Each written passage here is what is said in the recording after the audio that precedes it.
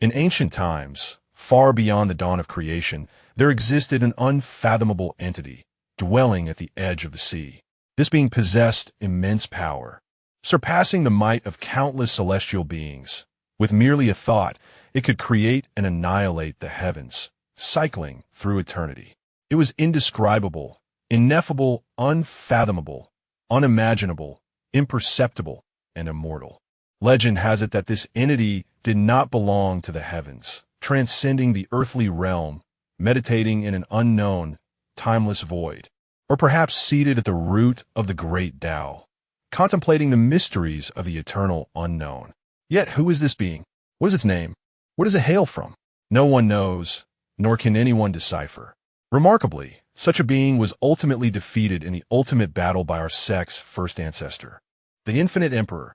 Su-Yi smiled gently, his expression serene, deliberately dismissing the last statement, just as he prepared to turn the page of the infinite ancient history to alleviate his boredom.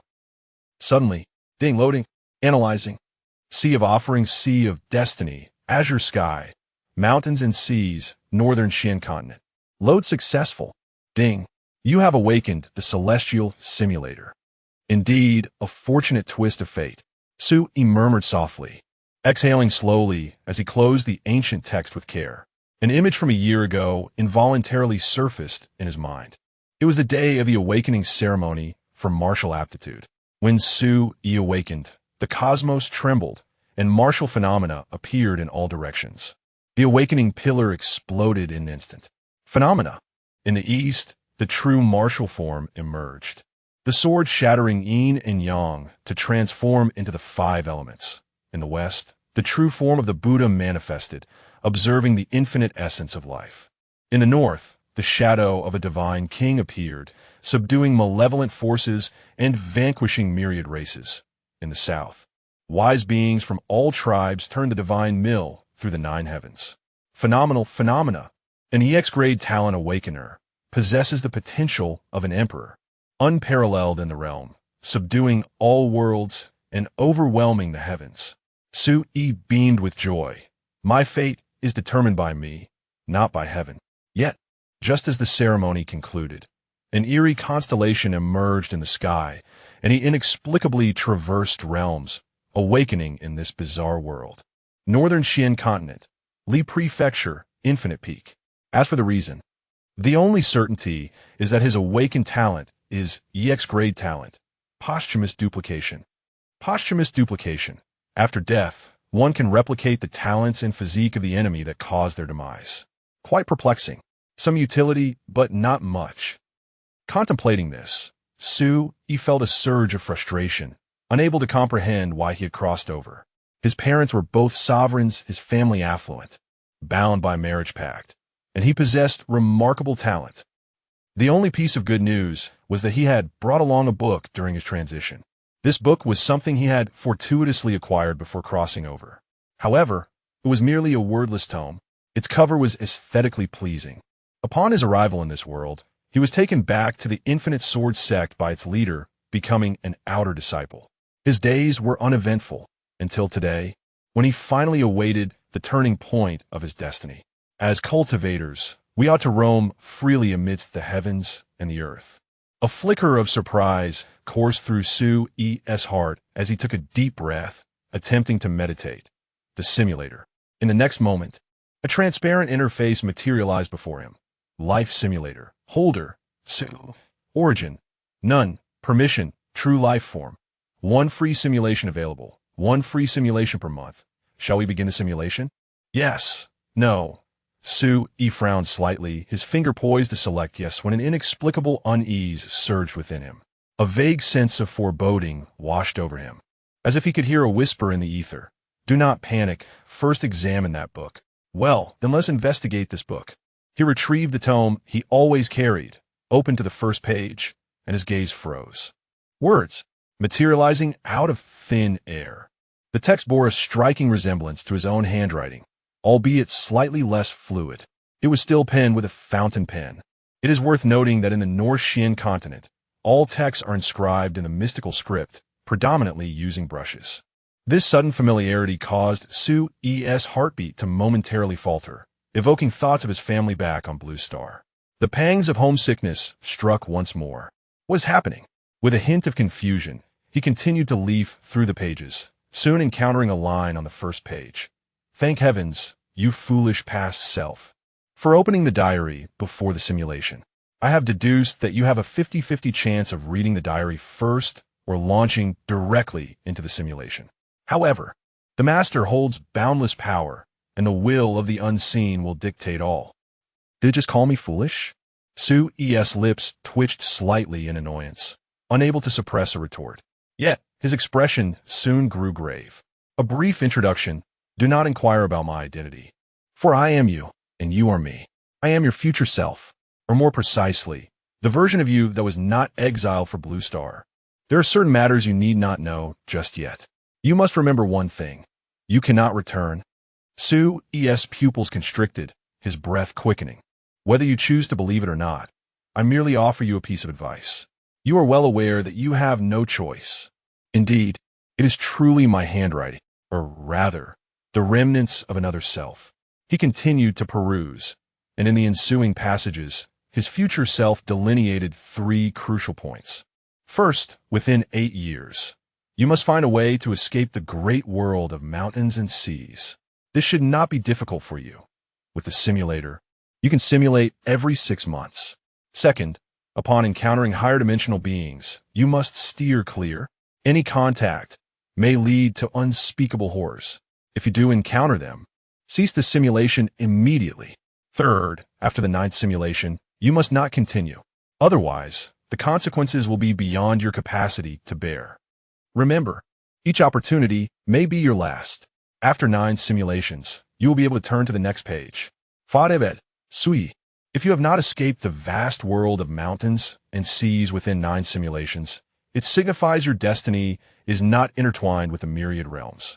The diary abruptly concludes at this point. Sui inhaled deeply, his heart tumultuous. Is this person truly me? Sui remained skeptical. Nonetheless, he resolved to ponder less and initiated the simulation. Beep. Simulation initiated. Beep. As this is your first simulation, you may draw a talent free of charge. Commencing talent draw. Beep. Due to it being your inaugural simulation, the talent pool has been upgraded to the 2nd tier, and the options have doubled, allowing for a minimum draw of blue talents. Beep. As your status is that of a true survivor. The talent pool has been elevated by 2 tiers. Currently, the minimum draw is an orange talent. Gray, green, blue, purple, orange, red, gold. Beep. You have drawn Carefree Existence, Red Immortal Tao Heart, Orange Heavenly Vessel, Orange Unyielding Blade, Orange Mystical Tao Physique, Orange Born of the Tao Gold. You may select one talent from the options exhilarating. Carefree Existence, Red. Travel through the myriad realms, unbound by any path. When faced with heaven, show no reverence. When encountering an emperor, offer no bow. While traversing the countless worlds, you can disregard the pressures of the ocean of realms, ignore domain lords, and shield yourself from all forms of divine perception and calculations. With the ability to toggle these features at will. Immortal Tao Heart. Orange. The journey of cultivation is arduous, and moments of doubt may arise. Yet your thoughts are more readily accessible, and your determination remains unshakable. You believe you will inevitably be invincible in an era, facing no bottlenecks before ascension and lacking any shortcomings in mindset thereafter. Heavenly Vessel, Orange, a dark green bottle, consisting of a bottle body and spirit, originally manifested from the Tao of Heaven, the first arcane object born of chaos.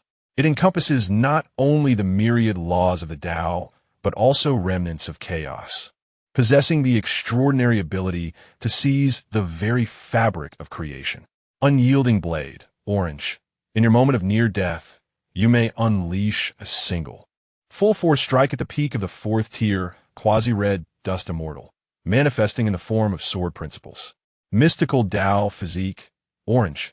An exceptional physique for cultivation, capable of deducing the 3 teachings, serving as the primal body of the mystical Tao world. Should you find yourself in the land of mystical Tao, achieving enlightenment, this physique rivals that of chaos, doubling your cultivation speed 100-fold, allowing you to comprehend the essence of the mystical Tao world, merging with the Tao, and becoming the will of mystical Tao. Born of the Tao gold, a talent unparalleled throughout the ages, born for the purpose of cultivation, destined to confront tribulations. Your life shall be marked by extraordinary brilliance, forging endless legends. Commencing with invincibility, he astonishingly drew a gold talent. As for the status of a true survivor, Su Yi did not dwell further. What is meant to come will inevitably arrive. Finally, he could embark on an extraordinary journey of growth.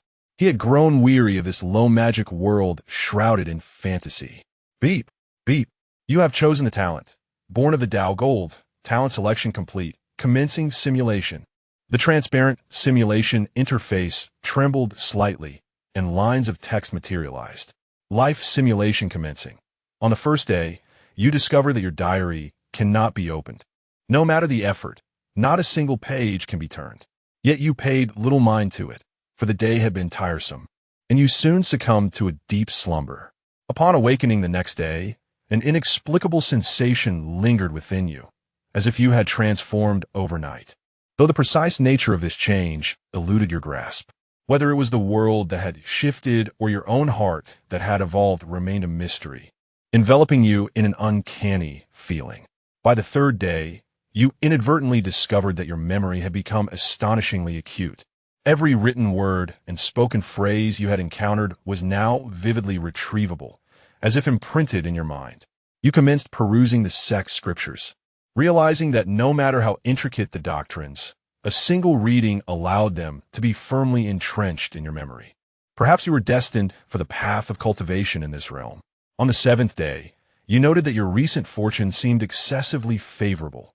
Your cultivation progressed smoothly, and every circumstance you faced appeared to improve. Even the resources you received from the sect daily felt considerably more abundant than before. Standing before the scripture repository, you contemplated these changes, and today marked the first anniversary of your formal entry into the Wuliang Sword sect as an outer disciple. According to the sect's regulations, you were permitted to freely select a cultivation method from the first floor of the scripture repository.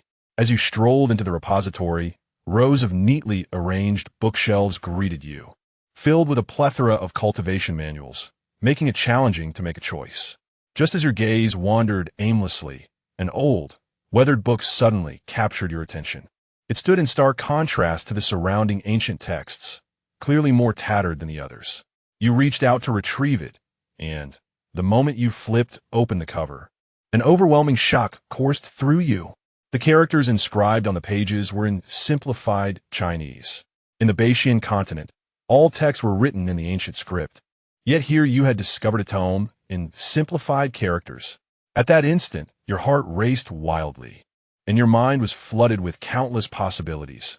Could this book be a relic left behind by another traveler? Or perhaps a remnant from my diary in Blue Star?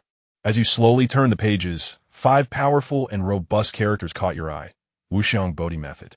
A tremor coursed through your heart, and without hesitation, you resolved that this was the one.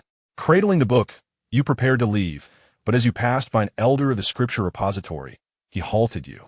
The elder's gaze fell upon the ancient tome in your hands, his brow furrowing slightly as he spoke in a low voice. Young one, are you certain you wish to choose this book? You nodded resolutely. Elder, my decision is final.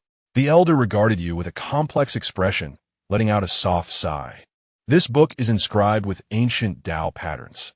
Do you comprehend its true origins? Your eyes flickered, yet you did not respond, merely clutching the book tightly, observing your determination. The elder refrained from further inquiry, producing another ancient text from his sleeve and handing it to you. Since you have chosen this one, take along the Youxiang Taichu Sutra as well. It may aid in your understanding. You have received ancient texts. My gratitude to the elder for bestowing these tomes upon you. As you glance down, you behold the volume titled The Sutra of Manifestation, also inscribed in simplified characters. On the 20th day, you have thoroughly mastered the fundamentals of these two practices. You discern that the formless Bodhi method cultivates the inner self, while the Sutra of Manifestation nurtures the spirit. Together, they merge seamlessly, one in motion and the other in stillness, a perfect harmony. The initiation into the formless Bodhi method leads you to the innate realm. You have surpassed the innate stage. You have bypassed the accumulation of inner strength, leaping forth to become the swiftest disciple in the history of the illimitable sword sect to enter the innate realm in centuries. The sect's higher-ups are astounded. The sect master summons you personally, declaring you the reincarnation of an ancient sage, and anoints you as the sword prodigy. No one within the illimitable sword sect opposes your title. All acknowledge your destined greatness. After all, your exceptional talent and ethereal beauty are akin to that of a celestial being. In the 8th month, you ascend to the heavy heaven realm, becoming the youngest true practitioner of heavy heaven in the annals of Beixian. The sect master is beside himself, incessantly proclaiming that Su-Yi possesses imperial bearing and will one day attain boundless freedom. It appears the master has something to convey to you. Yet, at that moment, the heavens shift. Above, thunderous clouds churn, and a tempest of thunder gathers, heralding a heavenly tribulation. The elders of the illimitable sword sect are engulfed in terror, having never witnessed such a phenomenon. You, however, gaze upward in disbelief at the tempestuous sea of thunder. 6-9 Heavenly Tribulation. Ancient texts record that only the sages of your would encounter such tribulation upon reaching the heavy heaven realm. Yet, what you face is not merely a tribulation, but a heavenly wrath. Perhaps you are at odds with the celestial order. The sect master's expression turns grave, and he suddenly bellows. This is the heavens envious of extraordinary talent. Su-Yi's gifts are too monstrous, inciting divine punishment. The illimitable sword sect cannot allow you to perish here. With his cultivation at the pinnacle of the heavy heaven realm, the sect master explosively intervenes, attempting to intercept the heavenly tribulation. Boom! The sect master perishes. The grand elder falls. The third senior brother is lost. The members of the illimitable sword sect fight valiantly to protect you, ultimately allowing you to navigate the tribulation unscathed. However, the sect suffers catastrophic losses. Countless disciples perish, and the sect is nearly obliterated. You are engulfed in profound sorrow. From this moment forth, your heart undergoes a transformation. Standing amidst the ruins, despair fills your soul. You recall the sect master's kindness. When you first traversed into this realm, he saved your life. Now, he has sacrificed his own for your sake. As you survey the devastated sect, you grit your teeth and kneel slowly to the ground, vowing to the heavens, if one day I attain the status of a sovereign or emperor, I shall reverse the cycle of fate and restore the illimitable sword sect. Otherwise, I shall never achieve enlightenment in this life. You bury the fallen and embark on a journey across Beixian. In the 9th month, you hear in a tea house that the illimitable sword sect has been annihilated. All survivors have been slaughtered, and it is rumored that was the newly appointed sword prodigy who orchestrated this calamity. Fury surges within you, and the intent to kill arises. You have endured. In the first year, your cultivation progress has evidently declined, far from what it once was. You speculate that perhaps it is an issue of your heart's resolve. In August of that year, you encountered a solitary girl selling tofu, and upon seeing her forlorn state, you took her in as a maid to warm your bed. By the end of the 2nd year, you remained stagnant in the realm of refining your spirit, unable to make any breakthroughs. The 3rd year saw you still at a standstill, your heart's resolve faltering. In July of the 3rd year, the maid you had taken in, Meng Zhu, mysteriously vanished, leaving you perplexed. A day later, you discovered that Meng Zhu had perished under the assault of a wolf pack.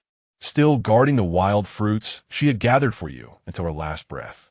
You felt as though you were a cursed star, having caused the demise of the sect leader, the Wuyang sword sect, and the little Meng Zhu. In the 4th year, during your journey of cultivation, you met an elderly Taoist who seemed to see through your struggles.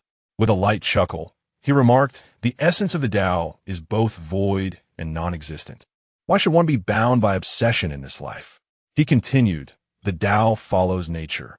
What can be achieved will naturally manifest, and what cannot be achieved will likewise remain unattainable. What is the purpose of such fixation? The most crucial aspect is to have a peace of mind. In your youth, Everything was predestined. As you grow stronger, all things reveal their inherent reasoning. You began to grasp this truth. You wandered through the mundane world, traversing mountains infused with the breath of cultivators and temples of the Taoists. As the waters flowed, naturally, you developed a new understanding of your own path. Now, in this realm, you are unencumbered, wholly devoted to the Tao, galloping through the unknown passage of time. Your thoughts became clear, and you stepped into the supreme domain, creating a world within your being. That same year, you entered an unprecedented realm, with a formless Bodhi method and the initial form Sutra seamlessly fused in your mind, ultimately transforming into the Void Sutra. 2 years later, in the 6th year, you had ascended to the pinnacle of divine powers, with the only remaining barrier being ascension. The entire North Xian continent had not seen anyone ascend for a millennium, let alone a cultivator of your tender age who had reached the realm of divine powers. You embarked toward the South Sea, seeking to face the tribulation there in hopes of finding an opportunity for breakthrough. As the heavenly tribulation approached, you sensed an unseen shackle in the cosmos, an extreme sense of dissonance flooding your mind. Your great Tao began to awaken, realizing that the pinnacle of divine powers was the zenith of this realm, and to progress further, ascension to the higher realms was the only path forward. Ascension is the ultimate truth of the universe, a doctrine of supreme freedom, pursued by countless individuals throughout history. Some seek to ascend to higher realms, while others aspire to the immortal domains or the most exalted territories. Along the path of ascension, you observe the cosmic laws and comprehend the Great Way through the Void Sutra, attaining enlightenment in this imperfect world. It is no wonder that even the most formidable cultivators struggle to progress beyond their pinnacle. You enter the vast world of mountains and seas, where the laws of heaven and earth refine you, enhancing your own path and solidifying your foundation. You achieve a breakthrough to the 4 phases realm, transforming entirely. In your cultivation source, that same year, you inadvertently discover an ancient cave, housing a mural inscribed with archaic symbols, recounting the extraordinary experiences of ancestors facing peculiar adversities. As you gaze upon the mural, you are struck by sudden insight. A long-lost, supreme body-refining technique, the 9-star dominating body technique, gradually materializes in your mind. In the 7th year, you begin to shine in the world of mountains and seas, challenging various prodigies, and, through the profound mysteries of the Void Sutra, become invincible among your peers. You traverse 2 major realms to slay the formidable Ma family's divine king. In an unexpected turn, you accidentally eliminate a minor divine body, only to discover it was the heir of the Ji family. Consequently, you find yourself the target of a joint manhunt by 2 powerful clans. Drawing inspiration from the ancient 4 holy clans, you solidify the ethereal into the tangible, refining the 4 great Dharma forms: the Azure Dragon, White Tiger, Vermilion Bird, and Black Tortoise. You break through the divine bridge realm, shattering the ancient records of the Mountain Sea world, thus becoming the youngest cultivator in history to attain the divine path realm. Your innate affinity for the Tao reveals boundless subtleties as you cultivate a Tao within, also refining a strand of primal Qi.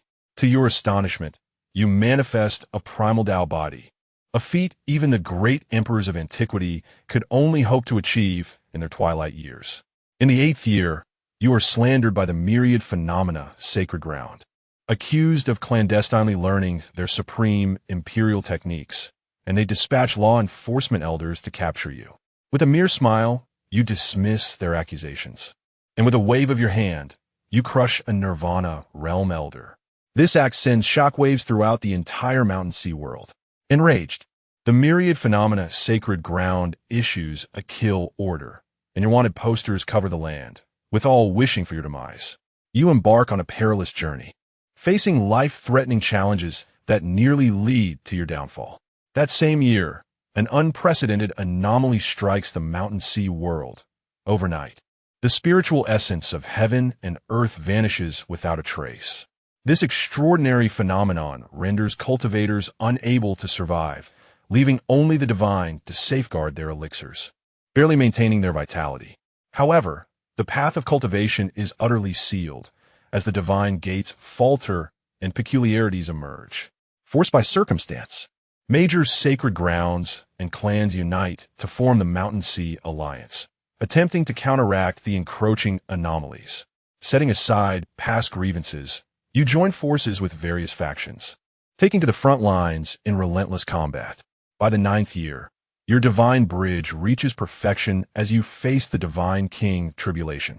You effortlessly navigate the 33 layers of the Divine King Tribulation, etching your name atop the ancient Divine King Monument.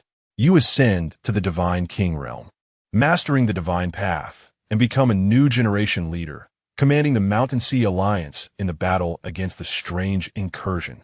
However, the spiritual essence of the entire world has been utterly depleted, rendering practitioners unable to advance, and all hope appears to be suppressed within an endless abyss.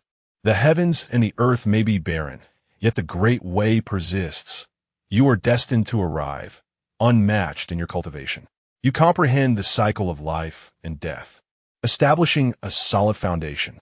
In the 10th year, during battle, you perceive the extraordinary nature of the 9 stars overlord body technique. This method does not rely on the spiritual essence of heaven and earth. It can even harness enigmatic forces to nourish itself, enabling your physical form to undergo continuous transformation. And you instantly grasp the opportunity within. You begin to disseminate this technique widely, allowing practitioners in the mortal realm to cultivate it, significantly alleviating the pressure on the front lines, as many cultivators break through this method, gradually stabilizing the situation. In the 12th year, you utilize the Overlord Body technique to strive for the Nirvana realm, your physical body transforming, achieving perfection in the Divine King realm, both accomplishments flourishing simultaneously. Yet, at the same time, the front lines grow increasingly tense, and the semi-emperors of the Mountain Sea Great World descend into despair, plotting their escape from this realm. It is rumored that since ancient times, great beings have been secretly ascending. This is hardly surprising. Whispers suggest that 6 years prior, a powerful entity foresaw everything and fled in advance under the watchful gaze of the uncanny. In the 14th year, the bizarre army completely seals off the Mountain Sea Great World, cutting off all retreat paths. At this juncture, all cultivators find themselves with no avenue for retreat. A desperate battle ignites an unprecedented surge in morale, as the Mountain Sea Alliance dedicates everything to a final struggle. The semi-emperors of the 4 great holy lands take their stand at the front lines, vowing to resist the uncanny invasion to the death. In the same year, the immortal force of the Mountain Sea Great World, the Heavenly Transformation Sect, exhausts all its power to deduce the heavenly mechanism, arriving at the final prophecy. The sole chance of survival for the Mountain Sea Great World lies in the next 10 years. If someone can ascend to the immortal domain and reopen the sealed passage to the immortal realm, they may usher true immortals to descend and eradicate the uncanny. This prophecy plunges all cultivators into despair. The immortal domain? The Mountain Sea Great World has not birthed an emperor in 30,000 years. And the last true ascendant emperor was the heavenly Emperor Li from 800,000 years ago. In the 20th year, the uncanny calamity grows increasingly terrifying. The front lines precariously teetering, as insectoid emperors emerge, numbering 3. You contemplate the myriad realms, reflecting upon the vastness of the heavens and the sea. You delve into the great way of the heavens, seeking the opportunity for ascension.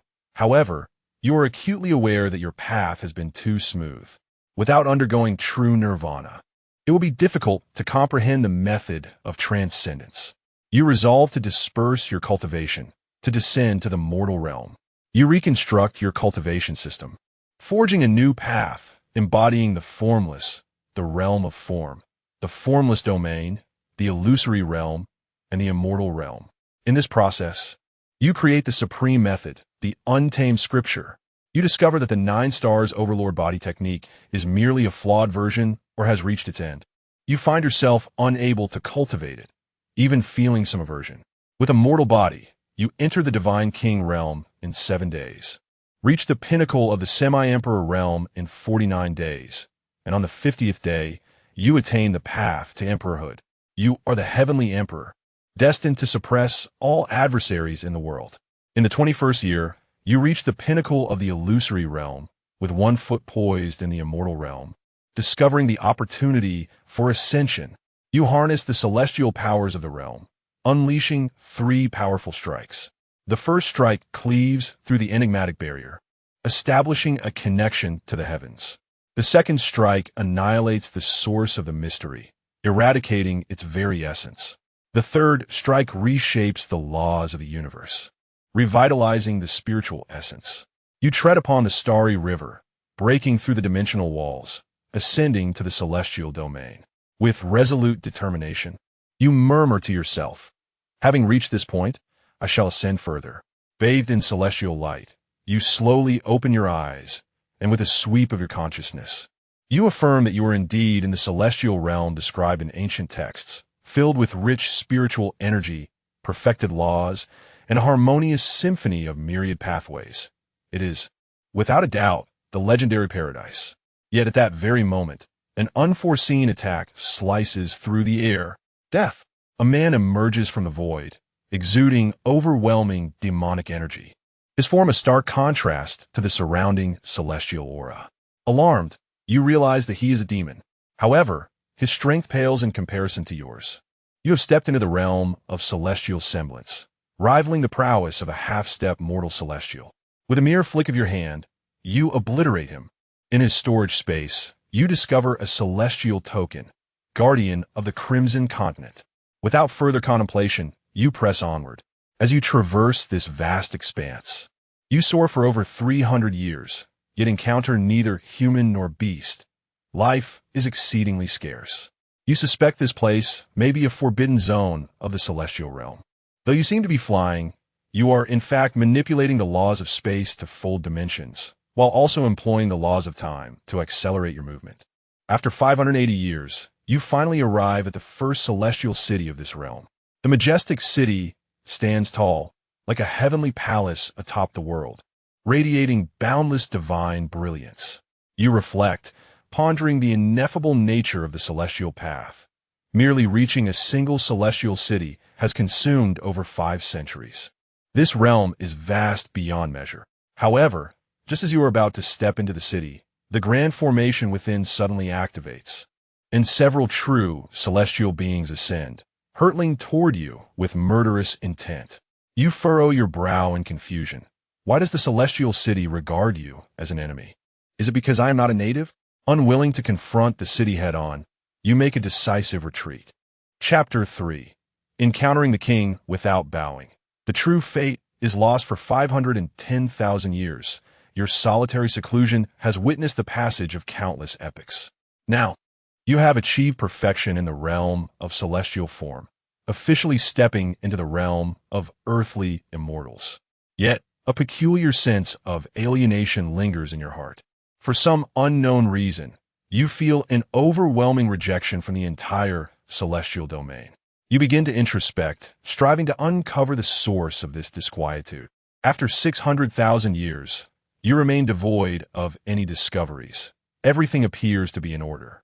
You create a unique technique, the method of transmutation and freedom, transmuting the eternal, the passage of time, the cycles of reincarnation, the essence of true spirit, the enigmatic, the 4 phases, the 5 elements, the insect tribes, and the myriad heavens. 70,000 years pass, yet you are still at a standstill. Drawing inspiration from the 9-star Overlord Body technique, you forge a method capable of devouring the bizarre, growing stronger with each battle, ultimately culminating in the manifestation of the formless celestial body. You cast your net across the myriad realms, establishing countless legacies. You cultivate the infinite profound celestial body, achieving the state of transmutation, and develop the formless radiant wheel of heaven. After 222 million years, you seem to sense a subtle discord. Your path of cultivation appears to have veered into an extreme, or perhaps the heavenly laws of the celestial realm starkly contrast with those of the grand world of mountains and seas. resulting in your cultivation methods being utterly incompatible with this world. After all, the methods of body and form emphasize the unity of physical body and primordial spirit, striving for a balance between heart and power. You begin to reminisce about all your experiences since your ascension, and you comprehend.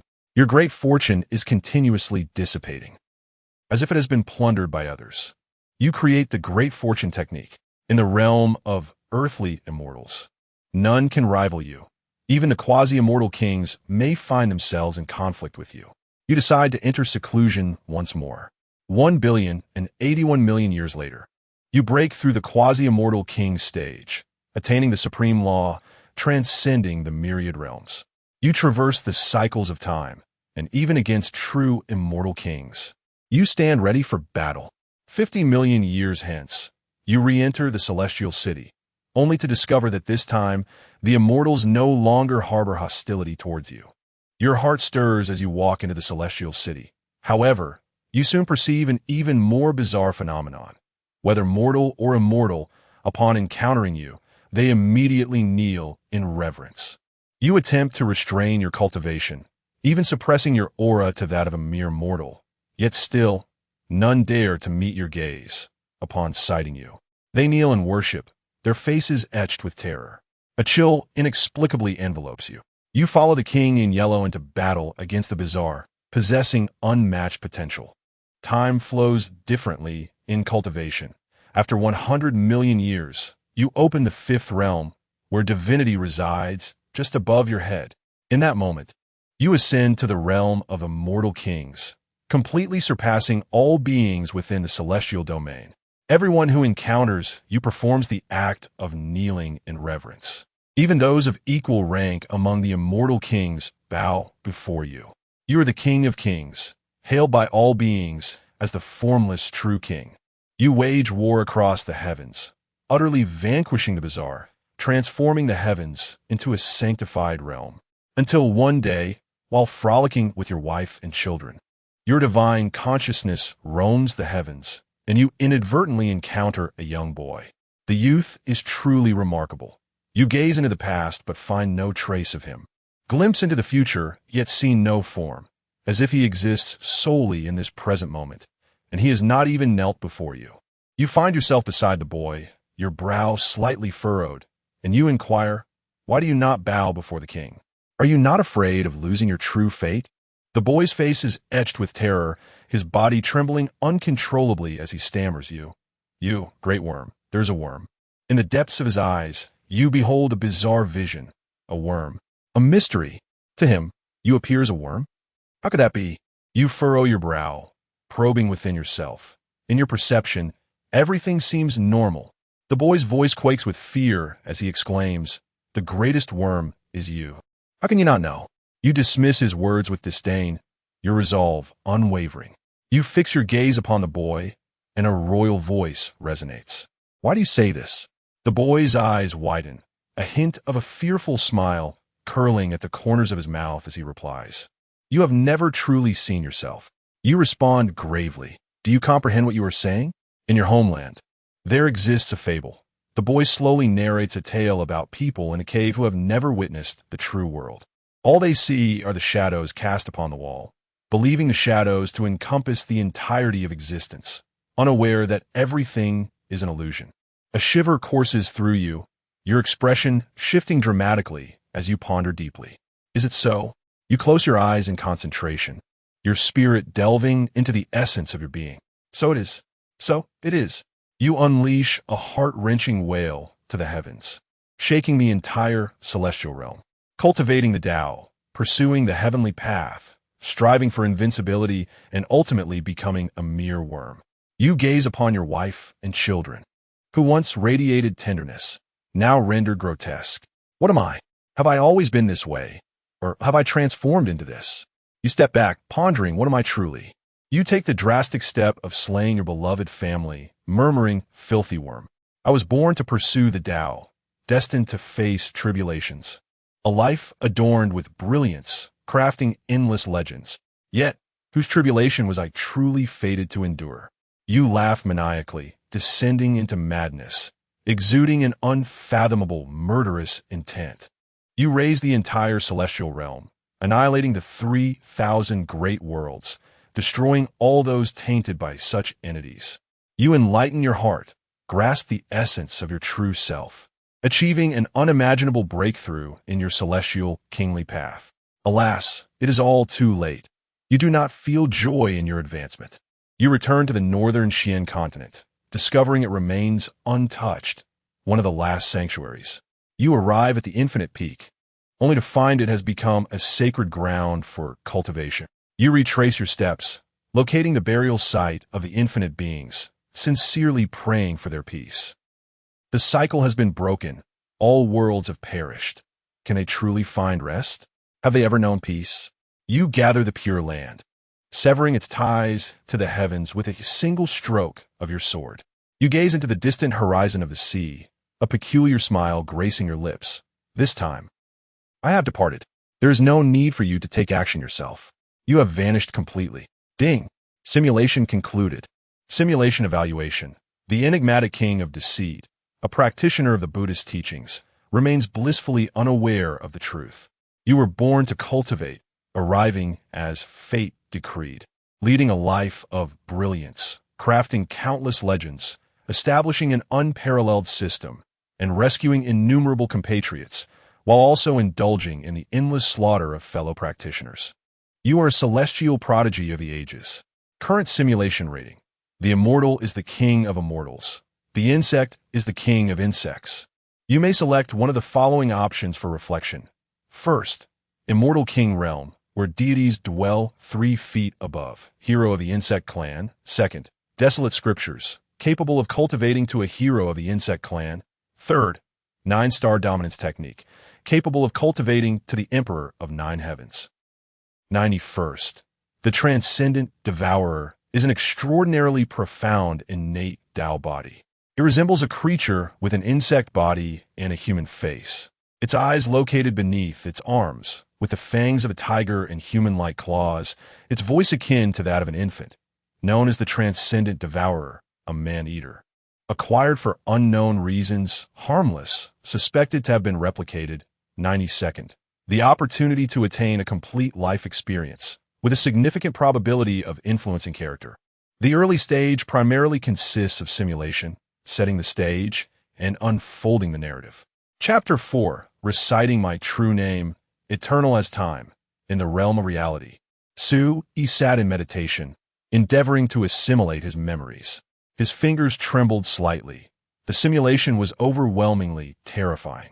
Had it not been for the stability of my Tao heart, I might have succumbed to madness. Countless fragments of memories swirled in Su Yi's mind, akin to a grand dream spanning epochs. Ah, the enigma of the insect. Truly bizarre, to an extreme degree. In the simulation, Su irradiated brilliance, vanquishing all foes, yet he could not discern where he had erred.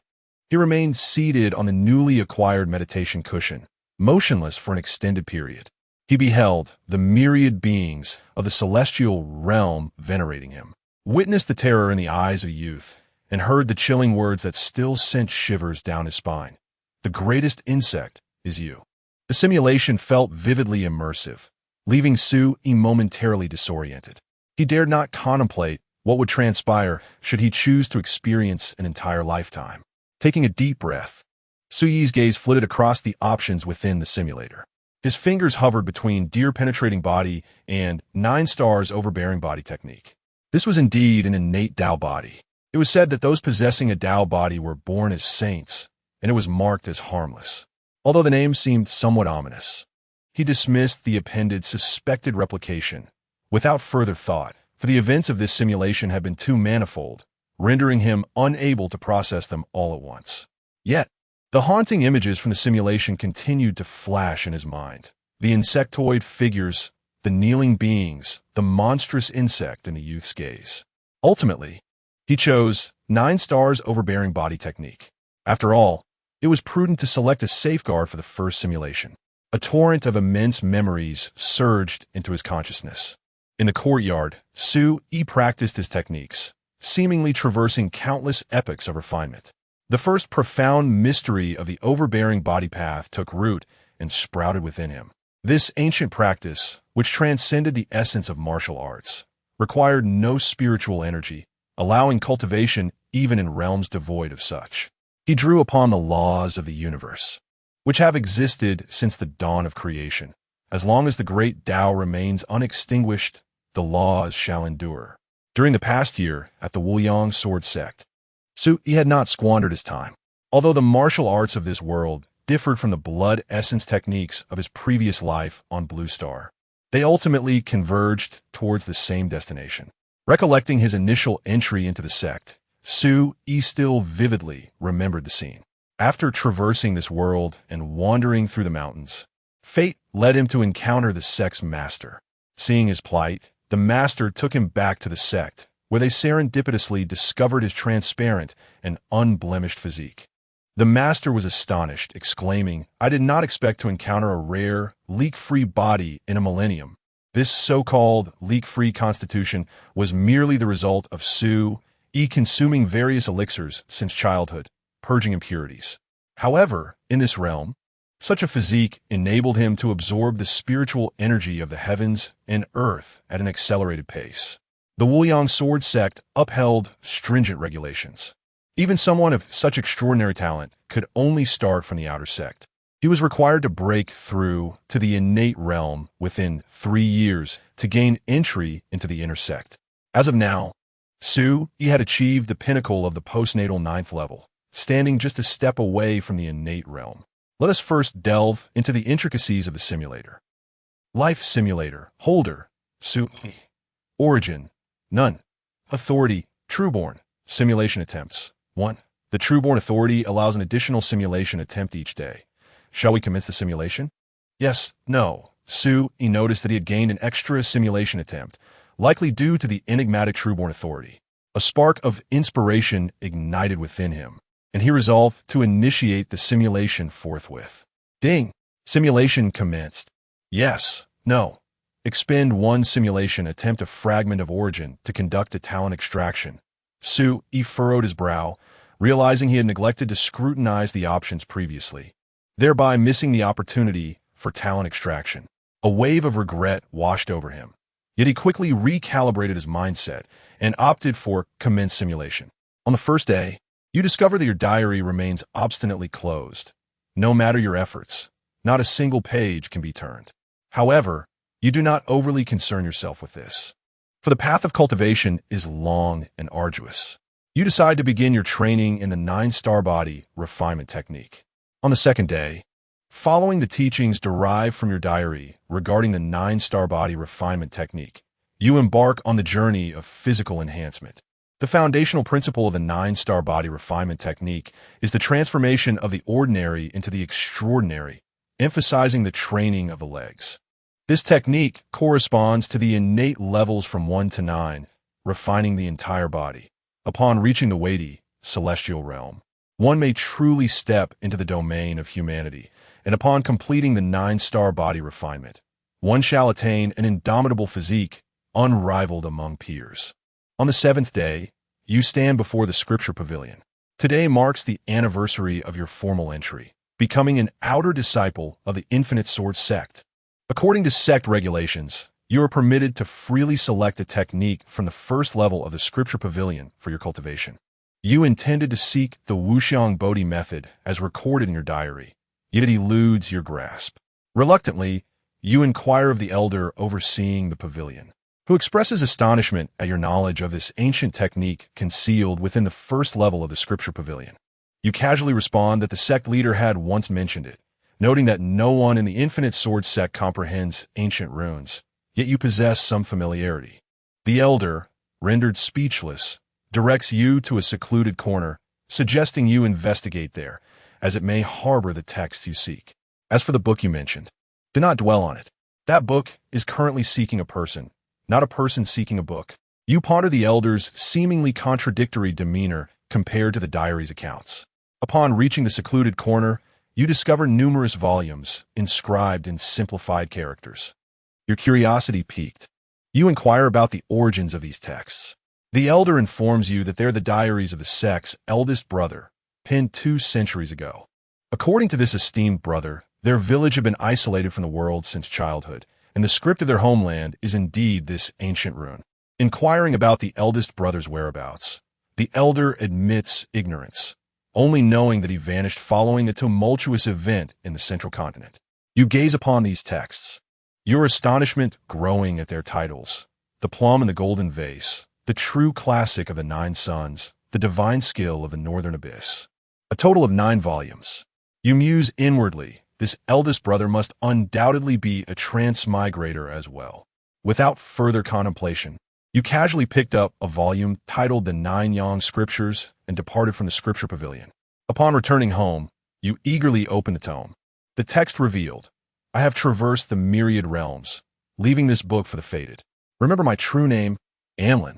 Those who sincerely chant my name shall attain eternal rebirth in the boundless heavens. A tremor coursed through your being. Amlin? Could it be that a formidable human from the Blue Star has crossed over? In your history lessons on the Blue Star, you learned that eons ago, before the great upheaval of heaven and earth, humanity once reigned supreme over myriad races and governed the celestial realms. Chapter 5. The heart of the Tao leaves its mark. Riding the wind in the void among them was Han Wuji, revered as Han Tianzuan, who rose from obscurity, awakening a rare talent akin to an EX-level aptitude with 4 spiritual roots, leading countless races across the starry skies. This tome, the Nine Suns Scripture, stands as the masterpiece of Han Tianzuan. As you continue to read, you reflect. He is strong as he wishes, as the gentle breeze caresses the mountain peaks. He is audacious in his endeavors, while the myriad worlds cycle through reincarnation. He comes and goes as he pleases. Yet I am content with a single breath of celestial energy. You cannot help but exclaim, this technique is indeed formidable. In the 3rd month, you successfully broke through to the innate realm through the dual cultivation of Nine Suns Divine Art and 9 Stars Overlord Body Technique. Now, with your internal and external skills harmonized, you find yourself unmatched among peers. You take on a disciple under the master of the Wuliang Sword Sect, ranking 7th among the disciples. Your master exhibits great affection towards you, imparting the Wuliang Nine Heavens Sword Technique, the sect's ultimate sword technique, which, when cultivated to perfection, can shatter the legendary barrier and ascend to the higher realms. You are acutely aware that time is of the essence.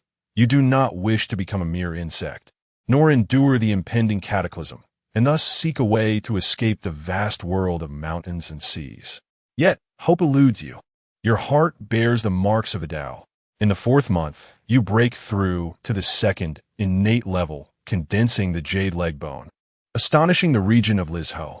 The Jade Bone Prodigy is a rarity through the ages. You commence the cultivation of the 2nd level of the 9 Stars Overlord Body Technique, the White Tiger Claw. In the 5th month, your thoughts become clear, and you shatter 2 more realms, now condensing the Jade Hand Bone and Jade Arm Bone. Reaching the 4th innate level, by the 7th month, your Nine Suns Divine Art has reached minor perfection, with vital energy flowing ceaselessly within you. You receive your master's command to journey south to the central continent to partake in the grand tournament of talents across the 9 provinces. Though you are merely at the 4th innate level, the relentless vitality of the Nine Suns Divine Art allows you to nearly soar through the air, enabling uninterrupted flight for 12 hours. You arrive at the royal city of the central continent 29 days early, and countless formidable beings are left restless, riding the wind in the void. This is indeed the prowess of the Zanshin real man. The palace dispatches the foremost expert to welcome you, and the central continent is astounded that a 4th innate level can traverse the void. What exceptional talent! In the same month, the Nine Suns Divine Art continues to flourish, elevating you to the 5th innate level. Now your limbs and bones have undergone initial tempering, with only the skull and spine remaining. In the 8th month, the grand tournament of talents in the northern Xian 9 provinces commences. The rules dictate a free-for-all battle, unrestricted by numbers, open to those under 30 years of age. While your realm may not stand out among the competitors, the 9 Stars Overlord Body Technique enables you to swiftly grasp the dynamics of the battlefield. Among the participants, there are 18 at the 9th innate level, 89 at the 8th innate level, and countless others at the 7th innate level, totaling perhaps over 1,000. The champion of the tournament will receive the blessing from the Zanshin Real Man, granting them an extended lifespan. Your master originally intended for you to merely witness the event, as historically there have been no casualties, and the few who could claim the first place have long been predetermined. You, at the 5th innate level, are merely present to fulfill the formalities. As the competition begins, the rules are altered unexpectedly. The last 30 individuals remaining in the arena will each receive a precious CH Dan. Such a generous gesture. This elixir can purify one's marrow and lead one into the realm of Zanshin. A shiver coursed through you. This was a scheme to incite conflict among the great clans and sections. You concealed yourself within the throngs, feigning ignorance as you endeavored to blend in. Yet, without warning, a formidable opponent at the innate 8th level launched an assault against you. Caught off guard, you were sent flying several meters. Soon after, 2 additional adversaries, one at the innate 7th level and the other at the 6th, charged towards you. You managed to parry one with a single strike, but a sneak attack from behind forced you to spit blood, nearly toppling you. In that moment, the 9 Yang divine art surged within you, growing stronger with each skirmish, harnessing the force of your foes against them. Your internal energy erupted like a torrential flood, sending everyone within a 10-meter radius sprawling away. Seizing the momentum, you broke through to the innate 6th level, displaying an invincible demeanor. You grasped the true essence of the 9 Yang divine art, to grow stronger through combat, leveraging the power of your enemies. In the hours that followed, you fully engaged in battle, growing bolder with each encounter. You single-handedly vanquished hundreds of experts, leaving only a mere 40 remaining, predominantly innate 9th and 8th level warriors. The innate 9th level fighters were too formidable to challenge, each a half-step to true enlightenment. Their prowess terrifying. Even with the 9 Yang divine art, you felt uncertain of your ability to defeat one of them. The innate 8th level experts decided to temporarily cease hostilities, opting to eliminate those of lower realms first.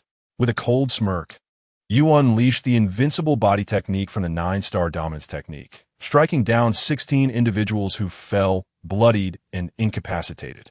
You stunned everyone present, prompting the palace experts to declare the contest concluded. You were awarded the heavy, celestial pill, emerging as one of the ultimate victors of this fierce battle. Just as you prepared to depart, a palace expert obstructed your path, stating, "The Qin King summons you." Though perplexed, you followed him to the Qin King's residence.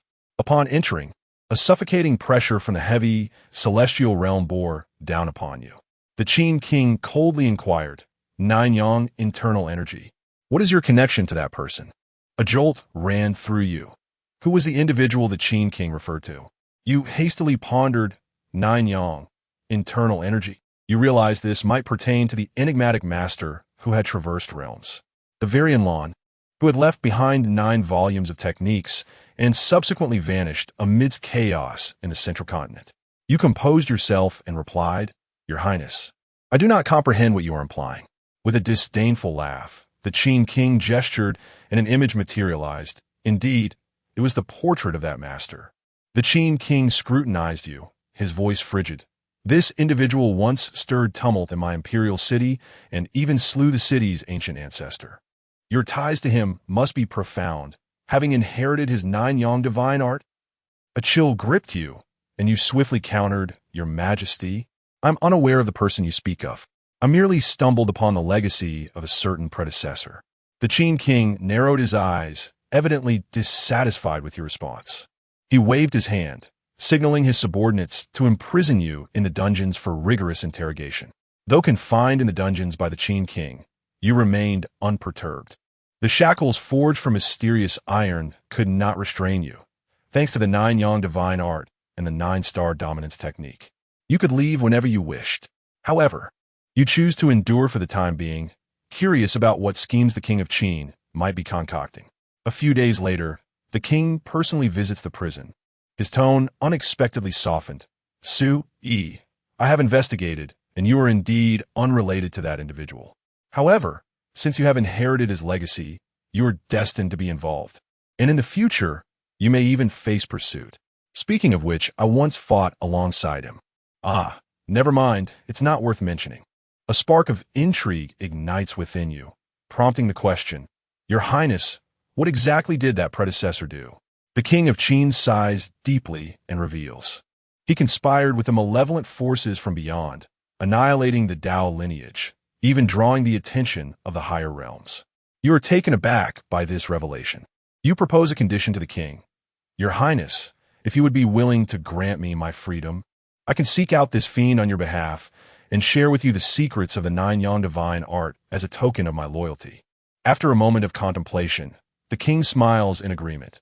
Very well, I shall grant you this opportunity. However, before that, you must perform a task for me. A chill runs down your spine as you inquire. What is it? The king replies, Since you have inherited his legacy, you must be well versed in the ancient Dao patterns. He produces an ancient bamboo scroll from his sleeve and hands it to you. This is a primordial technique known as burning decision. That individual claimed it to be the signature technique of the formidable Flame Emperor, who rose from the endless fiery domain of the primeval era. Given your proficiency in ancient Dao patterns, I require you to translate this technique for me. As you accept the scroll, tumultuous waves surge within your heart. Burning decision. You recall learning about it in your history lessons on Blue Star. This was not a technique authored by the Flame Emperor, but rather by the Cloud Emperor. The Cloud Emperor was a mighty being from countless millennia ago, who once opposed the Soul Emperor, Xiao Yin, ultimately sealing him away at the cost of sacrificing his beloved. Although burning decision initially appears to be a low-level technique, it possesses the potential to evolve infinitely through the devouring of exotic flames, making it a supremely exalted technique of EX class. Chapter 6. The Transformation of Otherworldly Fire. System malfunction. You swiftly peruse the bamboo slips, discovering that the characters indeed bear a striking resemblance to the simplified script of Blue Star. A sense of joy wells within you, yet you maintain a composed exterior as you begin to translate the burning decision for King Qin. Days later, you present the completed translation to King Qin, who nods in satisfaction, yet does not allow your departure. Instead, he orders your soft confinement within the royal palace. He even sends a peculiar pill, claiming it would be beneficial for your health, a notion you find utterly ridiculous. No longer willing to endure this predicament, you refuse to become a mere bystander. Under the cover of night, you unleash the Nine Suns divine art and the Nine Stars dominance technique, forcefully breaking through the palace as blockade. King Qin, perceptive and alert, senses the disturbance and rushes over, exclaiming, Su-yi, I have treated you with utmost hospitality, yet you show such ingratitude, daring to entertain vile intentions towards the princess. You respond coldly, do not speak in riddles. Your Highness, I respect you as a predecessor, but should you insist on obstructing me, do not blame me for my impoliteness. Furious, King Qin raises his hand, unleashing a formidable pressure from the third heaven realm. Undeterred, you draw upon the ceaseless energy of the Nine Suns divine art, your true essence surging forth like a raging torrent as you confront King Qin head-on. Employing the Nine Stars dominance technique, you embody the form of the mythical Kunpeng, swiftly breaching King Qin's defenses. King Qin, astonished, remarks, You have actually mastered such divine powers. You harbor many secrets, do you not? Is this legacy from that individual? With a cold laugh, you dart away like a flash of lightning, escaping the royal palace. Despite King Qin's strength, your dual protection from the Nine Suns and dominance techniques renders you unparalleled in combat prowess. King Qin declares, I cannot subdue you within 300 moves. Very well. Young one, you may go. You flee with great haste, ultimately finding refuge in a secluded mountain range. Discovering a hidden cave, you muse to yourself, it seems I must remain out of sight for the time being, having perfected the Nine Suns divine art. Your memory is impeccable. You begin to cultivate the burning decision. As you reflect on the burning decision, a myriad of emotions surge within you. The essence of the burning decision states, Fire is the spirit of heaven and earth, the source of all things.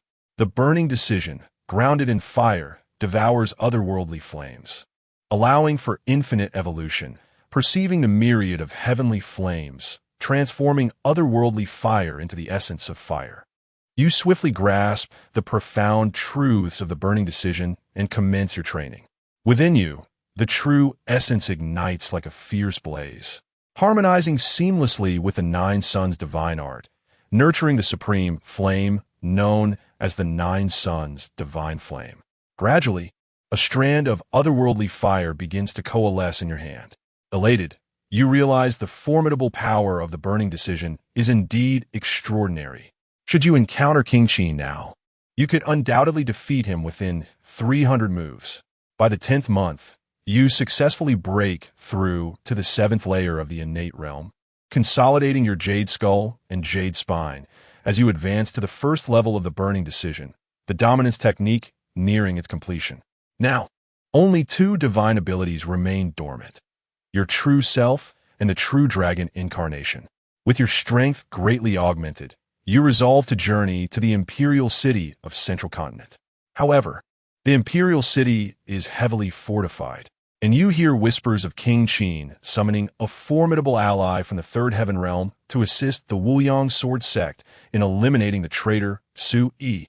You decide it prudent to refrain from returning for the time being. In the first year, you successfully break through to the 9th layer of the innate realm, entering the realm of great perfection, capable of transforming true essence into intention, and subsequently into divine power. In the pursuit of transcending the heavens, one must place particular emphasis on foundational strength. The human body mirrors the cosmos. The dimensions of one's dantian, cultivated within, determine the future foundation of one's abilities. While there exist rare treasures capable of reshaping the dantian postnatally, such artifacts are elusive and rarely encountered. A more robust physique developed during the innate stage leads to a greater accumulation of true qi, thus influencing the capacity of the dantian to contain true essence and magical power upon breaking through the heavens. Individuals with bones of lesser quality, termed as mortal bones, possess dantians no larger than a teacup, which may limit them to the first layer of transcendence. Conversely, those of golden bones may have dantians the size of a pond, showcasing a significant disparity in potential. As for individuals with jade bones, there are no explicit records available. Nonetheless, you have gleaned insights from the 9-star dominance body art regarding the classification of the ancient inhabitants of the vast world of mountains and seas. In ancient times, dantians were categorized into 9 grades, with the 9th grade and beyond featuring divine and supreme dantians, with further classifications rumored to exist. In the first year and 9 months, you transcended the heavens, overcoming the threefold thunder tribulation with ease. You opened a 9th grade dantian, vast as an ocean, brimming with the potential of a divine king. You became the youngest celestial transcendentalist in the northern Xian continent, consolidating the unparalleled dominance body, the 1-star dominance body, capable of battling the heavens. In the second year, you continued your travels across the northern Xian continent in search of extraordinary flames. Deep within a volcano, you discovered a heartfire blossom, which you successfully consumed, allowing your burning technique to evolve to the 2nd level. You broke through to the 2nd layer of transcendence, significantly augmenting your power and soaring through the skies with the wings of a phoenix. You soared higher, akin to a phoenix undergoing rebirth, achieving yet another breakthrough. In the 4th year, you ventured into the depths of an ice field, where you found an ice soul flame, which upon consumption, allowed your burning technique to evolve to the 3rd level. In the same year, you stumbled upon a spacecraft in the depths of the ocean. Utilizing the 9-yang divine skills technique of spatial movement, you entered to find everything intact, including a power source. Within the spacecraft, you discovered a skeleton. After a thorough search, you found some provisions, 7 space suits, and peculiar biological test tubes. On the skeleton, you uncovered a diary that reminded you of your own unreadable journal. Attempting to open it once more proved futile. The characters in this diary were unfamiliar, yet inexplicably, you could comprehend its contents. Diary excerpt: I can scarcely engage in normal communication any longer. Even the system has fallen silent. Where is the system? I frequently dream, awakening to find myself in bizarre locations. I am ravenous, perpetually hungry, an insatiable thirst consuming me. I arrived at a small town. Upon my arrival, everything became clear. Instincts driven by a parasitic essence compelled me to consume those beings. Alas, I apologize. It is your exquisite flavor that has led to this. Perhaps in your next life, contemplate your own issues. The system has utterly malfunctioned, likely deeming me beyond redemption. Their strength is formidable, yet I can barely manage, for they are merely a collection of bipedal entities. The great insect mother. Today, in a moment of mercy, I express my gratitude to the insect mother. I spared a sect whose name eludes me. Ah, yes, the Chongqing sect, simply because I was unable to defeat them. However, upon reading the final entry, Su Yi's gaze suddenly sharpened. According to the standards of the Star Alliance's Lamori, I have been thoroughly contaminated by parasites. My body originates from another realm, belonging to an alternate timeline, which renders me subtly different from the inhabitants of this world. Consequently, the parasitic infestation exhibits a peculiar anomaly, leading to a distortion in my perception compared to others. It can be understood that the parasites in this region have adapted to the physiological conditions of this world as denizens, proving ineffective against an outsider like me, who has undergone genetic alteration. It turns out that fundamental particles have shifted, which explains why cultivators, upon any contact with the parasitic eggs, are instantly infected. I truly should not have opened the hatch. I never anticipated that a being of my advanced stature could meet my demise here. Future travelers, should you stumble upon this, heed my warning, annihilate all parasites, avoid any contact with the outside world, and even if you're a cultivator, do not allow your soul to be exposed. Cognitive disarray, cognitive distortion, cognitive loss. So this is how it is? Just as in the previous simulation, the version of myself from that simulation must have encountered a cognitive malfunction, leading to the inability to recognize my transformation into a parasite. This enigma is astonishingly potent. Even the Celestial King could not discern his own state. It is also possible that he is, in fact, the parasite Celestial King. You gathered a few belongings and departed, burying the remains. Chapter 7. Her name is Mengzhe, exquisite and majestic, with an ethereal grace. In the 3rd month of the 4th year, you unexpectedly encounter a man clad in white. He introduces himself as Lu Chongsheng, claiming to have existed for countless ages. Skeptical, you express your disinterest in engaging with him, yet he persists in his pursuit.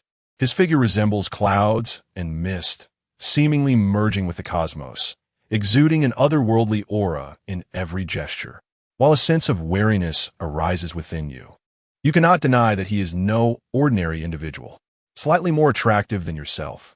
However, this man's meridians remain unawakened, his physical form frail and unlike that of a cultivator.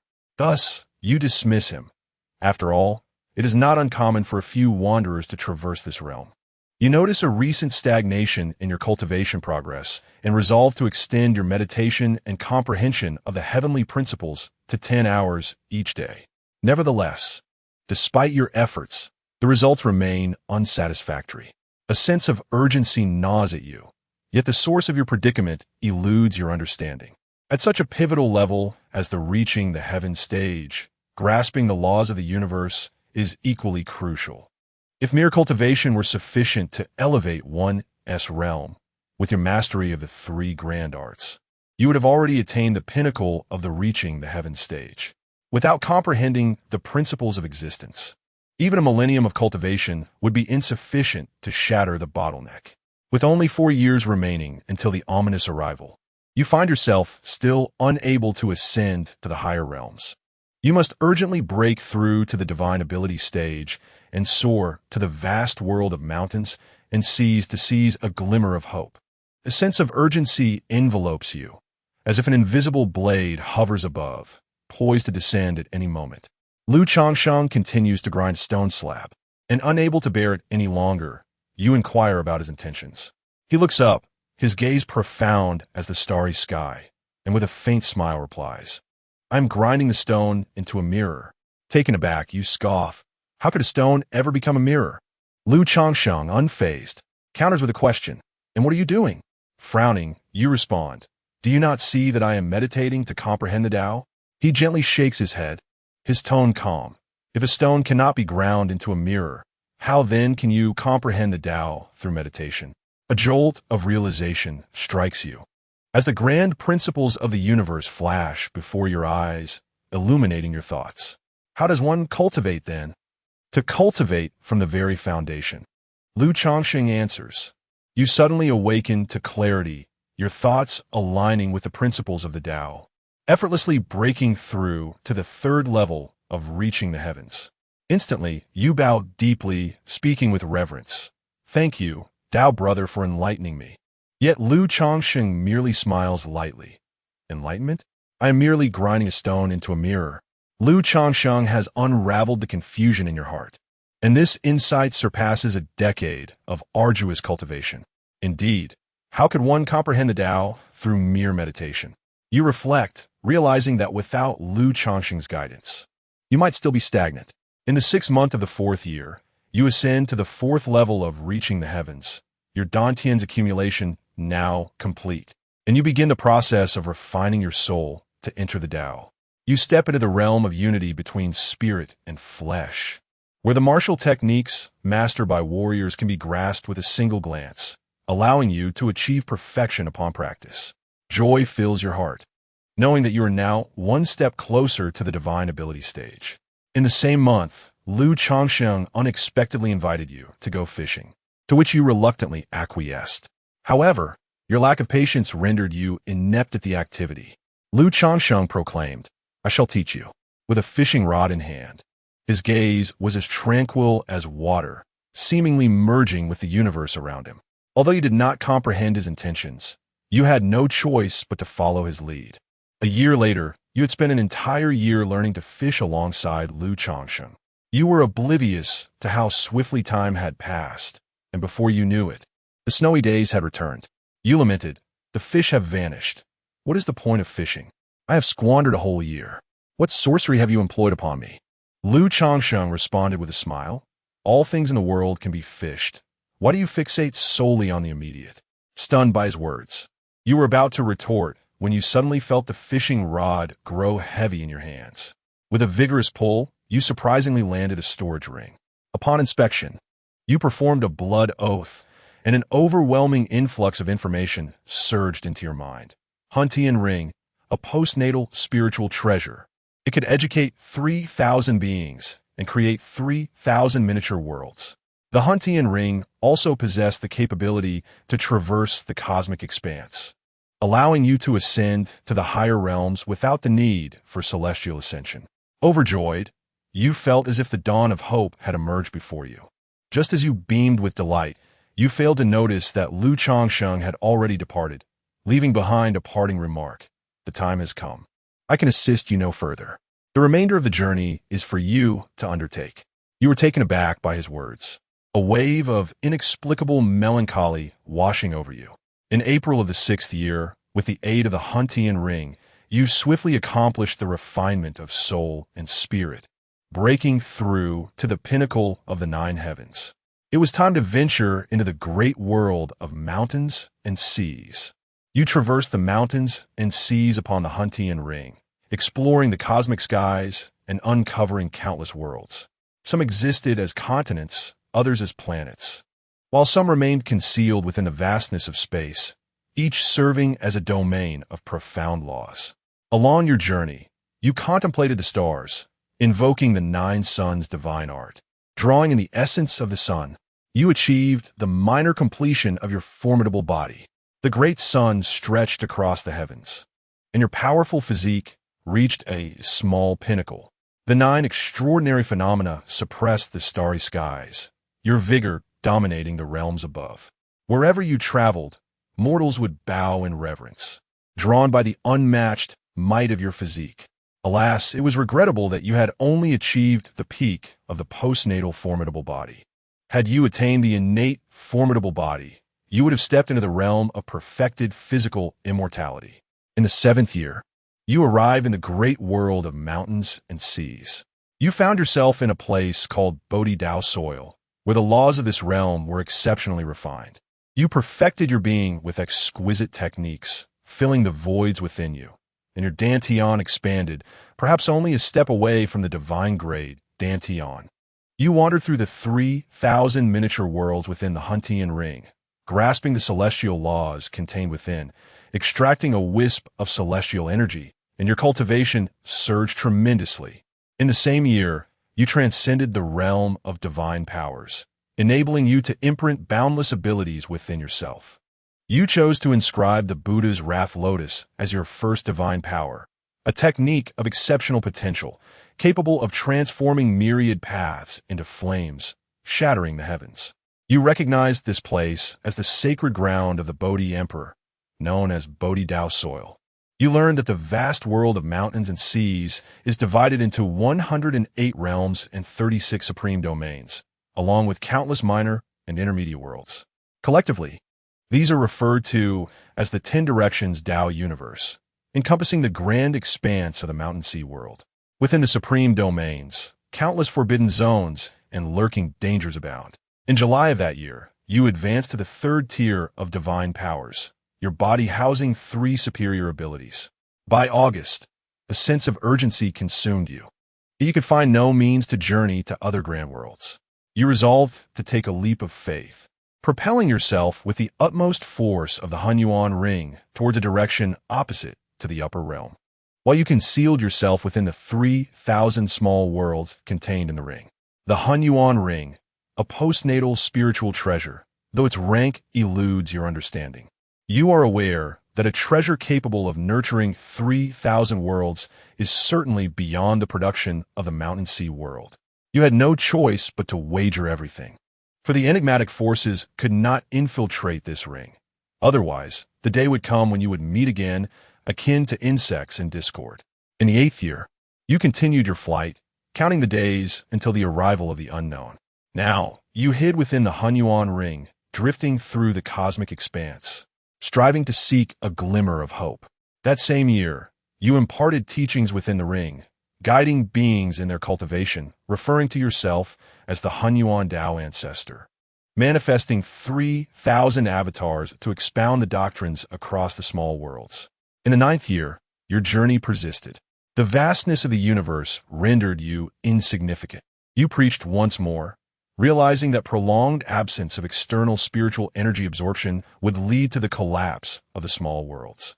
Thus, allowing beings to cultivate could enhance the world's fortune to avert its demise, creating a cycle wherein cultivators sow spiritual herbs, nourish the universe, refine their powers in life, and leave behind pure energy to bless the realm after death. In the 10th year, you remained airborne.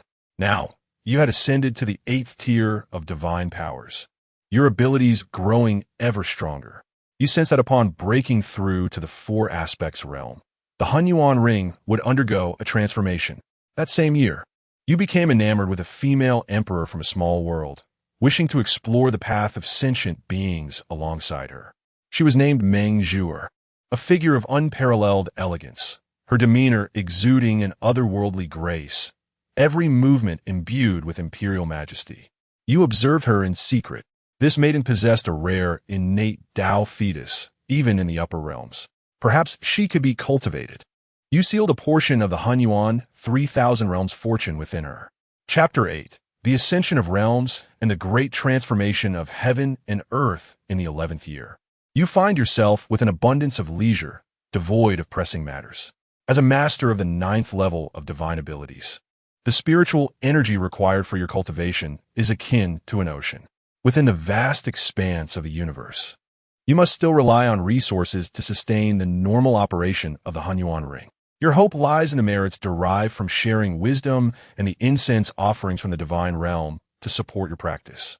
At this stage of your journey, the continuous vitality of the 9-yang divine art has lost its significance. The technique you once took pride in now reveals its limitations. The path of cultivation is akin to rowing against the current. Without progress, one inevitably regresses. Only through relentless self-overcoming can you secure your standing among the myriad worlds. Your heart of Tao has crystallized, bringing you closer to the realm of the 4 aspects. In the 12th year, Within the Huanyuan's 3,000 realms, the beings have constructed a grand palace for you. They revere you as the supreme master of the Hunyuan realms, the Hunyuan Daozun, and the populace worships you with utmost devotion. From this palace, the sound of the great Tao resonates, surrounded by countless laws, which you name the Purple Cloud Palace. In the same year, you formally enter the realm of the Four Aspects. Having transcended within the Hunyuan Ring, you bypass the tribulations of heaven. Though your stability remains somewhat precarious, you sense the manifestation of your physical form gradually coalescing within. A sudden enlightenment dawns upon you. This physical manifestation will serve as the foundation for the world you will cultivate within yourself. Four Aspects realm, condensing the physical manifestation, establishing it in the Dantian as a pillar of heaven. This lays the supreme foundation for the opening of your inner paradise in the God Bridge realm. After your breakthrough, you discover the ability to manipulate the flow of time within the 3,000 realms of Hunyuan, even designating specific areas or individuals to alter the speed of time. The extremes can reach a ratio of 100 years in the external world, equating to a single day within, or vice versa. A single day outside, translating to a century inside. Joy floods your heart if you can glean even a fragment of the path of time from this domain. The prospect of ascending to emperorhood seems attainable. This signifies your potential to transcend realms in a remarkably brief period or to linger indefinitely. Ding! You trigger the simulation choice. Available options include linger indefinitely. Rapidly break through realms you ponder over this simulation, recognizing that you possess no innate talents and your fortune is lacking. The achievements you have garnered are merely the result of serendipity. Furthermore, where would the resources for a breakthrough come from in this simulation? The cultivation of the physical manifestation demands the consumption of countless divine sources. If you were to hastily advance your realm now, only to encounter an insurmountable bottleneck later, you would be compelled to seek life-sustaining substances from the outer world, regretting your decision. You choose to linger indefinitely. Ding! You resolve to adjust the time within Hunyuan to 100 years in the external world, equating to a single day within. Perhaps after several decades, the anomalies will dissipate on their own. In the 37,891st year, feeling insecure, you linger for an entire year. Venturing to the outer realm, you discover that the eerie phenomena still pervade. A heavy weight settles in your heart, as if an endless swarm of insectoid beings envelopes the cosmos. Just as you emerge, you sense a warning from your physical manifestation. An energy is eroding your corporeal form. However, your unparalleled physical constitution keeps the anomalies at bay. Bolstered by the 9 Yang divine flame, you can barely resist the encroachment of this malevolent energy.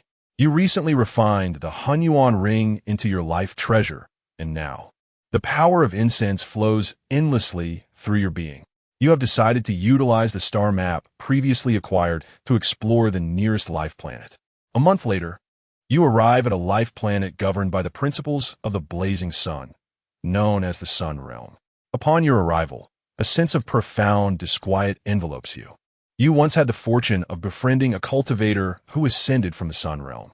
He had informed you that, true to its name, the Sun Realm is characterized by 2 suns that alternate in the sky, ensuring perpetual daylight. Yet now, only one sun remains. What could have caused such a transformation? Furthermore, the sun's radiance is feeble, offering mere illumination, an extraordinary circumstance in itself. The entire planet is ensconced in frigid desolation, where the principles of the blazing sun seem to have vanished entirely.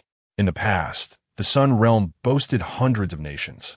Should one nation rise to prominence, the others would invariably unite to extinguish it. Presently, however, you observe a division within this realm into 2 factions.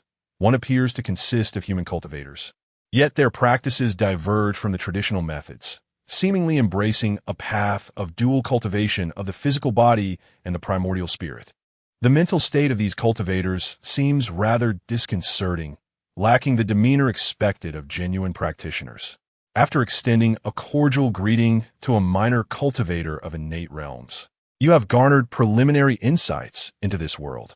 The The cultivators here practice two distinct paths. One is the Tao Seed path, while the other is an archaic method, a flawed version of embodying forms. Does this sound somewhat familiar to you? The concept of embodying forms is akin to the technique you discovered within your own journal, a method you devise that ultimately allows for the transformation into an exalted being. Why is it manifested here? In reality, Su Yi is equally perplexed. This system originated from the first simulation he experienced. Could it be that someone within this simulation has also comprehended this framework to combat the anomalies? Su Yi speculates that this may be a manifestation of the heavenly Taoist trend, a strategic maneuver to resist the encroaching anomalies. Fate may choose another individual to counteract the impending tribulations. The second faction consists of beings that are part human, part insect. You find yourself amidst the human faction. Yet it is peculiar that this group self-identifies as demonic and malevolent cultivators, leaving you in a state of bewilderment. In the year 891 of the Third Era, after thorough investigation, you uncover that 30,000 years prior, a cataclysmic shift occurred, severing the ascension pathways to the vast world of mountains and seas, and causing the spiritual energy of the heavens and earth to vanish overnight, leading to an unprecedented isolation. However, over 20 years later, spiritual energy returned to the world, allowing ascension once more. At that time, powerful beings speculated that the heavenly Tao was undergoing a transformation, elevating the realms. Yet later, some powerful entities discerned that this spiritual energy was not the same. It was, in fact, the energy of anomalies. The spiritual energy had become tainted, a chaotic amalgamation, replete with diverse essences, mountain and river energies, metallic energies, and a pervasive miasma of bizarre influences in the air. Practitioners gradually lose their sense of self, ultimately evolving into aberrations, insects, or grotesque forms.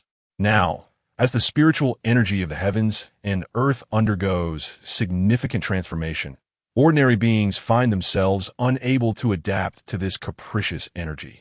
Nabartalas humans, in comparison to other races, remain innately closer to the Tao. Chapter 9. Circles on the ground. Humanity's retreat in the mortal realm. Cultivators undergo spiritual root assessments.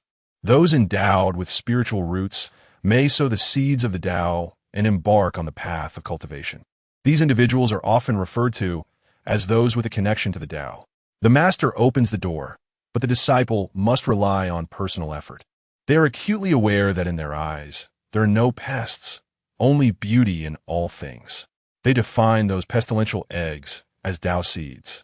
And those who cultivate these seeds are akin to a primordial spirit entering the womb.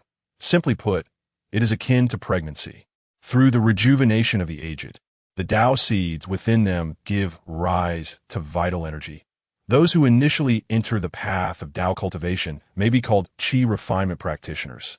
This is the realm of the righteous pest cultivators, which encompasses stages such as Qi refinement, foundation establishment, core formation, golden core, and nascent soul. Those who reach the nascent soul stage may ascend to higher realms and grasp the profound truths of the universe. These individuals are known as Taoists. At the nascent soul stage, one likely attains the prowess of a formidable being within the realm of the four phases. In this domain, if one does not detect the aura of such powerful entities, it is probable that at such heights, progress in the lower realms becomes an insurmountable challenge.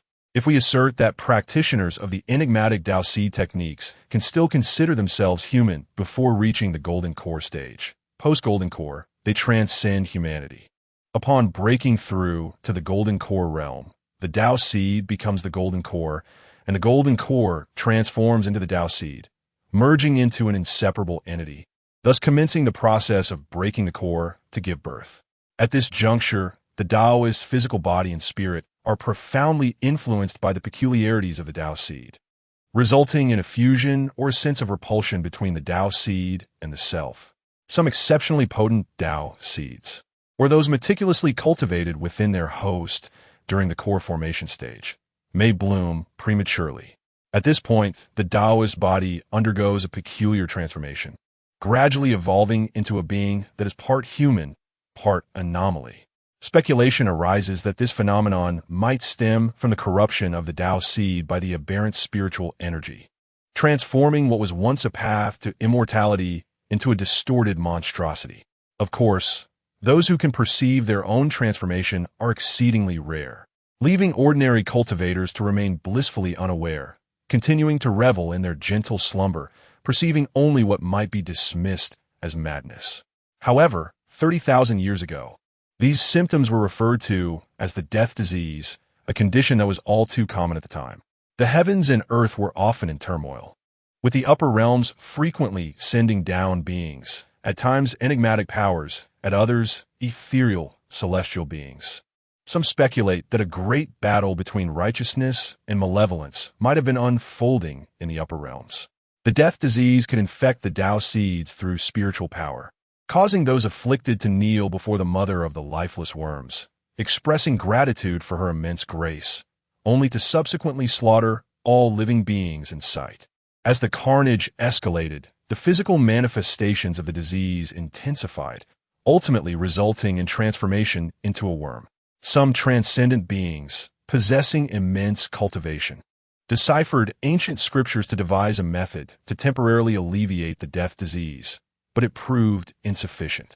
It is said that this Tao seed technique has circulated in the upper realms for countless eons, and thus, it should not be flawed.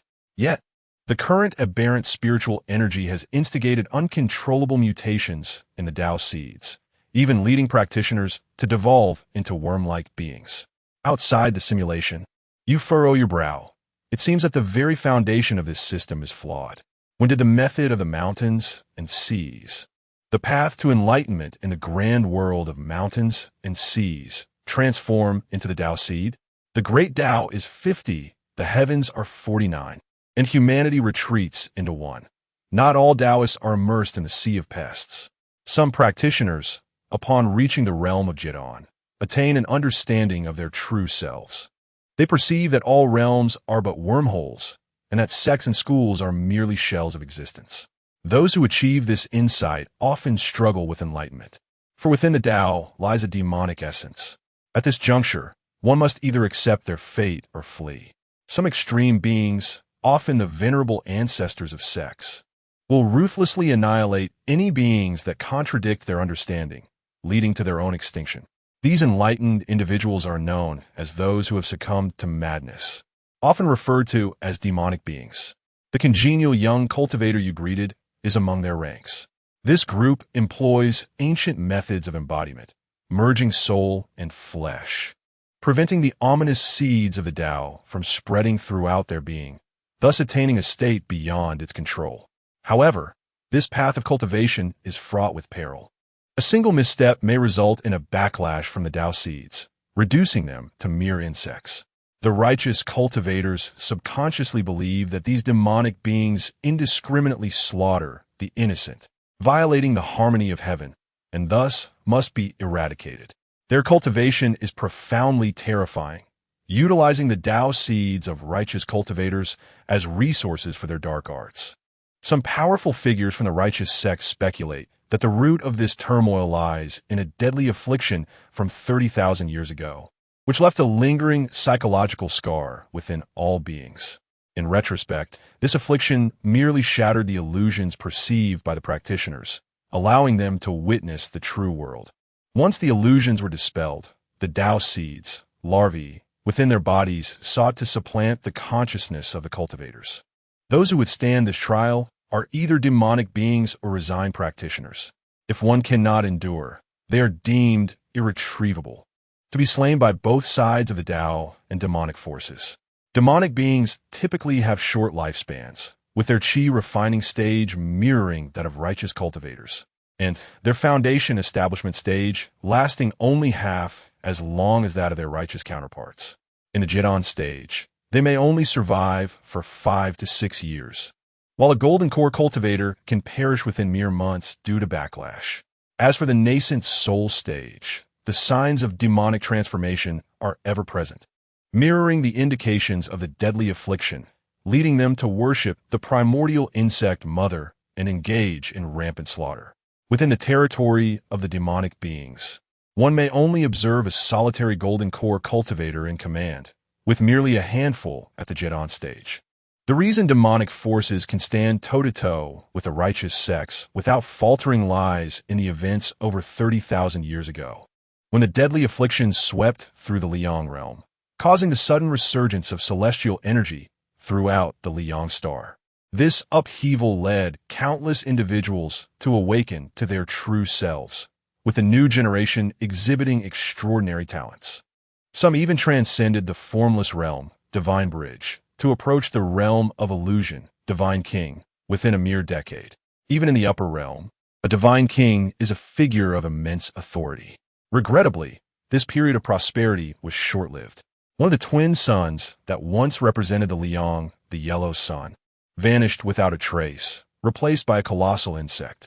This creature, akin to a supreme insect, devoured other planets as it approached the Liang star, plunging the cultivators of the realm into despair, as if doomsday had arrived. In this moment of crisis, a man emerged, towering across millions of miles. Resembling a deity between heaven and earth. Armed with a sword, he inverted the laws of nature, instantly slaying the supreme insect. Subsequently, he etched a circle upon the ground with his sword, a threshold only those who have transcended their own limitations may cross. Any insectoid intruder who dares enter shall be instantly reduced to ash. Henceforth, the realm within the circle became a sanctuary for malevolent cultivators, while the outside teemed with countless eerie entities lurking in anticipation. However, the seal often grew lax, and such moments presented the perfect opportunity for the insectoid onslaught. You, outside the simulator, felt a chill run down your spine. From the lowest tier cultivators to the entire realm of cultivation, extending into a broader universe. It seemed as though everything was puppeteered by an invisible force. You realized that your own strength was still somewhat lacking, prompting you to adjust the temporal flow of the 3,000 realms. In this altered state, a single day in the outside world would equate to a century within, likely yielding monumental accumulations of merit daily. As for the departed souls, their essences would be consolidated by you into the primordial source through the celestial ring, an ingenious recycling. Yet, a fleeting worry crossed your mind. Would the underworld come after you, considering you are a thief of souls? Initially slow to warm up, do not depart, for the main storyline will soon amplify Su Yi's power. Chapter 10. In remembrance of the spirit of the insect mother, you have resolved to instigate a reformation across the realms of humanity. Demons, deities, ancient beings, and the long-lived. You have concealed the 9 suns' divine art within the belly of a formidable creature, the Zhu Yan. The seeds have been scattered throughout the world, while the method of conflagration has been disseminated across the various realms. The once revered Empress, whom you held in high regard, has now reached only the 9th layer of the celestial realm. Consequently, you have redirected a greater share of fortune towards her. But why? It is merely to orchestrate the arrangement of the realms. Once this matter is settled, you discover a secluded paradise within this world, a sanctuary nestled within a circle. Here, the mountains are verdant, the waters crystal clear, and the spiritual essence is abundant, as if it exists apart from the rest of the world. You had contemplated altering your form to become a representative, for the legacy of this realm remains intact. Yet, due to the scant spiritual essence of heaven and earth, no one has been able to cultivate the authentic system. Just as this thought crossed your mind, a phrase spoken by Lu Changsheng suddenly surfaced in your mind. A fisherman must not abandon his line halfway. He must follow a single path to the end, lest he find himself hungry. You chuckle softly, and clarity dawns upon your heart. Seated by the shores of Liang Lake, you construct a dilapidated straw hut. In this icy, desolate world, such a marvel exists, and you cannot help but marvel at the wonders of creation.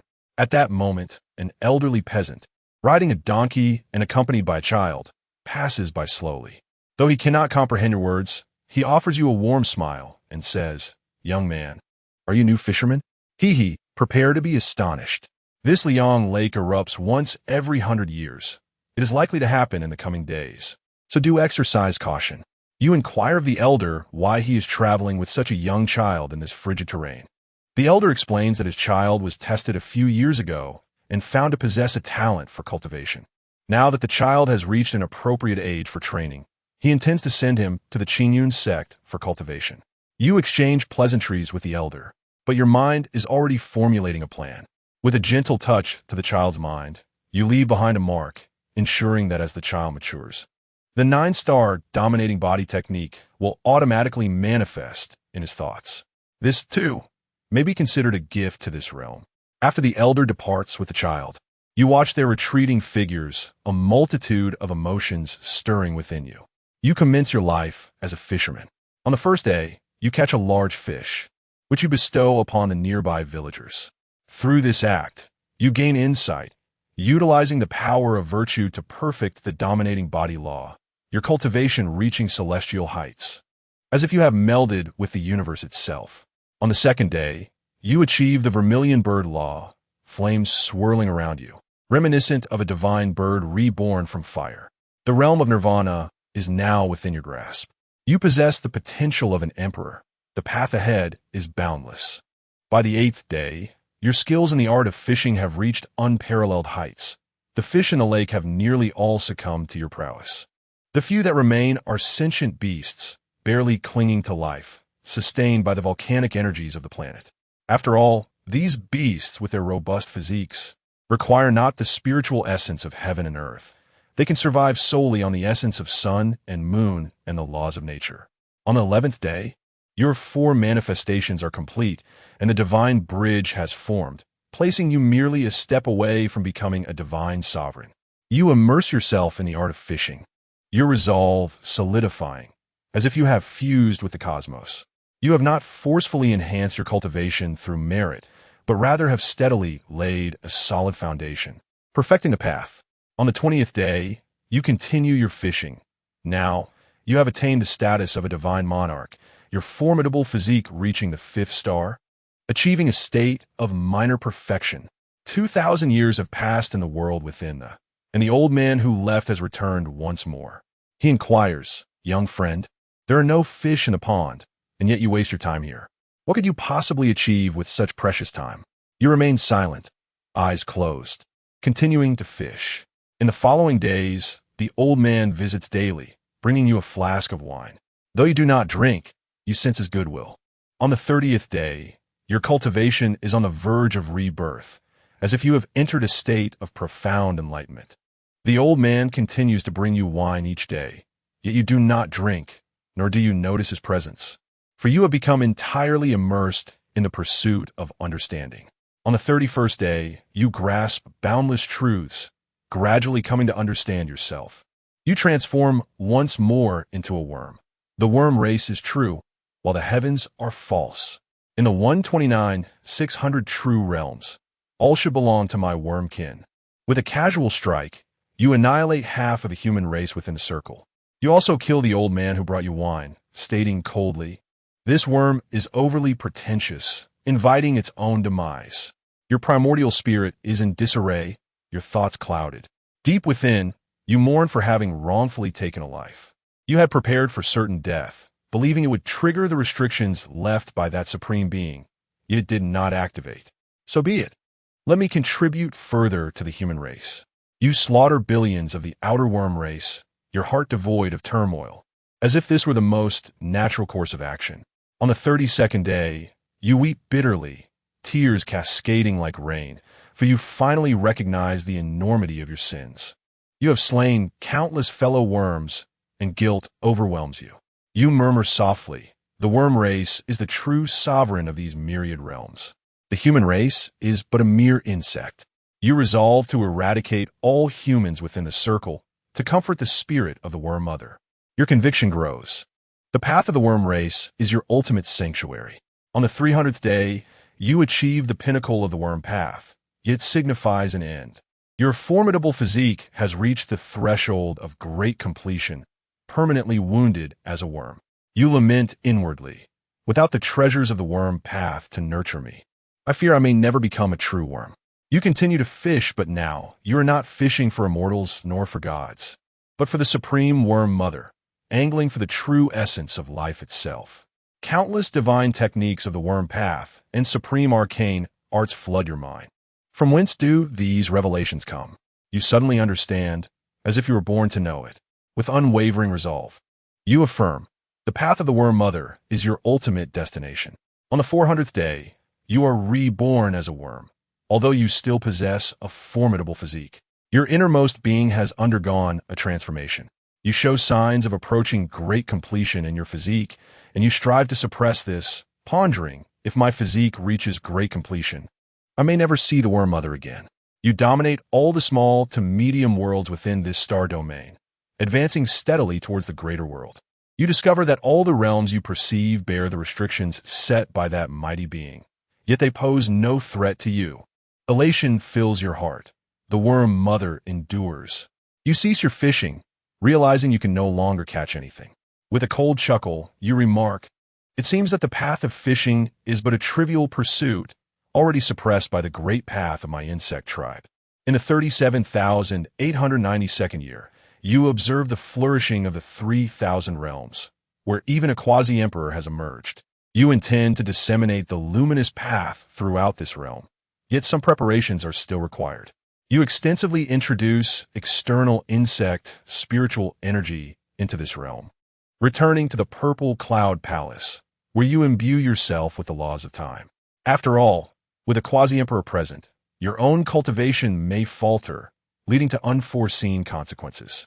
Your doctrine resonates across the 3,000 realms, a distant and profound celestial melody seemingly emanating from the cosmos, ancient and timeless. It has been over 40,000 years since you attained the status of a celestial venerable, enlightening all beings. This time, as you impart teachings to the masses, you shall pass down the supreme insect law, re-establishing the realms and setting forth on the exalted path. The discourse will be divided into 8 sessions, totaling 6 years. A century hence, at the gates of the Purple Cloud Palace, all who tread the path of divinity shall be able to hear the teachings. Chapter 11. The Great Defeat of Humanity. In the Zerg General, you resolve to spend a century shedding your mortal form entirely to attain the supreme path of the Zerg. After 100 years, you successfully relinquished your corporeal existence. However, to your dismay, the dominant body persisted, seemingly an indestructible trait that coexists with the primordial spirit. Although slightly disappointed, you swiftly recalibrated your mindset, contemplating, though the dominant body remains, the Zerg path has reached a significant accomplishment, which shall not hinder my reverence for the Mother of Bugs. You observed a congregation of 1,000,000 outside the Purple Sky Palace, individuals of various realms, all cognizant that in the boundless heaven realm, all beings are equal, with the celestial sovereign exalted above. Inside the Purple Sky Palace, you place down 3,000 meditation cushions, 36 in total, open to all who are fated.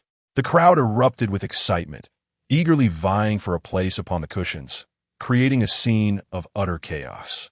You observed with a detached demeanor, while inwardly strategizing.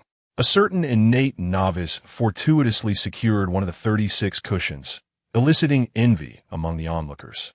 Utilizing your Zerg divine abilities, you scan the assembly, failing to locate the Empress Meng Zhuer, but unexpectedly discovering a variable.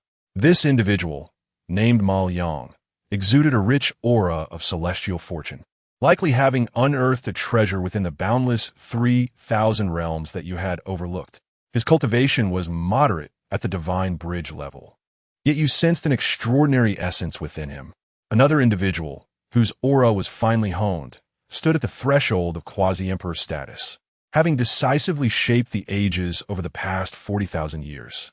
Observing his past through the lens of the boundless heaven, you noted his rise from obscurity, acquisition of the burning technique, pursuit of myriad flames, and conquest across the 3,000 realms, ultimately achieving supreme sovereignty, known as the Great Sun Sovereign. Others present also displayed significant fortunes and expansive hearts. You discreetly arranged the allocation of the cushions, ensuring that all 36 individuals possessed great strength, auspicious destinies, and expansive spirits, fit to undertake the responsibilities of Zerg envoys. The innate novice relinquished his seat. You proclaimed, All 36 possess great fortunes as companions, destined for the utmost heights. You began to expound, your voice resonating like a mighty bell within the purple sky palace. The laws of mountains and seas have pathways. 3,000 paths abound. Yet, should these paths not convey the truth, they harbor an air of peculiarity. Though the Zerg are unique, they directly access the Great Way. The assembly listened, entranced, as if immersed within the essence of the Great Way. You continued, refining essence into seeds, transforming seeds into bugs, refining bugs into the void, merging the void with the way.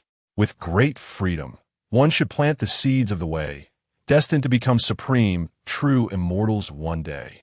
This method connects directly to the ancient celestial realm, where one may turn back and contemplate the 3,000 intentions at the threshold of the immortal domain.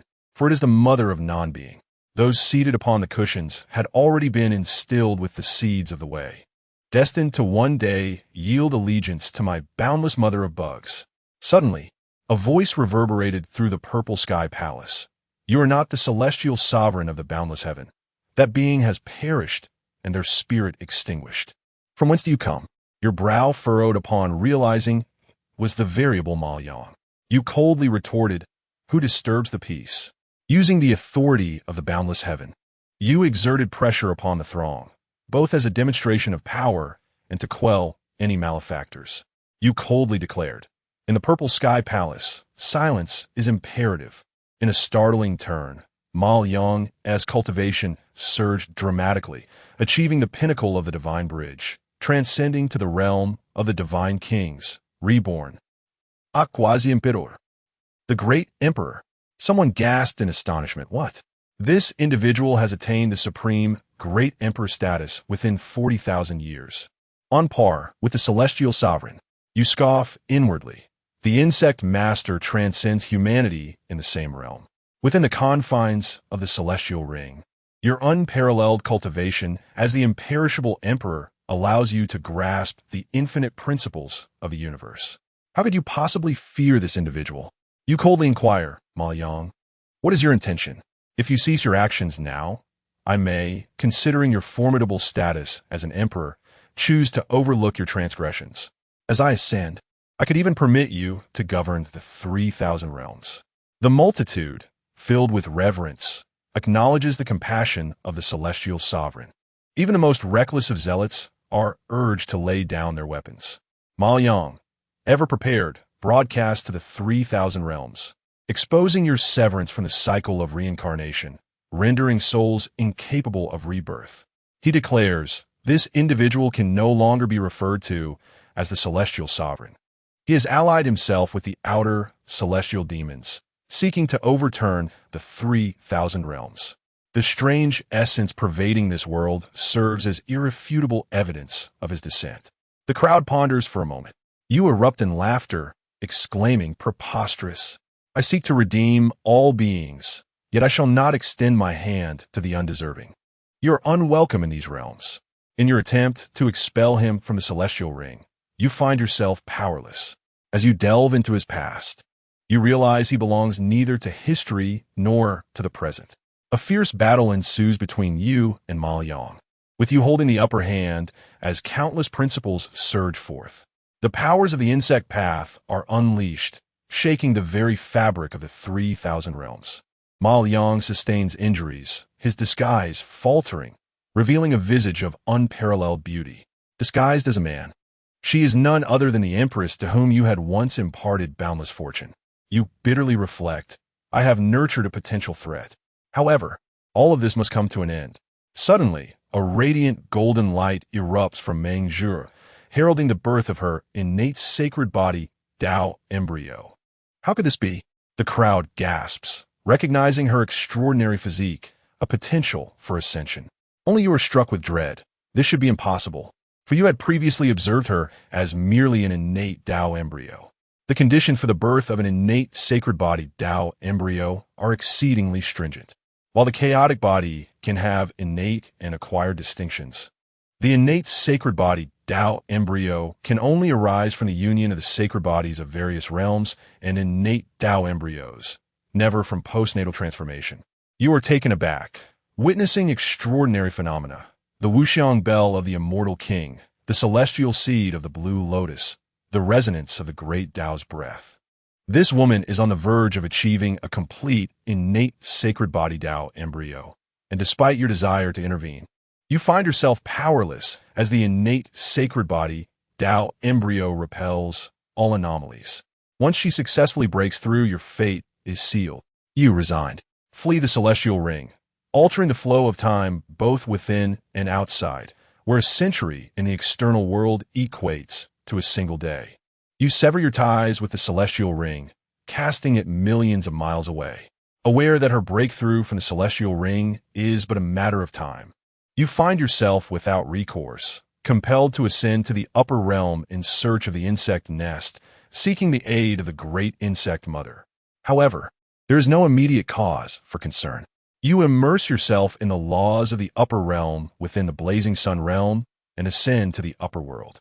3 years later, you arrive in the upper realm. The structure of this world mirrors that of the lower realm, with a supreme being protecting the human race. Yet, unlike the lower realm, the spiritual energy remains abundant, and within the protective circle, a half-step emperor resides, said to be a survivor from the cataclysmic changes of 40,000 years ago, alongside several quasi-emperors. 50 years later, you break through to the Nirvana realm, establishing your status as a distinguished member of the insect clan, gaining recognition in the upper realm. You are summoned by the leaders of the insect clan, individuals of comparable might to the quasi-emperors of the human race, the eternal mother of insects. I have heard whispers of your awakening to the extraordinary powers of the insect path, enabling you to traverse the prohibitions set by that enigmatic entity. The insectoid leaders have commanded you to infiltrate the realm of humanity, a task you willingly embraced. A century later, adorned with the formidable 5-star dominance body, you have accrued countless military accolades, establishing yourself as a pillar of the human race. In this era, possessing traces of insect transformation has become a commonplace phenomenon, rendering those devoid of such traits as outliers. As long as one belongs to the circle of beings, they are regarded as part of humanity, alleviating any concerns. Thus, even with your complete insect transformation, no one dares to question your standing, especially since you have successfully navigated the barriers. 3 centuries hence, through the accumulation of abundant resources and the unparalleled insect treasures bestowed upon you by your military superiors, your foundation in the insect path has solidified, allowing you to transcend to the quasi-emperor realm, standing shoulder to shoulder with the esteemed insect leader. You continue your covert operations within the circle. 5 centuries later, you glean from the ancient beings who have reached the threshold of semi-emperor the necessity of utilizing the world's essence every millennium to restore the internal prohibitions. Otherwise, their instability may invite an incursion from the insect race. There is no room for error. A single misstep could lead to irretrievable doom. Elation fills your heart as you hasten to inform the external insect forces. 505 years later, through an intricate collaboration, you dismantled the barrier prohibitions, resulting in widespread devastation. The human race faced a calamitous defeat, retreating from the upper realms. You led countless insect warriors into battle against humanity, proclaiming the eternal mother of insects. Encyclopedia No. 2. Insect race growth system, Qi refinement stage, flesh cultivation stage, acquired realm foundation establishment stage, development stage, innate realm core formation stage, cocoon stage, rebirth realm golden core stage, transformation stage, divine ability realm nascent soul stage, insect stage, 4 phases realm divine transformation stage, junior insect soldier, divine bridge realm void refinement stage, intermediate insect soldier, other shore realm integration stage, senior insect soldier, nirvana realm great ascension stage, insect leader, quasi-emperor realm tribulation stage, lower level insect being emperor realm. Great Luo golden immortal, insect hero, king among immortals chapter 12. You are erased from this ancient history a millennium later. After you have obliterated countless human settlements, you discover that humanity has begun to forge a new path, driven by the absence of spiritual energy. seemingly through a phenomenon known as technology. You wage war across the lands. The mother of insects is greatly pleased. You slaughter millions of humans. The mother of insects is greatly pleased. 3,000 years hence, your innate talent for the insect path has flourished remarkably, and you now stand on the precipice of the semi-insectoid realm. Insectoid beings, as the name suggests, are those who embody the principles of the insect path, a new life form that merges the essence of insects with the wisdom of humanity. Your current prowess rivals that of ancient emperors, surpassing them in many respects. You receive direct instructions from the Supreme Mother of Insects. Eradicate the human destiny, devour the heavenly principles, and you shall be granted entry into the realm of the insect race in due time. 3,100 years later, you have yet to detect a trace of humanity, as if they have vanished into the cosmos. A sense of unease settles within you.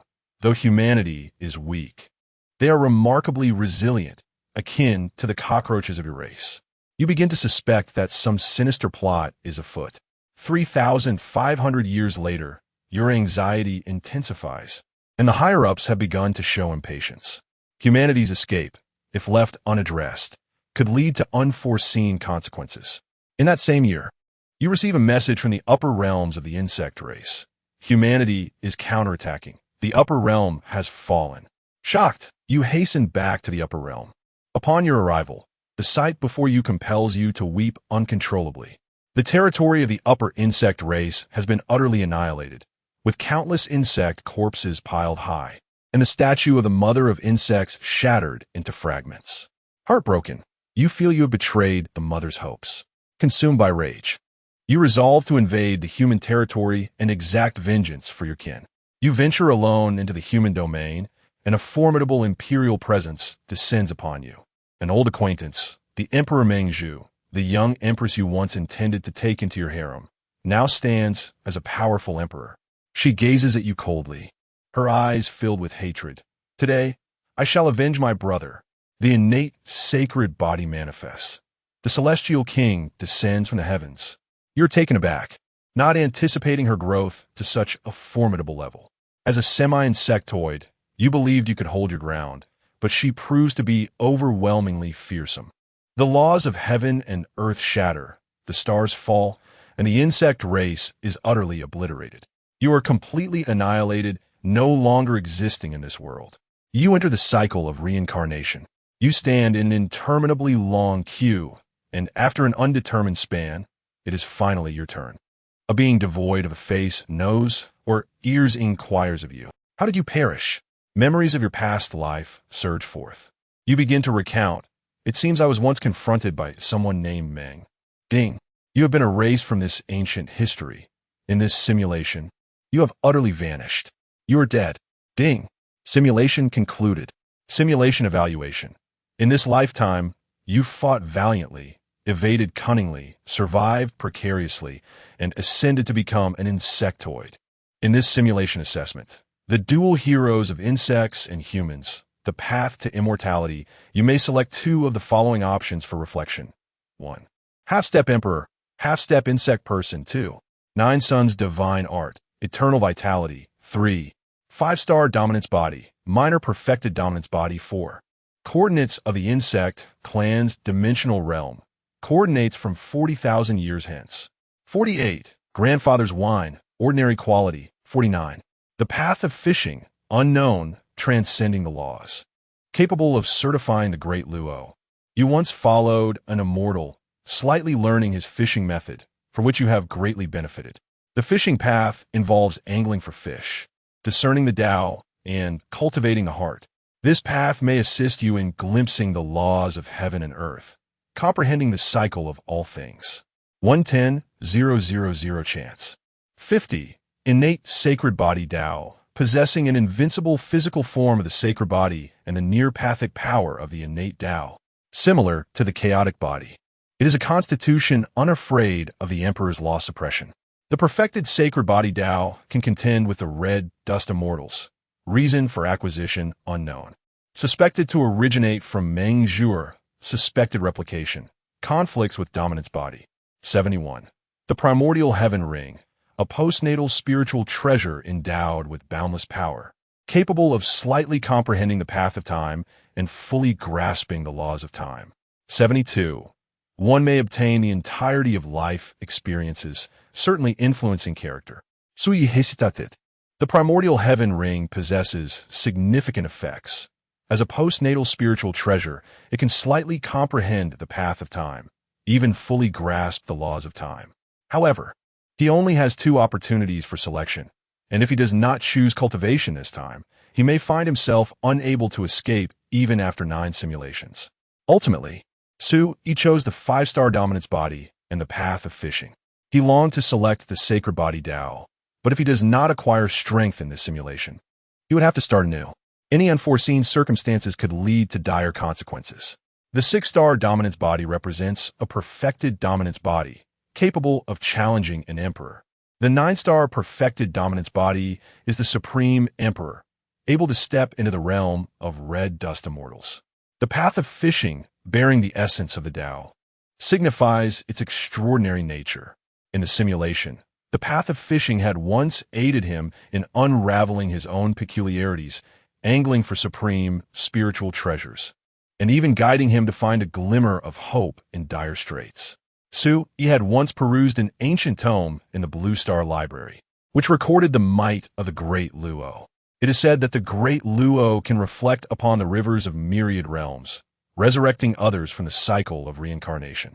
In the annals of countless races, there exists a heroic figure who touched upon the essence of the Great Luo, the path of the sea, and thus reflected upon the cycles of the worlds, reviving his beloved. Yet, for reasons unknown, he ultimately succumbed to the bizarre, transforming into an insect. Sui pondered it. Will Lu Changsheng appear in the next simulation? What manner of existence is he? Recalling the fragmented scenes from the simulation, Lu Changsheng appeared as a celestial being, even surpassing the immortal kings in his boundless Tao.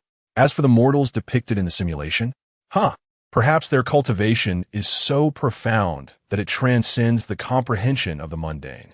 Regarding the suspected replication, Sui conjectured it might be related to his own posthumous replication, but dared not confirm it. He intended to seek an opportunity to explore this further.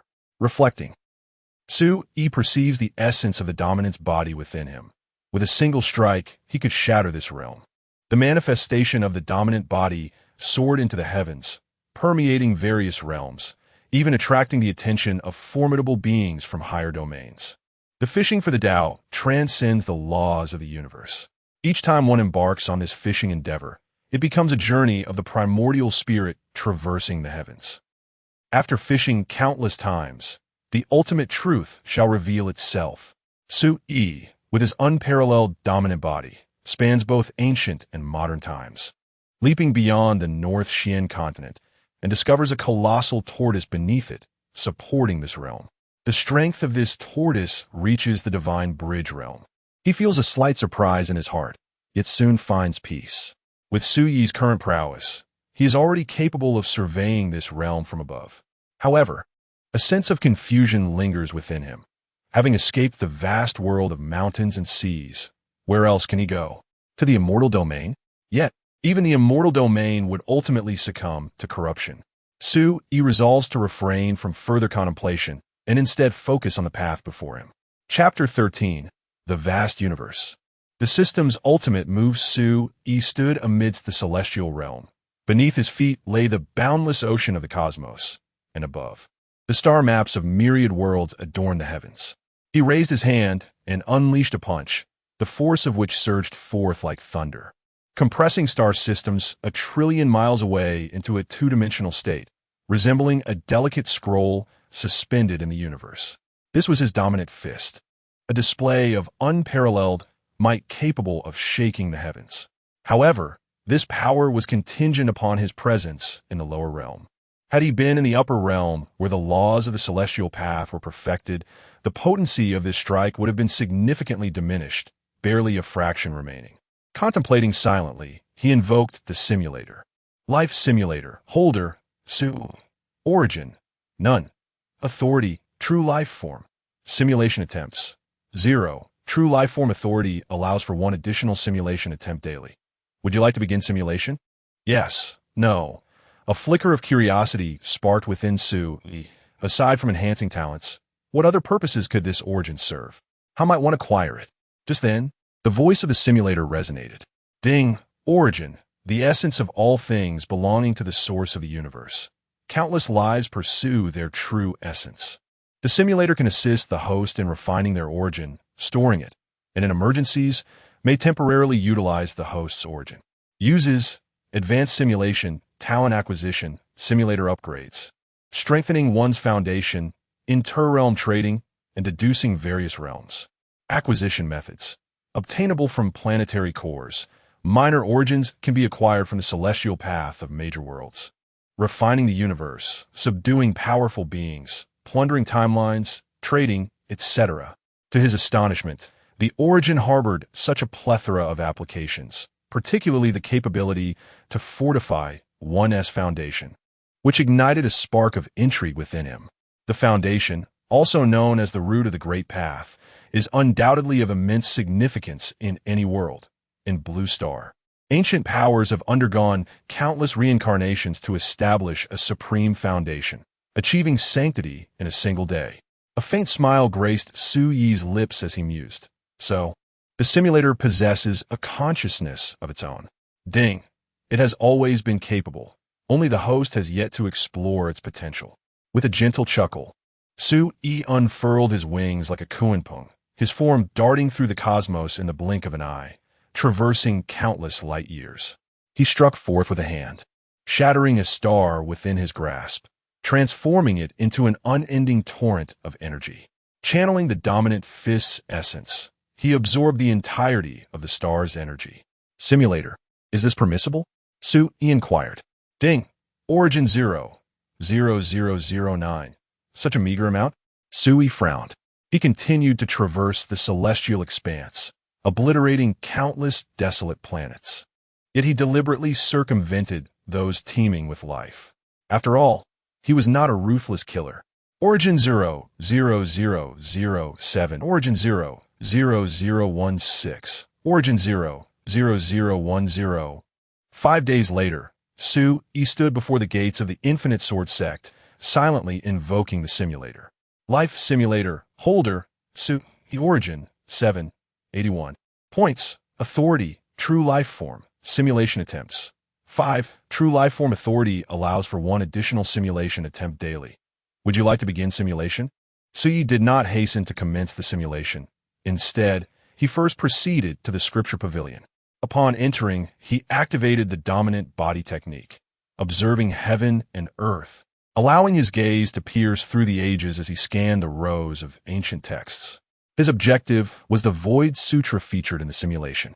Although the simulation did not provide a detailed description, he surmised that the Void Sutra must possess a status at least equivalent to that of an emperor-level scripture. He initially committed a few supreme techniques from the Blue Star into his memory before continuing his search. His attention was soon captured by an ancient tome that shifted its position every 10 seconds or so. Without the aid of supernatural abilities, it would have remained elusive. He had found it, the Formless Bodhi technique. A surge of joy filled Su Yi's heart. Indeed, such a book could only be discovered by one favored by great fortune. He grasped the Formless Bodhi technique and approached the Elder of the Scripture Pavilion. The simulation's narrative was about to unfold anew. The Elder's gaze fell upon the ancient text in Su Yi's hands, and his brow furrowed slightly as he spoke in a low tone. Young one, are you certain you wish to select this book? Elder, my mind is made up, Su Yi replied resolutely. The Elder regarded him with a complex expression and sighed softly. This tome was inscribed with ancient Tao patterns. Do you understand its true origins? Su Yi shook his head. I do not know, but I sense a connection to it. Seeing his determination, the Elder refrained from further discourse and retrieved another ancient volume from his robes, presenting it to Su Yi. Since you have chosen this one, take the Embryonic Beginning Sutra as well. It may aid your understanding. Su Yi accepted the tome with reverence, expressing his gratitude. Thank you, Elder. Shortly after Su Yi departed, 2 men clad in black robes silently appeared above the Scripture Pavilion. It has been taken. We arrived too late, the younger man remarked, frowning. The middle-aged man chuckled coldly. Do not rush. Let me consult you. A moment later, the middle-aged man opened his eyes, his tone icy. Chen said that if he did not acquire that book, you are to perish by his hand. If he did obtain it, he will instruct you to employ the system's lethal move. The younger man scoffed. Are you certain he possesses the capability to breach my defenses at this juncture? The middle-aged man replied calmly. Chen advised that, for safety's sake, you must not form enmity with him. Initiate the annihilation immediately. The younger man nodded, his consciousness drifting away. Seconds later, he opened his eyes. It is done. The annihilation has been executed, and he is dead. Shall we proceed to verify? Not necessary. Retreat at once. With a flicker, the two vanished into the void. Meanwhile, Sui had just returned to his courtyard. He surveyed his surroundings, reflecting. Indeed, the Wuyang Sword Sect offers splendid benefits. Even external disciples are afforded courtyard residences. Unlike those martial arts universities on Blue Star, where first-year students lack housing and must vie for others' accommodations.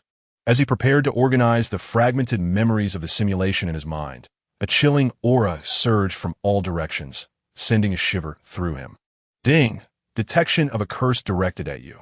Would you like to expend a portion of your essence to counter it? Yes. No, what transpired? Author, it seems many readers find this perplexing.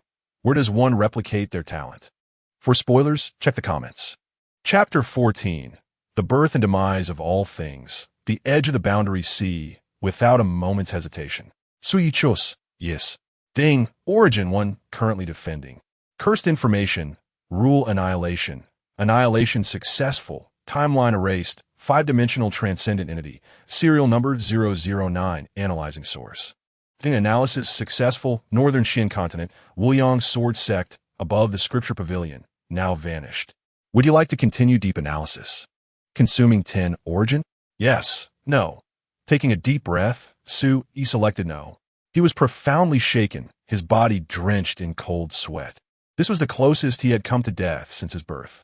Even amidst his journey across different realms, he had experienced a smooth ascent, ultimately joining the Wuyang Sword Sect. Had he not chosen the 5-star dominance body but opted for something else, without acquiring Origin, would he now be facing death? Sui murmured softly, a wave of dread washing over him. He inquired of the simulator, what would have happened if I had not chosen the dominance body? Ding! The simulator will seek another master. With a resigned smile, Sui's gaze hardened. Initiate the simulation immediately. After all, in the state of simulation, the external world remained largely inert. The flow of time slowed considerably, allowing him more time for preparation and contemplation. Ding! Simulation initiated. Yes. No. Cost 1 simulation attempt 1 point of origin for talent extraction. Yes. Commencing talent extraction. Ding! Due to authority as a true survivor. The talent pool is elevated by 2 tiers. Currently, the lowest available extraction is blue, gray, green, blue, purple, orange, red, gold. Ding! You have extracted Desire Awakening. Blue above all. Blue, Oath of the Master. Purple, you may select 1 talent from the above. You may consume 10 points of origin to reselect talent. Desire Awakening blue. Your damage to stunning beauties is multiplied.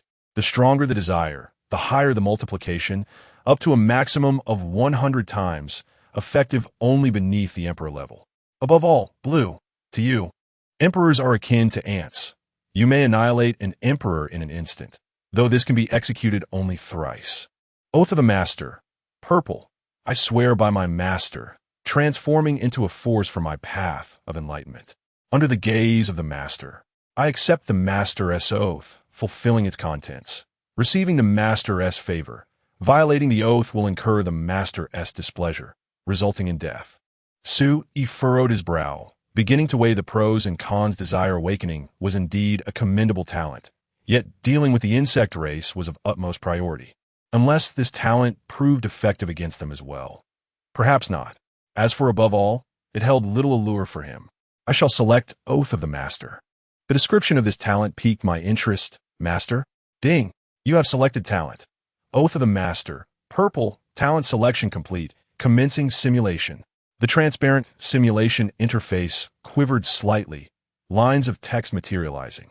On the first day, You meticulously organize the fragments of memories extracted from your journal. Upon awakening, you instinctively attempted to open the journal, only to discover it was inexplicably locked.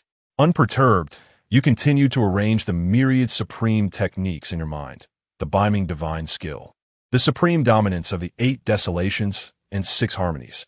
You realized that these techniques were all supreme laws aimed at reaching the divine monarch of the other shore, yet it appeared that subsequent chapters had been torn away. The 9 techniques included the 9 Yang Manual, the 9 Yin Manual, the Golden Lotus Skill, the Biming Divine Skill, the Supreme Dominance of the 8 Desolations and 6 Harmonies, the Formless Divine Skill, the Celestial Insight Divine Skill, the Burning Formula, and the 3,000 Transformations Technique. The 3,000 Transformations Technique, transforming thoughts into 3,000 forms, encompassing myriad laws, and cultivating 3,000 paths. You resolved to cultivate the 8 techniques, questioning why only 8 and not 9. The Golden Lotus Skill was merely a book of dubious content. Ahem. On the following day, through your reflections, you discerned that upon entering the Nirvana realm, you would inevitably encounter errors after a period of time. In the journal, Su E number 1, after 20 years of enlightenment, experienced what was termed true nirvana, only to subsequently reject the dominance body technique inexplicably. Su E number 2, while fishing, unexpectedly fell into a state of enlightenment just before nirvana, awakening to become a mere insect. You resolved in this life to specialize in the path of the dominance body, intending to reach the 7-star dominance body before cultivating the path of the primordial spirit. The path of the primordial spirit is the realm that follows the divine path. You decided to first cultivate all 8 techniques to the heavy heaven realm. On the 3rd day, while in meditation, you entered a mysterious domain. Before you stood the master of destiny, the sovereign of all, the singular master of the multiverse, the sole entity of countless primordial universes. Upon your initial encounter, his greatness was overwhelming, unparalleled, and supremely exalted. Beep. Simulation of being observed by the Supreme. Proceed. There is a 10% chance of eliciting a response from this world's master. Yes. No. To be observed? Sui felt a jolt within. What might happen if this world's master were to sense him? Beep. If sensed by this world's master, there exists a probability of prematurely awakening a certain supreme being, thereby accelerating the rhythm of destruction across the realms. You were left in utter confusion. I am merely an ordinary cultivator. What merit do I possess to attract the attention of such a transcendent being? Simulator, could you elucidate? Beep. The realms are akin to a lake within an ocean, the ocean containing the lake. The worlds are but a grain in the vast sea, akin to surging waves. Yet, there are mighty beings who traverse the ocean of realms, enduring countless epochs, yet still unable to discern its source. This ocean stretches from ancient times to the present, as if the world harbors an ocean, and within the ocean lies the world. Hence, it is referred to as the ocean of realms. Yet, all things are subject to the flux of birth and extinction, and even the ocean of realms must have its limits, though no one knows where its end lies. The waters will eventually evaporate, and the waves will dissipate, all conforming to the principles of the Great Way. The waves may wither, rising like pure vapors, soaring towards one direction, unending, until an era draws to a close. The cycles of the worlds persist. The waves continue to rise, ultimately converging into an endless torrent, which the world refers to as the River of Return. It traverses the boundless sea of realms, carrying the waves far away, returning to the void. Although the sea of realms is vast and infinite, it also signifies the endless annihilation of boundaries. Those waves embarking on their return journey shall never return. They vanish completely. Some great beings speculate that if this cycle continues unabated, the Sea of Realms will inevitably one day become desolate. This statement, once uttered, shocked the myriad realms and instilled fear and unrest in countless immortals. For to those who have truly transcended eternity, the future is but a fleeting thought. He furrowed his brow and inquired, "Can we speak plainly?" In essence, the inevitable demise of the myriad heavens is unalterable. On the other side of the sea, There exists a supreme being who awaits it all, yet he does not relish being disturbed. How much longer until the destruction of the myriad heavens? It is uncertain. It could be 100 years, it could be billions of years, or it could commence tomorrow. Su-yi pondered, what exactly is being destroyed among the myriad heavens? The world is so vast, and the myriad heavens may merely be a single wave, a large wave, small wave, perhaps merely the myriad heavens of a grand world. The simulator is unclear. The master will obliterate all. This is the fundamental code within this simulator. Su-yi was left speechless, secretly musing. Let destruction come. The more chaotic, the better. Encyclopedia, physical body, refers to one's constitution, one's body, the path of physicality, the path of body refinement. Yuan Shun refers to the spirit and soul.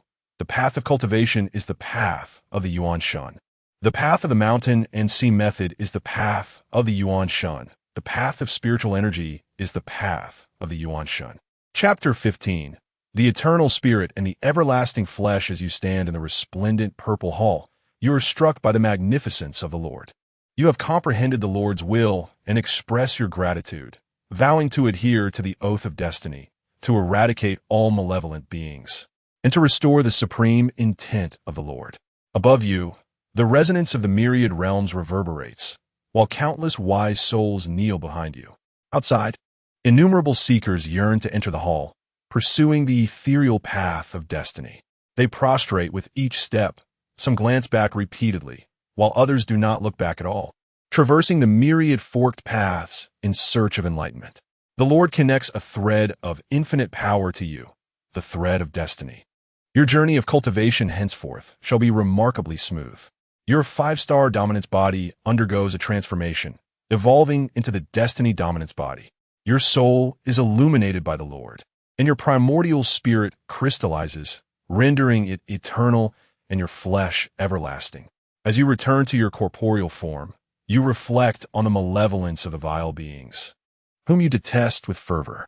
On the 7th day, you experience the power of the destiny dominance body and smile, discarding your previous plans. The destiny dominance body is invulnerable to deceit, unparalleled in its physical form, with karma still intact, allowing for reincarnation after death, a chance to live anew. The might of the destiny dominance body exceeds your wildest imaginings. Its immunity to deceit alleviates any fears of assimilation by vile beings. Gazing into the starry expanse, you silently declare, "Vile beings, your demise shall be delivered by my hand on behalf of the Lord." On the 30th day, you bid farewell to the sect leader and embark on a journey of exploration. The transformation of your 5-star dominance body into the destiny dominance body results in the loss of your former mastery. Standing before the gates of the Infinite Sword sect, you exchange farewells with the leader, whose gaze is tinged with complexity, as if perceiving your transformation, yet hesitating to speak. You offer a gentle smile and turn away. Although the metamorphosis into the destiny dominance body has cost you your original mastery, you are acutely aware that this is a profound rebirth. With your heart brimming with anticipation for the future, you set forth on your journey. On the 50th day, you have achieved the consummate state in all 8 pathways of cultivation. Atop a desolate mountain, 8 distinctly different energies swirl around you. The North Sea's indifference, the overwhelming will of the 8 desolations, the formless void. The 8 techniques within you harmonize flawlessly. You cultivate a duality of yin and yang energies within your being. On the 80th day, you sense the gifts of destiny as your destiny dominance body reaches a minor completion. On the same day, seated atop a barren mountain, surrounded by the energies of yin and yang, you feel an unprecedented power surging within you. The first level of the heavy heavens, you break through to the next realm, summoning the 9-fold tribulation of thunder, known as the Emperor's Trial. Your unparalleled talent suggests that you may one day ascend to Emperor status. Though you're gravely injured, you barely withstand the trial, resulting in slight fissures in your foundation. You establish a divine quality dantian, sculpting it to embody the cosmos, creating a self-sustaining cycle. Even should spiritual energy dissipate in the future, you can still cultivate through the power of heaven and earth, possessing the potential of a great emperor. With a sigh, you lament the lost opportunity to achieve a supreme Dantian. You become the youngest practitioner of the heavy heavens on the North Xian continent. On the 81st day, you create a realm of heaven and earth within yourself, subsequently solidifying your cultivation. On the 91st day, you arrived at the place where you once fished amid fragments of memory. Standing beside a tranquil lake, the crystal-clear waters mirrored the stars in the sky. You recalled passages from your diary, remembering that it was here that Su Yitu fished for the celestial ring. You had no intention of fishing, but instead, you activated the divine power, heavenly observation within your fate dominance. Everything within 100 miles appeared vividly in your mind. However, you discovered nothing of significance. Well, not entirely nothing. What about the belly band? Returning to the main topic. Perhaps the only way to seek treasure is through the Tao, and those willing shall cast their lines. You murmured softly, then retrieved a fishing rod and began to fish. On the 107th day, you became immersed in the great Tao. Sitting by the lakeside, your fishing rod remained perfectly still. Your spirit was entirely absorbed in the great Tao, as if you had become one with heaven and earth. The lake rippled gently, and a cool breeze swept by, bringing a refreshing touch. You sensed the rhythm of the great Tao. Unbeknownst to you, your cultivation subtly advanced. On the 299th day, you continued to immerse yourself in the Tao of fishing. You remained seated by the lake, your fishing rod unwavering. Your spirit was wholly engrossed in the great Tao. As if time had ceased in that moment, the lake remained clear, the stars continued to shine brilliantly, and you persisted in your wait. You achieved the second layer of the celestial realm. In March of the first year, a jolt of energy surged through you as you reeled in a cauldron. The fishing rod quivered slightly in your grasp, and you opened your eyes wide.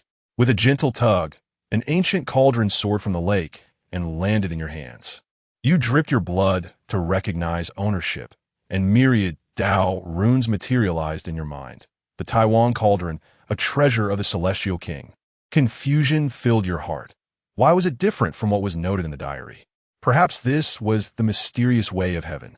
The Taiwan cauldron, a formidable artifact of the celestial king, capable of calming the seas, yet its runes were incomplete, rendering only a fraction of its power. In June of the first year, you utilized the Taiwan cauldron to refine the divine essence within your body, transforming your vitality into a potent elixir, and your fate dominance reached a minor perfection. You sat cross-legged beside the Taiwan cauldron, and the cauldron emitted boundless divine light, enveloping your form. You felt the divine essence within you gradually solidifying under the cauldron's radiance, your vitality coalescing, and your fate dominance advancing to a minor perfection. You secretly rejoiced. At this rate, perhaps in 8 years, I could eradicate the insect-like beings and restore a measure of brightness. In the second year, your progress was slow, perhaps due to a period of accumulation, as you had already attained minor perfection once before. In August of the second year, you ascended to the 5th layer of the celestial realm, your progress remarkable, comparable to the ancient emperors. Standing beside the Taiwan cauldron, it radiated endless divine light. You felt the invincible path contained within the cauldron, as if witnessing an unparalleled celestial king dominating the heavens and earth. Your heart trembled, and you immersed yourself in this invincible path. Your understanding of your own Tao was nearing completion. In the 3rd year, you achieved great perfection in the celestial realm. Should you remain in the lower realm, your cultivation would stagnate, making advancement difficult. You resolved to traverse the void with your physical form and ascend to the upper realm. Encyclopedia, acquired physique, such as the 9-star overlord body. It is a cultivation physique forged through techniques, possessing boundless power. Innate physique, a naturally endowed cultivation physique, indistinguishable from the acquired physique, with a similar upper limit, yet often exhibiting a slight superiority in combat prowess, exemplified by divine bodies and royal bodies. Acquired Tao body, formed through celestial materials and earthly treasures. The harmony of the 5 elements, and the cultivation of the primordial spirit, such as the Fate Overlord body and the acquired Chaos body. However, can also be innate, like the primal sacred body, which lies dormant within the bloodlines of countless human beings, achieving great mastery to rival emperors. Innate Tao body. Those who possess it are often unparalleled through the ages, leading a resplendent life. This physique boasts unmatched combat strength, capable of contending with emperors even in modest mastery, often accompanied by great fortune, such as the innate chaos body, the innate sacred body, Tao embryo, and the celestial body by birth. Chapter 16. The Universal Bride, Saintess of the Yao Pool in the third month of the third year. You transcended into the realm of divine powers, stepping into the domain of the divine path, surrounded by the dual energies of yin and yang. You entered the ultimate realm. Comparable to the ancient sages, you summoned the cataclysm of the heavens, for throughout history, all prodigies regarded overcoming such tribulations as an honor, a testament to their unwavering journey and imperial potential. Standing beneath the towering thunderclouds, the dual energies coiled around you like dragons and serpents, tearing through the fabric of reality. You effortlessly traversed the thunder tribulation with the supreme primordial cauldron, yet did not solidify your foundation through this act, bearing the unparalleled, immortal king cauldron. The 9-star dominance technique and the supreme divine arts, you were further shielded by Master S protection. You resolved to pursue the path of invincibility, a peculiar journey where every emperor of the vast world was an exceptional individual on this path. The path of invincibility validates one's own journey. Invincible, invincible, invincible, undefeated, unyielding, victorious. To be invincible is to attain the Tao. This path resembles a steadfast determination of the heart, often referred to as an obsession of the mind. As long as your obsession with invincibility remains unbroken, your heart of the Tao shall not shatter. Beep. Triggered simulation path selection. Pursue the path of invincibility. Forget it. I dare not. In the realm of reality, within the boundless courtyard, Su-yi unhesitatingly chose the path of invincibility. This time, the simulation of invincibility commenced. Success was inevitable. Beep. Simulation continues. You begin your cultivation of the path of invincibility. You are not alone on this path. It is rumored that an imperial road exists, filled with invincible beings, all devoted to the path of invincibility, believing they shall surely become emperors in the future. In reality, Sui Chaklet, for such individuals on Blue Star are merely the average men and women. However, in this grand era of cultivation, it seems that one's mindset holds paramount importance. Before his crossing, he had heard a saying, a martial artist must achieve unity with the heavens, requiring a pure heart for martial arts, validated through battles. To certify their martial path, in the 4th month of the 3rd year, you stepped into the ultimate realm, signifying your embarkation on the imperial path, contending with those holy sons and daughters for the opportunity to certify your emperor status in this land devoid of emperors for millennia. What is the imperial path? Since ancient times, all prodigies have been recorded in its annals. You gazed into the essence of the ancient and contemporary imperial paths with your primordial spirit. Those who enter the ultimate realm can glimpse this road. Whether to tread upon it depends on you. You traverse the ancient battlefield, where remnants of bones piled like mountains, remnants of past aspirants who failed in their quest for the imperial path. In the distance, a holy sun commanded a Chilan chariot, soaring through the heavens, while a holy daughter adorned herself with stars, her sleeves flowing like the Milky Way. Your destiny reverberated like a resounding bell, placing you in the upper echelon of the current imperial path. Yet at the forefront of this journey stood a figure that captivated you, igniting a sense of wicked desire within. Your heart of the Tao began to fracture. You sought information far and wide, hearing whispers that this figure was Ji Ling, the eldest daughter of the Ji family, also known as the Saintess of the Yao Pool, the Dreaming Fairy.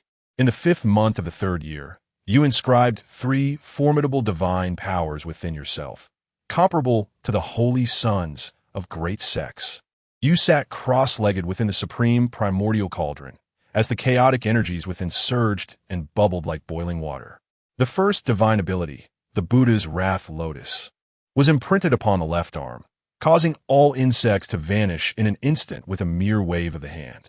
The second divine ability, the Primordial Inscription of Unity, was engraved upon the spine, merging the powers of 8 distinct techniques into one cohesive force. The third divine ability, the Sea Burial Seal, coalesced within the palm. A single strike could reduce the vast ocean to dust. What is divine ability? In ancient times, the world was teeming with myriad beasts and supernatural beings. The ancients inscribed the bones of ferocious beasts within their bodies to wield their formidable arts. However, in more recent epochs, the world entered an era of diminished magic, and those naturally born beings of the earth fell into obscurity. As the world became devoid of ferocious beasts for inscription, the mighty sought alternative paths, embedding divine abilities within themselves to forge supreme pathways. Yet this path is exceedingly arduous. To inscribe divine abilities, one must first establish an unparalleled foundation within the realms of the mundane, namely the postnatal, prenatal, and the recondite realms. Thereafter, within the domain of divine abilities, one must imprint 9 grand divine abilities corresponding to the 9 heavens, achieving perfection in each. This constitutes the pinnacle of divine abilities. Should one succeed in this realm, they would undoubtedly attract the protection of a saintly apparition. Moreover, it is rumored that by emulating the ancient sages and opening the 10th heaven, consolidating the 9 grand divine abilities into a singular supreme divine ability, one could establish an imperial foundation, thereby transcending the limits of divine abilities and creating an everlasting legend. However, this remains merely a jovial jest. Throughout the millennia since antiquity, few have attained the pinnacle of divine abilities, and no records exist of anyone achieving a supreme divine ability. Only those from long-established sacred lands can aspire to inscribe the 9 grand divine abilities, and they must attain perfection in their cultivation, a daunting task indeed. It has even been recorded that if one were to create their own 9 grand divine abilities and subsequently unify them, they could establish a foundation for immortality, destined to become an immortal in the future. In the 8th month of the 3rd year, you comprehended the Great Wilderness Cauldron, grasping a celestial technique. The Great Wilderness town-subduing fist, which, when perfected, could shatter the very heavens with a single punch. The remnants of the celestial kings will within the cauldron transformed into myriad runes, surging into your consciousness. Standing amidst the starry expanse, you unleash your fist, causing the rivers of stars to reverse their flow, breaking the laws of nature.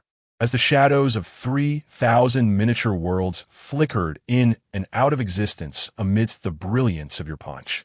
Though this strike was not yet perfected, merely a minor success, it had already rent the void, creating 49 fissures.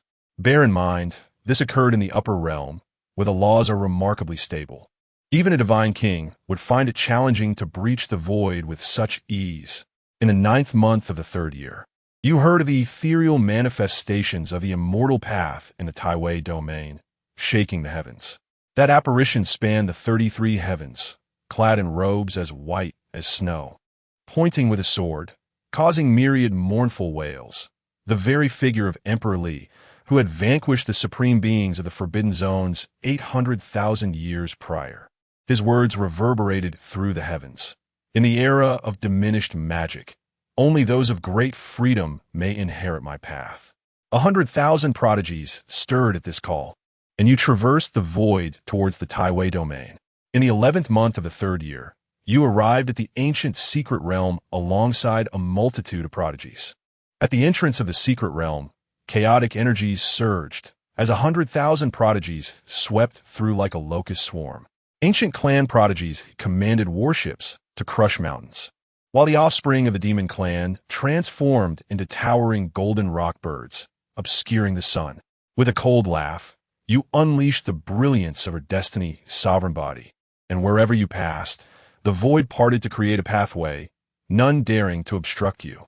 In the 1st month of the 4th year, you fought fiercely against the disciples of the Tao Gate, subduing your adversaries with 3 decisive punches. The figure, adorned with the yin-yang diagram atop his head and standing upon the intricate patterns of the Bagua, summoned a myriad of talismans, weaving them into an ethereal net of heaven and earth. One could not help but marvel at the opulence of his presence. As your first fist shattered the diagram, Your second obliterated the core of the formation, and your third pierced through his chest. The reverberations of the Taiwan town's celestial fist sent tremors through the secret realm, reversing the very veins of the earth. Countless precious elixirs were bestowed upon you. In the second month of the fourth year, you battled the demonic prince to a standstill, acquiring half of the mysterious Xianshang tree. By the third month, a celestial staircase of 1,000 rungs ascended at the heart of the realm, resonating with divine melodies. Those who ascend the 1,000 rungs shall encounter the opportunity for immortality. Each step of the staircase reflected a miniature world, and those who dared to tread upon the third rung would bleed from 7 orifices, their hearts shattered. Bearing the immense Tai Huang Ding, each step became a trial. At the 100th rung, one would witness the decay of beauty. At the 200th, confront soul-devouring inner demons, and at the 300th, endure the imperial might. Upon reaching the 372nd step, you beheld a figure who severed the path to immortality with a single sword. Turning towards you with a gentle smile, he inquired, "Young one, does this game still captivate you?" A shiver coursed through you as you were expelled from the imperial path, halting at the 372nd rung. Ultimately, you ranked 11th among the myriad of celestial prodigies, acquiring the incomplete imperial scripture, the Zhangtian Jing, which flowed into your brow like radiant light. Among 100,000 talented individuals, you stood as the 11th, while the first, known as the Dreamy Fairy, was the saintess of the Yaoqi sacred land. Endowed with an innate holy body and the potential of an emperor, she ascended 999 rungs, yet faltered at the final step, falling 400 rungs behind the second contender. As you exited the secret realm, 2 overwhelming presences enveloped the universe: the elder of the Jiang clan, crowned with a 9-tiered imperial tower, and the elder of the Li clan, standing upon the Bagua furnace, coldly demanded, "Yaoqi Jr., surrender the legacy of the heavenly emperor." Indeed, 2 formidable beings of the quasi-imperial realm had appeared. All the gathered prodigies struggled against the oppressive aura, yet you feigned indifference. Possessing the supreme artifact of the immortal king, the Tai Huang Ding, you felt no fear of mere pressure. The swirling energies of the Tai Huang Ding alone could subdue an entire realm. "Junior, I may spare you in light of our previous ties with Yaoqi," one of them warned, "but do not mistake my leniency for weakness, or I shall show no mercy. Perhaps it would not be out of the question to easily subdue your Yaoqi sacred land." Someone remarked, "The quasi-emperor of Yaoqi passed away 2 centuries ago, and now, with no one to uphold the lineage, anyone may claim it." Chapter 17. The Manifestations of the Mass and Yogas. The immortal dream, Yao summoned the ethereal projection of the heavenly emperor, effortlessly slaying 2 quasi-emperors. That projection stood majestically above the 9 heavens, draped in garments as white as snow, with sword light radiating like a rainbow. With a single stroke, it rendered the cosmos devoid of color. The ancestral tower of the Jiang clan shattered with a resounding crash, while the Li clan's Bagua furnace extinguished its divine flames in an instant. The 2 quasi-emperors had not even the time to utter a cry of despair before they disintegrated into ashes, lost to the vastness of the world. From that moment forth, the world of emperors was diminished by 2. The Jiang and Li clans became the laughingstock of the mountains and seas. With the rise of Dream Yao, the sacred land of the Jade Pool would shine with unprecedented brilliance for an era. This event would surely be inscribed in the annals of the mountains and seas, becoming a legendary tale cherished by future cultivators. In the 7th month of the 4th year, having achieved perfection in the realm of divine powers, you resolved to abandon the stabilization of your foundation and directly sought to break through. You comprehended the calamity of thunder as the 8th layer of tribulation descended. The skies roared with thunder, threatening to reduce all to dust. However, with an unparalleled destiny and the protection of the Taiwan Cauldron, you navigated through the tribulation with ease. You stepped into the realm of the 4 manifestations, the 4 great beginning to take shape within you, as the resonance of the Tao surrounded you like a deep abyss, causing all living beings within 100 miles to cower.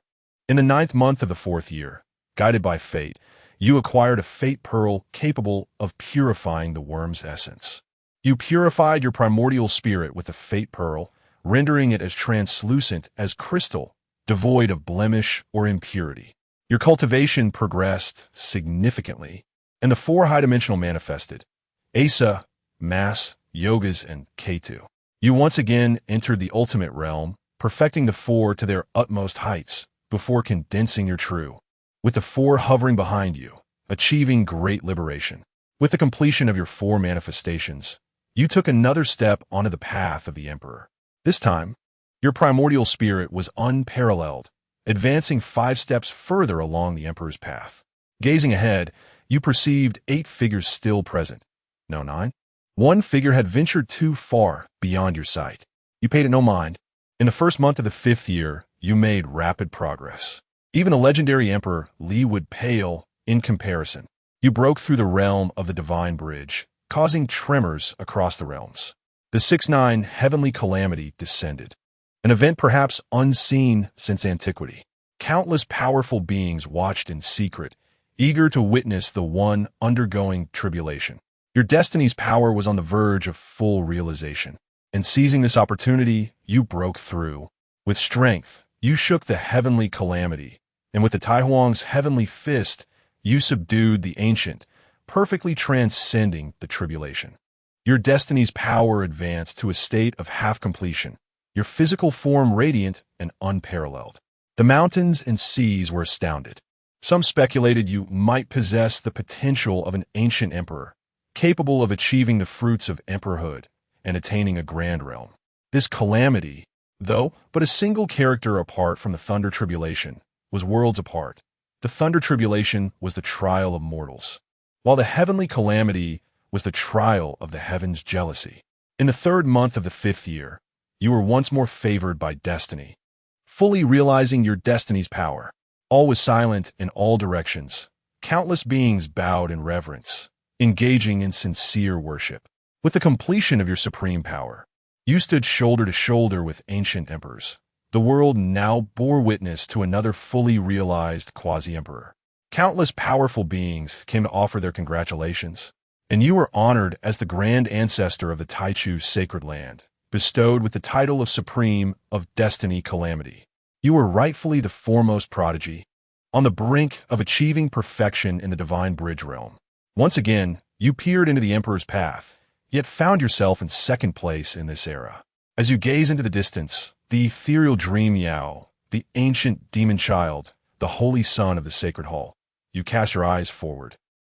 At the end of the path, no, beyond the terminus, stands a singular figure. Is this person truly the paragon of this era? Even with the blessings of fate, you cannot measure up to them in the slightest. They have journeyed too far, traversing a road that has become impassable, casting doubt upon whether they are indeed the extraordinary prodigy of this age. Since the battle in the secret realm, those who tread the path to divinity have shrouded their faces in mist, reluctant to reveal their true identities, perhaps to avoid the scrutiny faced by Dream Yao. As for that individual, they transcend all sages of antiquity, and even the mightiest beings of history can only gaze upon their receding silhouette. Perhaps they're forging a new path. Who else remains in this era? You're filled with uncertainty. Could it be Dream Yao, an anomaly of ancient times? Or perhaps the heavenly Emperor Li? No. Judging by their attire, it is clear they belong to this age. Clad in pure white garments, untainted and serene, their attire dances gently with the wind, exuding an air of carefree elegance. Their long hair cascades down to the waist, as dark as ink, and as a breeze stirs, a few strands drift away, enhancing their nonchalant demeanor. A wine gourd, entwined with willow vines, hangs at their waist. They move with an easy grace, their steps unhurried, yet they possess an extraordinary aura, akin to a dragon soaring through the clouds, unconfined by earthly bounds. Furthermore, the principles of the great Tao swirl around them, sometimes veiled, at other times revealed, interweaving and transforming into myriad nuances of the Tao. The heavens and earth seem to part before them. Perhaps this individual has attained unparalleled freedom. The figure appears to be that of a man. You ponder. For 2 years ago, Dream Yao was at the pinnacle of the imperial path. From whence did this person arise? How could they ascend to the zenith of existence in such a short span, outpacing all the sages of various realms? In April of the 5th year, a message from the cosmos reached you. An esteemed emperor, nearing the end of their lifespan, has emerged from the divine source, convening the revered beings of the mountain and sea to deliberate on significant matters. The venerable emperor proclaimed, "I have received an urgent message from a neighboring great world. There are strange insects invading various realms, and preparations must be made. If their might proves insurmountable, we shall have no choice but to fight to the death." You interjected, "Esteemed emperor, I happen to possess some inside knowledge. Allow me to elucidate for the revered assembly." Though you are not eloquent, you succinctly described the invasion plan of the bizarre insect race. The disappearance of spiritual energy. 3 emperors of the insect race shall descend in 20 years, and their assault will commence approximately 2 years hence. A quasi-emperor supreme inquired about the source of your information, cautioning you against speaking recklessly. You produced the celestial king cauldron and casually fabricated. This was revealed to me by the spirit of the celestial artifact. It is news from the celestial domain. You allowed the fragmented spirit of the celestial king to utter a few words, exerting a hint of pressure, causing all present, save for the emperors, to nearly prostrate themselves. The assembly was convinced. Fearing that you might incite panic among the denizens of the mountain and sea realm, the elderly emperor cast a divine spell upon you, forbidding the disclosure of the invasion, instead urging the populace to prepare for impending upheaval in the heavens and earth. In May of the 5th year, you entered seclusion to contemplate the Fate Pearl, seeking enlightenment on the Tao of Destiny to elevate your cultivation. You attained insights from the disciples of fate.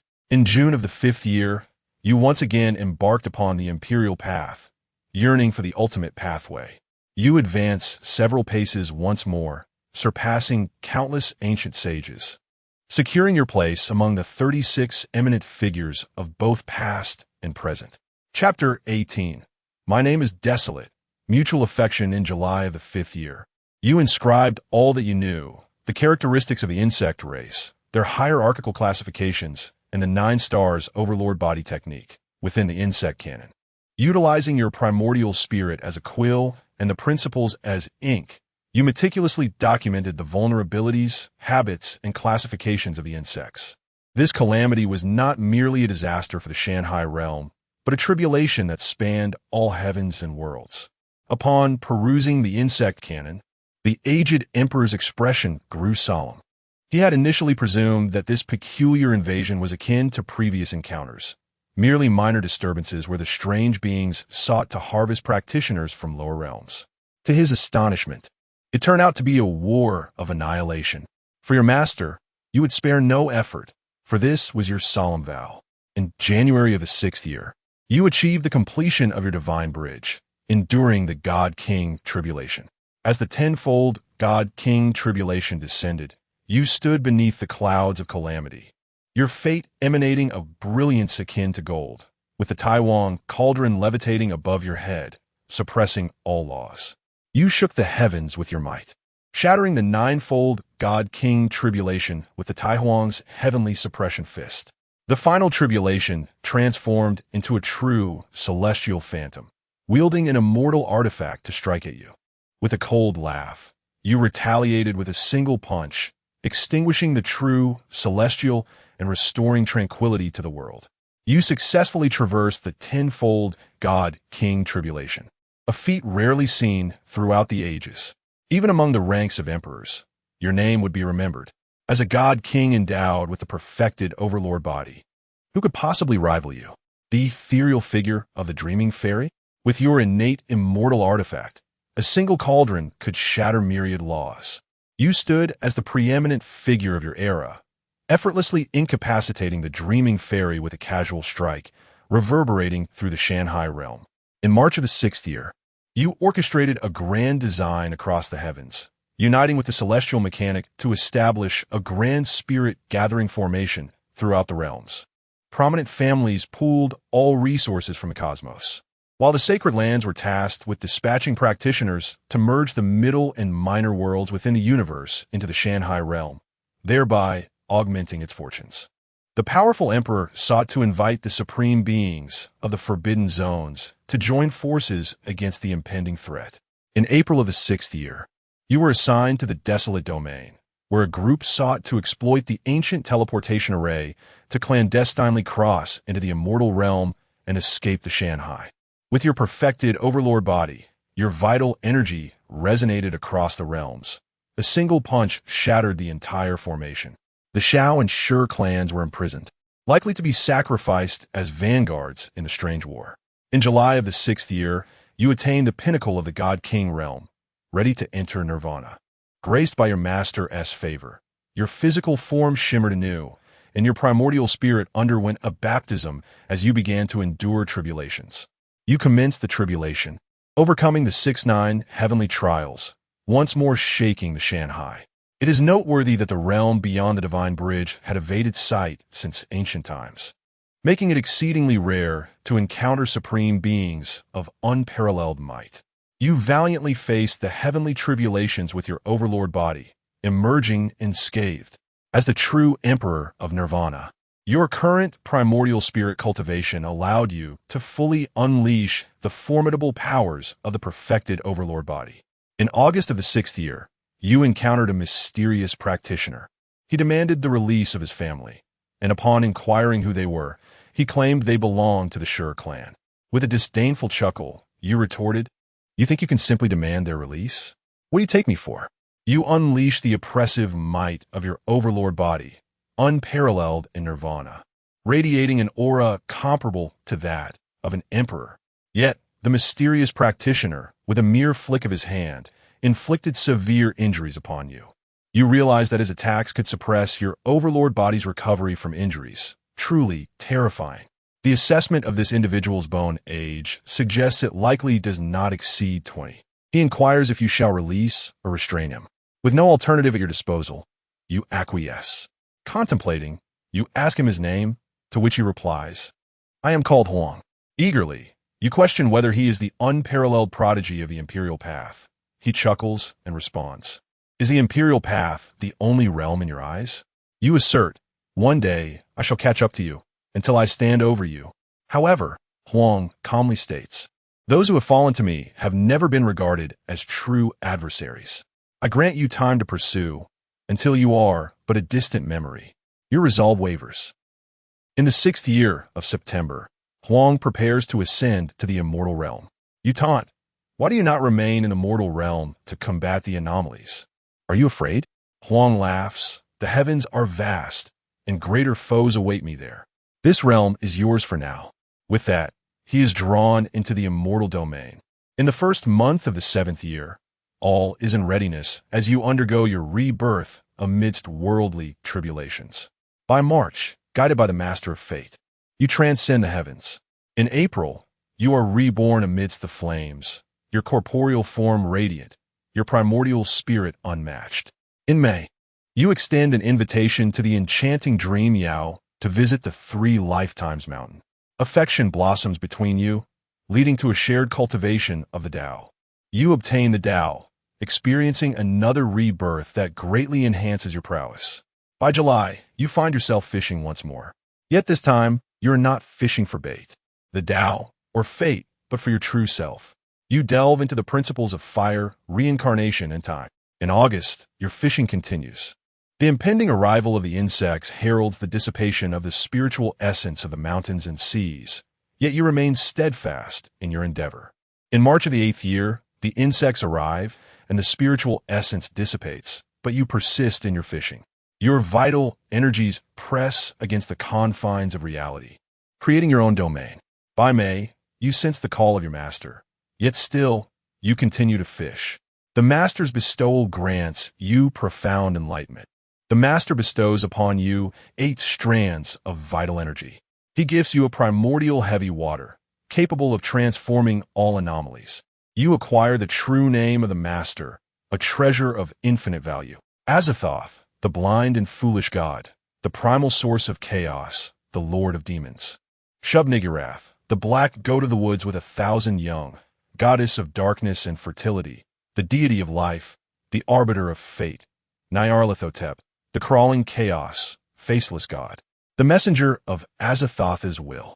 In shorthand, Master, your body convulses, seemingly reveling in boundless freedom, but at that moment, a small carp suddenly leaps from the spiritual lake where you fish, flapping its fins, and the voice of your revered master fades away.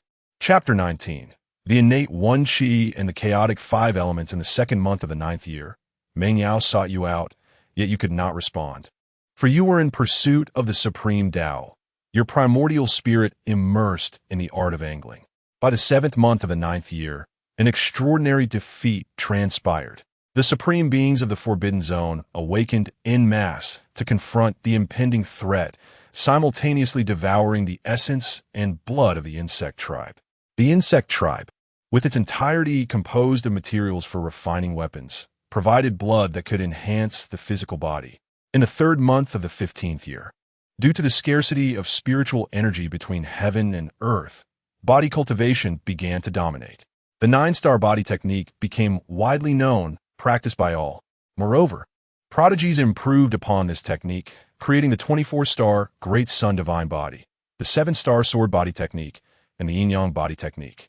In the great world of mountains and seas, support was dispatched to other realms. By the 20th year, 3 emperors of the insect tribe launched an assault.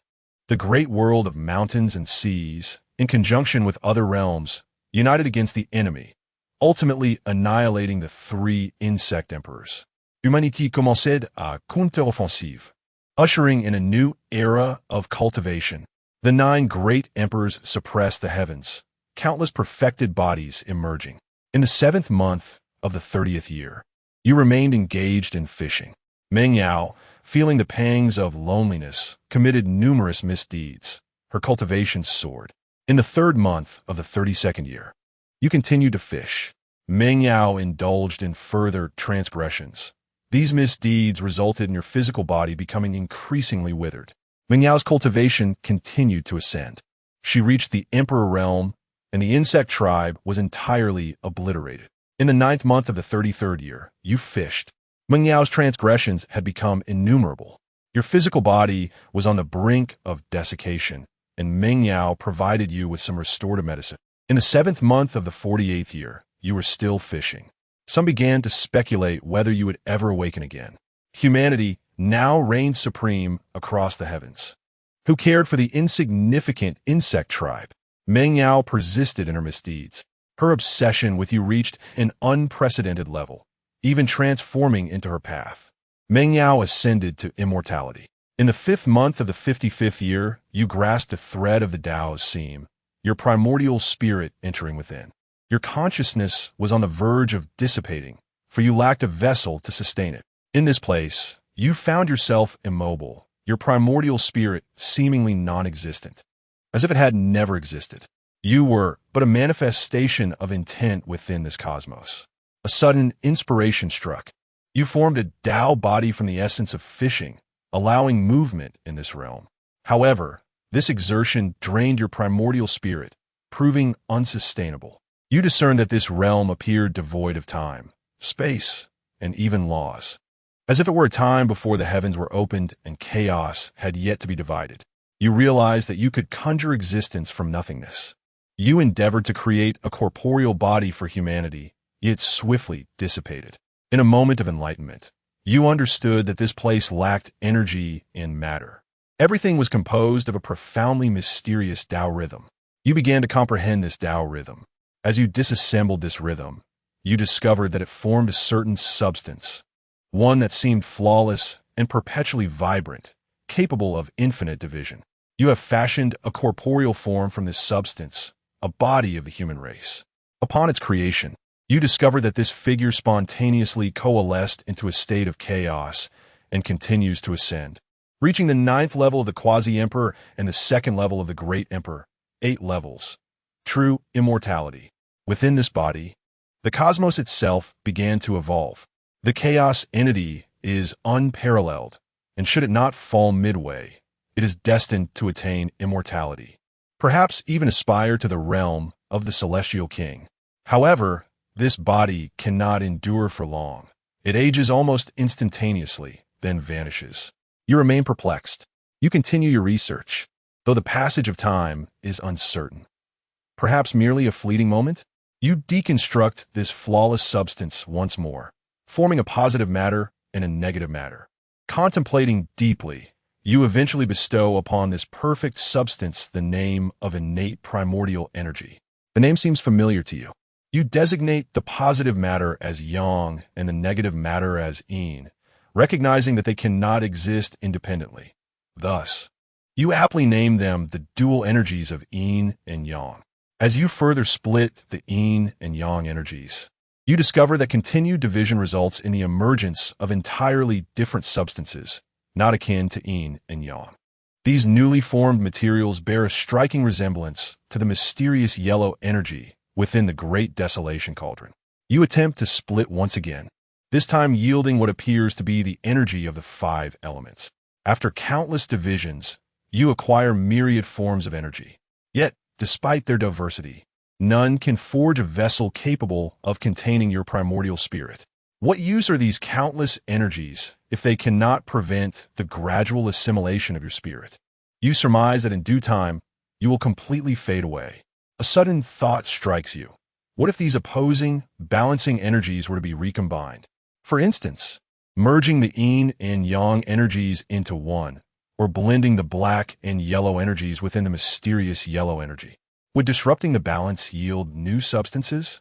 You merge the yin and yang energies, resulting in a form of energy akin to spiritual essence. This energy is remarkably pure and profoundly tranquil. You once more condense a physical form, and this time it proves successful. Yet, you are astonished to find that this newly formed body possesses self-awareness. You seize this body and enter into it. You coalesce into a true immortal body, infusing the 5 elemental energies into your form, thereby creating a chaotic 5-element body. Your primordial spirit is nourished, gradually regaining vitality. You begin to ponder the nature of this space, or rather, this dimension. After all, it cannot merely be termed space, for there exists no pathway of spatiality here. All is void. You wander through this realm for an indeterminate duration, unaware of its length. Here, the concept of time is absent, and the boundaries of space are non-existent, leaving only the endless rhythms and mysteries of the Tao. You encounter a wall, indeed a wall, and a transparent one at that. You harness the Tao of angling and effortlessly traverse this barrier. In reality, at the moment you pass through the threshold, a benevolent old sage opens his eyes. He smiled faintly and murmured, "Oh, how intriguing, how intriguing." In a certain chat group, someone exclaimed, "How do you manage your affairs? You dare to handle even Chen's instructions with such carelessness. Now look where it has led you. Prepare for your demise, fool. Await your end." A person named Chun Fan remarked, "Well, this matter cannot be entirely blamed on you. Time is but a minor path. I previously indulged in a touch of fortune. Even if you truly killed him, he would be reborn elsewhere, ultimately flourishing. By then, we may no longer remain in the shadows." Beyond the sea, on a planet strikingly similar to Blue Star, a young man suddenly burst into loud laughter, exclaiming, "Haha, this is truly hilarious." A nearby woman kicked him, impatiently saying, "What nonsense are you rambling about now? Hurry and grab the bag." In another realm, a figure seated upon a celestial throne rose briefly, then settled back down as if deep in contemplation. In a vast world of mountains and seas, a youth gazed skyward, slightly puzzled, before continuing to devour meat, as though all matters of the world were of no concern to him. At the edge of the myriad realms, a man lounged in a chair, leisurely munching on an apple. Suddenly, his brow furrowed slightly, and then he was struck with alarm. The apple slipped from his grasp and fell to the ground, swiftly carried away by countless tiny, two-legged creatures. Chapter 20. You can reflect on infinite ages and recreate all worlds. Upon crossing the barrier, you perceive the boundless principles of the universe. Do you see the myriad paths? No, there are even more. The ways are infinite and unending. Some paths are grand, akin to towering pillars that pierce the heavens and realms. Others are minuscule, resembling dust, hidden in the corners. Beneath the vast paths lie countless smaller ones, resembling a colossal tree, lush with branches and leaves, extending into endless offshoots. Some grand paths occupy vast spaces yet yield no fruits, remaining undeveloped, resembling a desolate desert, expansive yet lifeless. Herein lies a profound mystery, with new paths perpetually gestating. Yet, some nascent paths, before they can mature, are assimilated by other paths, becoming mere extensions of them. You witness the emergence of a new pathway of ethereal fire, only to be consumed by a vast path of the five elements, becoming one of its branches. You discover the path of fishing, standing solitary in a corner, unaccompanied yet seemingly intentional. This path appears isolated from the world, intersecting with no other paths, yet exudes a subtle, transcendental aura. You notice another person beside you. Together, you sit in the interstice of dimensions, admiring the beauty of these paths. You inquire, "Who are you?" He retorts, "How did you arrive here?" Though not eloquent, you are not foolish. This realm is extraordinarily enigmatic, perhaps a place of great fortune. After a moment of contemplation, you respond, "I have come here for enlightenment and to reach the utmost pinnacle." The individual seems to ponder, then speaks slowly, "I am the sovereign of humanity, here to congratulate you, esteemed friend, on attaining the fruit of great liberation, achieving the return to the primordial heavens. It is indeed a great fortune for us mortals to encounter such extraordinary capability. May I ask, in which realm do you reside?" You are taken aback, realizing the stature of this being. How could you be careless? Sovereign, the Lord of humanity, the leader of all? You contemplate silently, then humbly reply, "You honor me too greatly, revered sovereign. I dwell in a humble domain, unworthy of mention. I originate from the third realm, among the ancient and contemporary sages. You have uttered a falsehood." The sovereign smiles faintly, a glimmer of approval in his eyes. "Indeed, you are quite cautious, even employing the guise of modesty. It is true, our human lineage is of average talent, and reaching this realm warrants such prudence. When I first entered this place, I wondered if you might enlighten me." You respectfully inquire. Suddenly, the sovereign produces a watch, glancing at it before smiling. "Very well, I shall elucidate for you." His voice resonates, as if emanating from the boundless void, deep and profound, carrying an otherworldly cadence. "Since you have arrived here, you must possess some knowledge." You remain silent, yet do not show it, merely nodding slightly. "This realm is essentially a larger domain of the supreme deity. Are you aware of this place? It frequently manifests in our world." You nod slightly, yet within, a tempest stirs. "The domain of the supreme deity? It seems vaguely familiar." The sovereign continued, "In the boundless realms, when one is frail, the world appears overwhelmingly vast, so immense that its edges are beyond perception. Yet, as your power grows, so too does the expanse of this world. Surely, you have sensed that once you ascend to the ultimate strength, transcending into the realm of the true world of primordial chaos, there are no longer any boundaries. You may reflect upon infinite epochs and even recreate countless worlds. Just like us, one can achieve true immortality provided one does not seek their own demise. When you attain the status of a saint within the Great Way, mastering the primordial essence, what sentiments arise within you?" The sovereign inquired suddenly. You remain silent, your mind swirling with thoughts. To master the primordial essence? To embody the source? What a remarkable state that must be. Seeing your silence, the sovereign chuckled softly. "Ah, I shall not jest any longer. The road is endless, and one is perpetually enveloped in the highest realms. And then, without the path of cultivating the heart, how can one endure the long, endless night?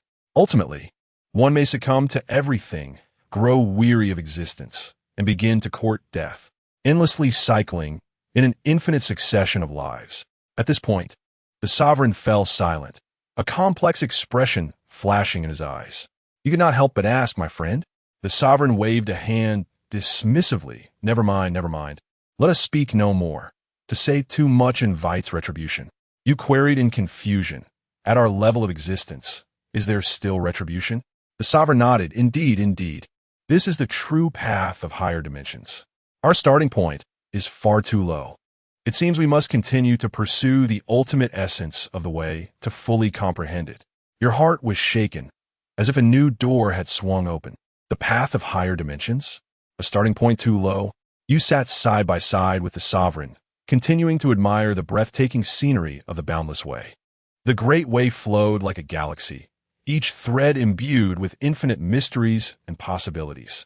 You mused inwardly, perhaps this is truly what I ought to pursue. The sovereign suddenly raised a hand, pointing towards a brilliant path in the distance. That path is called eternal life, the realm that countless cultivators yearn for.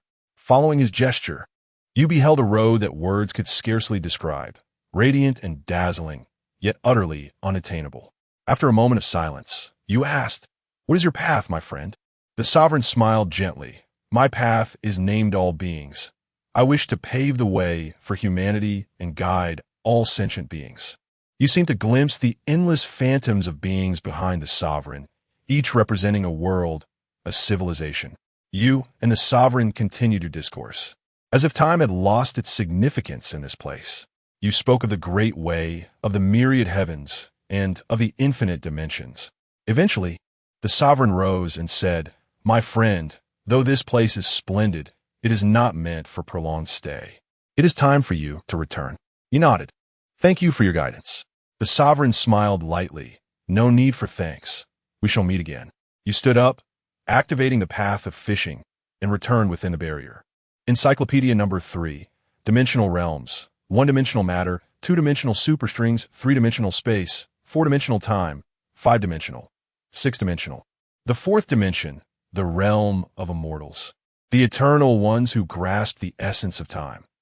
Dimensional, the singular entity of myriad worlds, where every action bears a singular significance. The unification of all realms becomes omnipresent. Dimensional, the great sages of the Tao, transcending the path. Those who possess omniscience and omnipotence often dwell in this state. Chapter 21. The 3-dimensional universe. Returning to the source, you attempt to return to reality through the barrier, only to discover your failure. Trapped in this dimension, you navigate the vast pathways of existence, yet find yourself unable to transcend the barriers. You are confined, with nothing to occupy your time, save for mastering all that lies within this dimensional realm. Your physical form, nourished by the primordial essence, has reached a state comparable to that of a celestial sovereign, a result born not from deliberate cultivation. As you remain unable to escape, a sense of urgency begins to swell within you. However, you soon regain your composure. If escape is not an option, then you shall cultivate here. You embark on a quest to unveil the mysteries of this dimension. You uncover a profound secret. Perhaps the essence of a cultivator lies in the reduction of entropy, a return to the source, transitioning from order to disorder, and simplifying complexity. You endeavor to merge the primordial essence. A single strand of primordial essence can spontaneously differentiate into billions of strands, which in turn can further unravel into an infinite expanse of essence. What might occur if you were to merge them? A premonition stirs within you. This may be your key to liberation. You begin the process of merging the primordial essence. The essence within the dimension begins to flow backward with remarkable speed. Time, space, dust, life, land. Everything is reverting, and the laws of existence are re-emerging. Endless streams of essence coalesce into a rapidly collapsing vortex. The dimension warps, as if all is converging toward a singular point. You stand atop the pinnacle of this dimension, gazing down upon the unfolding spectacle. You witness the boundless essence gathering within the vortex, gradually forming a singularity. Within this singularity lies an infinite reservoir of energy and laws. Akin to a seed poised for eruption. Is the birth of the universe initiated from such a singularity? You whisper, awestruck. Boom! The singularity erupts. Endless energy and laws surge forth from the singularity, resembling a colossal firework blossoming in the void. Time, space, matter, energy, all are birthed in this singular moment. You observe the primordial shape of the universe gradually taking form. The dimension is chaotic, energy is boundless, and this universe expands infinitely within this realm. You step into this nascent universe. The universe remains in its infancy, chaotic in dimension, limitless in energy. You observe regions manifesting as points, others as sheets, and some as three-dimensional forms. You can even perceive the past and future of objects directly, as if time has lost its significance here. You witness certain celestial bodies, in the process of formation, suddenly extinguishing or fundamental laws transforming. This universe brims with uncertainty. You resolve to introduce the laws of the mountain and sea great world to refine this universe. With your primordial spirit as the pen and laws as ink, you inscribe the principles of the mountain and sea great world upon this universe. As the laws are integrated, the universe begins to stabilize. The chaos of the dimensions subsides, and energy flows in an orderly manner. You discover that this universe naturally gives rise to the concept of time. Time flows like a river, threading through the entirety of the universe. You witness celestial bodies coalescing, galaxies gradually forming, and the primordial shape of the universe becoming increasingly complete. You discover that this universe is frozen in a three-dimensional state. You speculate that this may be due to your invocation of the laws of the great world of mountains and seas. The great world of mountains and seas inherently exists as a three-dimensional universe, and its laws naturally confine this universe to a three-dimensional realm. Chapter 22. The true ones are authentic. Following the way without action, you discover that this universe is fixed in a three-dimensional state. You surmise that this may be due to your invocation of the laws of the great world of mountains and seas, which inherently exists in three dimensions. Thus, its laws naturally confine this universe to the same dimensionality. Though the overall structure is three-dimensional, the complete assimilation of this chaotic universe will require some time. Standing at the center of the cosmos, you perceive the flow of laws, akin to a painter adjusting the hues on a canvas, striving to render the entire masterpiece more harmonious. You have cultivated within this universe for countless years, and as for how many, you cannot ascertain. Time here seems to have lost its significance, with only endless laws and energies swirling around you. You solidify your path in this realm, recreating your essence. You ascend to the pinnacle of celestial kings, and then further advance to become a half-emperor of the immortals, possessing boundless freedom. Your corporeal form transcends a material body. You infinitely expand this universe, surpassing the great world of mountains and seas by countless folds, seemingly without limit. Its rate of expansion accelerates, as if an invisible hand propels it, causing it to continually swell and extend. Perhaps due to the existence of the primordial vital energy, the universe's expansion hastens, resembling a famished behemoth devouring the surrounding void. First era, the laws stabilize, dimensions overlap, the universe cools, and order is restored. Yet, the realms do not exist. Myriad paths remain uncertain, and the primordial vital energy permeates the cosmos. With your aid, primordial beings are born. They emerge as celestial beings of the mortal realm. Although the laws in this world are unstable and the universe still small, they possess immense power due to the boundless primordial energy.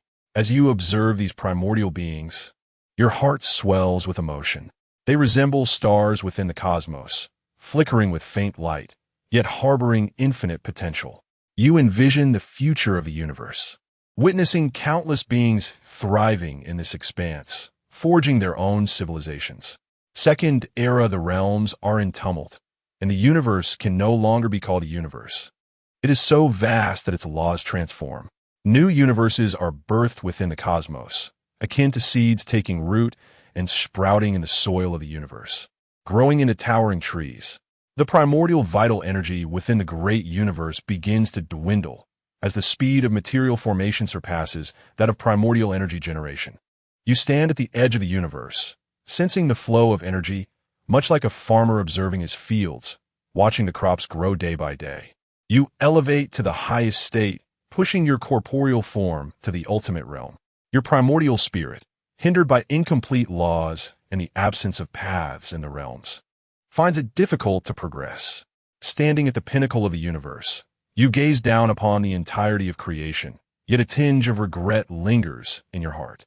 The first generation of primordial beings has perished entirely, as the primordial vital energy upon which they relied for survival has nearly vanished.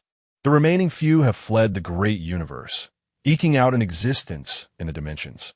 Third era. In this era, all things ebb and flow, and postnatal beings rise. They commence from humble beginnings, exhibiting a remarkable adaptability to the cosmos, surpassing the primordial beings in their ease of survival. They occupy all realms, yet distinctions exist among postnatal beings. The comprehension of the Tao by postnatal beings surpasses that of their prenatal counterparts. Prenatal beings are driven by instinctive adherence to the laws, whereas postnatal beings rely on their understanding of the universe and their own strength, perpetually cycling and ceaselessly evolving. Some postnatal beings refer to this understanding as the Tao. When this interpretation gains widespread acceptance, one can perceive subtle transformations within the vast cosmos. It becomes more unified, and the expansion of the universe accelerates. Your corporeal form is unparalleled, stepping into uncharted territories. You realize that your essence is incomplete, not due to an unfulfilled primordial spirit, but rather from an inherent lack that has always existed. Standing at the center of the universe, you sense your own deficiencies, akin to a craftsman refining an unfinished masterpiece, striving for perfection. In the fourth era, the vast universe has reached an extraordinary state of completion, with the laws approaching perfection. The cosmos has ascended to the realm of the cosmic sea. What is the cosmic sea? It is also known as the minor thousand worlds, containing countless universes, including the great universe. Your path nears completion, and your physical form ascends once more. You discover the method of return, traversing dimensions with your primordial spirit, enduring countless epochs to seek your true self. Now, you have entered the highest realm of cultivation, where a single thought can traverse myriad worlds. And the quest for your essence is but a fleeting moment away. You arrive at the great world of mountains and seas, seeking the essence of your being. You realize that over 400 years have elapsed. Is it long? Is it short? You cannot discern. You find yourself buried within a celestial artifacts palace. In a moment of reflection, a figure suddenly appears beside you. Have you not escaped the great world of mountains and seas in 8 years? Then I must bid you farewell. Ding! You have been assimilated by a true being, becoming a part of another. You return to the edge of the sea, fervently praying to the exalted presence above. O Lord, your will shall endure eternally. You are met with the Lord's compassion, who encourages your continued ascent. You have assimilated 12,967 souls. Only one remains for you to achieve the status of the supreme true being. You search and search. 1,000,000 years later, you find yourself once again at the edge of the sea, where the Lord bestows upon you infinite wonders. He elegantly opens his gaping maw, a sight of exquisite beauty. You are gracefully consumed. You vanish completely. Ding! Simulation concluded. Simulation evaluation. You have triumphed over the insect-like foes, pursued the Tao, and even created a realm of your own, accumulating great merit and boundless freedom. Simulation score. A true being from the truth, embodying the Tao through effortless action. You may choose 2 options for reflection. First, mortal form. Selecting this option will reset your previous physical choices. Second, oath of the master. I vow by the master to transform into the aid of my pursuit of the Tao. Under the gaze of the master, one must accept the master's oath and fulfill its contents. To be favored by the master is a privilege. Yet to violate the oath would incur the master's displeasure, leading to one's demise. Third, fate's dominance body, great achievement of dominance body. Fourth, the master's gaze. This will simulate the overlap of reality, granting the gaze of the master. 31st, the great wilderness heaven-piercing fist, the will of the celestial king, shattering the heavens, breaking the rivers, and defying the laws, embodying the highest of ideals. 32nd, the unmatched wisdom. You are a sage, capable of discerning truth, unaffected in mind, and guided towards the essence of your true self. Method of acquisition unknown, extremely beneficial. It is advisable for the host to prioritize this choice. 71st. The Great Wilderness Cauldron, a remnant artifact of the Celestial King, possessing great power within it. One may refine the essence of the heavens. 72nd. One may obtain a complete life experience. This will not affect one's character. Chapter 23. Ascension through Technology. A needle to divinity, Su-Yi sat cross-legged in the courtyard of the outer gate, holding the enigmatic diary, his mind a whirlpool of thoughts. This simulator is truly extraordinary. Each simulation unfurls in a manner so bizarre. It starkly contrasts with the exhilarating narratives of the Blue Star novels, where a single simulation renders one invincible. It seems imperative that during the next simulation, I must depart from the Shanghai Great World 8 years prior. Otherwise, unforeseen complications may arise. Although it appears that nothing disastrous occurs each time after 8 years, there are always events that transpire. After a moment's hesitation, he ultimately chose the dual wisdom of the sage and a complete life experience. The dual wisdom may enable me to navigate future simulations with greater composure, especially since this is my inaugural choice of the unknown. As for the complete life experience, it was initially beyond reach, yet for reasons unknown, this simulation guarantees no alteration of character. Ding! Initiating reflection. An infinite tide of memories surged towards him, engulfing Su-Yi like a vast ocean. 3 days later, clarity dawned upon Su-Yi. He realized he had acquired all memories from the simulation, except those that were assimilated. While the memories pertaining to the Void Sutra seemed to have been erased by some force or perhaps never existed at all, why had the memories regarding the Void Sutra vanished? He summoned the simulator. Simulator, please elucidate. Ding. The simulator is not omnipotent. It seems a higher dimensional entity has influenced this memory.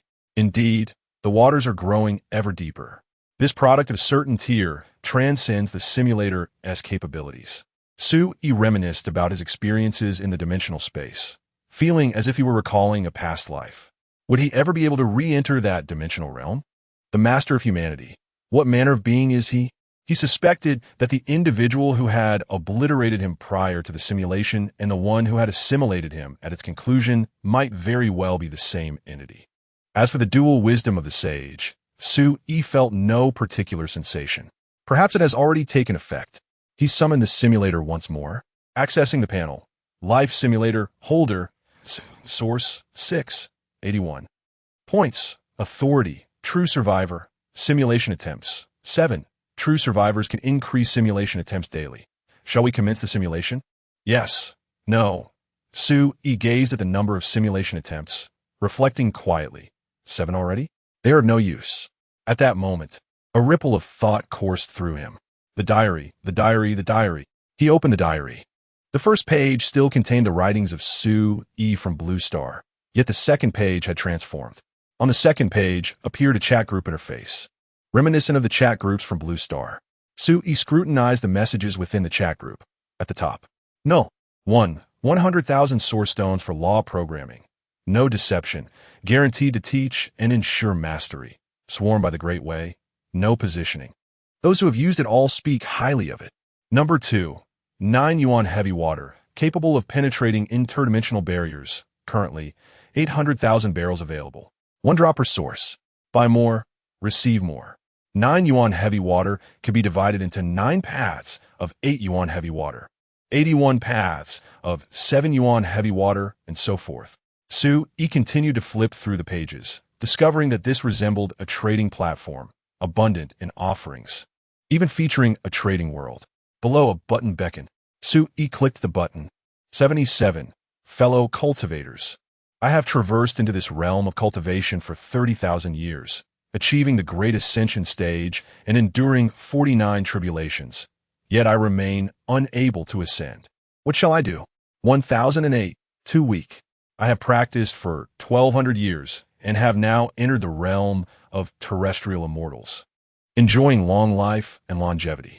999. Technological ascension. A single injection to achieve divinity and directly attain immortality while mastering the fundamental domain of time. Now, it merely requires 10 sources. 27. Get lost. 851. Get lost. 92. Get lost. Ding. The 2,998th, the 2,999th, and the 3,000th have joined the group. 99. Newcomers. Message me privately for techniques. 9. Newcomers. Swipe right to view group files.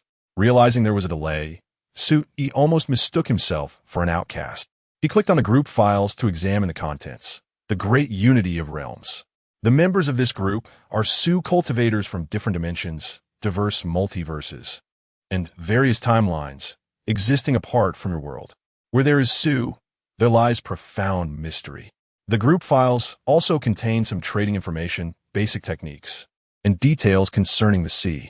Su-yi casually browsed, finding no significant content, merely a simple introduction to the vastness of this world, and that each Su cultivator possessed great fortune. Each Su cultivator had at least one talent or system, such as your simulator. As for the origins of this group, unknown. It is rumored that supreme beings of the sea have gathered the myriad realms of Su to pursue a grand undertaking. After wandering through the marketplace, Su-yi anonymously purchased a drop of 9 yuan heavy water. Oh, there was one more crucial piece of information. Each Su cultivator had a month-long adaptation period upon joining, after which they were required to partake in a monthly friendship event. Chat group interface. 9. Newcomers. Acknowledge by replying 1. Just as Su-yi pondered how to type a response. 2,998, 1, 3,000, 1, 2,999, line. One confusion clouded Su-yi's expression. He meticulously counted. Perhaps his insufficient cultivation rendered him dizzy? 2,998, 3,000, 2,999. How many had joined the group? 1, 2, 3. But where am I? Where am I? This group felt peculiar. Su-yi dared not linger.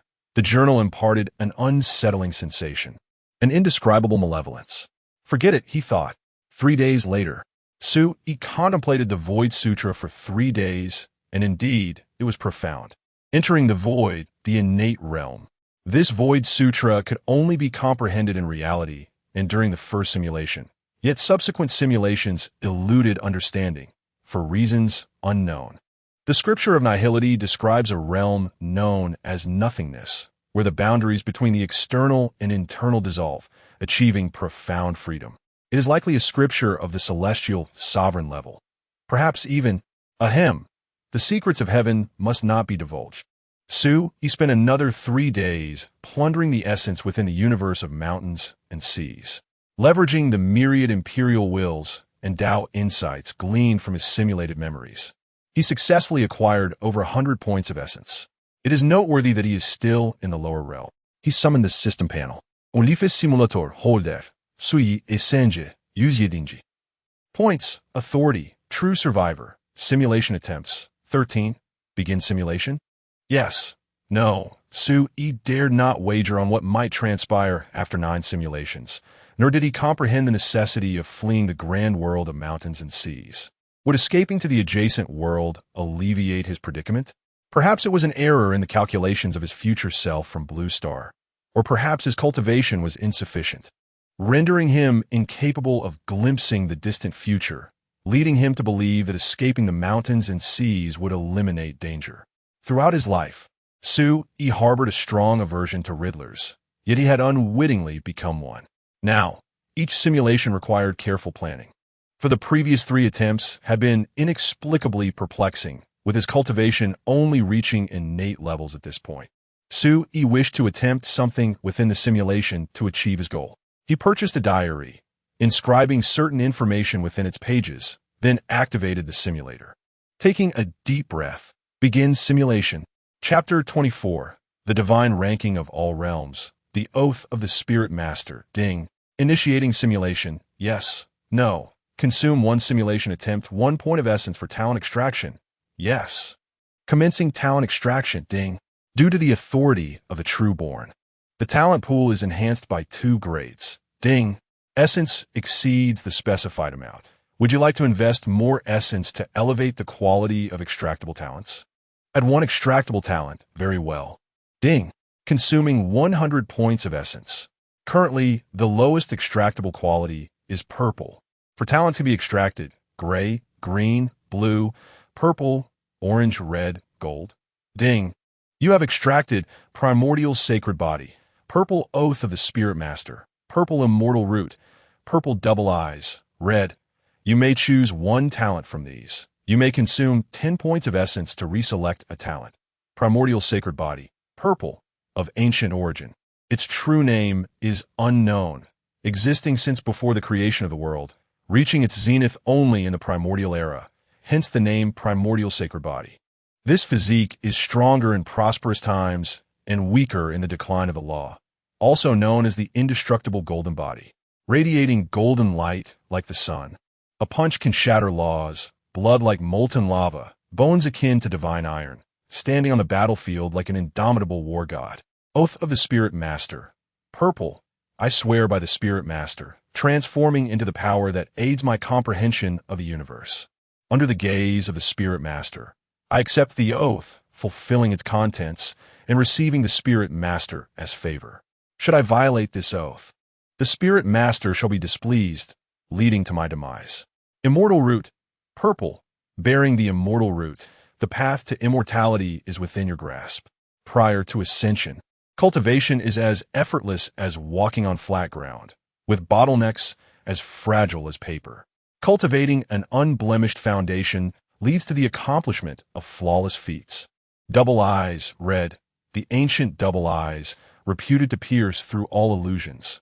With eyes like suspended galaxies, the left eye reflects past causes and effects, while the right eye peers into the mists of the future. It is said that when evolved to the extreme, one can see through the intricate trajectories of all laws in the world. The gaze reveals the patterns of the great Tao as if observing them in the palm. Furthermore, it is rumored that with the opening and closing of the double eyes, one can summon the primordial chaotic forces, suppressing the heavens with a mere thought. No need for further deliberation. Double eyes. Ding! You have selected the talent. Double eyes, red. Talent selection complete. Commencing simulation. The transparent simulation interface trembles like shattered jade. Lines of gilded text emerge in the void, as if the sounds of the great Tao resonate in the air. On the first day, you discover that you can no longer open the diary of the future. Curiously, you find another diary. As your fingertips touch it, the pages turn of their own accord. Countless images flood into your consciousness like a torrent. You witness yourself repeatedly cycling through the river of time, transforming into starlight and returning to the origin after death. In your previous life, before annihilation, you burned your essence, using the blood of an immortal king as ink to reverse the flow of time with the universal diary. After a stick of incense burns, you comprehend everything. You are now deeply entrenched in the cycle of countless worlds, destined to return to the starting point after death, which is this very moment in time. Originally, your memories were destined to return in their entirety, yet in a previous life, Su-Yi faltered. In a desperate bid, he harnessed immense power to transport this diary back in time, solely to remind you. The contents are extensive. In a past existence, Su-Yi encouraged you, circumstances permitting, to test the limits of your awakened talents on Blue Star after death, suggesting that it would be prudent to perish at the hands of someone exceptionally gifted, ideally someone whose background you could discern to facilitate judgment. There is much more information. On the following day, you noticed an inexplicable alteration in your vision. Upon closer inspection, you discovered your eyes had transformed into the ancient reincarnation eyes. Indeed, the reincarnation eyes. Legends state that those who possess them are akin to saints, born invincible. After profound contemplation, you surmise that this remarkable vision is either a replication of your previous life's talents or physical attributes following your demise. You were astounded.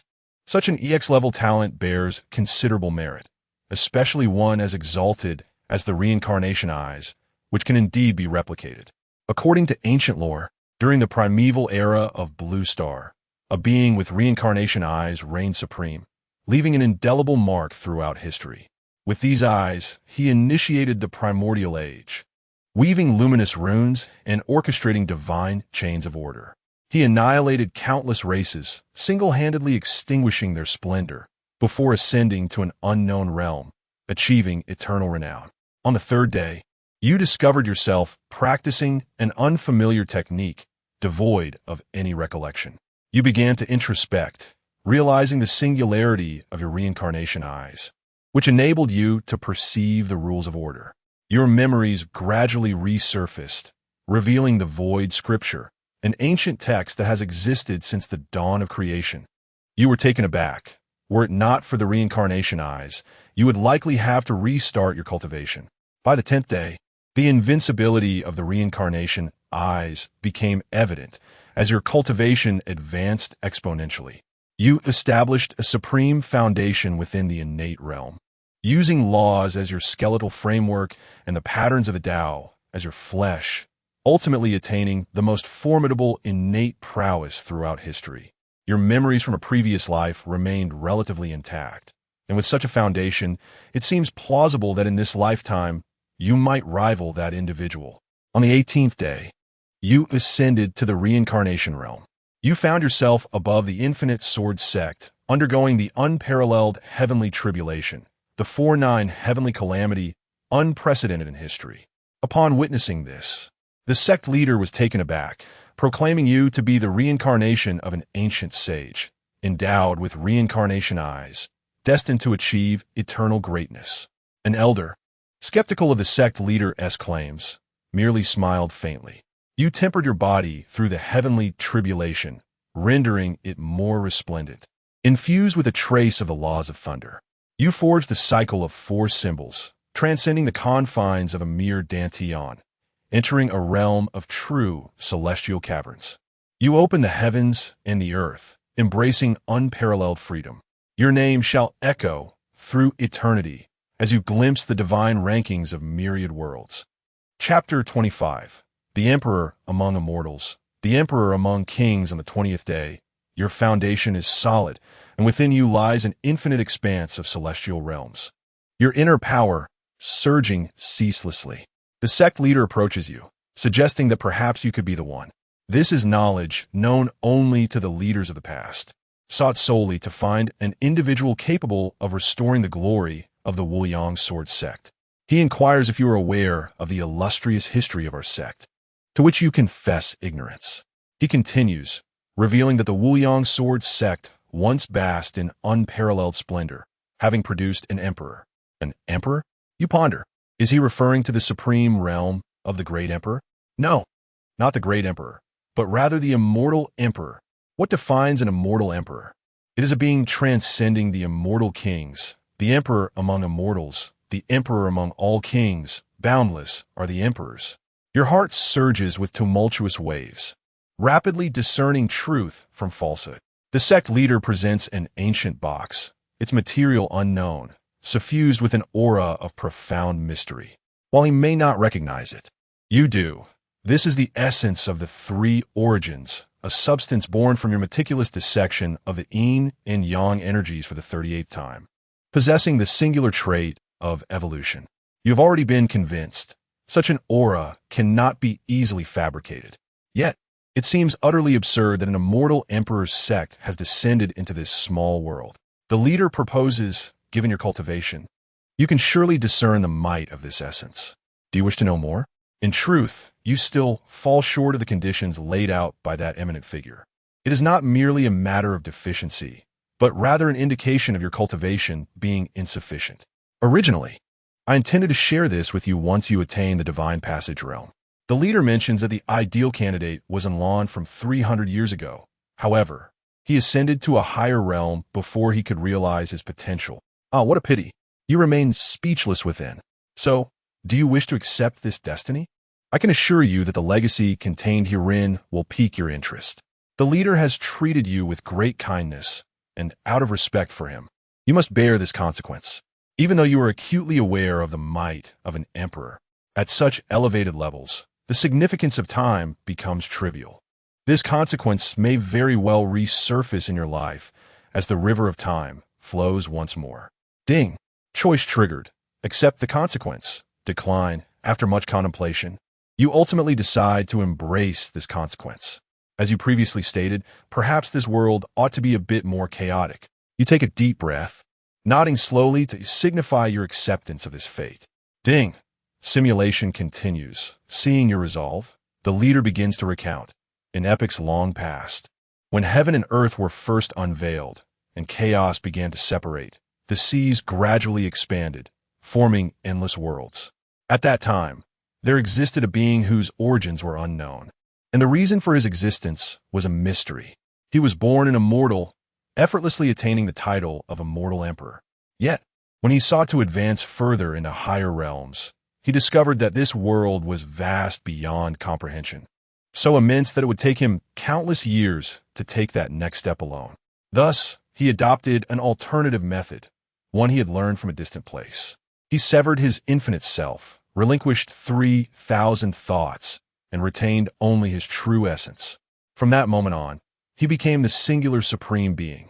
Yet, the drawbacks of this method drove him into madness.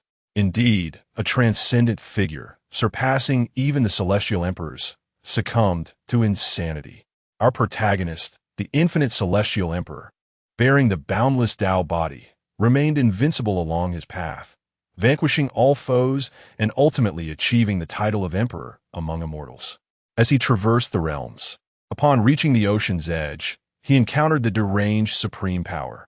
He yearned to rescue him, but found himself powerless. However, the infinite celestial emperor, a figure of immense wisdom, discerned the opportunity for enlightenment within the madness of that formidable being. Thus, he severed the ties of ultimate freedom, resulting in his own descent into madness. Such is the nature of the infinite celestial emperor, possessing countless contingencies. Even in death, he left behind infinite avatars, disseminating his legacy across the heavens in an endeavor to create another emperor to rescue both of them. You, overwhelmed with disbelief, could not help but inquire, "So, Master, have many others received this legacy?" The Master smiled faintly, casually responding, "Well, not too many. The Infinite Sword Sect, a branch of the great world of mountains and seas, has distributed perhaps 2 or 3 volumes. 4 or 5, 7 or 8 at most." You felt even more incredulous. Only 7 or 8 volumes of celestial emperor techniques for an entire great world. Is that considered few? "Enough talk," said the Master. "This legacy is now yours." He bestowed the inheritance upon you, his figure gradually dissipating into the fabric of the cosmos. You were momentarily moved, your heart flooded with emotions. On the 21st day, the Master returned. After a series of inquiries, you learned that these were merely avatars. The Master's true form resided beyond the void, at the ocean's end, in the company of those 2 lunatics. The Master expressed his high regard for you, stating that from the very first glance, he sensed your extraordinary nature, imbued with the essence of reincarnation. Chapter 26. The Sacred Dual Pupils. The Wheel of Time on the 22nd day, upon opening the inheritance. The instant the jade box was unsealed, the clouds above the Infinite Sword Sect, spanning 90,000 miles, abruptly collapsed into a swirling vortex. A strand of azure Taoist essence, akin to a soaring dragon, penetrated your brow. You beheld 2 ethereal figures seated at the edge of the primordial sea. One was ensnared by shattered chains of order, while the other was accompanied by a fragmented 12-petal lotus platform. Their whispers transformed into resounding scriptures. Infinity is not measure. The void is not emptiness. Those who sever the 3 corpses descend into reincarnation. Seekers of singularity find themselves ensnared in a cage. You underwent a metamorphosis of your formidable physique, astonishingly evolving to manifest the yin-yang fish totem. You discerned that the void scripture was precisely the missing or incomplete aspect of the infinite scripture. By merging the 2, you comprehended the infinite void emperor scripture. This text represents the complete work, encompassing the journey from mortal cultivation techniques to the attainment of the infinite emperor. By practicing this method, you are likely to become the foremost being across the eons, never to return. On the 29th day, the dual pupils were inherently sacred, merely a return to the true path. You had already transcended the 9 heavens, and the swiftness of your progress was not solely attributed to the dual pupils. Primarily, it was due to your previous life, where you cultivated across boundless dimensions for countless epochs. The Tao was already inscribed deep within your soul. On the 57th day, you resolved to temporarily refrain from breaking through to the divine ability realm, opting instead to traverse the great mountains and ponder your own Tao. Although the infinite void Emperor Scripture encompasses all laws, its true intent remains to guide you to comprehend the Tao independently, deriving your own techniques from Scriptures. You took the opportunity to indulge in fishing. On the 80th day, you encountered a scholar en route to take an imperial examination. He appeared quite perplexed, prompting you to inquire about his distress. He confided in you, "The vastness of this world is unfathomable, and we scholars are countless. Can I truly surpass everyone and ultimately earn a place on the list of the renowned, even if I am the foremost scholar of Liao province? What significance does that hold? In the passage of time, there will always be someone who surpasses you. In the past, countless prodigies have already reached the pinnacle. In the present, innumerable scholars vie against you. In the future, an endless multitude awaits to surpass you. How can one achieve the feat of never being surpassed?" You too harbored doubts within your heart. How could this be accomplished? This query not only resides within you, but echoes through all beings.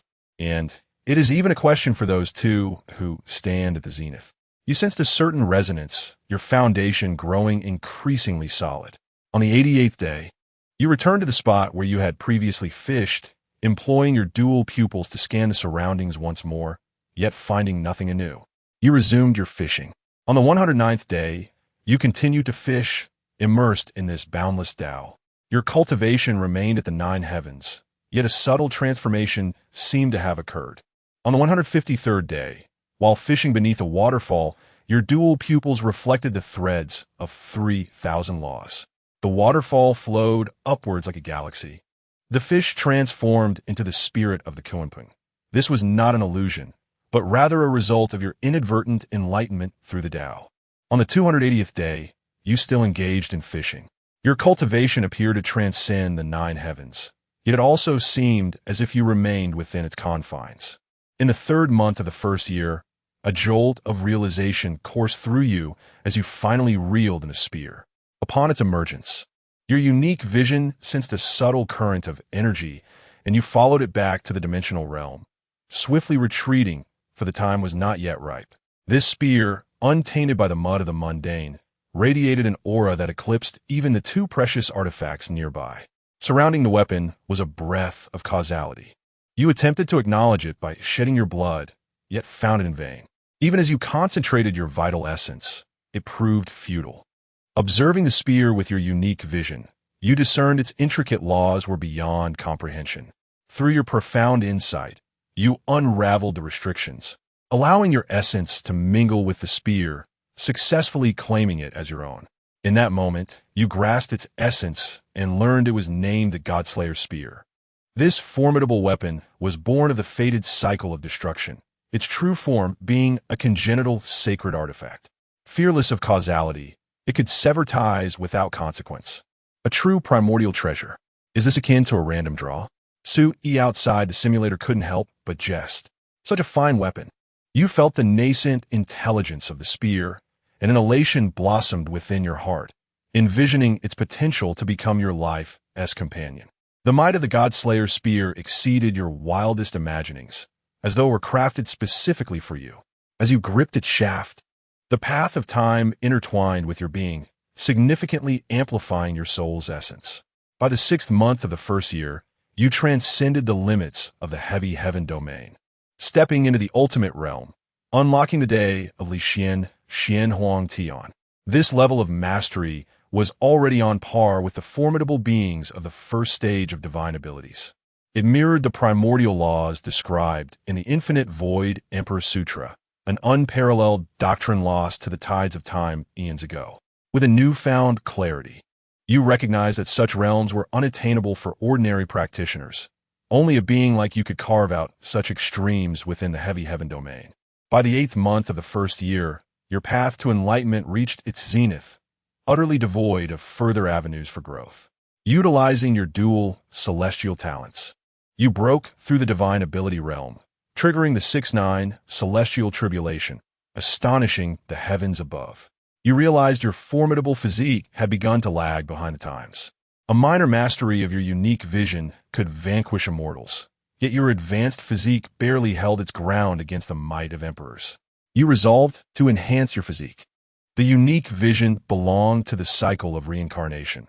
Should you succeed in transforming your physique into a chaotic form, you could cultivate the wisdom body spirit from the infinite void Emperor Sutra, merging with creation and ultimately achieving a body of creation, fostering a trace of chaotic energy of reincarnation within your being. However, this was nearly an impossibility. Merely attaining a chaotic form demanded the balance of the five elemental energies, the Xianhuang energy, and the dualities of yin and yang, which must harmonize to forge a microcosmic reincarnation within you to realize the chaotic form. Perhaps, should fortune favor you in this life, the next might present an opportunity. You sank into the void. Observing the imperial path, you beheld mountains of corpses and seas of blood. The figure standing at the pinnacle was neither the wild one nor the dreaming fairy of your past life, but the disciple of the Taoist sect, the vanquished foe of your previous incarnation. In this lifetime, he could only gaze up at you, lacking even the qualification to engage in combat. And now, with a single step, you ascended to the apex of the imperial path, surpassing the second contender by several paces. By the 9th month of the first year, you traversed the starry expanse, journeying to the upper realm. Arriving there, you felt no alteration in your being, yet the laws hidden within your unique vision vastly surpassed the governing principles of this celestial realm. You stand upon the land of the upper realm, feeling a novel essence. Yet your heart remains undisturbed. In January of the following year, the elusive divine powers are hard to come by, and unwilling to miss the path of the Emperor. You resolve to forge your own methods. After 3 months of seclusion, you ultimately create 3 divine abilities. First divine ability, the weaving of time as threads, wherein time serves as the weaver, intertwining myriad laws, capable of severing the flow of time and reversing causality. Second divine ability, the millstone of time, which employs the passage of time to crush all adversaries, capable of extinguishing souls and obliterating existence. Third divine ability, the chaos of heaven and earth, founded upon chaos. This ability opens a realm of its own, capable of suppressing all worlds and reshaping the universe. In April of the following year, you venture into the desolate domain to seek information about an individual known as Huang. However, you uncover no leads. The name Huang appears as though it has never graced this realm. A flicker of doubt arises within you, yet you do not pursue it further. Chapter 27. The Body of Eternal Life. Infinite Tao. In the 2nd year of July, you achieve mastery of your divine abilities, reaching the pinnacle of the 9 great divine techniques. At this moment, you traverse the imperial path, absorbing the profound insights left by ancient sages, thereby crafting your own boundless divine techniques. Seated atop the imperial path, you are enveloped by an endless rhythm of the Tao, as if you are one with heaven and earth. With closed eyes and focused mind, you contemplate the myriad transformations of divine techniques. Eventually, a flash of inspiration strikes, and you create a unique technique called the Yin-Yang Dual Eyes. This technique merges the power of the dual pupils with the essence of yin and yang, allowing one to penetrate all laws, reverse life and death, and wield immeasurable might. Standing upon the imperial path, you sense the surging power of your divine abilities within, feeling as though you could shake the very heavens and myriad realms with a mere gesture. In the same month, you hear whispers of a young prodigy who ascended from the lower realms 2 months prior, slaying disciples of major sects with apparent invincibility. The divine king of the Xianyuan sect has placed a bounty on him. Intrigued, you re-enter the imperial path and discover changes in the rankings. A young man named Huang suddenly appears in the 5th position. He is a rogue from the lower realms, rumored to have conspired with extraterrestrial demons to wreak havoc, and has slaughtered countless disciples of major sects, making him a wanted criminal. Suddenly enlightened, you realize why there was no trace of him before. He had yet to ascend. You ponder the origins of this young man, who has risen so swiftly to threaten your standing. In October of the 2nd year, the Tao expands infinitely, and your dual pupils reach their zenith. You have transcended the limits of divine techniques, embodying an unparalleled power akin to that of a celestial king. You learn that a secret realm from the previous era will soon open in the wild domain, heralding chaos and trepidation among all. Numerous cultivators rush into the wild domain to seize opportunities for the Tao. This secret realm is said to be the transformed tomb of an ancient emperor.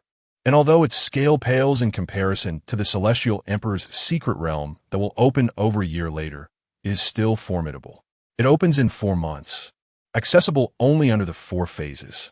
You resolve to refrain from breaking through to the 4 phases for now, choosing instead to solidify the foundation of your Tao. You understand that only with a stable foundation can you stand undefeated in future contests of the Tao. In January of the 3rd year, as the secret realm approaches its opening and heroes gather, you glean insights from the Infinite Void Emperor Sutra regarding the concept of nothingness. Nothingness embodies the absence of self. God, Tao, Spirit, and Intention, 6 profound voids. Your understanding of this nothingness encompasses the boundless void of the heavens, where each individual void is distinct. Your foundation deepens, and your resolve strengthens. Once more, you gaze towards the imperial path, yet your expression darkens. The young man Huang is now mere steps away from you. Perhaps, as he has stated, I give you time to catch up until you can no longer see me. Even through countless cycles of reincarnation, I will remain beneath your feet. You find yourself ensnared in endless turmoil, your heart unsettled. Yet, you soon reaffirm your resolve. After all, the paths of you and him are not destined to converge across the cycles of eternity. In reality, Su Yi inquires of the simulator. Was it not said that one's character would not be affected? Why then does this event cause turmoil in the heart of the Tao during the simulation? The inexorable laws of fate dictate that one's essence remains unaffected, though external factors may vary. The simulator cannot make decisions for its host. This holds true both in simulation and reality. Su Yi sighed, well, that's that. Yet, perhaps it is a blessing in disguise. I have encountered protagonists in novels who are incessantly threatened with obliteration by their systems. Utterly absurd. The simulation continues. In the 2nd month of the 3rd year, the secret realm opens. Countless practitioners of divine arts surge forth, seeking the opportunity for immortality and the boundless power of emperors. An imperial weapon hangs in the starry sky. The long-lost weapon of the immortal emperor from ancient times, the bridge of eternal life. Beneath this bridge lies an endless brilliance, as if leading to eternity. This secret realm imposes restrictions on realm, but not on age, thus allowing many shameless, accomplished beings and ancient monsters to lower their realms and mingle in pursuit of the imperial opportunities. Such figures are indeed cunning, yet they abide by the rules of heaven and earth. After all, in this age of declining human virtue, who among the capable is not ruthless? Although these ancient monsters may have diminished their realms, their vast experience and ruthless tactics should never be underestimated. Those who enter the secret realm are transported to a grand palace, where over 10,000 individuals sit in silent meditation. After a brief moment, a voice imbued with imperial authority resonates. This is the palace of the immortal emperor. An emperor of immeasurable might heralds impending calamity. The immortal emperor seeks a successor, striving to disseminate great will across the realms. Should not all beings kneel in gratitude for the emperor's grace? A tremendous pressure descends, causing 9/10 of the practitioners to bow, while only the remaining 1/10, those with substantial foundations, withstand the imperial might. You find yourself among them. You feel the weight of the emperor's presence bearing down like mountains and seas. Yet, as your dual pupils awaken, the rhythm of your essence circulates, allowing you to endure this formidable pressure. After a moment, the imperial voice sighs, alas, is the caliber of today's practitioners truly so diminished? From the initial multitude of over 10,000, less than 700 remain after the first trial. The imperial voice resounds once more. In days of yore, the essence of immortality spread from the celestial realm, liberating all beings from the dread of mortality. Yet that wretchedly obstructed the rifts of the celestial realm, causing countless powers to lose their paths and miss their opportunities to ascend. I too seized this moment, leveraging the immortal body to coerce numerous supreme beings. to relinquish their ascension opportunities, thereby validating my path to becoming the immortal emperor. What is the basis of this? It lies in the Tao body. The second trial measures innate talent. Chapter 28. 100 Dreams of the Celestial Fairy. Your realms have been confined to the realm of mortals, specifically the innate level, limiting you to the means of ordinary beings. Of course, innate talents can still utilize their own inherent divine abilities. The voice of the emperor echoed softly. Enough of the idle chatter. Let the battle commence. The 30 individuals who remain standing shall advance to the next stage. The imminent clash is palpable. This round emphasizes innate talent, and those shameless ancient perfected bodies are likely to hold a significant advantage. However, you observe that those who have severed their realms, the perfected body cultivators, have already succumbed to the loss of their magical energy and the essence of their physical forms, plummeting from their divine bodies. After all, the lifespan of innate cultivators is at most 300 years, while those perfected bodies have existed for millennia. Cunning tactics will ultimately lead to demise. In an instant, over 50 have fallen. With your dual pupils, you sweep across the ages. Those without even a semblance of a physical constitution vanish under your overwhelming pressure, leaving the audience in awe. Some mortal body cultivators, through their own fortuitous encounters or ascension from lower realms, possess a modicum of internal mastery, barely managing to contend with those endowed with physical constitutions. Some bear the spirit of battle, growing ever more valiant in combat. Others possess celestial bones, gifts from ancient fortunes. Some are endowed with the primal sacred body, unparalleled in physical form. You sense that your dominant body seems to clash with the sacred body. Your dual pupils, inherently invincible, glance over, and that primal sacred body is swiftly eliminated. Now, only a little over 80 remain on the field, and none dare to attack you. You notice a group of a dozen surrounding one, a mere mortal. Upon closer inspection of his countenance, is that not Huang? To fight to this extent as a mortal is an extraordinary feat. You contemplate aiding him, but decide to observe how far he can go. Huang's physical form has astonishingly reached its zenith, achieving a harmonious cultivation of both essence and spirit. 1-6. All have been vanquished. Huang pushes forth, effortlessly dispatching dozens. None can rival him, exhibiting unparalleled prowess. You gaze at him, and he meets your gaze. The voice of the emperor resounds once more. Enough, enough. 30 individuals now. Cease your mutual glances, two great men. That tone seems to carry a hint of jest, expressing high hopes for both of you. Among these 30, only 3 truly captivate my interest. The rest, while also considered prodigies, are merely that. They rely solely on their superior constitutions, lacking the application of their inherent skills. You survey the surroundings, remaining unaware of the identity of the third individual. Undoubtedly, you are one of them, and so is Huang.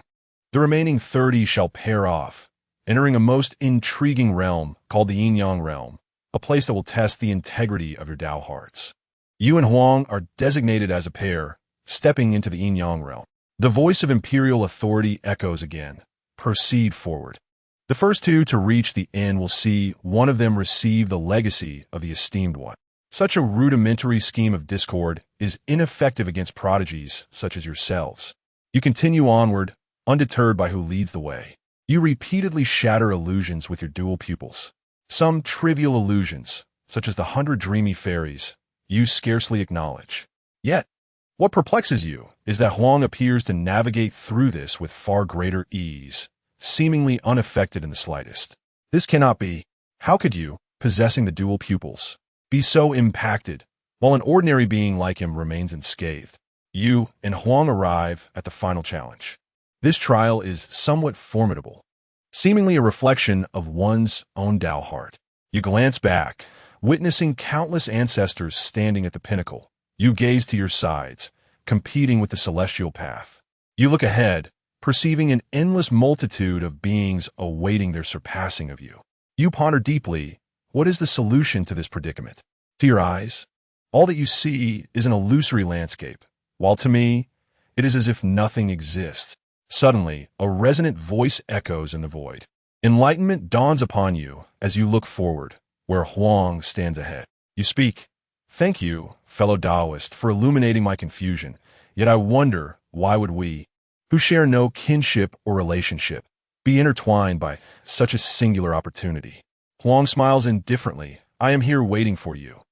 A bit weary, so I lend you a hand. You are perplexed. In this world, we have yet to intersect.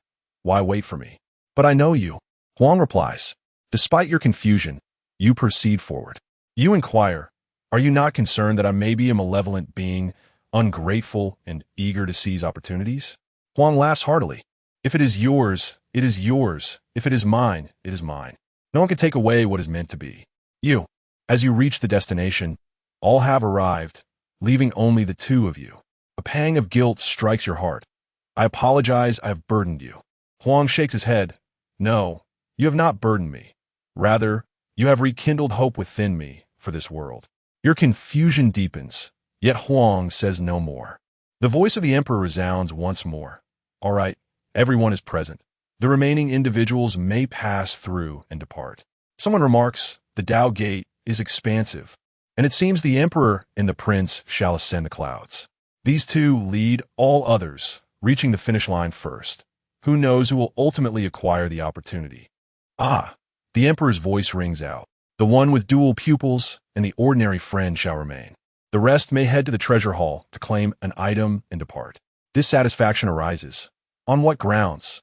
Why should they who arrived last have the right to receive the inheritance? The emperor's voice coldly retorts, "I need not explain my actions to anyone.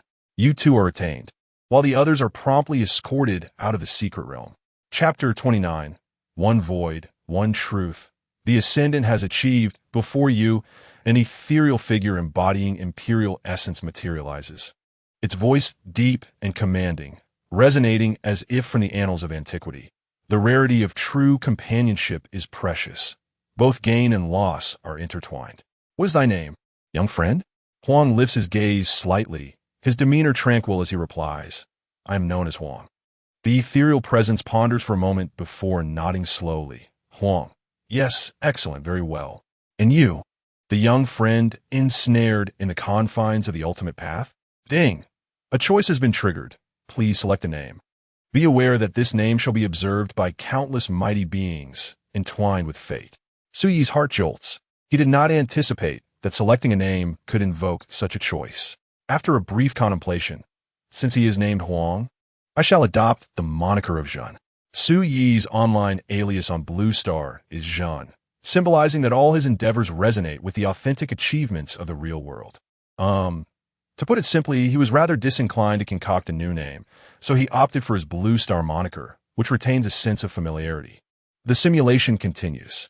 Su Yi raises his head, his gaze resolute, and proclaims, "Esteemed elder, I am Zhen," signifying that all realms converge into one truth, illuminating the vastness of existence. Upon hearing this, the ethereal figure erupts in a hearty laughter. "Huh, both names are commendable. One void, one truth. As for my lineage, both of you are indeed fitting. Yet remains to be seen how well you comprehend the path and your insight into it. After all, my legacy is not merely that of an ordinary emperor. Even within the celestial domain, it holds significant weight. Joy fills your heart, for you are confident that your understanding of the path far surpasses that of this eternal life emperor. You have traversed dimensions, unraveling the grand mysteries for countless eons. Yet, you owe Huang a debt of gratitude. Thus, you choose to relinquish this opportunity to him, possessing twin pupils and boundless fortune. Why concern yourself with such a trivial chance? You remain silent, awaiting Huang's response. The ethereal figure grows impatient, its tone tinged with frustration. Are you two jesting with me? Witnessing the eternal life Emperor's rising agitation, you abandon your silence. You respectfully declare, "Esteemed elder, I wish to bestow this inheritance upon my friend Huang, as a means to resolve my lingering queries."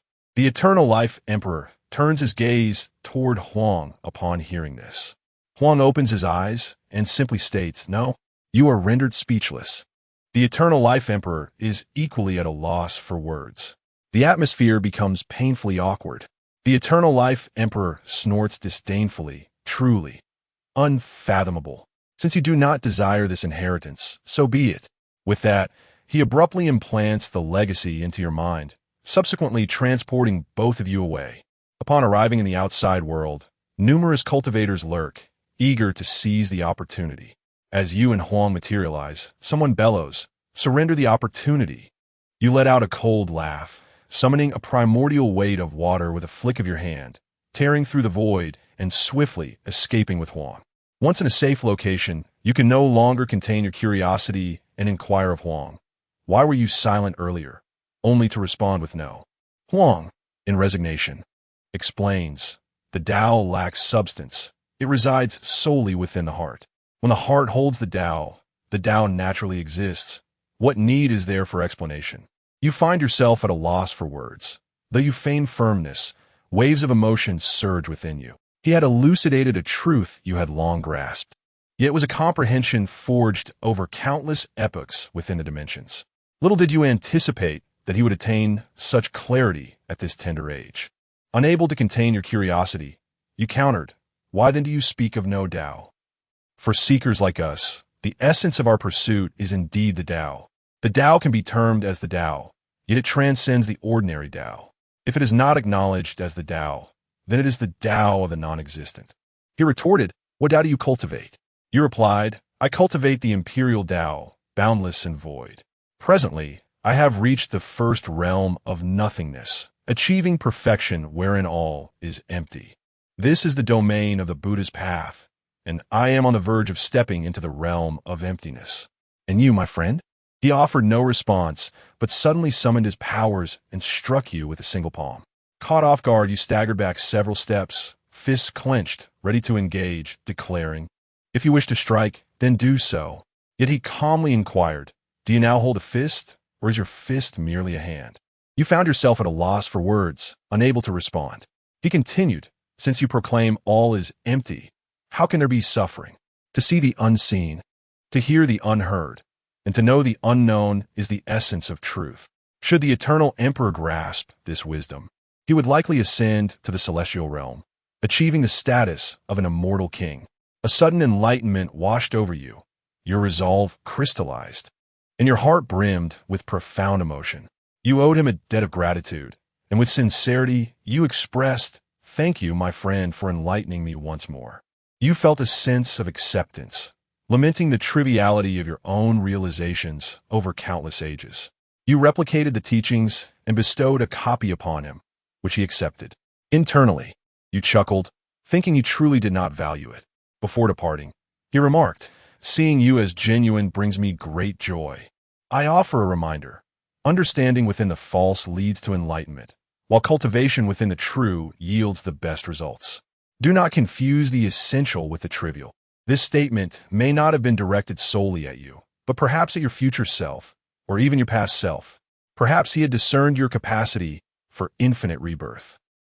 As you bid farewell to him, it seemed unlikely that you would encounter him again in this lifetime. Chapter 30. The Cycle of Heaven's Law. Next year will be my turn in the second month of the third year. You discovered a concealed cave and began to explore its legacy. You sat in tranquility, immersing your mind in the intricate runes, and you comprehended a technique known as eternal essence cultivation. This method is a remarkable art that allows one to extract the primordial essence, capable of seizing the nascent energies of heaven and earth for personal use. Yet, this is merely one aspect. The most crucial advantage is that practitioners of this art are free from the worries of lifespan. It can transform the principles that exist within the universe into a foundation for longevity, thereby extending the lifespan of the cultivator. Upon reaching perfection, it can augment one's life by 1,000,000 years, and if endowed with the physique of immortality, one could even extend the lives of others. The potency of this technique is astonishing. Should an emperor-level practitioner embrace this art, they could potentially transcend the bounds of time, living for countless epochs until achieving immortality. If one were to mistakenly believe that upon reaching the realm of immortals this technique loses its efficacy, they would be gravely mistaken. It is often said that immortals possess boundless lifespans and that the realm of the immortals is replete with endless substances of longevity. However, even these substances have their limits. Upon attaining the true immortal realm and entering the fourth-dimensional domain, one gains an infinite mastery over time, enabling them to preserve eternal youth. As long as a trace of flesh remains in the world, one can revert to a state of completeness. Thus, in theory, immortals indeed possess eternal life and limitless lifespans. However, this reversal pertains solely to the physical form. As long as the primordial spirit endures, even if the physical body were to perish entirely, one could manifest a new body in an instant from the primordial spirit, albeit at the cost of some cultivation. Yet this is of little consequence, for true immortals possess infinite time to mend such losses. Nevertheless, all of this applies only to the physical body. The primordial spirit will traverse through time, past and future, at every moment remaining unaffected. Should the primordial spirit sustain damage, restoration becomes exceedingly arduous, while lifespan holds boundless potential. An emperor-level primordial spirit typically possesses a lifespan of around 100,000 years, whereas true immortals may vary, some living for tens of millions of years and others for hundreds of millions. During the span of the primordial spirit's lifespan, it can heal from injuries. But once that lifespan is expended, further injuries become increasingly difficult to remedy, leading to permanent damage. As soon as your consciousness awakens, the countdown to your lifespan commences. The path of the primordial spirit is also the path of the immortal king, a domain still beyond the reach of true immortals. Moreover, the majority of immortals ultimately fall due to the shifts of epochs. What constitutes an epoch shift? A minor alteration occurs within a single epoch, while a significant change transpires over several epochs. The heavenly law is in a constant state of flux, with new beings arising and transformations occurring. It is said that the cycle of heaven's law turns, and next year it will be my turn. A new official ignites their three fires upon taking office. The heavenly law, too, undergoes transformation, naturally necessitating reforms, adjustments to its principles, alterations to the fundamental composition of matter. Without reaching the realm of the immortal king, one remains akin to an ant. The dignity of the king must not be insulted, not even by the heavenly law. Otherwise, no matter how many times you may reconstruct your physical form, should your primordial spirit perish amidst a great calamity, there will be no recourse. The more formidable a being, the more impossible it becomes to resurrect them after death. Certainly, this applies to those wandering cultivators who lack the protection of formidable forces. For those celestial domains fortified by the presence of celestial kings, what fear do they have of calamities? As long as ordinary beings recite the true names of the celestial kings, they can remain unscathed amidst the cycles of rebirth during great tribulations. It is said that in certain realms, one can even exchange their lifespan for primordial essence, trading across the heavens. The external Su was also taken aback. In the dimensional space, there were no constraints of lifespan imposed on sentient beings. The universe expands at an astonishing pace, and the primordial energy is boundless, rendering such limitations unnecessary. Furthermore, as time progresses, Su finds himself unable to command the entirety of the cosmic sea, as his cultivation remains imperfect and perpetually insufficient. Chapter 31. Who dares to claim invincibility? When the tree falls, the monkeys scatter. You commence your cultivation of a longevity condensing essence technique, significantly extending your lifespan. You sense the vitality within you surging like a relentless river, as if every fiber of your being rejoices. Your lifespan ceases to be a constraint. Instead, it becomes the cornerstone of your ascent on the path of greatness. Your foundation grows ever more solid, and your primordial spirit becomes increasingly enriched. In the third year of March, your divine powers reach unparalleled heights as you wield the boundless duality of yin and yang through your eyes, perceiving the heavens and the earth, transcending the realm of the four aspects. The celestial tribulation descends, astonishing ancient powers. You navigate through it with ease, even refining your great dual pupils amidst the tempest. As you observe the path of emperors, you find yourself in second place, with the enigmatic figure of Huang ahead, having taken a few more steps than you. In your previous life, you did not encounter Huang at this juncture. The reasons for this temporal anomaly remain elusive. Perhaps, as the law of causality suggests, each reincarnation unveils a new world, inherently distinct from its predecessor. Nevertheless, this time, you resolve to go with the flow, engaging in this metaphorical rowing game alongside Huang, who among the invincible shall attain enlightenment on this path. As Huang aptly states, if he is yours, then he is yours. If he is mine, then he is mine. Whose path is this indeed? In April of the third year, you overhear rumors that the Yaoqi Sacred Land's fortunes have waned, soon to be besieged by two rival clans.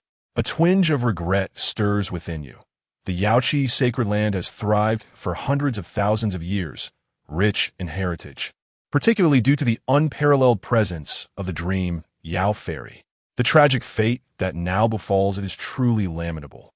Unlike the previous life, where you received no tidings, this time even the dream Yao Fairy has inexplicably vanished.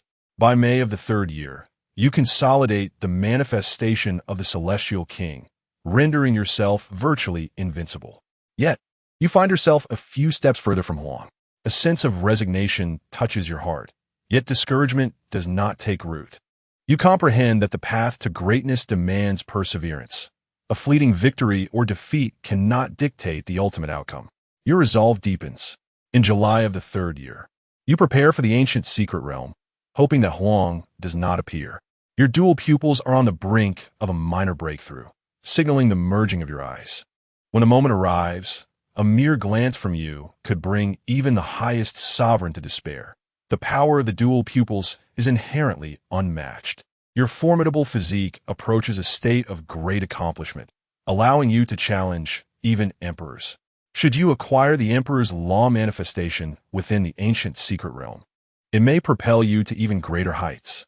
By September of the third year, you manifest your true self, gaining insights into the wisdom body. In the same month, the Yaoqi Sacred Land has perished, the tree has fallen, and the monkeys have scattered, the imperial legacy now divided.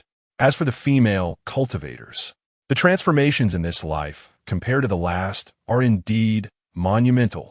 In October of the third year, the God-slaying spear proves too formidable for your use. In your grasp, it weighs no more than a star. Yet if it were to leave your hand, it would become an object of unparalleled power, capable of annihilating this realm with but a ripple of its energy. You entwine yourself with the causal force of the God-slaying spear, achieving the pinnacle of your formidable form. The unparalleled body, who dares to claim invincibility, who dares to assert undefeated status. Your flesh seems to exult in every inch, rejoicing with fervor. Having achieved the pinnacle of the dominant body, you now find yourself among the supreme. In the 11th month of the third year, you and a multitude of prodigies arrive at the ancient secret realm. At the entrance of the realm, chaotic energy roils, as 100,000 talents sweep through like a locust swarm. Among them is the scion of the Jiang family, commanding the spirits of heaven, obscuring the sun. There is also the goddess of the Ji family, treading upon lotus blossoms, surrounded by ethereal grace. You, bearing the dominant body and possessing the dual pupils of divinity, command reverence from all beings. An ancient sage proclaims, "This individual has appeared from thin air. I cannot predict his future, nor can I ascertain his past." The dual-eyed have been revered since ancient times. Could it be that our vast world is on the verge of producing another sage? The crowd is astounded, and for a moment, none dare to approach. Even the presiding deity is rendered speechless, for the pressure emanating from you is overwhelmingly formidable. At this juncture, the Nirvana, true emperor, who has been observing from the void, descends to inquire, "Friend, may I?" Before the words are fully uttered, a mere glance from you sends him retreating in trepidation.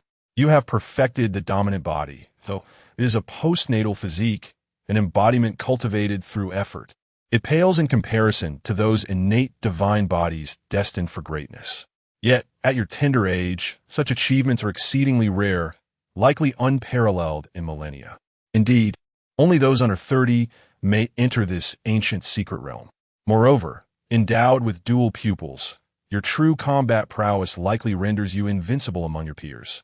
unmatched even by the previous generation. Only those at the pinnacle of the quasi-emperor level may contend with you. You stride forward with an unstoppable gait into the ancient secret realm. At that moment, an individual approaches your side, radiating righteous energy, enveloped in chaotic aura. It is none other than Huang. A shadow crosses your face, for you had anticipated his appearance. After all, the trajectory of this life differs greatly from the last. It is not a wavering of your resolve, but rather an undeniable reality. You have lost your chance at the Emperor's path. Throughout this life, you are destined to ascend only 999 steps, for the first place has already been claimed. Yet, you remain unfazed, for you intend to explore the realms beyond, venturing into the land of the return to the void. Chapter 32. Overturning the Nine Heavens, Enlightenment of the Tao in December of the third year. You and Huang ventured into the ancient wilderness secret realm, embarking on a relentless pursuit of opportunities within. With a faint smile, Huang remarked, "These treasures are rightfully ours." Like locusts sweeping through a field, you left nothing untouched, extracting even the essence of the earth itself, not a trace remaining. You tacitly agreed upon a division of spoils, a 60-40 split, with you claiming the larger share. For your burden of the heavy, I allowed you to uncover numerous grand fortunes, and thus, it was only fair. Among your finds was the everlasting elixir, known as the true dragon's treasure, reputed to be born from the essence of a true dragon's blood. Consuming it at the brink of death could grant one a new lease on life, while also nurturing the primordial spirit, an unparalleled treasure indeed. As the elixir was uprooted, the roar of a dragon shattered the mountains for hundreds of miles. Cradling the intertwining red-gold herbal remedy in your palm, a spectral dragon danced amidst its leaves. Huang flicked his finger, shattering a leaf, and scoffed, "If an ancient true dragon were to know its blood has become a mere means of prolonging life, it would surely upheave the very heavens." Huang informed you that the true dragon's treasure could be utilized to condense the true dragon's dharma form, thus transforming your physical body from the dominant body into a resplendent mortal form. He elaborated, "While the dominant body is formidable, it is an external form. The true focus lies in unlocking the potential of one's own flesh to its utmost limit." With a flick of his finger, he shattered a leaf. The sword energy released, flattening distant mountains. The so-called dominant sacred body is merely a shackle imposed by the weak upon themselves. The mortal form can encompass myriad paths, embodying chaos and containing all things. A tremor coursed through you as Huang's words seemed to unveil a new door, prompting deep contemplation, after which you fell into silence. You and Huang continued your quest for fortune, where you acquired a fragmented imperial weapon and 100,000 pounds of divine essence, while Huang obtained a strange broken sword, its blade inscribed with ancient runes that emanated a chilling aura. In January of the fourth year, you stood upon the clouds, surveying the secret realm, your heavy eyes scanning the vast landscapes in search of Meng Yao. Yet, it was as if she had never existed. After all, she was your destined partner from a previous life. It seemed implausible that she could simply vanish. A tinge of disappointment stirred within you, yet you paid it little mind. You harbored a premonition that she would reappear. Huang leaned against a precipice, idly toying with the obsidian sword, which suddenly exuded wisps of gray mist. He nonchalantly mused, "Does a wise one concern themselves with a flower that may wither at any moment?" In February of the fourth year, with a single punch, you shattered the Tao heart of the demon prince, prompting him to hastily crush his teleportation token and flee in disarray. You acquired an entire Xian Sheng tree, rumored to be the place where Emperor Li attained enlightenment and ascended to emperorship, shaking the realms of the past and present. Meanwhile, Huang discovered a dilapidated small tower, perhaps another imperial weapon. Both of you reaped immense rewards, having nearly swept clean all opportunities within the secret realm. In March of the fourth year, 1,000-step celestial ladder rose at the heart of the secret realm. Celestial melodies resounded. Those who ascend the 1,000 steps shall gain the opportunity for immortality. Countless cultivators surged forth. Some leaped across dozens of steps in a single bound, while others struggled to take even one step. You and Huang both advanced 100 steps with a single stride, unperturbed by the ephemeral path. You, endowed with the heavy eye, and Huang regarded it with indifference. With the power of your dual pupils and the perfected body of supremacy, you have transcended the realm of the desolate, boldly stepping into the 200th tier. In the outside world, countless cultivators gaze in astonishment at the two of you. Some exclaim in awe. It is truly astounding to witness the simultaneous emergence of two youthful emperors in the realm of mountains and seas, an event that reverberates through the ages. While the esteemed disciples of the ancient sects linger within the first 100 tiers, you have already ascended to the 300th. Numerous sages and disciples find their resolve faltering, their path to emperorship seemingly lost. A voice cries out in excitement, "Behold, that individual is the fabled youth with dual pupils, the reincarnation of a sage." Chapter 33. The absurdity of being first. On the 300th step, the river of time roars like a dragon, each droplet reflecting the life of a fallen prodigy. Within your dual pupils, you glimpse an aged visage from a past cycle, a white-haired elder, resembling withered grass, wielding a god-slaying spear to extract insect eggs, upon which the words "Seek the Tao" are inscribed in blood. You handle it with ease, yet lag half a step behind the absurdity. At the 400th step, the absurdity walks upon the sea. Each step embodies an expanse of heaven and earth, a cycle of existence, a perennial verdancy. Within the opening and closing of your dual pupils, you perceive 3,000 phantoms. A white-haired sovereign at the 400th step weeps in agony, crying out, "Why cleave my worldly fruit?" before vanishing into the abyss of time. The absurdity still outpaces you. By the 500th step, a gap of 10 steps has emerged between you. This stage is weighed down by boundless realms. Any ordinary cultivator would have long since perished, their bodies shattering into oblivion. With each ascension, a great force presses upon you. At the 600th step, the gap narrows to 4 steps. This trial emphasizes innate talent, your forte, yet despite this you still fall short by 4 steps. Upon reaching the 700th step, you find yourself straining slightly, as this level forbids the use of the physical body, relying solely on the primordial spirit.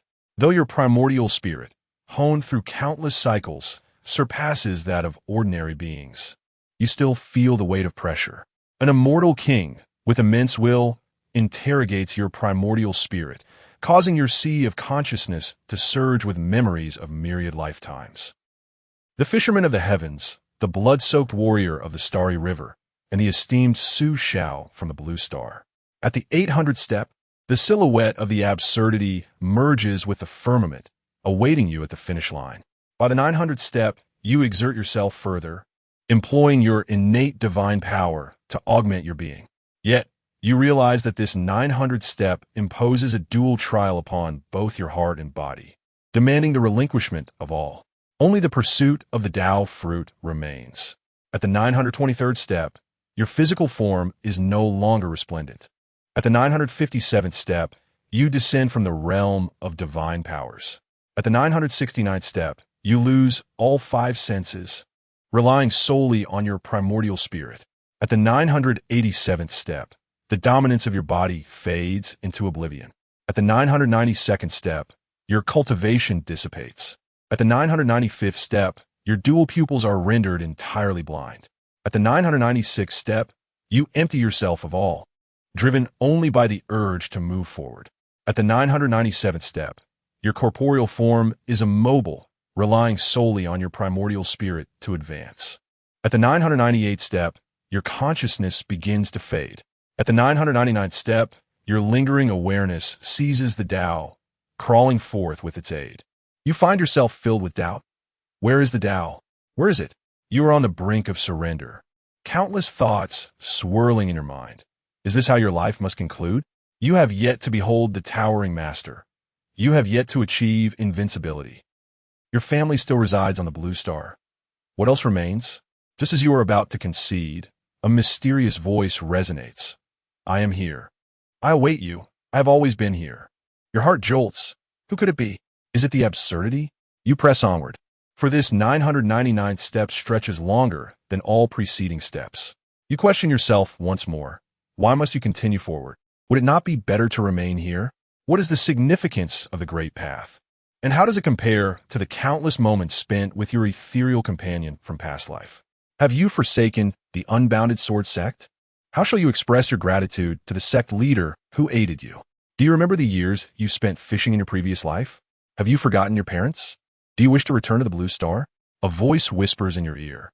No matter how many paths you seek, you are but an ant scurrying within the imprints of others. Suddenly, you recall the spring noodles your mother prepared on the Blue Star. With unwavering resolve, you respond, "No. What I seek is the path, the relentless path forward." You forget everything. You stride confidently onward, just as you are about to pass through the gate. You exclaim, "No. The path I seek is certainly not the path of indifference, nor the path of solitude, but rather the path of ultimate freedom and boundless ease." The wise know that the true self is genuine, and freedom resides in the heart of humanity. You take that final step, achieving the essence of the Tao, your foundation solidified for eternity. You ascend the 1,000 steps, your heart enlightened, comprehending your own essence with clarity. You feel a reconnection to the dimensions, but this time, it is not through the act of fishing for the Great Path. Instead, it resembles a fragile path, one seemingly devoid of possession. At that moment, the external world shifts. The enigmatic figure furrows his brow and lightly strikes, severing your connection to this path. And you awaken once more. You behold the figure and the myriad astonished gazes from those beneath the celestial ladder. You smile at him, saying, "You are number one." You remain content, for this revelation has bestowed upon you boundless benefit. Suddenly, you gaze at him in confusion as he descends from the 1,000 steps to the 999th. You inquire why. He smiles faintly for no reason. "This inheritance is of no use to me, yet it can greatly benefit you. Why not embrace it?" You cease to ponder further, your heart brimming with emotion. You owe him an insurmountable debt, one that cannot be repaid. So you choose to forego repayment altogether. You sit cross-legged atop the 1,000 steps, awaiting the conclusion of others' ascension. This experience fortifies your foundation further, propelling you into the realm of the void within the unbounded Emperor's Sutra, instantly achieving a grand completion. You silently muse that perhaps the journey of this life has only just begun. Chapter 34. The True Dragon's Elixir. The body of eternal life in the 4th month of the 4th year. You stood as the foremost on the imperial path, ascending the 1,000 steps. Amidst the swirling heavens and earth, you suddenly found yourself enveloped in a realm both foreign and wondrous. The air was thick with mist, suffused with ethereal essence, as if you had entered a fabled paradise. Seated beside you was the heavenly emperor, his gaze profound like the starry night, his voice resonating with a distant echo. "My young friend, do you know where your homeland lies?" A tremor coursed through your heart, and with reverence, you inquired, "What do you mean, esteemed elder?" The heavenly emperor smiled faintly, a hint of ancient sorrow flickering in his eyes. "I have traversed to this point, battling the 9 emperors for 1,000,000 years, shattering the cycle of reincarnation, severing the path to immortality, and comprehending the Emperor's fist beneath the mystic tree, breaking through the heavens. And now," he sighed softly, "my young friend, I shall await you in the celestial domain." Before his words could fully dissipate, his figure vanished like smoke, leaving behind a manifestation of the heavenly Emperor suspended before you. Your heart brimmed with confusion, yet before you could ponder further, you were enveloped by a formidable force. You acquired a manifestation of the heavenly Emperor, capable of unleashing 3 full-force strikes from his prime, which you could comprehend within the realm of the 4 aspects. Additionally, you gained an ascension order, the complete celestial scriptures, a celestial weapon, and a wealth of life-prolonging substances. Meanwhile, Huang received several peculiar bone fragments, seemingly ordinary, yet exuding a faint aura of antiquity. You and Huang departed from the secret realm, drawing the attention of quasi-emperor-level powerhouses. They approached you, eager to forge alliances, attempting to draw you into their respective sections. After all, individuals of your innate celestial lineage could elevate their teachings to heights akin to the heavenly emperor of 800,000 years past. Once more, you harness the 1 yuan heavy water to pierce through the void, escaping the realm of the Absolute. The Absolute is a measure of distance across myriad worlds, equivalent to a year of space-folding flight at full power by a junior-level emperor. Turning to Huang, you bowed once more, expressing gratitude. Thank you, dear friend, for your invaluable assistance. I am at a loss for how to repay you. You intended to pass on the Infinite Void Emperor's teachings to Huang, for he was more suited to them than you. You affixed the inheritance to the Celestial Weapon.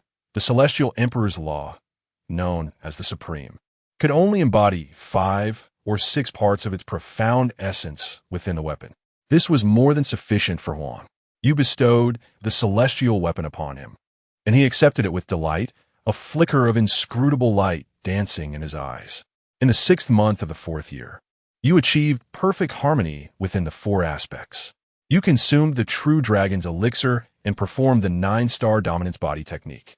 With your heavy eye, you scrutinize yourself, wielding the God-slaying spear as a surgical instrument, reconstructing your blood vessels, bones, and brain, infusing your being with the elixir's power, thereby forming your true corporeal self. Your physical form ascended to divinity, your body destined to remain unblemished for 10,000 years after death, your bones to endure for 1,000,000 years. The first aspect of your true self, the second aspect of the Celestial King, the third aspect of the Heavenly Emperor, and the 4th aspect of the True Dragon. You stepped into the ultimate realm of the 4 aspects. Gazing once more upon the Imperial Path, you recognized that Huang had become distant and perhaps no longer belonged to this path. In the 8th month of the 4th year, you transcended the 4 aspects, entering the Divine Bridge realm. The 99 heavenly tribulations descended, yet you navigated through them effortlessly with your heavy eye, refining its power through the tribulations.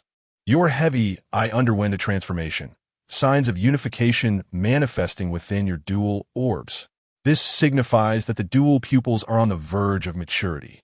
At that time, across the vast heavens and earth, you shall singularly dictate an era.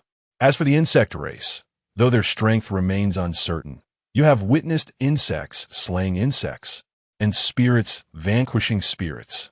None can obstruct your invincible path. In the 1st month of the 5th year, you attain a perfect state of the Divine Bridge. The realm of the Divine Bridge involves infusing your own comprehension of the Tao, laws, and artistic conception into the bridge of your being. The sturdier your bridge, the more it embodies your personal path. Your Divine Bridge stands tall like a celestial pillar, spanning the void and connecting heaven and earth. In the 2nd month of the 5th year, your physical form achieves the same perfection of the Divine Bridge, radiating brilliance akin to the stars. In the 3rd month, you transcend the Divine Bridge, attaining the realm of the other shore, becoming an unparalleled Divine King. The 12-fold Divine King Tribulation. You possess a place among the myriad realms. You refine the dual pupils through the Divine King Tribulation, your body becoming as pure and complete as the finest treasures of heaven and earth. Should someone attempt to concoct elixirs using your corporeal form, the effects would likely rival those of immortality elixirs. Your dual pupils are unparalleled. The fusion of both eyes summons a violet aura from the east of the universe, sweeping across the entire grand world of mountains and seas. Countless individuals kneel before the sage, with some exclaiming that this is a manifestation of a sage. Your merits are boundless. In the 6th month of the 5th year, you possess supreme divine aptitude in the realm of the other shore. You perceive through the ages of all realms. Your internal cave of heaven reaching full maturation, transforming into a miniature world. You etch your name upon the ancient God King rankings, securing the 12th position. Do not underestimate this list, for the pinnacle is held by the infinite immortal emperor, thus attesting to its significant worth. Ranking 12th, you possess at least the potential of an immortal king. Chapter 35. Between the opening and closing of the dual pupils. Comprehending the essence of all things, in June of the 5th year, you possess unparalleled divine talents in the other shore realm. You perceive the ancient and modern worlds. Your inner celestial realm fully matured, transforming into a miniature universe. Within this small world, mountains and rivers flora, and fauna evolve, resembling a condensed cosmos in motion within you. You feel the vitality of this inner realm, as if every speck of dust narrates the profound mysteries of the Tao. Standing in the void, between the opening and closing of your dual pupils, you discern the essence of all things, while the beings within your microcosm thrive under your will. You have become their creator deity. In September of the 5th year, you grasp boundless laws in the Other Shore realm, wielding immense power. Ultimately, the Other Shore realm represents a deeper comprehension of the inner universe, the pinnacle of the three-dimensional realm. Seated in the void, you are surrounded by countless runes of law, each seemingly imbued with the ultimate principles of heaven and earth. You sense your mastery over these laws growing increasingly refined, as if with each gesture you could shake the myriad realms. As you raise your hand, the void rends apart, and the force of law surges forth like a river, altering the fabric of the cosmos. In December of the 5th year, you attain perfection in the Other Shore, poised to face tribulation. Your physical form reaches its zenith, becoming a revered entity capable of contending with quasi-emperor level forces. You feel every inch of your flesh and blood rejoicing, as if each bone harbors boundless strength. Standing atop a mountain, gazing at the vast sky, your heart swells with ambition, ready to embrace the imminent 9-9 tribulation. Taking a deep breath, the energies of your inner world resonate with the external cosmos, as if you have become one with the universe. In January of the 6th year, you achieve the nirvana, true sovereign, inviting the 9-9 tribulation, embodying great freedom. The nirvana realm is particularly unique, sometimes granting power comparable to that of a quasi-emperor, and at other times only reaching the divine king stage. With each nirvana, both the physical body and the primordial spirit undergo a transformation. It is said that even the strongest beings of past and present can only undergo 3 transformations, while ancient powers have achieved 9, becoming invincible and attaining immortality. Through the boundless Void Emperor Sutra, you comprehend the essence of these realms, the Other Shore, nirvana, and quasi-emperor. Essentially, they represent a complete understanding and mastery of oneself, enabling you to mobilize every cell and control your entire being with your primordial spirit. When one masters the laws of space and synchronizes the primordial spirit with the physical body, one may achieve spatial folding. The comprehension of laws at the Other Shore, the inner universe, celestial realms, and Danshin's all reflect mastery and understanding of these laws. In the Nirvana realm, each transformation allows for a more perfect mastery of oneself. If the physical body evolves through the practitioner's own efforts, does this not indicate a deeper understanding of one's own form? Ultimately, it serves the purpose of mastering the laws at the quasi-emperor level. Only when the primordial spirit synchronizes with the physical body and achieves a state of unity can one touch the strings of the laws. This is a principle of the cosmos, allowing one to reshape their own path. It can be understood as a higher-level chemical reaction. In the previous realm, one had to rely on spiritual energy and magical power to unleash divine abilities. Upon reaching this extraordinary level, while one cannot conjure something from nothing, it is possible to harness the forces of the laws to induce indescribable reactions in matter, thus forming the desired substances. This realm relies on these laws, necessitating material as a medium, albeit without the need for specified substances, such as spiritual energy. This is also the cultivation method of the 9-star Overlord Body technique, which does not depend on spiritual energy to refine the body, but directly utilizes the laws of heaven and earth. However, this approach has its disadvantages, although effective against anomalies. What if in the age of gold, such anomalies cease to exist? The predominant element in the universe remains Qi, and this method of energy transformation is exceedingly advanced. Spiritual energy can convert at an 80% efficiency, celestial energy at 90%, while chaotic energy achieves a staggering 99%. For instance, within a spiritual stone, there are 10 strands of spiritual energy, 8 of which circulate within the body, while 2 return to the heavens and earth. Even an emperor would not idly employ law-based transformations of material energy in the presence of spiritual or celestial energy. The difference between 80 and 90% may appear minimal, yet it is profoundly significant. Celestial energy can be understood as a more concentrated form of spiritual energy, whereas chaotic energy represents an even purer essence of celestial energy. A single strand of celestial energy can sustain the operation of spiritual energy in a mid-world for tens of thousands of years. This concept aligns with the third realm of the Great Path, known as space. Although termed space, it bears little relation to the spatial dimension. For we are three-dimensional beings who do not require a profound understanding of spatial intricacies. This is already harmonized with our very essence and the source of the Great Path. In the second month of the 6th year, you traverse the vastness of mountains and seas, finding the world mundane. Presently, two enticing choices emerge.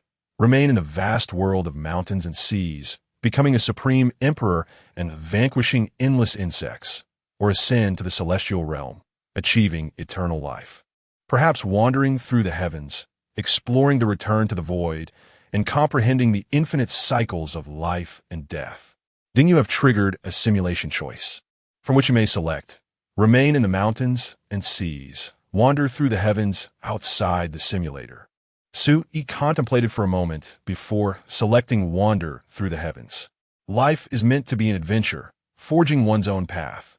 What value does a billion epics hold if one merely lingers? Then you have resolved to wander through the heavens. The insects in this life are not your objective. You yearn to witness the myriad heavens, to explore the void. In the third month of the 6th year, you prepared everything and utilized the 9 yuan heavy water to breach the void of the mountain and sea world.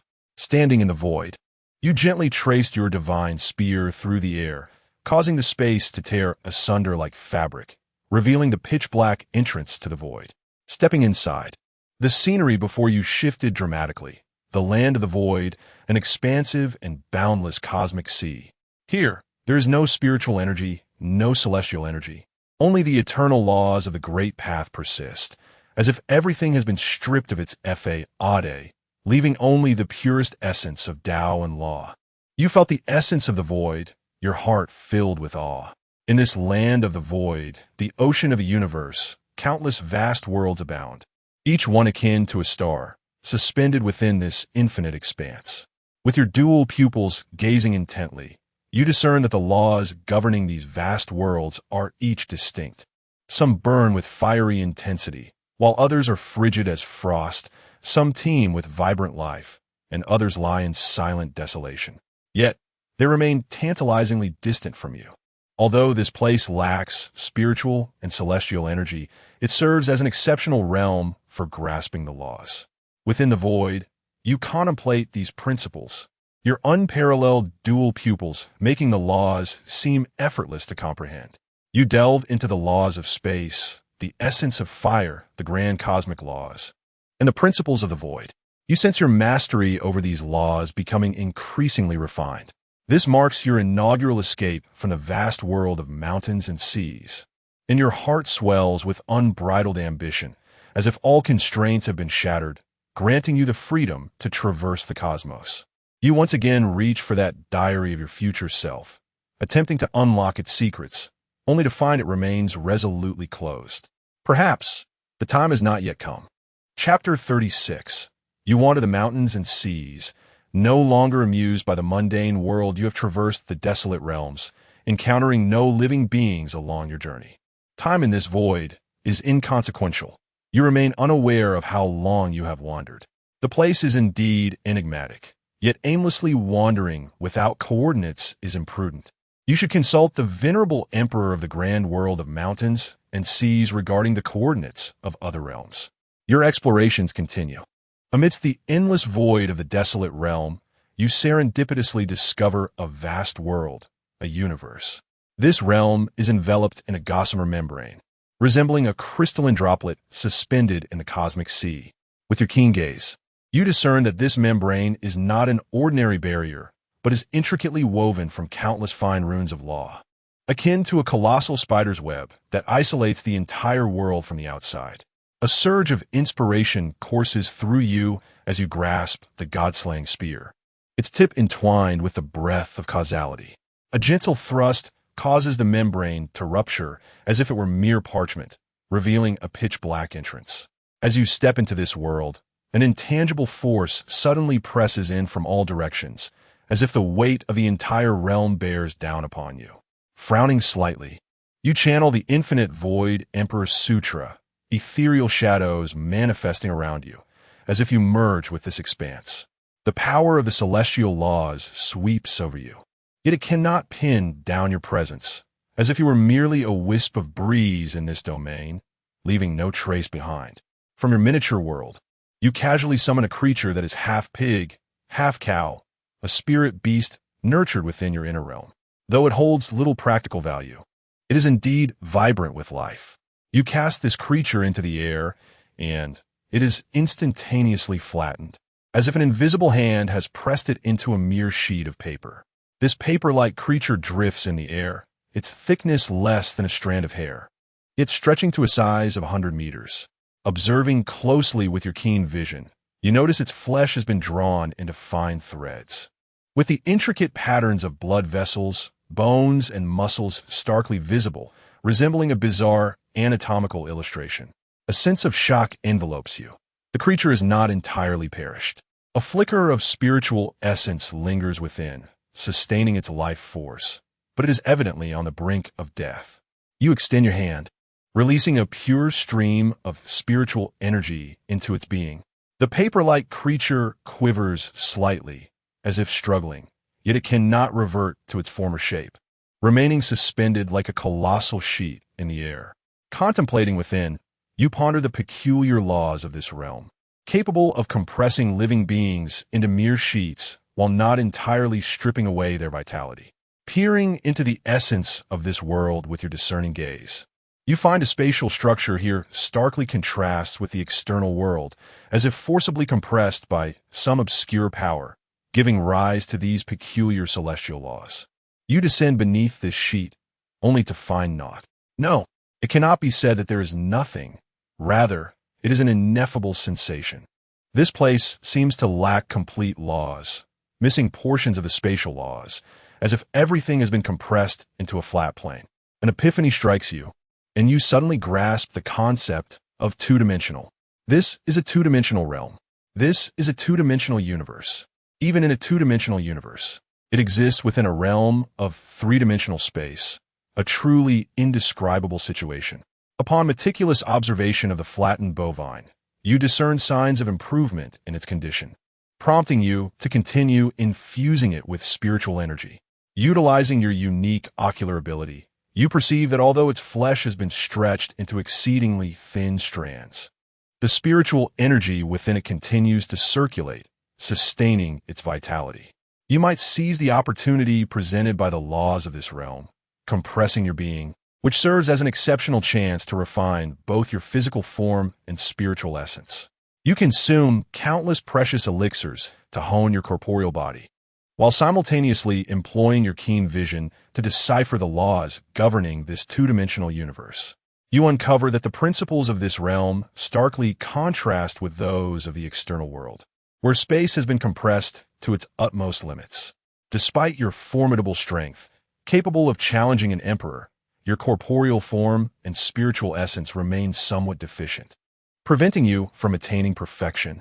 Thus, you resolve to utilize the celestial laws of this realm to undergo a process of refinement and rebirth.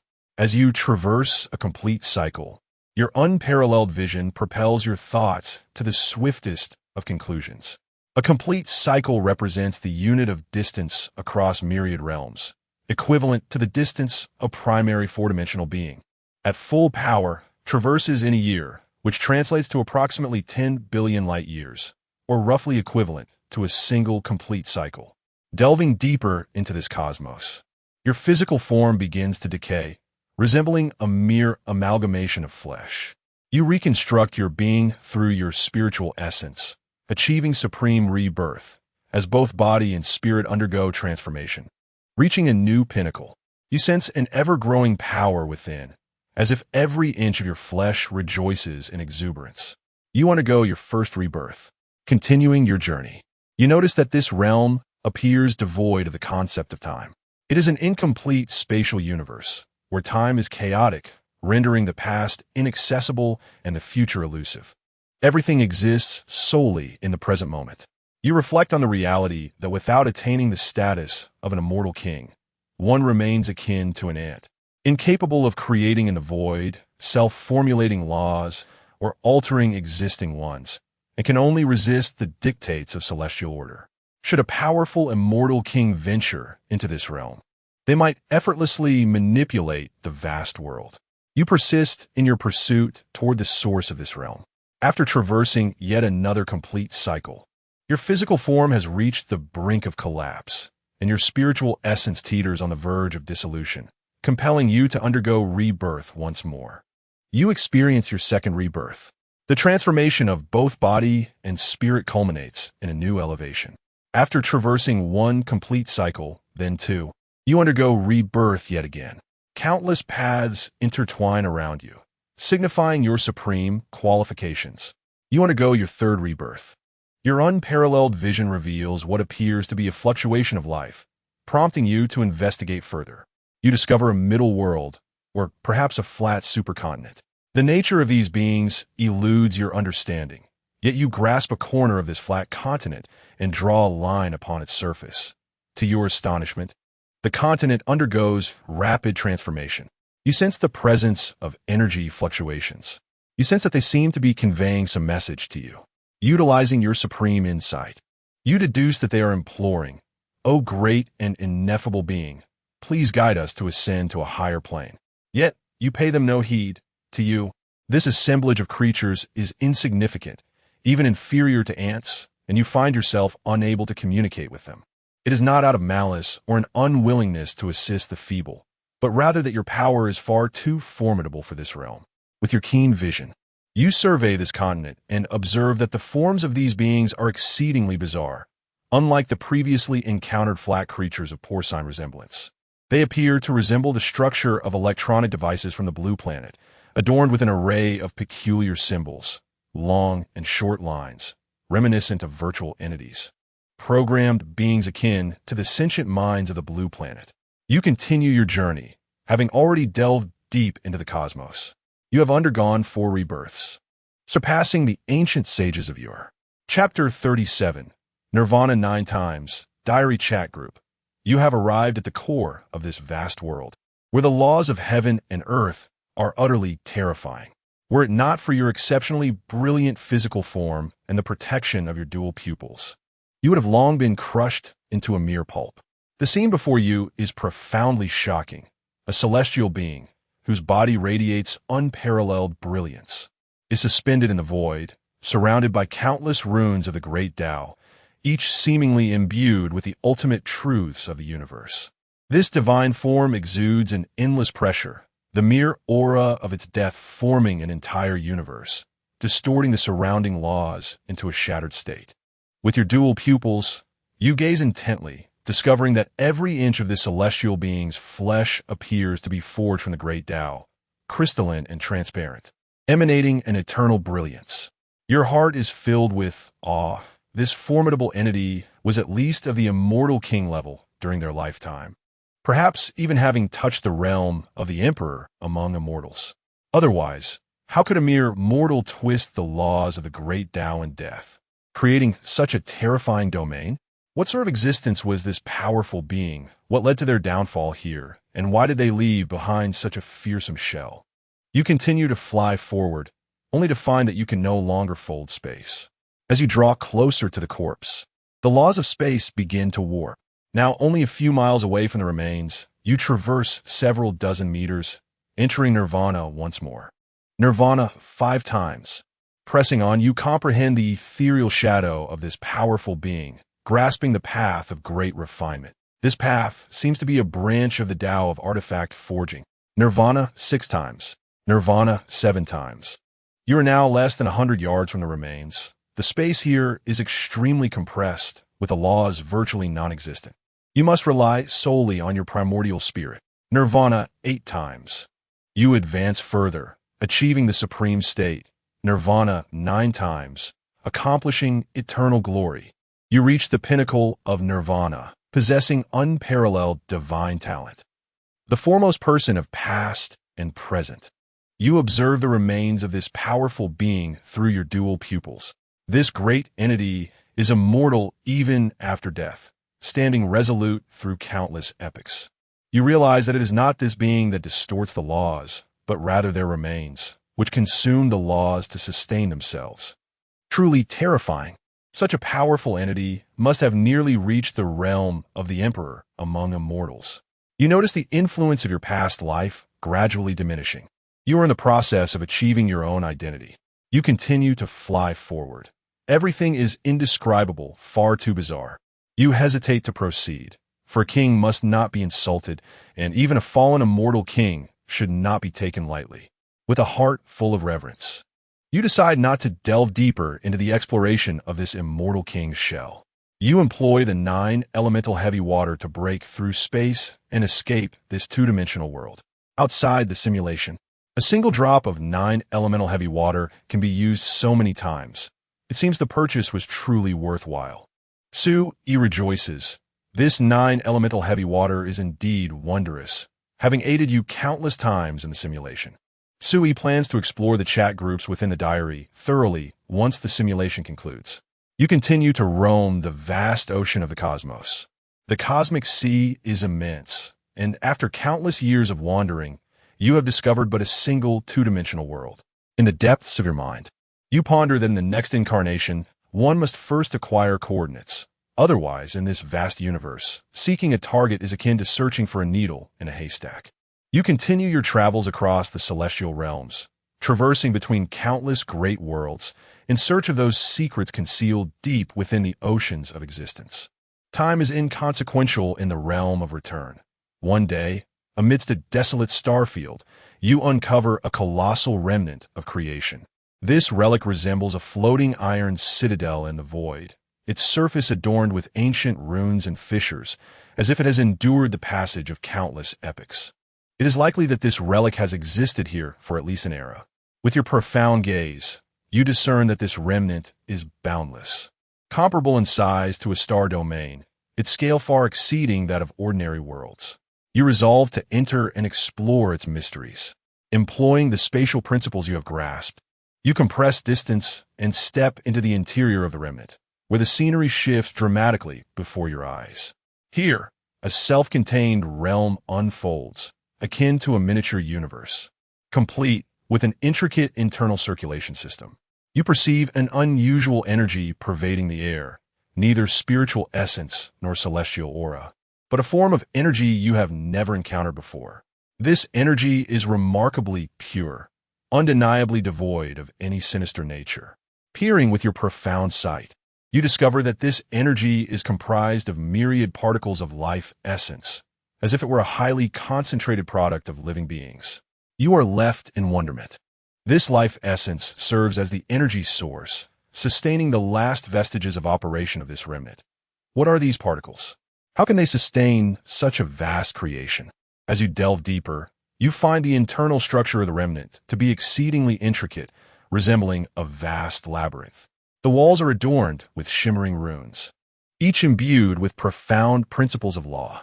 You sense that these runes convey some form of information, narrating the splendor and ruin of this creation. Perhaps this is the script of this civilization. Employing your profound sight to decipher the runes, you discover that this is indeed a highly advanced language of principles, chronicling the history and functionality of this creation. It is a script of three-dimensional space. This language likely belongs to the realm of celestial beings. Or perhaps it is a tongue reserved for a highly developed civilization. Only those transcending the mundane can comprehend such writing. Despite your unparalleled vision, you find yourself only partially grasping the meaning, as your spiritual essence still holds some inadequacy. Reaching the core of the remnant, you encounter a massive control console, adorned with various peculiar devices and screens.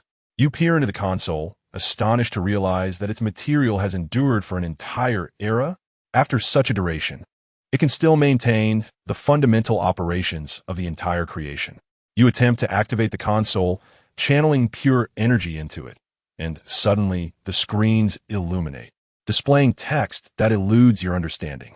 Continuing your exploration, you discover that certain areas within the remnant harbor a complete ecological system, reminiscent of a miniature world unto itself. You can sense that the air, water sources, and soil here are maintained by highly advanced technological apparatuses. Even after countless ages, the remnants of this civilization continue to function, revealing a glimpse of its enduring legacy. Within this realm, peculiar and bizarre plants thrive, all of which you gather into your spatial domain. You arrive at the remains of a biological experimentation zone, where you discover innumerable petri dishes, and within the columns are peculiar life forms, neither human nor entirely unlike humanity. This place resembles a biological laboratory. With your keen gaze, you observe that the life forms within the petri dishes exhibit a myriad of shapes. Some resemble larvae of insectoid species, while others are beings you have never encountered before. As you press onward, you encounter yet more petri dishes, still more dishes, and yet more dishes. Chapter 38. Mechanical Neural Brain, Voluntary Human Emperor Banner. The expanse before you is truly boundless, seemingly employing spatial laws. With a mere sweep of your dual pupils, you discern at least hundreds of billions of cultivation dishes, an awe-inspiring sight. Alas, they lie desiccated, devoid of nourishment. You gather them all into your realm. As you delve deeper, you discover several pillars containing insect eggs. Most have perished, yet a few still harbor vitality. Some insects may have already escaped this place. A surge of astonishment fills your heart. These eggs have remarkably endured within this desolation. Resolutely, you employ your formidable powers to eradicate any trace of these eggs, for every insect has its path to demise. Continuing your exploration, you encounter a colossal mechanical neural brain emanating waves of soul energy. Strange threads surround it, and upon scrutinizing with your dual pupils, you realize these strands connect through ethereal principles. This mechanical brain serves as a vessel for the primordial spirit, akin to the structure of the human emperor banner. However, unlike the latter, it appears that the beings entering here do so voluntarily, resulting in an absence of resentment. Your astonishment deepens. Who would willingly forsake their corporeal form to reside in the void? It is indeed bizarre. As you venture further, you find this place reminiscent of the science fiction tales you have read on Blue Star, where all that was imagined has come to fruition. The technological advancement here surpasses your wildest dreams. Everything depicted in Blue Star's fiction exists here, and even that which does not is present. You arrive in a living area, where the facilities are evidently remnants of humanoid beings, or perhaps even humans themselves. Yet, the passage of time has rendered the essence of these life forms long gone. Even the limited fortune has gradually dissipated into nothingness. Scanning your surroundings, you observe the absence of any corporeal remains. Perhaps this is an abandoned base. Though a tinge of disappointment lingers in your heart, you do not abandon hope. You begin to collect every usable item into your realm. These peculiar devices and runes may prove beneficial in the future. Just as you prepare to depart, you stumble upon a curious object, a brain suspended in a tank. It floats serenely in a transparent liquid, its surface adorned with intricate neural pathways, gently pulsating.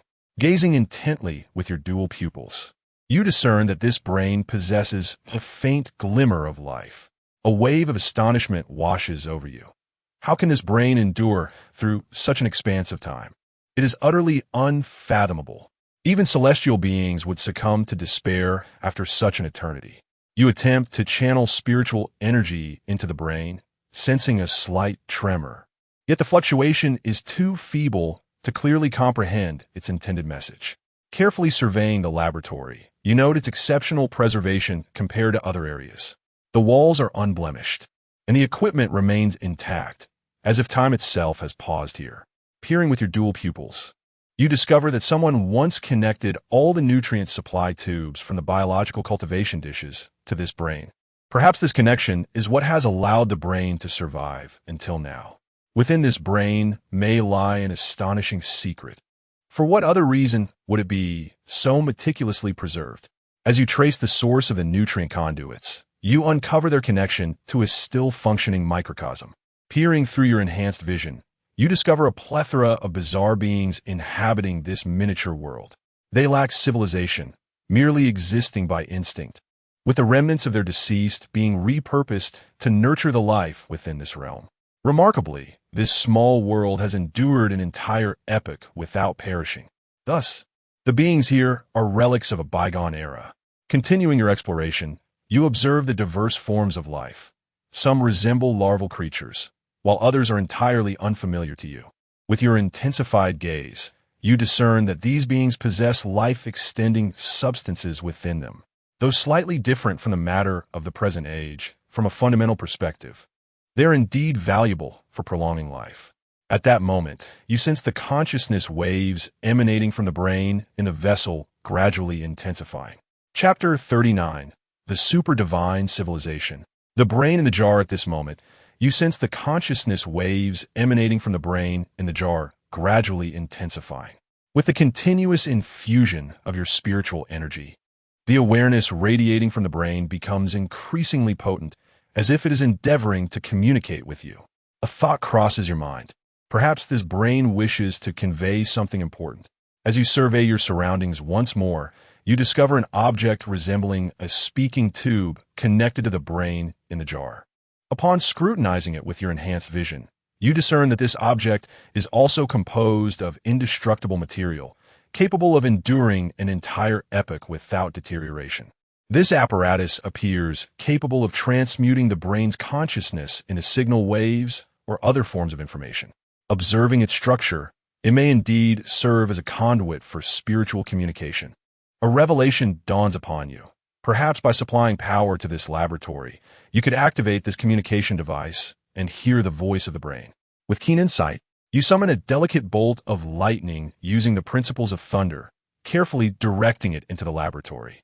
To avoid any significant disturbances, you only power the laboratory, ensuring that no other areas are affected. Although you are intent on exploring the myriad realms, it does not imply that you seek to provoke unnecessary troubles, especially within the remnants of such an immortal power. Who knows what traps may lie in wait? As the electrical current surges, the equipment within the laboratory gradually illuminates, awakening from its eons of slumber without a hint of malfunction. An impressive feat. Suddenly, the speaking tube emits a low, resonant hum. Your unparalleled spiritual essence, coupled with the void, infinite Emperor Scripture, enables you to comprehend all languages of the myriad beings across the heavens. A voice resonates within your spirit. At last, someone has arrived. I have waited for far too long, truly far too long. Your heart trembles. The voice seems to traverse countless epochs, imbued with profound weariness and nostalgia. You respond to the brain with a reverberation of your spirit. I am here. The brain replies, that is good. That is good. I hope you remain with me. But who are you? You counter. And who might you be? The brain responds, I am the last guardian of the realm of the Hell Central Court, and one of its creators. Our civilization has long been lost to the river of time, leaving me as the final legacy of our culture and my consciousness. A wave of awe washes over you. This brain is indeed one of the architects of this creation, its civilization long extinguished, leaving behind only this remnant and its awareness. You inquire, what led to the downfall of your civilization? The voice falls silent for a moment, as if reminiscing about a distant past. We were too greedy, seeking to touch the domain of the Creator, ultimately inviting an insurmountable calamity, which led to our civilization's demise. The few remaining bases can only wander through the heavens. Our remaining bases are scattered across the cosmic sea, continuing that supreme research. We firmly believe that once our studies bear fruit, the revival of our civilization is merely a heartbeat away. But we were presumptuous, creating beings we could not control, ultimately leading to our own destruction. The voice slowly responded, this is the final legacy of our civilization. An experimental ground striving to transcend the Creator. We birthed a life form capable of surpassing the rules of order. Yet in the end, it annihilated everything. You continued to inquire, were those insects a creation of yours? The larvae you observed bore an eerie resemblance to the insects that attacked the vast world of mountains and seas. Perhaps here lies more information. The voice fell silent for a moment, as if reminiscing about a distant past. Insects? Insects? Insects? Insects? What is this? The consciousness of the brain in the jar suddenly began to dissipate, as though forcibly stripped away by some unseen force.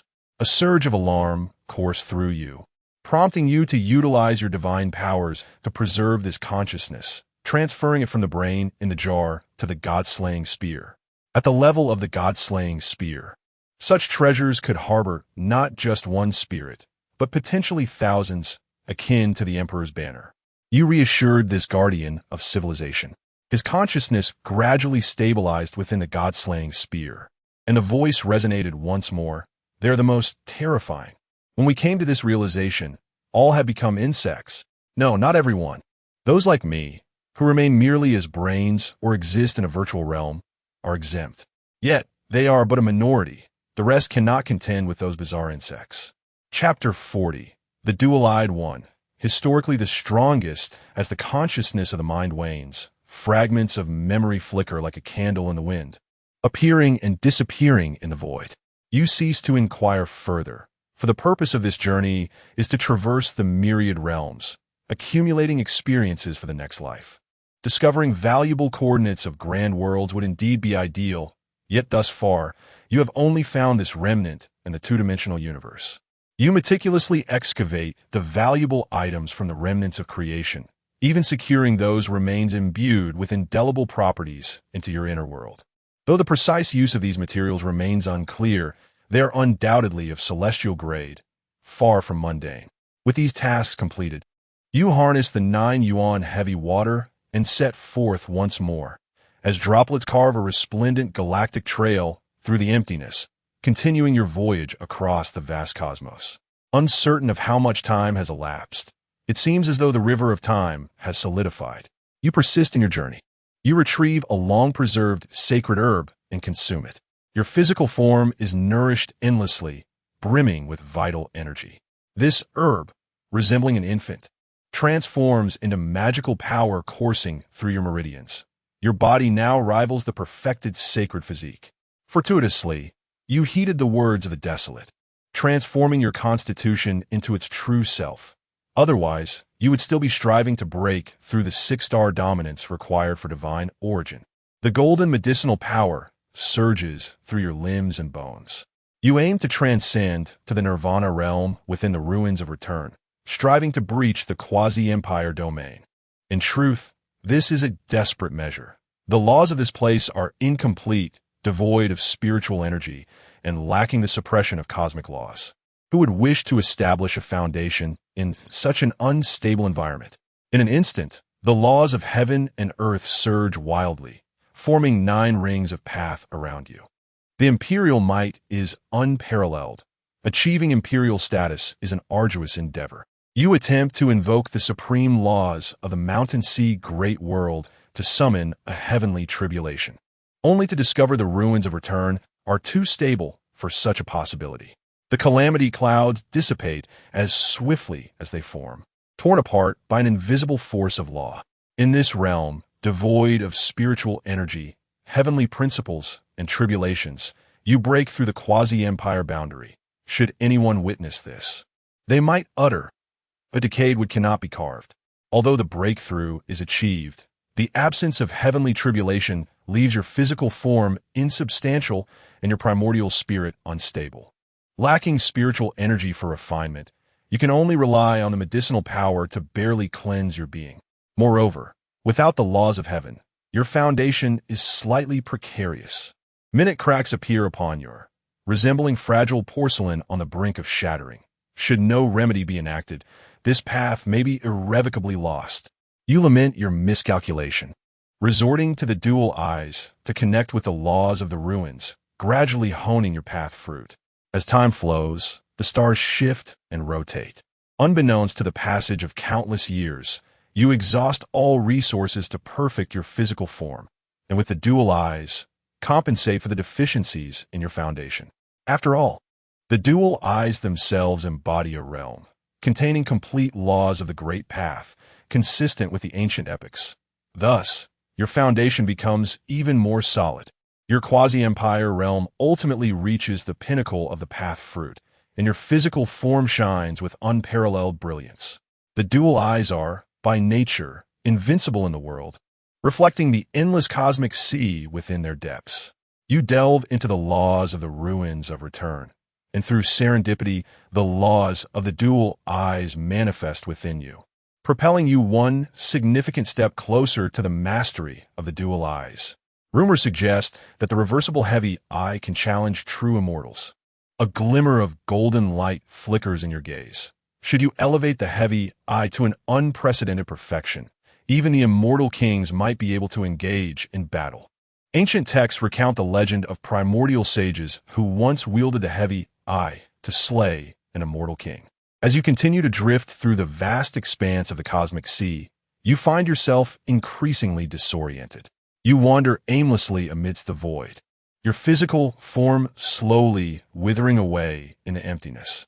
Your corporeal being no longer radiates its former brilliance. Your primordial spirit, too, dims from prolonged depletion. The tree of Tao within your consciousness begins to decay. In this moment, you truly grasp why cultivators ultimately require spiritual energy for sustenance. Upon reaching the quasi-emperor realm, the strain on your physical form becomes immense, necessitating the maintenance of a quasi-emperor level primordial spirit. Why is it said that only one emperor can be achieved in an era? Because the spiritual energy of the vast world is limited. Collectively, it barely suffices to enable a single emperor to attain their perfect Tao fruit. An emperor can suppress the starry skies for countless millennia, and even the heavenly Tao cannot contend with them. So why not open the path to ascendancy and send the emperor away, thus liberating this consumer of spiritual energy? The heavenly Tao is not foolish. The emperor's body is a reservoir of the world's spiritual energy. If they ascend to the immortal realm, what will remain of the vast world? Only a world in decline. Every time a cultivator breaks the shackles of heaven and earth to ascend to the immortal domain, the age of decline descends. Spiritual energy can, like innate essence, independently divide and proliferate, yet the process is excruciatingly slow. Thus, the notion of encouraging ascension, as depicted in certain novels, is non-existent. In this current state devoid of spiritual energy, you can only rely on the meager sustenance from within your body and the laws of nature, but it is agonizingly slow. Each breath consumes your primordial essence. Even a quasi-emperor's physique must adhere to the law of energy conservation, unable to exist for prolonged periods absent of spiritual energy. You utilize the 9 yuan heavy water.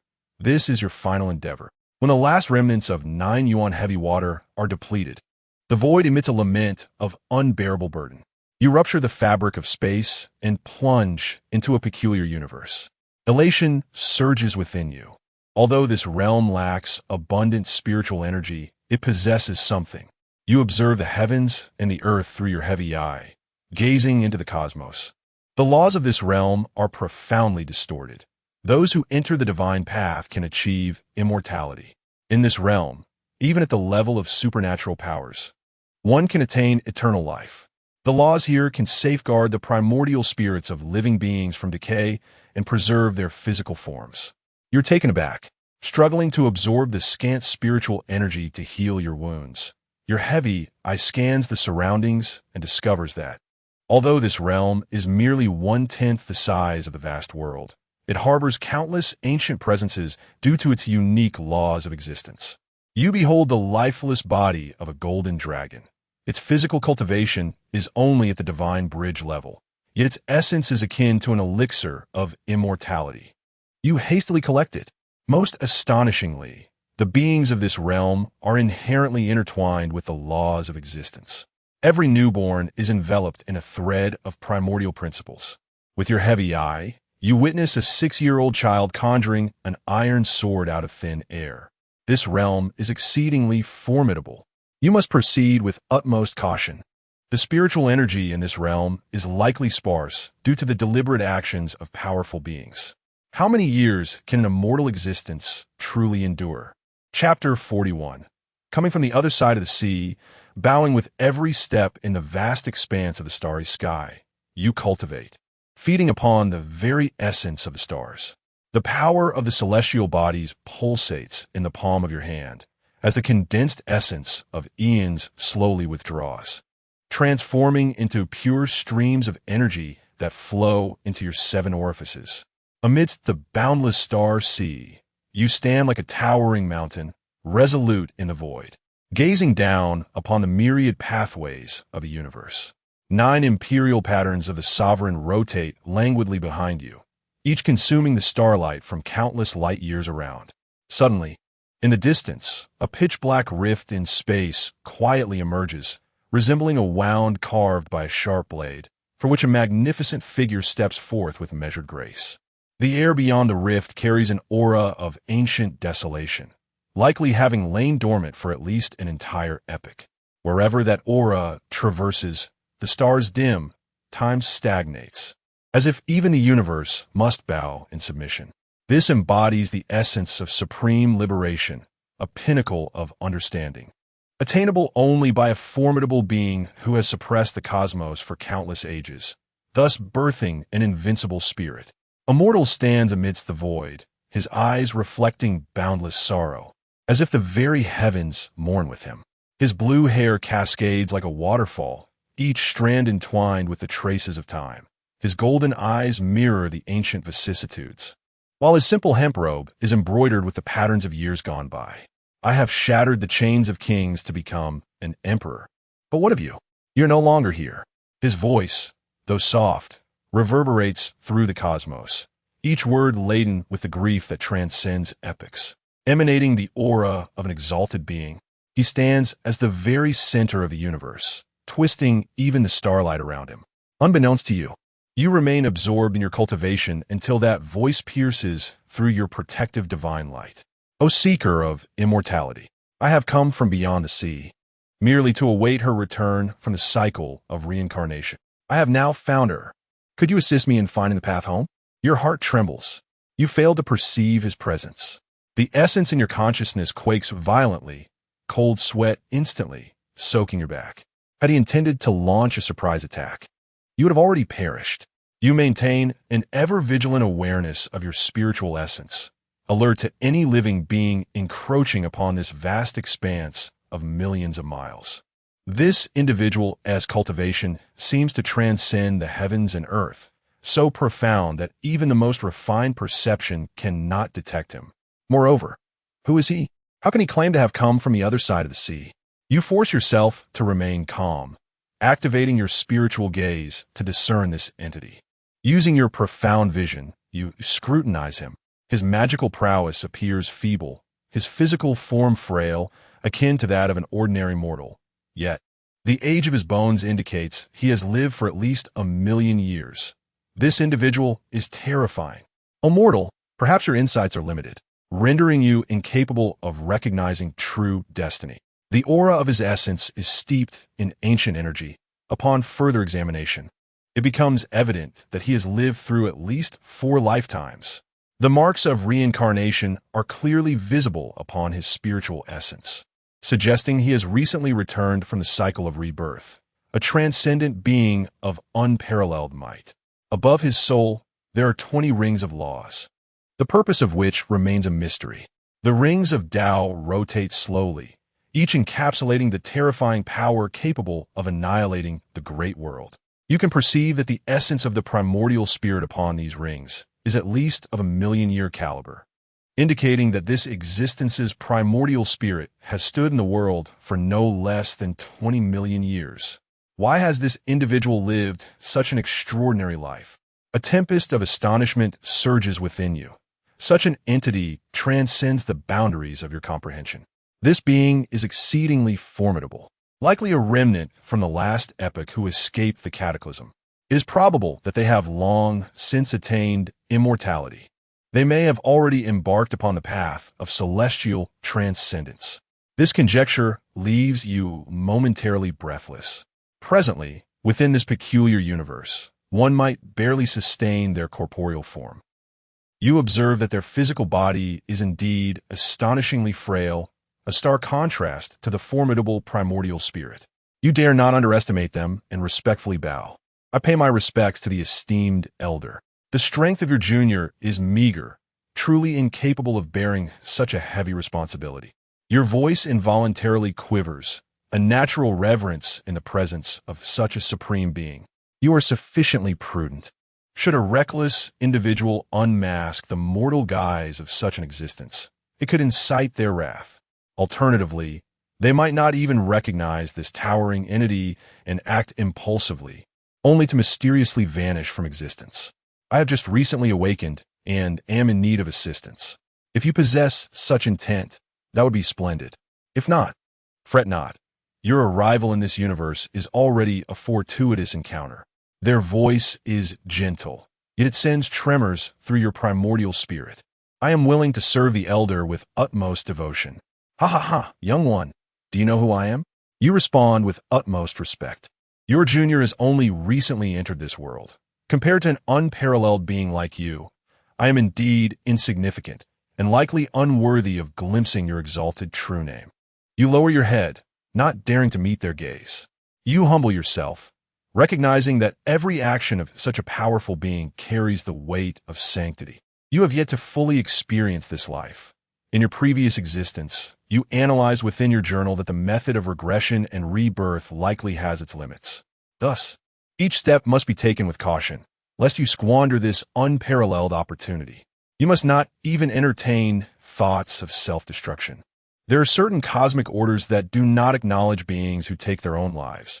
Elder, Chapter 42, The Path of the Deceased Wife, terrifying indeed. Ha! You may refer to me as the Azura Sea God Emperor. Your mortal form trembles. How exalted this title must have been in a bygone era.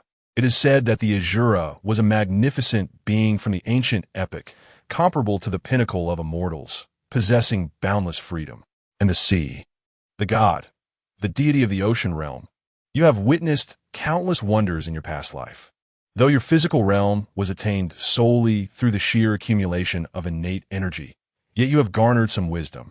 Such a formidable being is at least of the upper echelon, a supreme, immortal king. So, it is a senior. I have long admired your esteemed name, yet I never anticipated encountering you here. This truly is a fortune that I could never hope to achieve in eons. I sincerely congratulate you on finally uniting with your beloved. The Azura Sea God Emperor chuckled. You are an amusing youth. Upon my return to the divine realm, I shall grant you an unparalleled divine position. Your heart swells with joy. The term divine position causes your very essence to quiver. A divine position. Could it be the position of an ancient god? It is said that before the epics, there existed numerous innate ancient gods, born at the level of immortal kings. Your heart races. With your profound sight, you discern that the senior's physical form appears exceedingly frail, likely due to the deficiency of spiritual energy in this realm, hindering the restoration of his supreme state. You find yourself powerless. The quantity of spiritual energy, nay, even celestial energy, required by such a powerful being would drain you dry without even a fraction of restoration. Yet, in terms of physical frailty, you possess some means. The senior has just awakened and naturally requires replenishment. The senior silence does not imply that you, as a junior, should refrain from expressing your intentions. You produce the sustenance crafted from the Rabbit clan's divine king, which you had previously slain in the vast world of mountains and seas, capable of restoring the energy loss equivalent to that of a quasi-emperor. You had been reluctant to consume it. It was a life-saving treasure. As the jade box opens, a rich spiritual energy transforms into a tangible mist, rising elegantly. Senior, I possess little of worth to offer, but I must extend my congratulations on your awakening from the eons, presenting you with a portion of clear celestial steamed rabbit head. This delicacy may assist you in regaining some of your physical cultivation. The Azura Sea God Emperor appears gratified. He nods slightly, a glimmer of approval gracing his eyes. Suddenly, his expression freezes. The Azura Sea God Emperor's brow furrows tightly. What, Rabbit? His voice suddenly escalates, shaking the very fabric of reality. No, my little dance. His eyes are instantly veiled in crimson, and a terrifying killing intent erupts from his golden pupils. You, young one, have chosen the path to your demise. He was engulfed in a furious rage, his face contorted in a grotesque mask of anger. The once serene aura around him transformed into a tempest of violence, his demeanor no longer composed. The chains of the laws that entwined his being clattered ominously, as if they could erupt into chaos at any moment. That seemingly frail corporeal form suddenly unleashed a terrifying pressure that rendered the stars dim, causing the very fabric of time and space around him to begin collapsing. It was the realm of laws, the path of annihilation. A surge of alarm coursed through you, prompting you to disperse your quasi-emperor powers with utmost caution. Such a formidable being, though physically weakened, possessed a formidable essence of true cultivation. A momentary lapse in vigilance could lead to your utter obliteration. You hastily retreated, invoking the ninefold limitless law, yet the shadow of death loomed ever closer. Your quasi-emperor's oppressive aura inadvertently fell upon the Shura-C emperor, who uttered a single word, "No." And then he vanished from existence. Confusion engulfed your mind as you stood there, bewildered, utterly failing to comprehend the unfolding events. A wave of regret washed over you. You feared you had squandered a monumental opportunity, all due to your folly in attempting to impress the Elder with the trivial techniques you had acquired on Blue Star. The pangs of remorse surged within you, and you wished desperately for time to reverse. Now, the Elder had been driven away by your actions.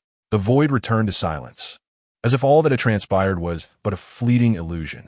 Your thoughts felt somewhat disjointed, and a crack appeared in your heart of Tao. As your Tao heart began to mend, you recalled the words of the ancient sage. If it is yours, no one can take it from you. If it is not yours, you cannot possess it either. Outside the simulator, you discerned an unsettling truth. The longer the simulation persisted, the lesser the impact of the previous iterations upon you. Even now, you retained a lingering sense of disconnection from reality. Even the unparalleled wisdom could not entirely shield one from the influences of the tangible world, nor could it completely sever ties with the unreal. Only time could fully assimilate all memories, merging them into your very being. Encyclopedia, 5 dimensions, laws, eternal life domain, celestial king, mortal realm, celestial, golden celestial, insectoid commander, quasi-celestial king, supreme golden celestial, quasi-insectoid hero king among celestials, great Luo golden celestial, insectoid hero celestial king domain, pinnacle celestial king, great Luo golden celestial, master of 10 complete laws, celestial king titan, great Luo golden celestial, master of hundreds of laws, supreme celestial king, great Luo golden celestial, master of thousands of laws, imperial radiant celestial king, great Luo golden celestial, master of all laws of the great thousand worlds, quasi-celestial emperor, quasi-saint, all laws mastered. If one masters the emperor's laws, one can transcend to become an emperor. Chapter 43. With a mere flick of your wrist, your opponent perished. Perhaps this supreme existence is merely toying with you. Your heart, as tranquil as an ancient well, remains immersed in the depths of your cultivation. As you grasp the essence of the laws of time, you realize that over 3 centuries have elapsed since you departed from mountains and seas to traverse the heavens. Although you have attained the realm of a quasi-emperor, you find it impossible to resonate with the immortal laws of this world. After a decade of arduous training, you ascend to the 2nd tier of quasi-emperor, your physical form unparalleled, yet that is all there is to it. Upon achieving a minor mastery of your dual pupils, your corporeal form becomes your weakest aspect. Yet the sparse spiritual energy of this realm proves to be a formidable challenge, compelling you to seek alternative paths to transcendence. While exploring this vast world, you discover that the lifespan of its beings is astonishingly prolonged. Merely stepping onto an ancient star, you encounter human souls that have survived for millennia, and even encounter immortal great demons with lifespans reaching 1,000,000 years, lurking in the deep mountains. As you casually hunt 3 of them, you realize that despite their extensive lifespans, their strength is lamentably feeble. This perplexes you greatly, as the beings of this realm diverge significantly from your understanding of the immortal existence. Even more perplexing is the primitive method of cultivation among the humans here, who primarily engage in hunting demons and beasts as their means of advancement.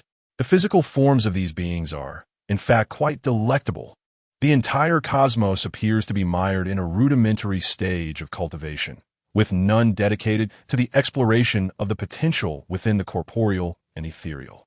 They remain fixated on their innate talents. At just over 6 years of age, they awaken a primordial true spirit, which in the realm of mountains and seas would be considered a quasi-emperor level of aptitude. Filling this primordial true spirit with spiritual energy constitutes their method of cultivation. Subsequently, ing the soul of a demon beast upon it. Yet they neglect the corporeal forms of the demon beasts, which is truly ignorant. One must understand that the physical forms of the demon race are their strength, while their ethereal forms are often weaker than those of human cultivators at the same level. The only aspect that remains somewhat commendable is the nightly path prevalent in a certain star domain. Though it lacks a systematic foundation, it has begun to take shape in the realm of the corporeal. However, the obsession of the cultivators in this realm with primordial spiritual power borders on the pathological. As a humble cultivator hailing from impoverished regions, you naturally find it difficult to comprehend. It seems this realm was once a continent of the celestial domain before its fall into the cosmic sea for reasons unknown. In a world of mountains and seas, possessing primordial spiritual power allows one to directly approach the divine realm, devoid of any bottlenecks. Yet here, you encounter a being claiming to be the god of life, who astonishingly embodies the essence of the laws, a natural-born saintly talent. It is said that before the ancient times of mountains and seas, there existed an extraordinary cultivator, a mere blade of grass that had attained enlightenment and was born with wisdom.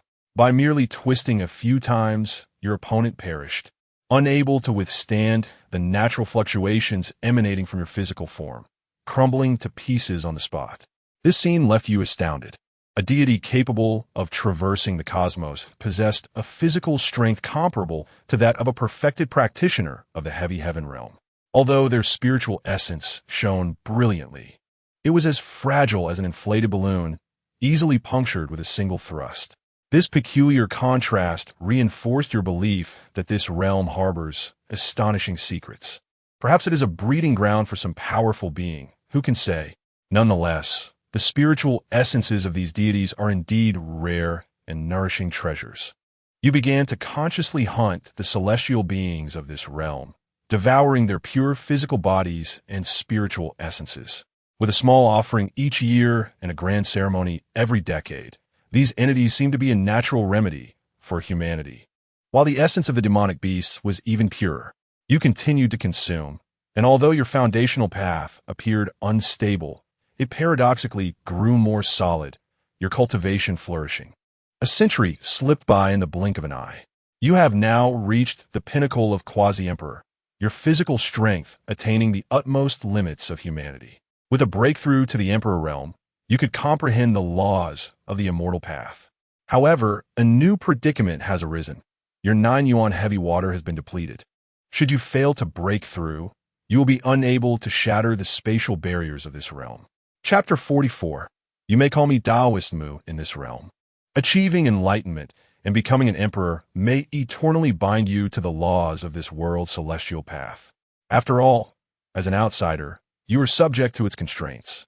Although this realm boasts immortal laws and an abundance of life forms, it utterly lacks the principles of the celestial path, with not even a trace of the ethereal to be found, as if it has long since vanished. After much deliberation, you have resolved to pursue the path of corporeal ascendance as an emperor, ultimately to nourish your primordial spirit with your physical form. This approach, while the most secure, is also the most protracted, for you currently possess a mortal body, an ordinary constitution shared by all human beings, a product of the innate nature of the postnatal human race.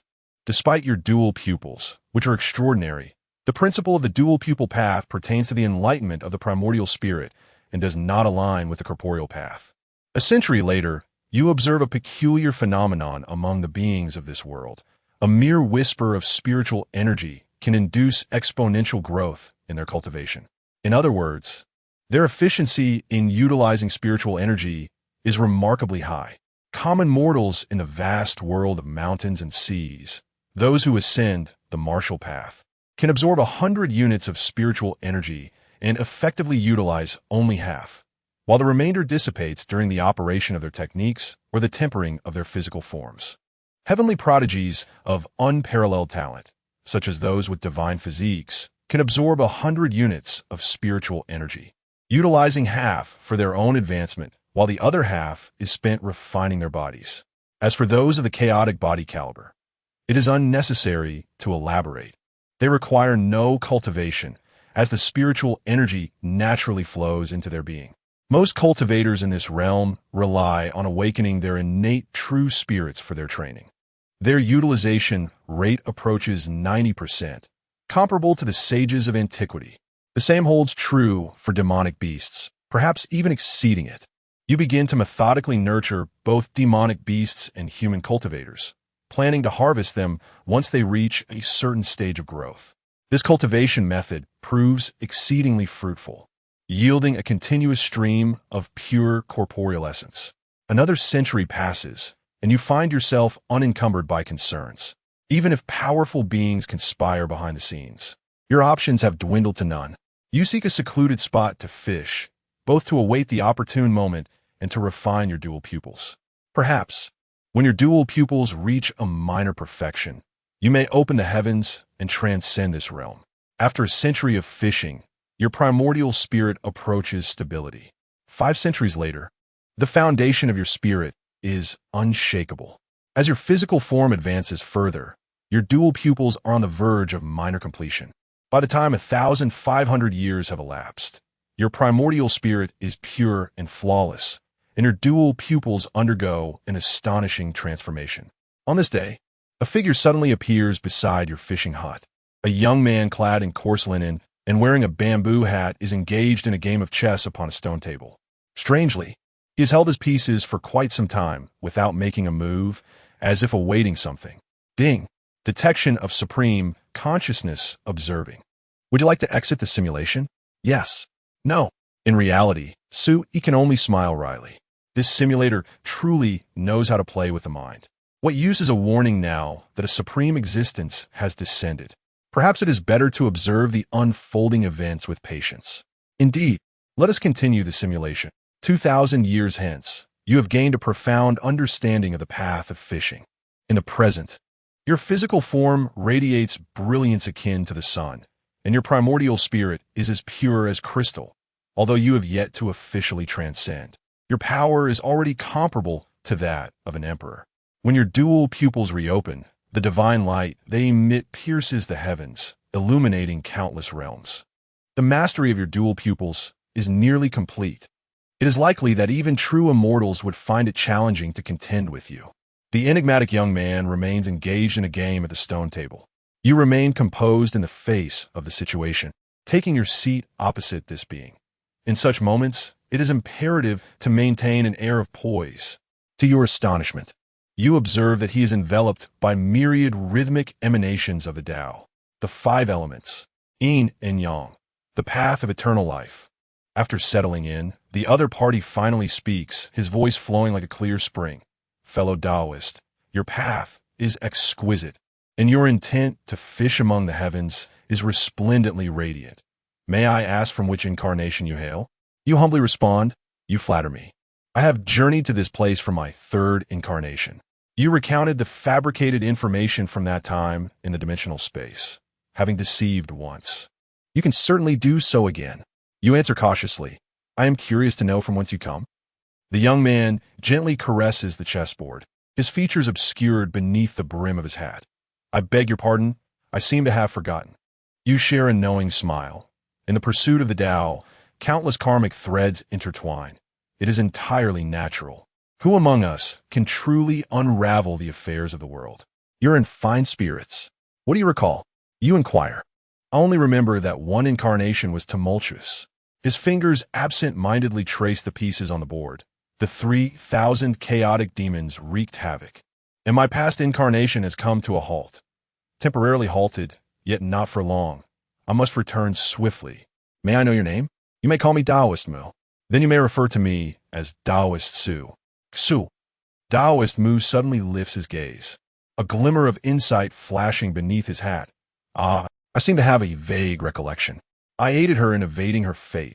It was then that I realized I had been rather slow. Your pursuit of the fishing Tao seems to have yielded abundant rewards. Taoist Mu gazes at the ethereal fishing line flickering above the stone table. I too once frequently fished, yet I always returned empty-handed in the end. Chapter 45. The Celestial Emperor Level System. The Fall of the Celestial Domain. To what level have you ascended now, my friend? You inquired tentatively, your gaze fixed intently on the obscured visage of Mu Dao beneath the brim of his hat. Mu Dao gently caressed the edge of the chessboard, his fingertips glowing with a faint aura of the Tao. I surpass you by a degree. According to my system, it is akin to the golden immortal realm.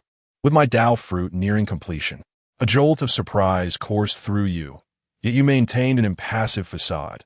My friend, the path of immortality is boundless, offering immeasurable freedom. Although you were entirely unfamiliar with the concept of a golden immortal, feigning ignorance was your forte. You reminisced about the days when you strolled with your hands in your pockets, unaware of what it meant to have a rival. Suddenly, a flash of inspiration struck your mind. Such an existence must be unique across the myriad heavens, with a single thought capable of traversing countless realms. ISNT this the perfect opportunity to test your ability to replicate after death. You even speculated that this power of rebirth might be an innate gift. Ding. Triggering simulation path selection. Continue conversing, seek death. In reality, He found himself in a quandary. Such a high being, so amicable, is a rare encounter. Missing this chance could mean never encountering it again. Yet, this simulation was progressing remarkably well.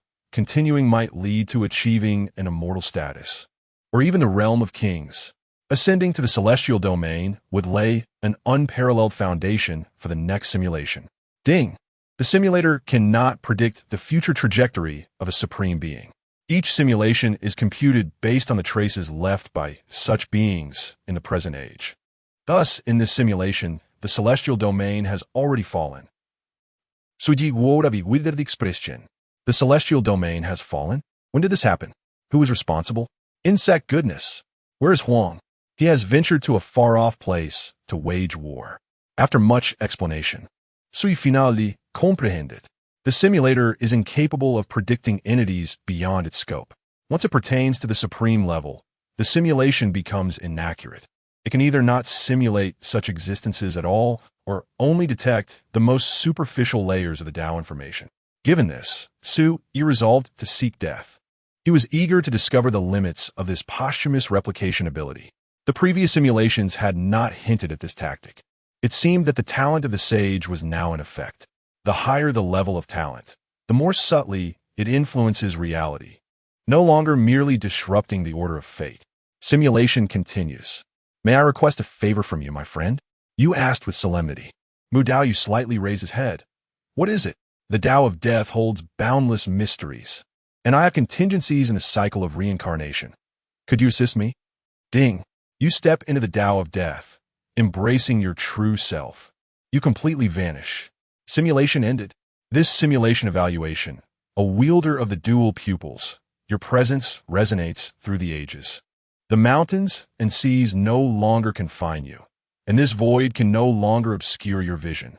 This simulation score, the dual pupils have opened the heavens. The foremost of this era. You may select two options for reflection. First, mortal body. Choosing this option will reset your previous physical constitution and cultivation choices. Selecting this option will return you to the most primitive state of a mortal being, shedding all extraordinary attributes and spiritual cultivation, akin to the purity of a newborn. You will forfeit all levels of cultivation, yet simultaneously gain the opportunity to choose a new path of practice, like a blank canvas awaiting the brush of creativity. Second, perfected 9 heavens at the 9th level, with a physical form reaching the apex of the Emperor realm. This represents the ultimate manifestation prior to ascending to the Emperor's domain, achieving perfection in the 9 heavens, with physical strength attaining the zenith of humanity, an immaculate state of being. Third, Supreme Spirit, a spirit that has undergone 2,000 years of refinement, experiencing 3 essential transformations. reaching an extraordinary realm. 3. Transformative evolutions of the spirit. Fourth, dual pupils. Those endowed with dual pupils have historically been the most formidable beings, subduing the heavens and perceiving the ancient epochs with a mere glance. Their second gaze commands 3,000 laws, while the third eye can obliterate even celestial kings. The legendary pupil technique of celestial kings possesses the supreme power to dominate an entire era. Minor completion achieved. 25th, the Xian Sheng Tree, said to be where the heavenly emperorly attained supreme understanding, subduing mountains and seas, ascending to the celestial realm. This divine tree embodies the true essence of Li Tian's enlightenment, with each leaf inscribed with unparalleled wisdom. Meditating beneath its branches can yield extraordinary results. The sword scars etched on its trunk continue to convey the essence of unrivaled swordsmanship. 26th, longevity condensation technique, a method of transcendent immortality, offering boundless longevity and ultimate freedom. 51st, the Heavenly Emperor's secret realm, a complete inheritance, a decree of ascension, a comprehensive celestial scripture, a celestial weapon, and abundant life-sustaining resources. 52nd, Star Sea fishing system, of uncertain purpose, slightly inferior to the simulator, originating from different realms, currently designated as 001, acquisition method unknown, absolutely harmless. It is recommended that the host prioritize this choice. 92nd, God-slaying spear, forged at the dawn of creation, originally a congenital sacred artifact. Fearless of karmic retribution, it can sever causality without consequence, a treasure of primordial origin. No weapon spirit. 93rd, past life karma, significantly enhances the heart of Tao, physical form, and spirit. 94th, opportunity to gain a complete life experience will not affect personality. This. He stared at the 93rd option, his lips twitching. What on earth is this option? The simulator is truly mischievous, isn't it? Nevertheless, this simulation has proven to be quite fruitful. This posthumous duplication is undeniably extraordinary, as it has directly replicated a system slightly inferior to the simulator, at least a product of celestial emperor-level rules. It seems necessary to reassess your own talents. This may greatly assist you in future simulations. After careful consideration, He ultimately chose dual pupils and Star Sea fishing system. It was not that he wished to forego Meng Yao, but the cost-effectiveness of the dual pupils was simply too high. After all, in this perilous world, strength is the undeniable truth. Beep reflecting. Chapter 46. Dimensional Chat Group. The master of the group, the dual pupils of Xiaocheng. Achieving a state of perfection, exude an invincible aura in this world. This is the legendary dual pupils, rumored to have been wielded by ancient sages who opened the heavens and ushered in an everlasting era of prosperity. With a serene smile, Su irradiates an overwhelming presence, suppressing the realms above and below. Even if a true immortal were to descend, Su possesses the confidence to subdue them. He does not conceal the extraordinary manifestation of his dual pupils, allowing the eyes that embody destruction and rebirth to shine with divine brilliance in the void. At the moment the dual pupils fully manifest, an enigmatic force harmonizes your mortal vision with the dual pupils in perfect unison. The ancient heavenly light projected by the simulator envelopes you, facilitating the ultimate convergence of these celestial gazes. Within the inner sanctum of the Wuyang sword sect, the residence of the sect leader, suddenly, the leader, who was savoring tea, sets down the cup, his eyes flickering with astonishment. Dual pupils at the small completion stage? He abruptly rises, his robe billowing as if stirred by an unseen wind. This young man has acquired such a remarkable opportunity. He possesses the potential of an immortal king. The leader paces the courtyard, his expression shifting as he grapples with a significant decision. After a lengthy contemplation, he lets out a deep sigh. Very well. I shall seek him out in due time. Once reseated, the leader calculates with a wave of his fingers, only to be astonished by the utter chaos of the heavenly secrets. I cannot discern anything. Soon after, a look of contentment graces his face. Indeed, this is truly remarkable. In the outer courtyard of the Wuliang sword sect, within an ancient quadrangle, Su Yi sits cross-legged in the master bedroom, the divine light of destruction and creation swirling in his dual pupils. He surveys the vast world of mountains and seas through his extraordinary gaze, deep within the forbidden zones of the Dao sect. An ancient figure with white hair is concocting a human pill, anguished cries emanating from the cauldron. In the chamber of the saintess of the Yao pool, a mesmerizing figure shimmers through the mist. Su Yi clears his throat. This can wait until nightfall. His dual pupils continue to scan, discovering the blazing sun realm he had encountered during his second simulation. At this moment, the binary star system remains vibrant, with two suns shining harmoniously. As Su Yi unabashedly showcases the power of his dual pupils, countless ancient beings from the mountains and seas are stirred. This is the dual pupils? How can this be? Such overwhelming pressure. Su Yi gazes down upon the forbidden zones, preparing to execute a grand plan. Deep within the mountains and seas' forbidden areas, the aged supreme beings who cling to life by devouring souls tremble in fear. Most of them are former emperors who once severed themselves with a single blade, having suppressed an entire era.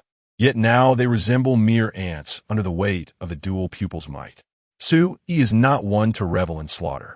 He conveys a message to all within the forbidden zones through his dual pupils, everyone within 10 days. You must submit 100,000 genes of source energy and 10,000 genes of divine source. If you possess immortal source, it may be substituted. I have great use for it. The pressure of the dual pupils resonates through the ages, a force so formidable that even true emperors would find it daunting. Naturally, those supreme beings dare not voice a single complaint. Such an existence, commanding across endless star rivers, is beyond their reach. Those who achieve the rank of supreme are invariably the sagacious and perceptive. Have I become somewhat reckless? Suis soudain jolted avake, nearly lost in the depths of power, having committed such a rash act. I must refrain from being so ostentatious next time. Ding! Congratulations, host, for binding the star sea fishing system, henceforth achieving eternal vitality, a single thought leading to eternity. Analyzing the dimension. Ding! Congratulations, host, on arriving amidst the waves of the sea of sacrifice, within a smaller wave. Please choose. 1. Emerge immediately, subduing all enemies of the great world of mountains and seas, and obtain a strand of imperial resonance. 2. Fish for a century, acquiring an imperial weapon. Is this truly the star sea fishing system? It appears rather unremarkable. Su Yi silently contemplated. I choose option 1. He would not squander a century on fishing. Such an endeavor in reality would likely lead to his demise, a memory of how he perished in the third simulation still vivid in his mind. Strangely assimilated after several hundred years. Indeed perilous. Ding! Congratulations, host, for subduing countless supreme beings from forbidden zones, exceeding task completion. Reward: 10 strands of imperial resonance. An overwhelming imperial aura suddenly surged through the heavens and earth. Su Yi hastily intervened to suppress it, lest this small world shatter in an instant. For him, absorbing these 10 strands of imperial resonance was effortless, as his realm of the dual pupils had long surpassed the human domain, even rivaling the true immortals. He likely ranked among the top few true immortals, possessing unparalleled talent. At this moment, Su Yi recalled that he had yet to examine the fragmented memories from the fourth simulation. However, with the prowess of his dual pupils, he swiftly assimilated the information. It was time to organize the gains from the various simulations. Su Yi focused his thoughts, summoning the system panel. Life Simulator. Holder. Su Yi Source 7. Points. Authority. True Survivor. Simulation attempts. 12. Shall we begin the simulation? Yes. No. Simulator. Can you manifest a character panel? One that displays cultivation, physique, and talent. Ding. Source -1 in production. This is rather uninteresting. Ding. The simulator has no source inventory. Sharing source with the host. Has never deducted from a source. Very well. Completion notification. Name: Su Yi Race. Acquired human. Origin: Blue Star, Wuliang Sword Sect. Status: True being, Unique VIP of Tianyi Qinzhuang, leader of the Dimensional Chat Group. Unknown. Unknown. Unknown. Outer disciple of Wuyang Sword Sect. Cultivation. Innate realm. Void Sutra. Possesses some mundane abilities. Fishing for the Great Tao. Physique. 5-star dominant body. Minor completion of dual pupils. Path of Vital Blood. Special. Posthumous duplication. Unknown attribute. Future notes. Temporal attribute. Talent. Unmatched wisdom. Witness qualification. Pending assimilation. All memories from the third simulation.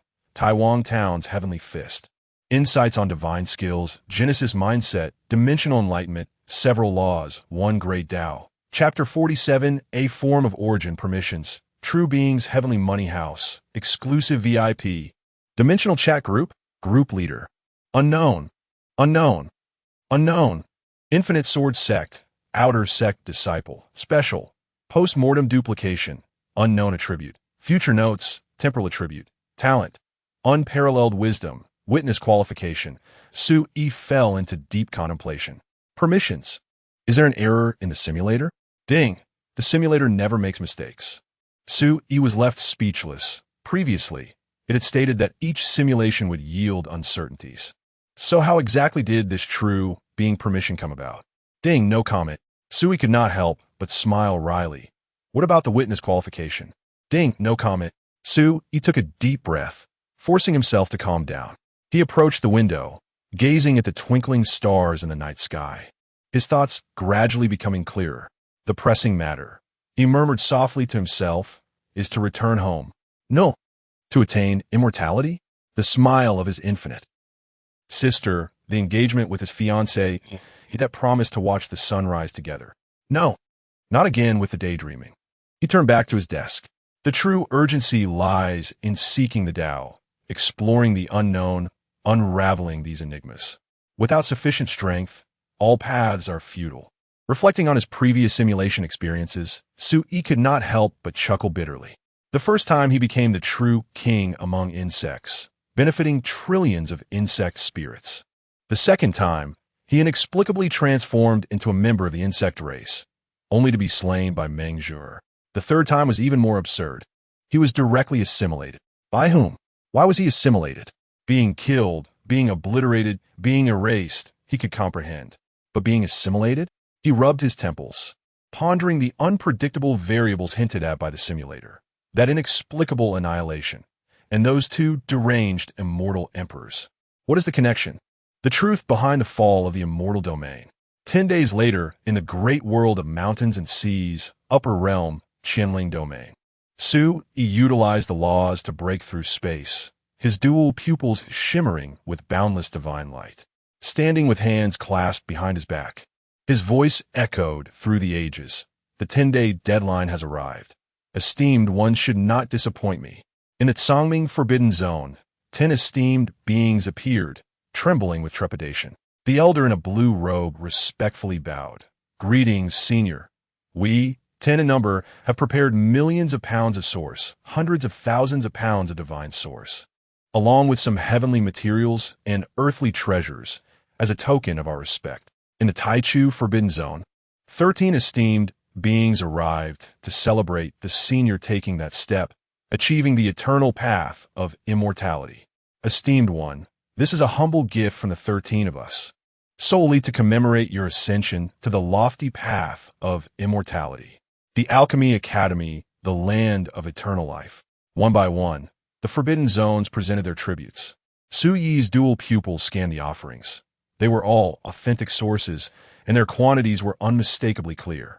This harvest far exceeded expectations, as the divine source alone had piled up into a small mountain. Only one forbidden land remains undisclosed, as Su Yi gazes longingly. The place is known as No Silence. Su Yi's eyes narrow, his dual pupils penetrating the void towards that forbidden zone. Above No Silence, a decayed imperial might looms, emanating an ancient and eerie aura, reminiscent of a great emperor's dwelling. Senior, a cautious voice emerged from a supreme being hailing from the primordial forbidden zone. It is said that an aged emperor slumbers there. Even with your astonishing ocular prowess, one must tread carefully. Those ancient beings, would not hesitate to take another soul with them before their demise. Sui's expression remains unchanged. His current state of mind is clear, thoughts unclouded, and his Tao heart stable. He is no longer prone to reckless actions. Although he possesses celestial-level combat prowess, his primordial spirit and physical form have yet to reach the corresponding realms. He is akin to a razor-sharp sword, capable of severing all, yet vulnerable to breaking. In gaming terms, he is a player who invests solely in attack while neglecting defense and vitality. In simpler terms, it means that either his opponent would obliterate Sui, or he would annihilate them. This, of course, applies only to emperors. The threat posed by supreme beings to Sui at present is nearly negligible. Supreme beings exist at the threshold of emperor status, three-dimensional entities. The ultimate transformation of an emperor marks the early stages of a four-dimensional existence. Though classified as a transitional phase, they are not something three-dimensional beings can confront. Nonetheless, Sui is an exception. With his 5-star dominance physique and the near-perfect dual pupils, he possesses unparalleled potential despite certain deficiencies in cultivation. Veep detected a large quantity of source stones, convertible to primordial essence, detected a significant amount of divine essence. Convertible to primordial essence, would you like to convert? Sui gazes at the mountain of source, 50 million pounds of source, several million pounds of divine essence, alongside a plethora of rare treasures. After all, the supreme beings of the Forbidden Zones are targets of universal disdain. Any being that aspires to ascend to emperor status typically raids these zones, and they have grown accustomed to it. Convert, Sui silently commands. Veep, conversion successful. Primordial essence 27374 this. Sui's brows furrow slightly. 50 million pounds of source, several million pounds of divine essence. And this is all he receives? A common planet in the vast world of mountains and seas, when drained of its core, yields but a few pounds of source. Larger life-bearing ancient stars produce at most a few pounds of divine essence. Just recently, Sui plundered the primordial essence of the mountains and seas for 3 days in the cosmos, accumulating over 100 points, and that was without the dual pupils. Now, with the addition of the unparalleled dual pupils, it seems plausible to seize over 10,000 points of primordial essence in a single day. With so many supreme beings and an abundance of source accumulated across countless epochs, is this truly all? Veep, the mountains and seas are finite. A great world, with the passage of several 100,000 years, can only coalesce a few tens of thousands of points of primordial essence.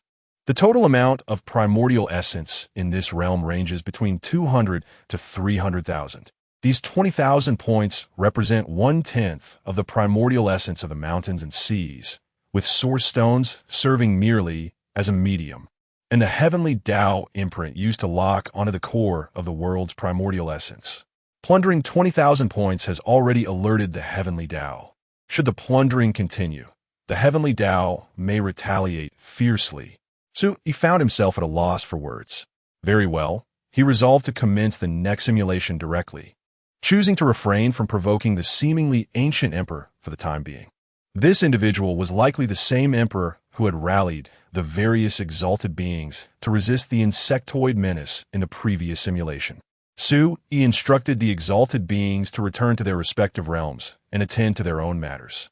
Before encountering any obstacles, it was imperative to establish a solid foundation using the simulator. Otherwise, all aspirations would be mere illusions.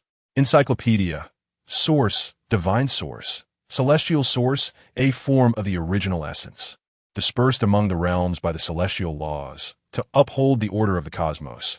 Yet there are always petty individuals who steal the essence. The source consumed through normal cultivation will, in a wondrous manner, return to the heavens and the earth. Chapter 48. As long as the tribulations of the heavens persist, one may endure in this world. Ding.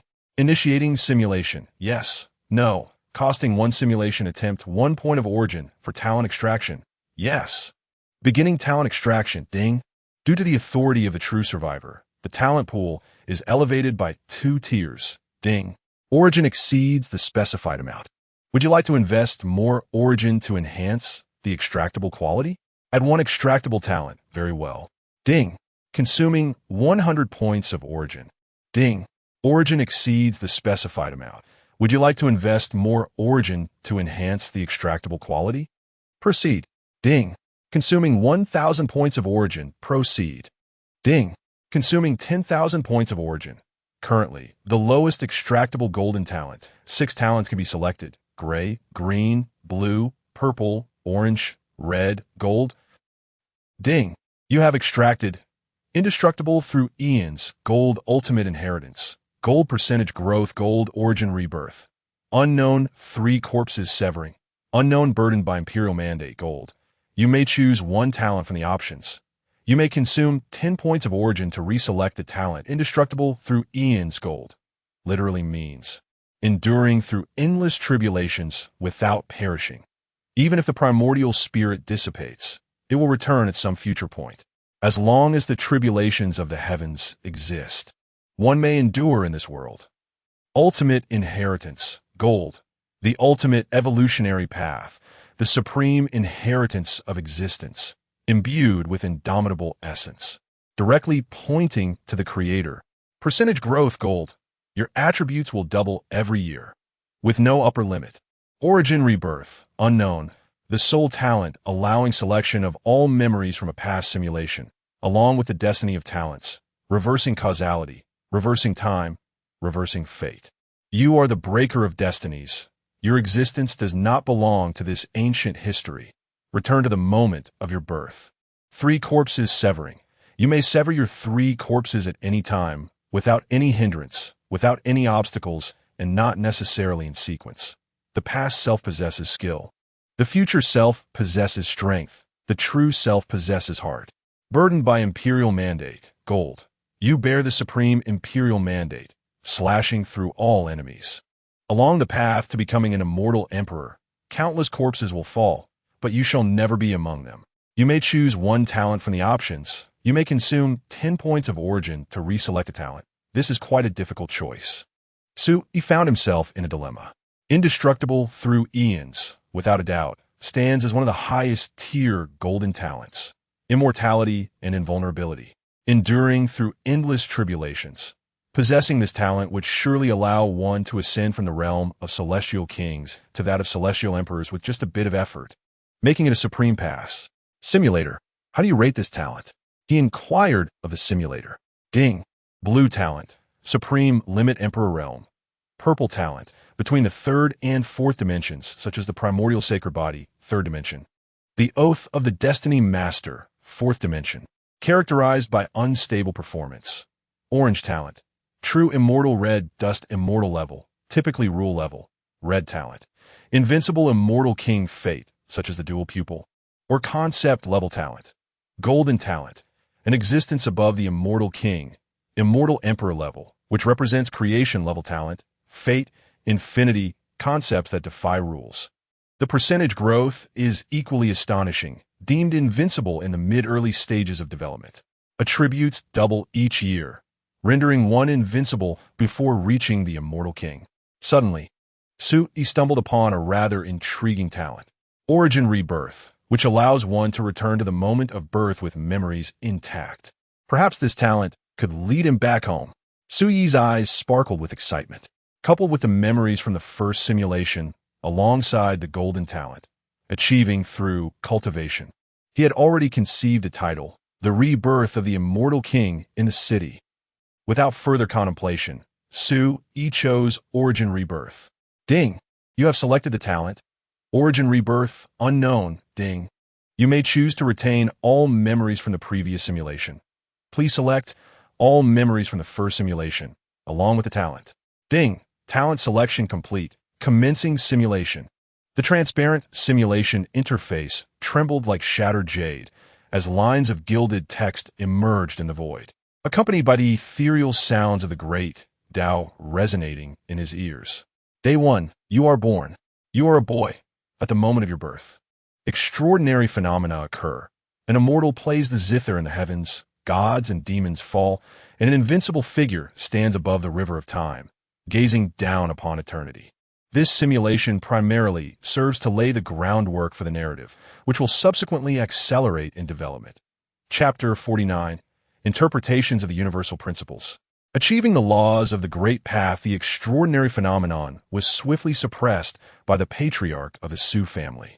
Upon glancing down, you discovered that your tiny hand tightly clasped a pearl, your accompanying magical treasure. The entire capital trembled at this revelation, yet the Su family promptly quelled the matter, preventing its further dissemination. This was a natural-born sage. In the future, you would undoubtedly awaken an SS-level talent, perhaps even manifesting a unique physique as you matured. Your father exclaimed with exhilaration, "My son Su Yi is endowed with the potential of an emperor." Indeed, your name is Su Yi, born on the Blue Star, in the Human Federation, within the Huaxia governing district in the capital city. By the 30th day, your development far surpassed that of ordinary children. In merely a month, you could crawl with remarkable steadiness. You curiously surveyed this world around you. Even more astonishing to the Su family was your occasional, unconscious execution of intricate gestures. Truly, you were worthy of the Emperor's potential. By the 90th day, you could engage in simple conversations with adults. "Father, mother," you called out in a sweet, childish voice, yet your enunciation was remarkably clear. The caregiver summoned by the Su family was left speechless, for typical children did not achieve such linguistic proficiency until at least 1 year of age. More astonishingly, you would often articulate profound statements, such as pointing at the starry sky and declaring there are insect people. Your primordial spirit was gradually awakening. By your first year, a grand ceremony was held by the Su family to celebrate your milestone. Word of your innate sanctity had spread like wildfire. 13 martial arts masters of unparalleled prowess arrived, eager to take you as their disciple. The patriarch of the Su family graciously declined all offers, yet was unable to resist the fervor of these great beings, thus deciding to orchestrate a lottery during the ceremony. Fair competition. Each master presented an object symbolic of their essence. Whoever you chose would become your mentor. Naturally, the positioning of these items was of great significance. The formidable masters ensured their objects were prominently displayed in the front rows.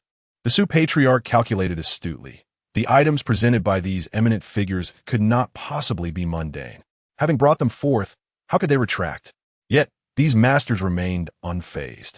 After all, a natural-born sage, such as yourself, a rarity in a millennium, warranted their substantial investment. The 13 masters showcased their extraordinary talents. Some unfurled ancient tomes, their pages flipping autonomously, with golden characters swirling amidst the leaves. Others exhibited diagrams of the 8 trigrams, with the 8 symbols transforming and embodying the principles of the universe. Some even presented glimmering spiritual stones, dazzling enough to capture a child's attention. Others unveiled fragrant elixirs, their aromas invigorating the senses. 13 treasures lay before you.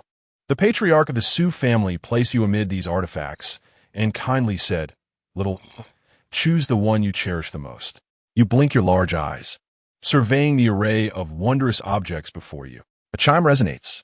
The simulation path has been activated, and you may choose from the following options: a sword, a bowl of tea, a book, a glimmering stone, an incomprehensible diagram, a candy infused with the fragrance of herbs, a suit of armor, a miniature train, a panda, a sheet of paper, a map, a dumbbell, or a tree branch. Chapter 50. The World Upside Down. Time and space in chaos. Choosing the panda, Su Yi casually selected one. Simulation continues. You slowly approach the little panda. You embrace its soft, fluffy body, feeling an inexplicable sense of closeness. Everyone falls silent, save for one individual who secretly rejoices. She is the true monarch of martial arts and will be your future mentor. The drawing lots ceremony concludes. The gears of fate begin to turn slowly. In the following year, you develop a close bond with a little girl named Mengzhu. You often play in the mud, chasing and teasing one another, unaware of the passage of time amidst your laughter. However, you regard others with disdain, it seems from the moment of your birth. You have been acutely aware of your incongruity with this world. You are innately unique. In June of the following year, while your parents bathe you. They are astonished to discover that your blood is golden. This matter is tightly sealed by the Su family, with news circulating only among the clan's higher echelons. Not a whisper escaping. They understand that you are, without a doubt, extraordinary. In the third year, you and Zhu attend the same kindergarten. Your contempt for teachers persists.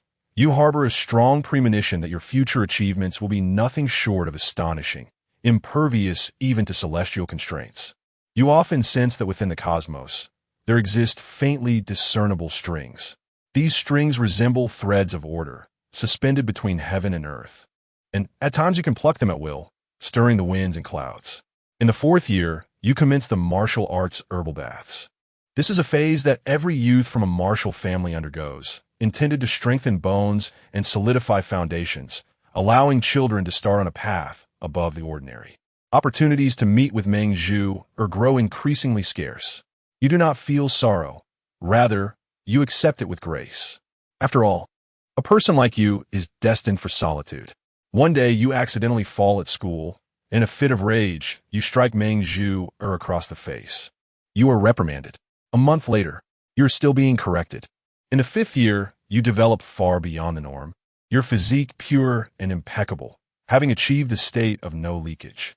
The innocence of childhood is inherently pure, yet you now embody a seamless perfection, akin to a primordial divine embryo. You begin to cultivate your vital energy and practice the Su family's breathing technique. Within a week, your vital energy surpasses that of ordinary individuals. Your blood surges within you, your bones akin to jade, your blood flowing like gold, already comparable to an adult martial artist. Yet, to you, this is hardly astonishing. Since childhood, you have frequently experienced vivid dreams, witnessing celestial palaces falling, deities and demons roaring, and even once effortlessly refining a universe in your slumber.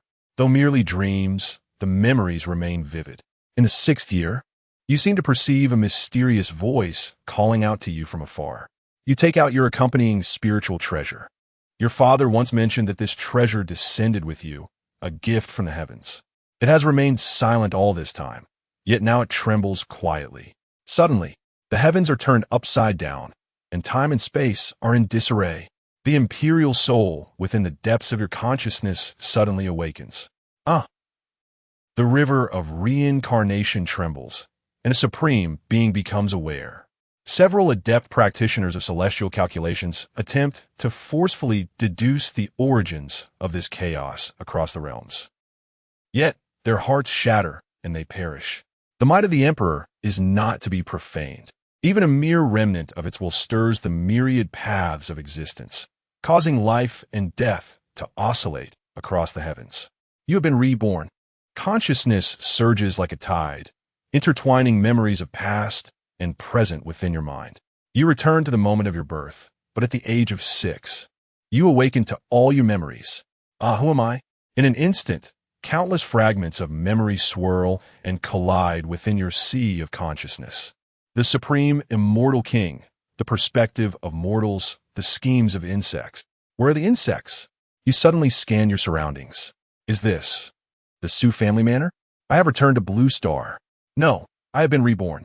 You clench your small fist tightly, eyes shimmering with an intensity and tranquility not befitting a child. Who would have thought that everyone, all beings, are merely playing a part of my drama? My wife and children. Truly lamentable. A faint yet exceptionally clear memory surfaces in your mind, slowly merging with your consciousness. You examine this memory and discover that the trajectory of this life diverges slightly from the previous one, yet the overarching trend remains unchanged. Perhaps the return of your imperial soul has triggered a transformation in the world. It is also possible that some high-dimensional existence is secretly intervening in your fate, but you no longer dwell on such matters. In this life, you shall establish an unparalleled foundation in every realm, refining a flawless path. You will complete the practices left unfinished in your past life, reclaiming all that you have lost. When you return to the realm of immortals, you shall eradicate all enemies. You vow within your heart, your spirit etched with determination. In this life, retreat is not an option. I eagerly anticipate encountering those insects once more. A cold smile curves your lips, a chilling intent flickering across your youthful visage. In your past life, you were ensnared by the allure of the insects, oblivious to whether it was a twist of fate or a preordained script. It was only when a mortal awakened you that you reclaimed your true self, ultimately breaking through to the threshold of the quasi-immortal Emperor's divine essence. You personally eradicated all the insect race, yet emerged weary in spirit, unwilling to face that desolate and monotonous world again. Ultimately, you chose annihilation. Insects, you deceived me for an entire lifetime, leading me to commit numerous errors. In this life, I shall ensure that you face eternal damnation. I shall not leave any regrets behind. In this life, I will protect all that I cherish, my parents, my master, my beloved, my comrades, and humanity itself. You first attempt to probe the laws of heaven and earth of Blue Star. You close your eyes, concentrating, using the perception of a quasi-immortal emperor to explore the workings of this realm. The laws of this world are quite refined, belonging to a grand world system. Yet certain pivotal pathways appear to be deliberately obscured, as if someone has intentionally concealed the route to transcendence. The spiritual essence in this realm is exceedingly sparse, nearly equivalent to non-existence. The paths of the primordial spirit and the corporeal form remain elusive. Only the martial arts, with their vital blood, continue to thrive in this world, establishing themselves as the sole system of cultivation. A profound sense of strangeness envelopes you. This world is artificially constrained. However, you are still too young and must cautiously develop. You glance down at your tender palms and let out a helpless sigh. To this day, you remain perplexed as to why you were suddenly transported to the vast world of mountains and seas at the age of 16. You are uncertain whether this lifetime will mirror such a fate. You begin to organize your own path, fortifying your spirit. In your sea of consciousness, you construct an indomitable barrier of the great Tao. You eliminate all distractions, peculiarities, and remnants of memory. You set out to perfect the grand system of the Tao that remained unexplored in your previous life. In this existence, it shall be you who rewrites the narrative. Chapter 51. The Path of Vitality and Blood. Returning to youth. In the 7th year, you reflect upon your own journey. To return to your youth naturally invites a moment of indulgence. After a lifetime of battles, your heart has long since settled into silence. Even a fleeting moment of tranquility is as precious as ambrosia. As you gaze out at the children frolicking beyond the window, you experience a long-lost serenity. It feels as though time has come to a standstill, enveloped in profound stillness. You yearn for your heart to awaken anew amidst the mundane world, to discover the true path within the earthly flames. The melodious laughter of Meng Zhuer drifts from the courtyard, stirring a ripple within your once icy imperial heart, as warmth begins to clandestinely blossom. Yet in this life, you shall no longer be driven by others, nor will you stand idly by as those you cherish face harm. Not even the heavens can obstruct the edge of your sword this time. In the 8th year, though you're not adept in the path of vitality and blood, your imperial might is unparalleled, allowing you to progress rapidly on your minor path. With each breath, the essence of the universe trembles slightly as spiritual light flickers and the world resonates in harmony. Your vitality is comparable to that of a first-rate martial artist. However, being merely 8 years old, your physical form has yet to fully develop, and your innate potential remains to be fully revealed. You conceal your essence of vitality, revealing only a fraction. Even so, it astonishes all around you. The Su family is left in awe, with their ancestors deeply astonished that an 8-year-old possesses the vitality of an adult, a truly extraordinary gift. You measure a vitality value of 109. The figure exceeds all records, causing the instrument to tremble slightly. This matter is shrouded in strict secrecy, with all external witnesses having their memories wiped, their consciousness erased, leaving no trace behind. You regard it with disdain. What does it matter whether they know or not? Can they impede your progress? The imperial essence is boundless, your karmic merit unparalleled. In the 9th year, all resources of the family are devoted to you. Whenever you have time, you engage in the cultivation of vitality, primarily focusing on refining your own path and eradicating all pests. Once you perfect the Wasteland Sutra, you can commence your cultivation and establish an unparalleled foundation.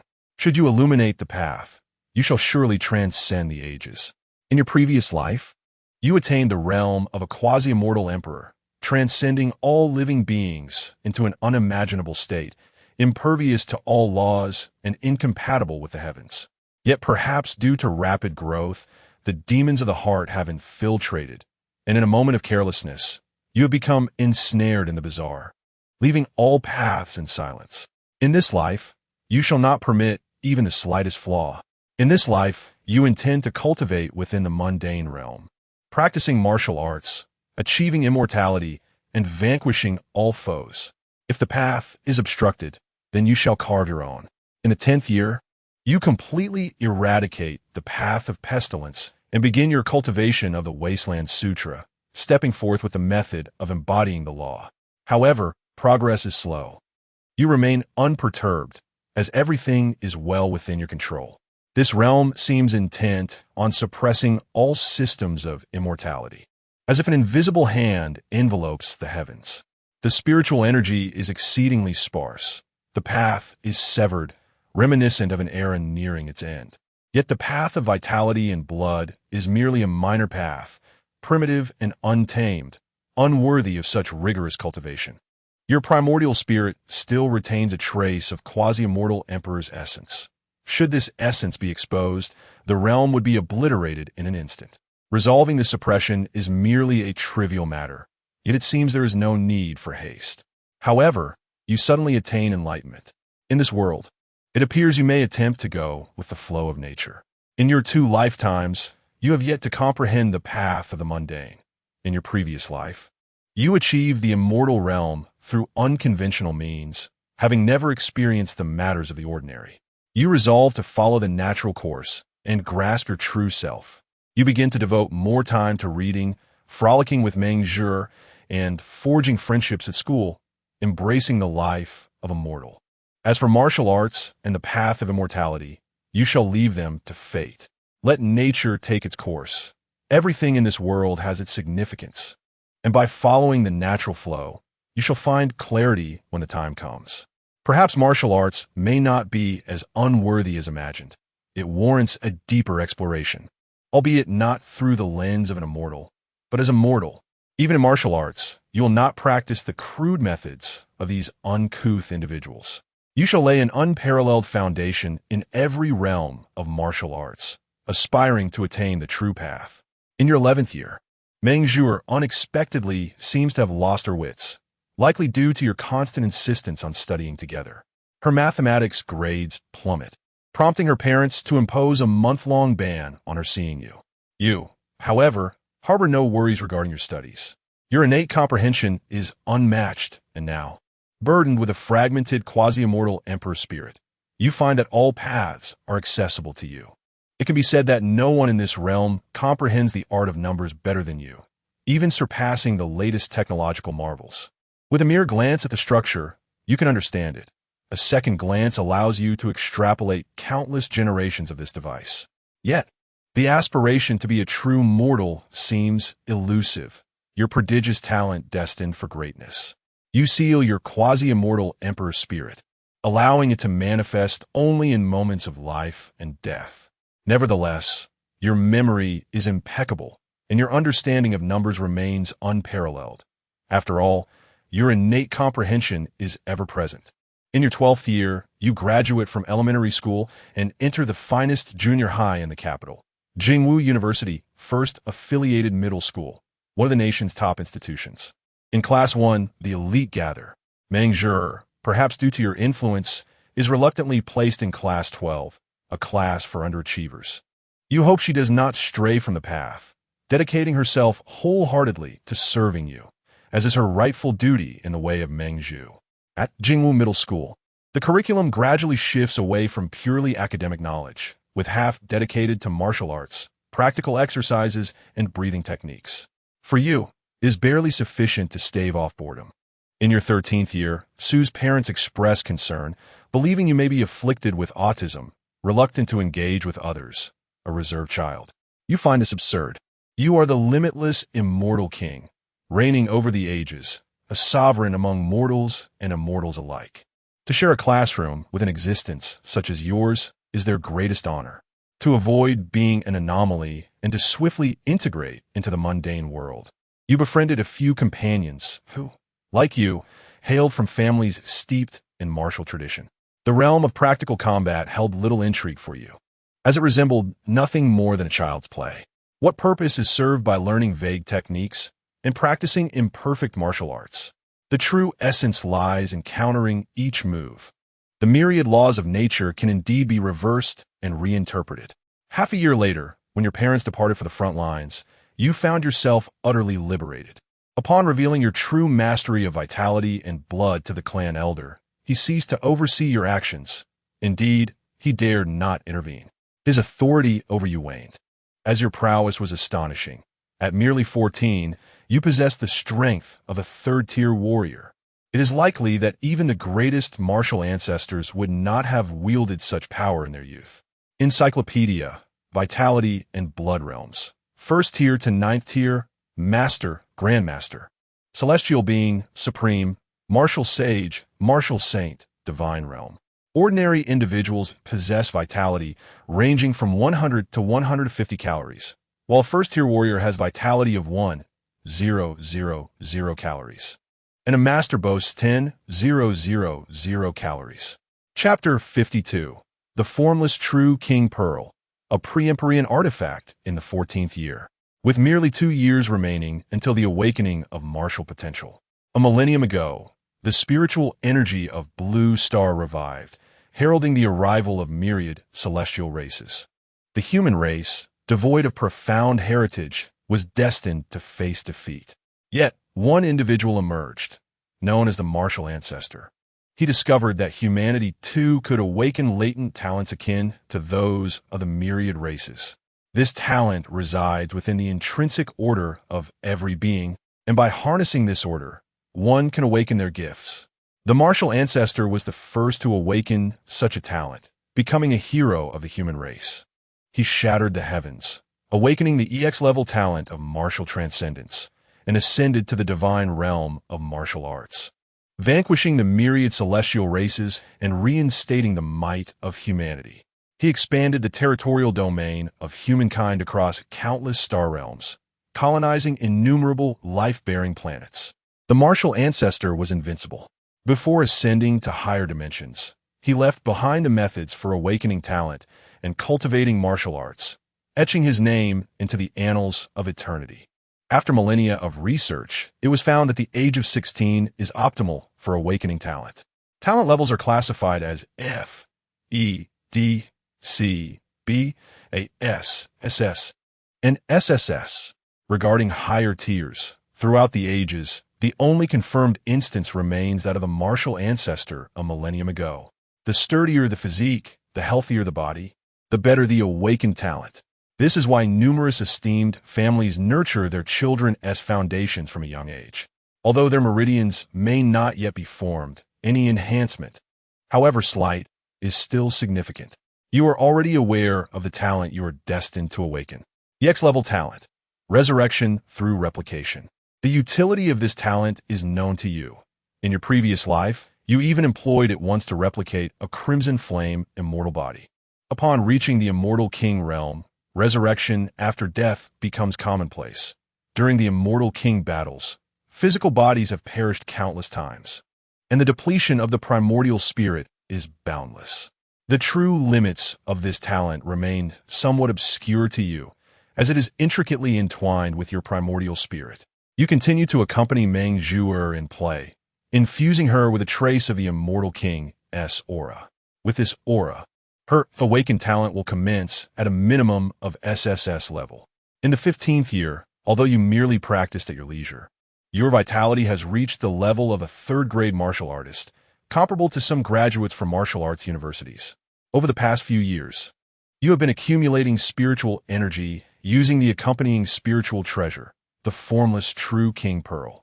This pearl is your fated artifact from your previous life, a pre-Empyrean item. In the final moments, it sublimated alongside you into a pre-Empyrean artifact, capable of synchronizing with your own primordial spirit cultivation. You plan to wait until the spiritual energy is fully amassed, employing the Chaos Pearl to compress this spiritual energy into immortal energy and further compress it into chaos energy. At that moment, establishing a foundation with chaos energy may very well be unparalleled throughout the ages. In the 16th year, the moment of talent awakening has arrived. Numerous powerful beings are observing you and other prodigies.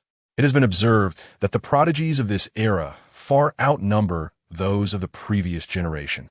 Perhaps this is a resurgence of human fortune, a portent of the impending arrival of myriad races once again. The myriad races make significant moves every 100 years and launch assaults every millennium. The ceremony for talent awakening is set to commence. Countless individuals stood upon the awakening platform, ready to unveil their innate talents. As for the particulars, that remained a matter of personal privacy for the warriors. When you inquired about her abilities, she disclosed that she had awakened dual SSS-level talents, Dream Path Communion and Fate Binding.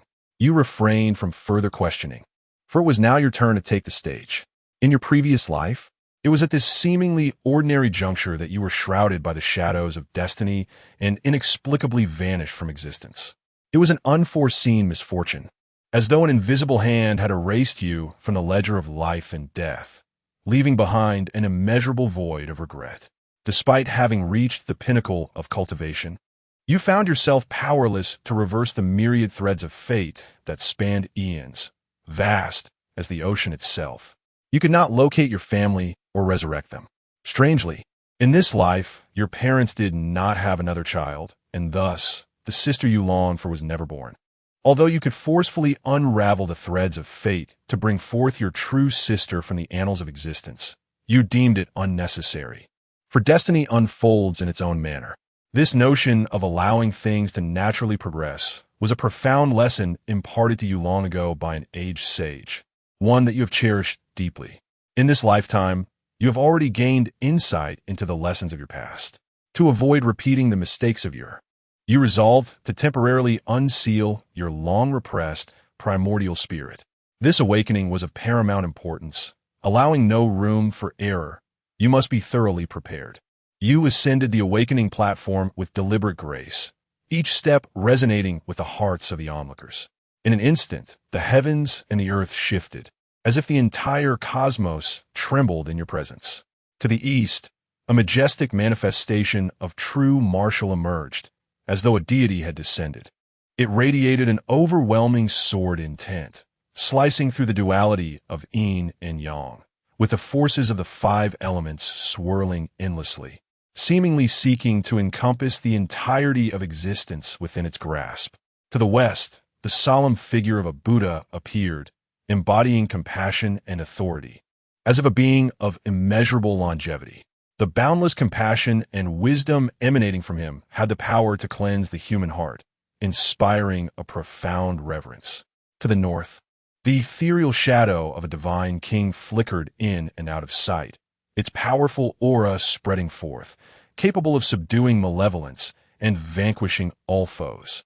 This imposing presence sent a shiver down the spine of all who beheld it. To the south, the sages of myriad races congregated, their wisdom illuminating the space like a constellation, imbued with the infinite mysteries of the universe. An EX-level anomaly unfolded, seemingly more profound than any disturbance witnessed in your previous life, extending even beyond the boundaries of the great world. Chapter 53. Muhammad, the Emperor cannot be insulted. This awe-inspiring vision shook the very foundations of the world, inciting a tumultuous reaction within the entire awakening arena. You have awakened an EX-level talent, posthumous duplication. This extraordinary ability left all present utterly astounded. You caused the awakening stone, a relic established by the martial ancestor, to shatter on the spot. A stone that was meant to endure for millennia. Its power is indeed terrifying. At that moment, a strange force of time surged upstream along the river of time. Approaching your past self, you merely smiled, exhibiting no reaction, as if to convey a sense of obliviousness to the gravity of the situation. Standing there in silence, You watched as this temporal force drew near. However, the Emperor cannot be insulted. This force ultimately triggered unforeseen consequences. On the other side of the cosmos, within the Divine King's palace, a colossal divine figure suddenly materialized, emanating a profound aura of celestial power. The 9 divine kings gazed in astonishment at this majestic being, their eyes filled with reverence and dread. This great entity sat before the throne, its voice resonating like a mighty bell throughout the universe.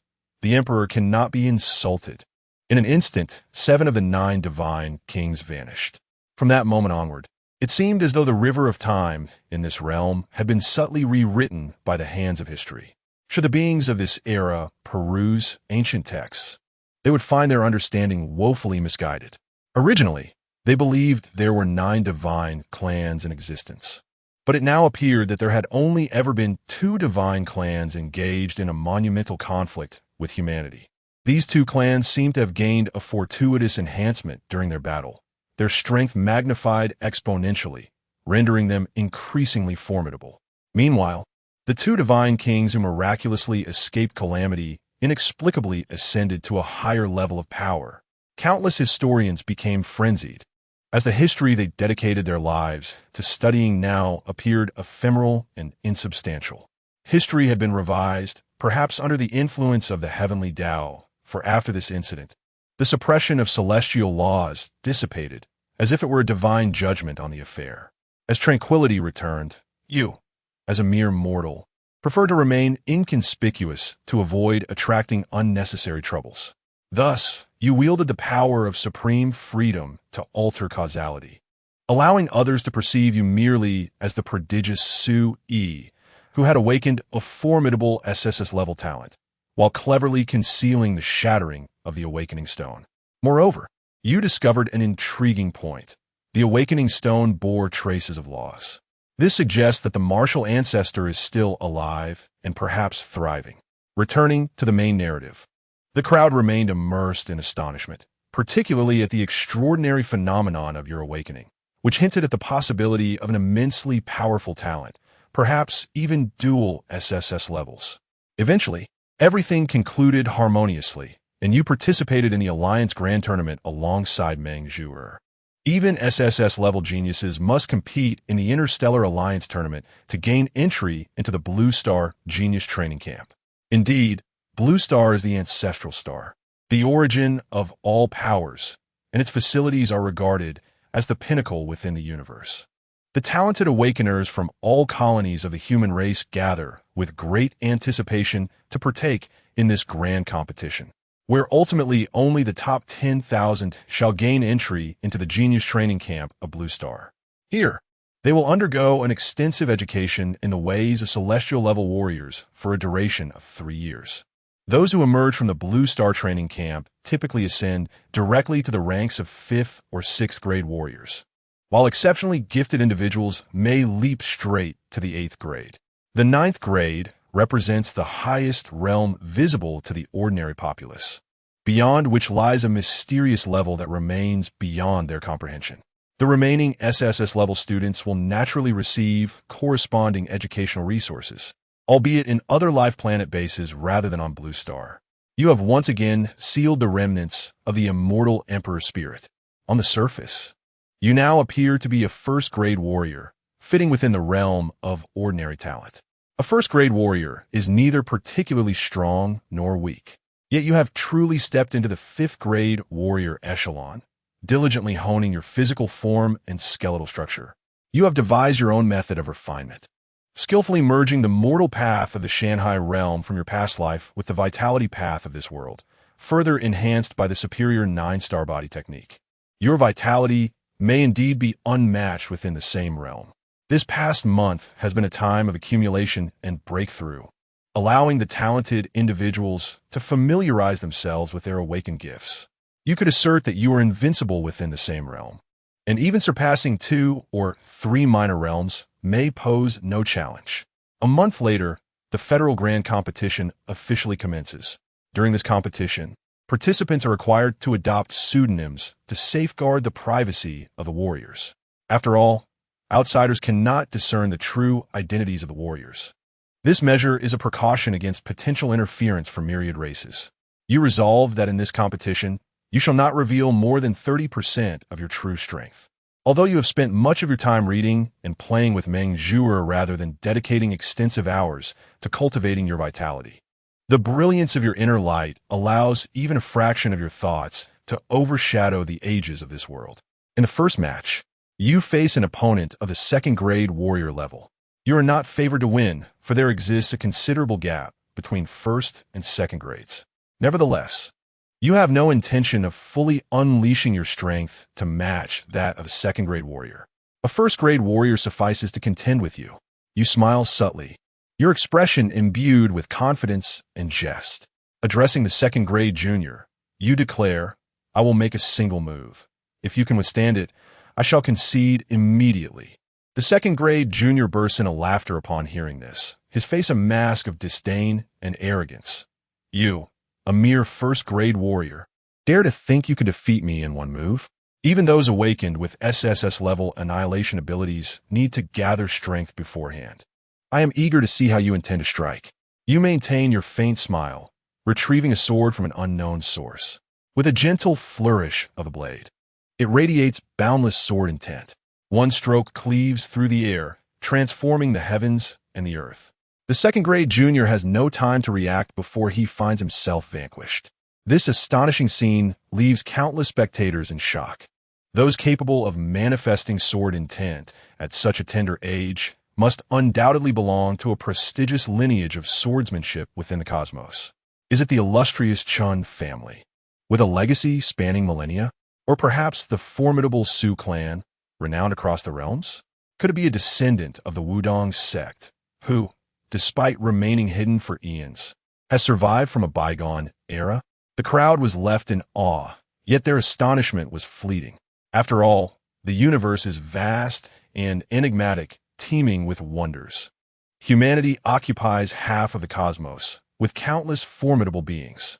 At merely 16 years of age, it is quite natural to harbor a spirit of mischief. In the second round, you, at the first rank of cultivation, faced a third-rank warrior. Effortlessly, you vanquished your opponent, exerting merely half of your strength. The spectators, astounded, speculated that perhaps you had awakened a latent talent that concealed your true cultivation level, thus catching your adversary off guard. Such childish behavior, scoffed one individual. This person will surely not go far, lamented another. In the third round, no one held high hopes for you, for your opponent was none other than the holy son of the Angel Alliance, Muhammad. It was rumored that he dispatched his foes instantaneously in each battle through a mysterious method. However, prior to this, he would always kneel and engage in an inexplicable ritual.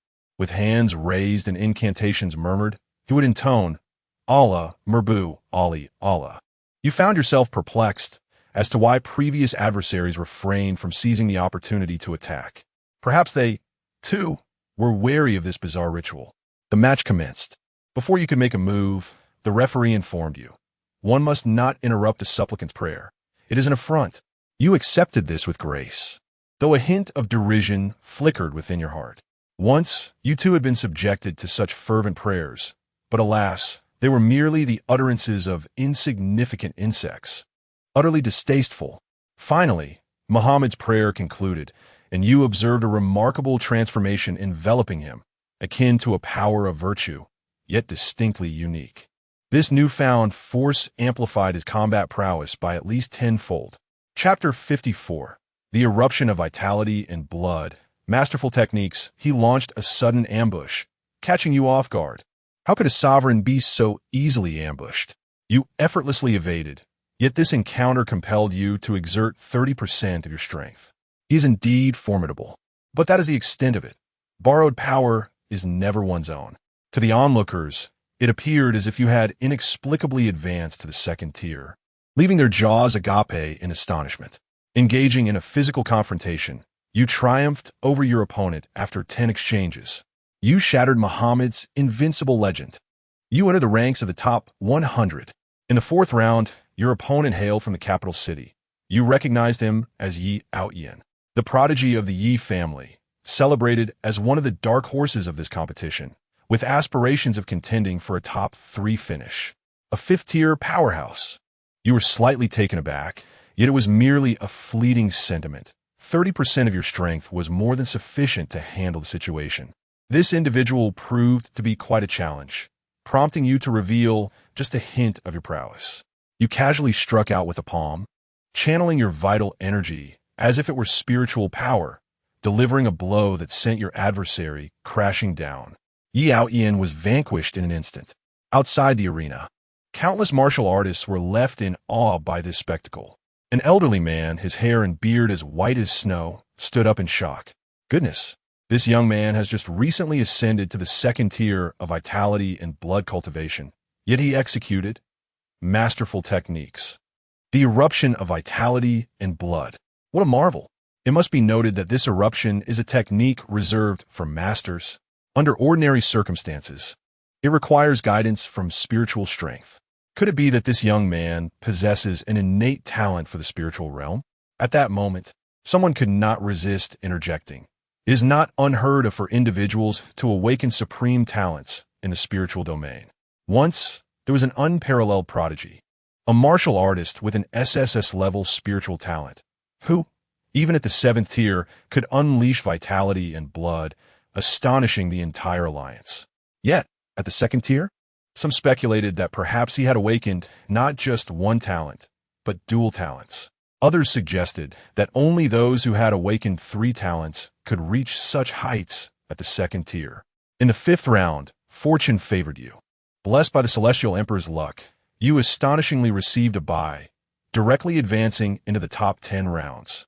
The competition among the top 10 would no longer be mere battles, but an all-encompassing contest comprising 4 main categories. Ultimately, the 3 highest-scoring contestants would engage in a more intense final showdown, evaluated by the representatives of the 9 martial saints. Were the 9 martial saint representatives. The martial saints, preoccupied with myriad affairs, naturally could not participate in such trivial matters.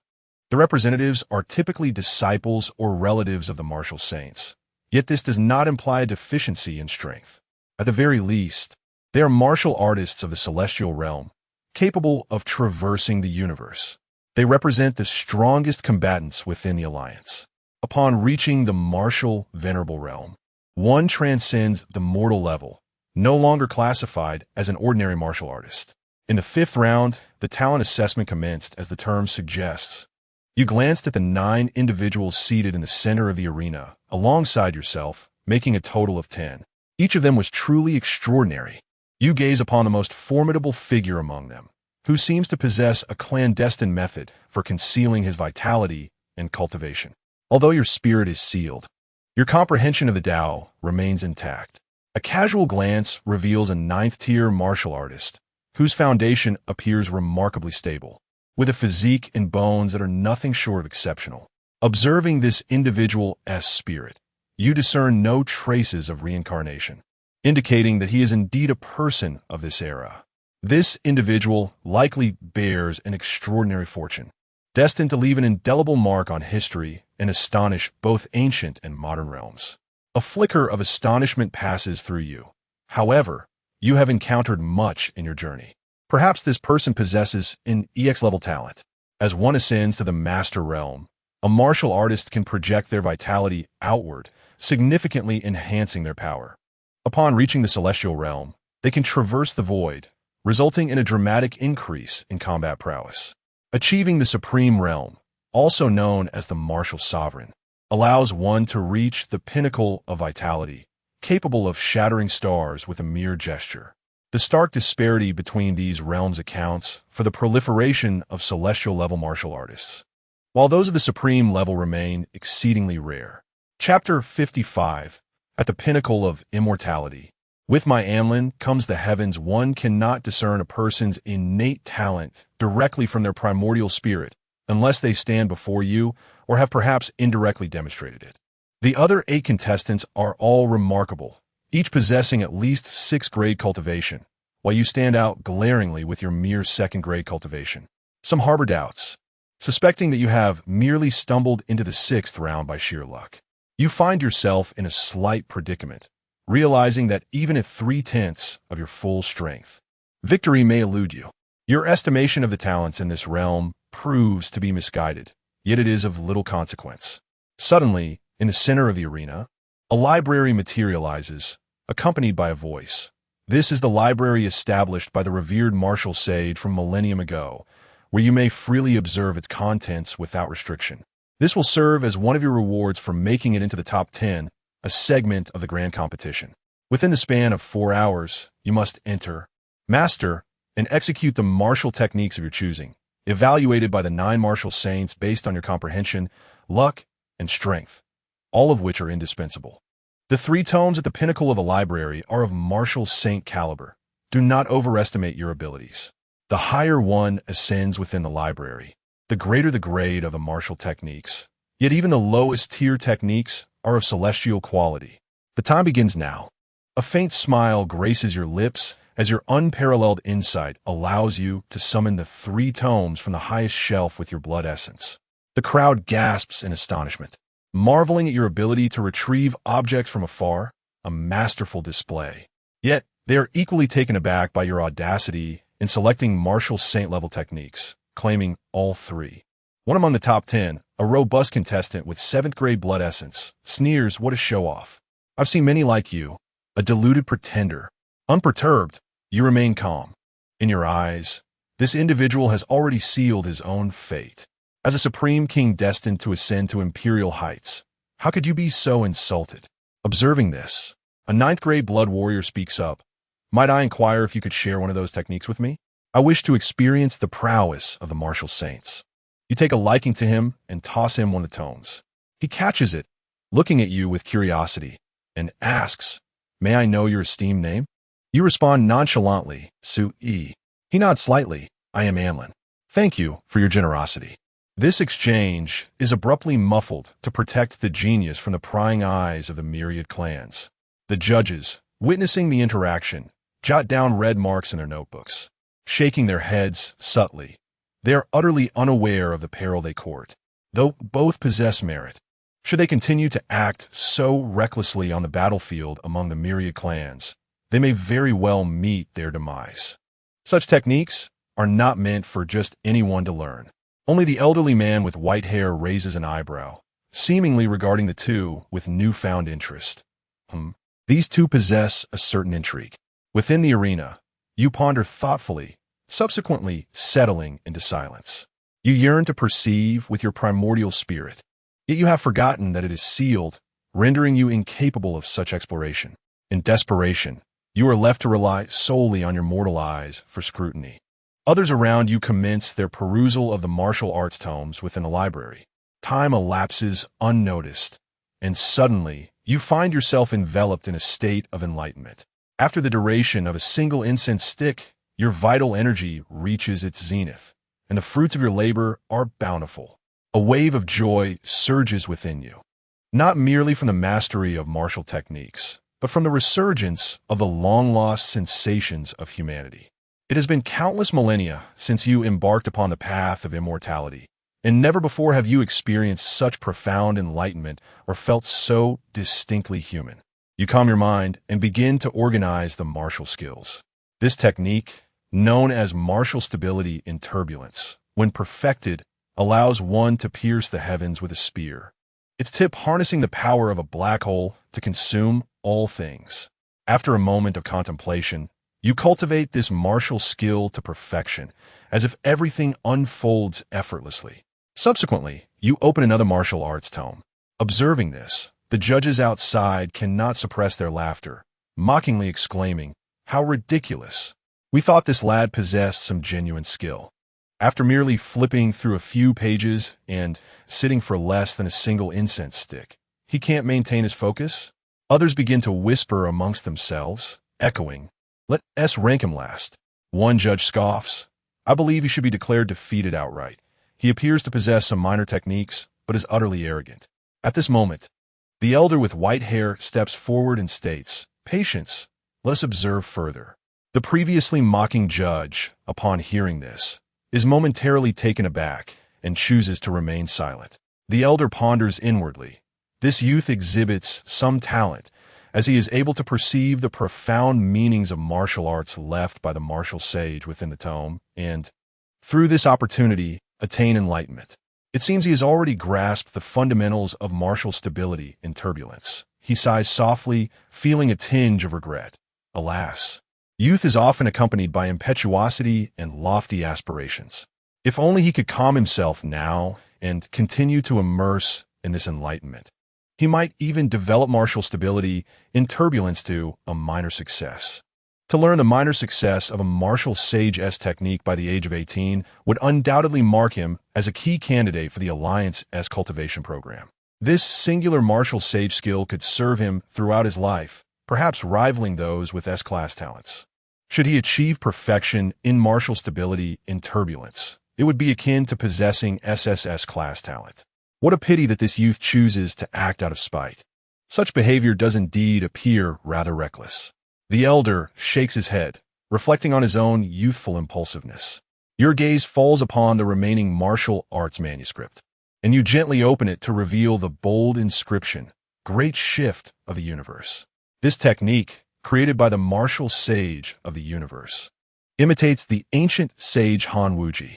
According to records, mastering it to its fullest extent can allow one to shift the heavens, with a mere thought commanding the celestial rivers. You glance at it briefly before commencing the internal circulation of your vital energy according to the manuscript's instructions. You spin in place, feeling your aura flow around you, as if resonating with the forces of the universe.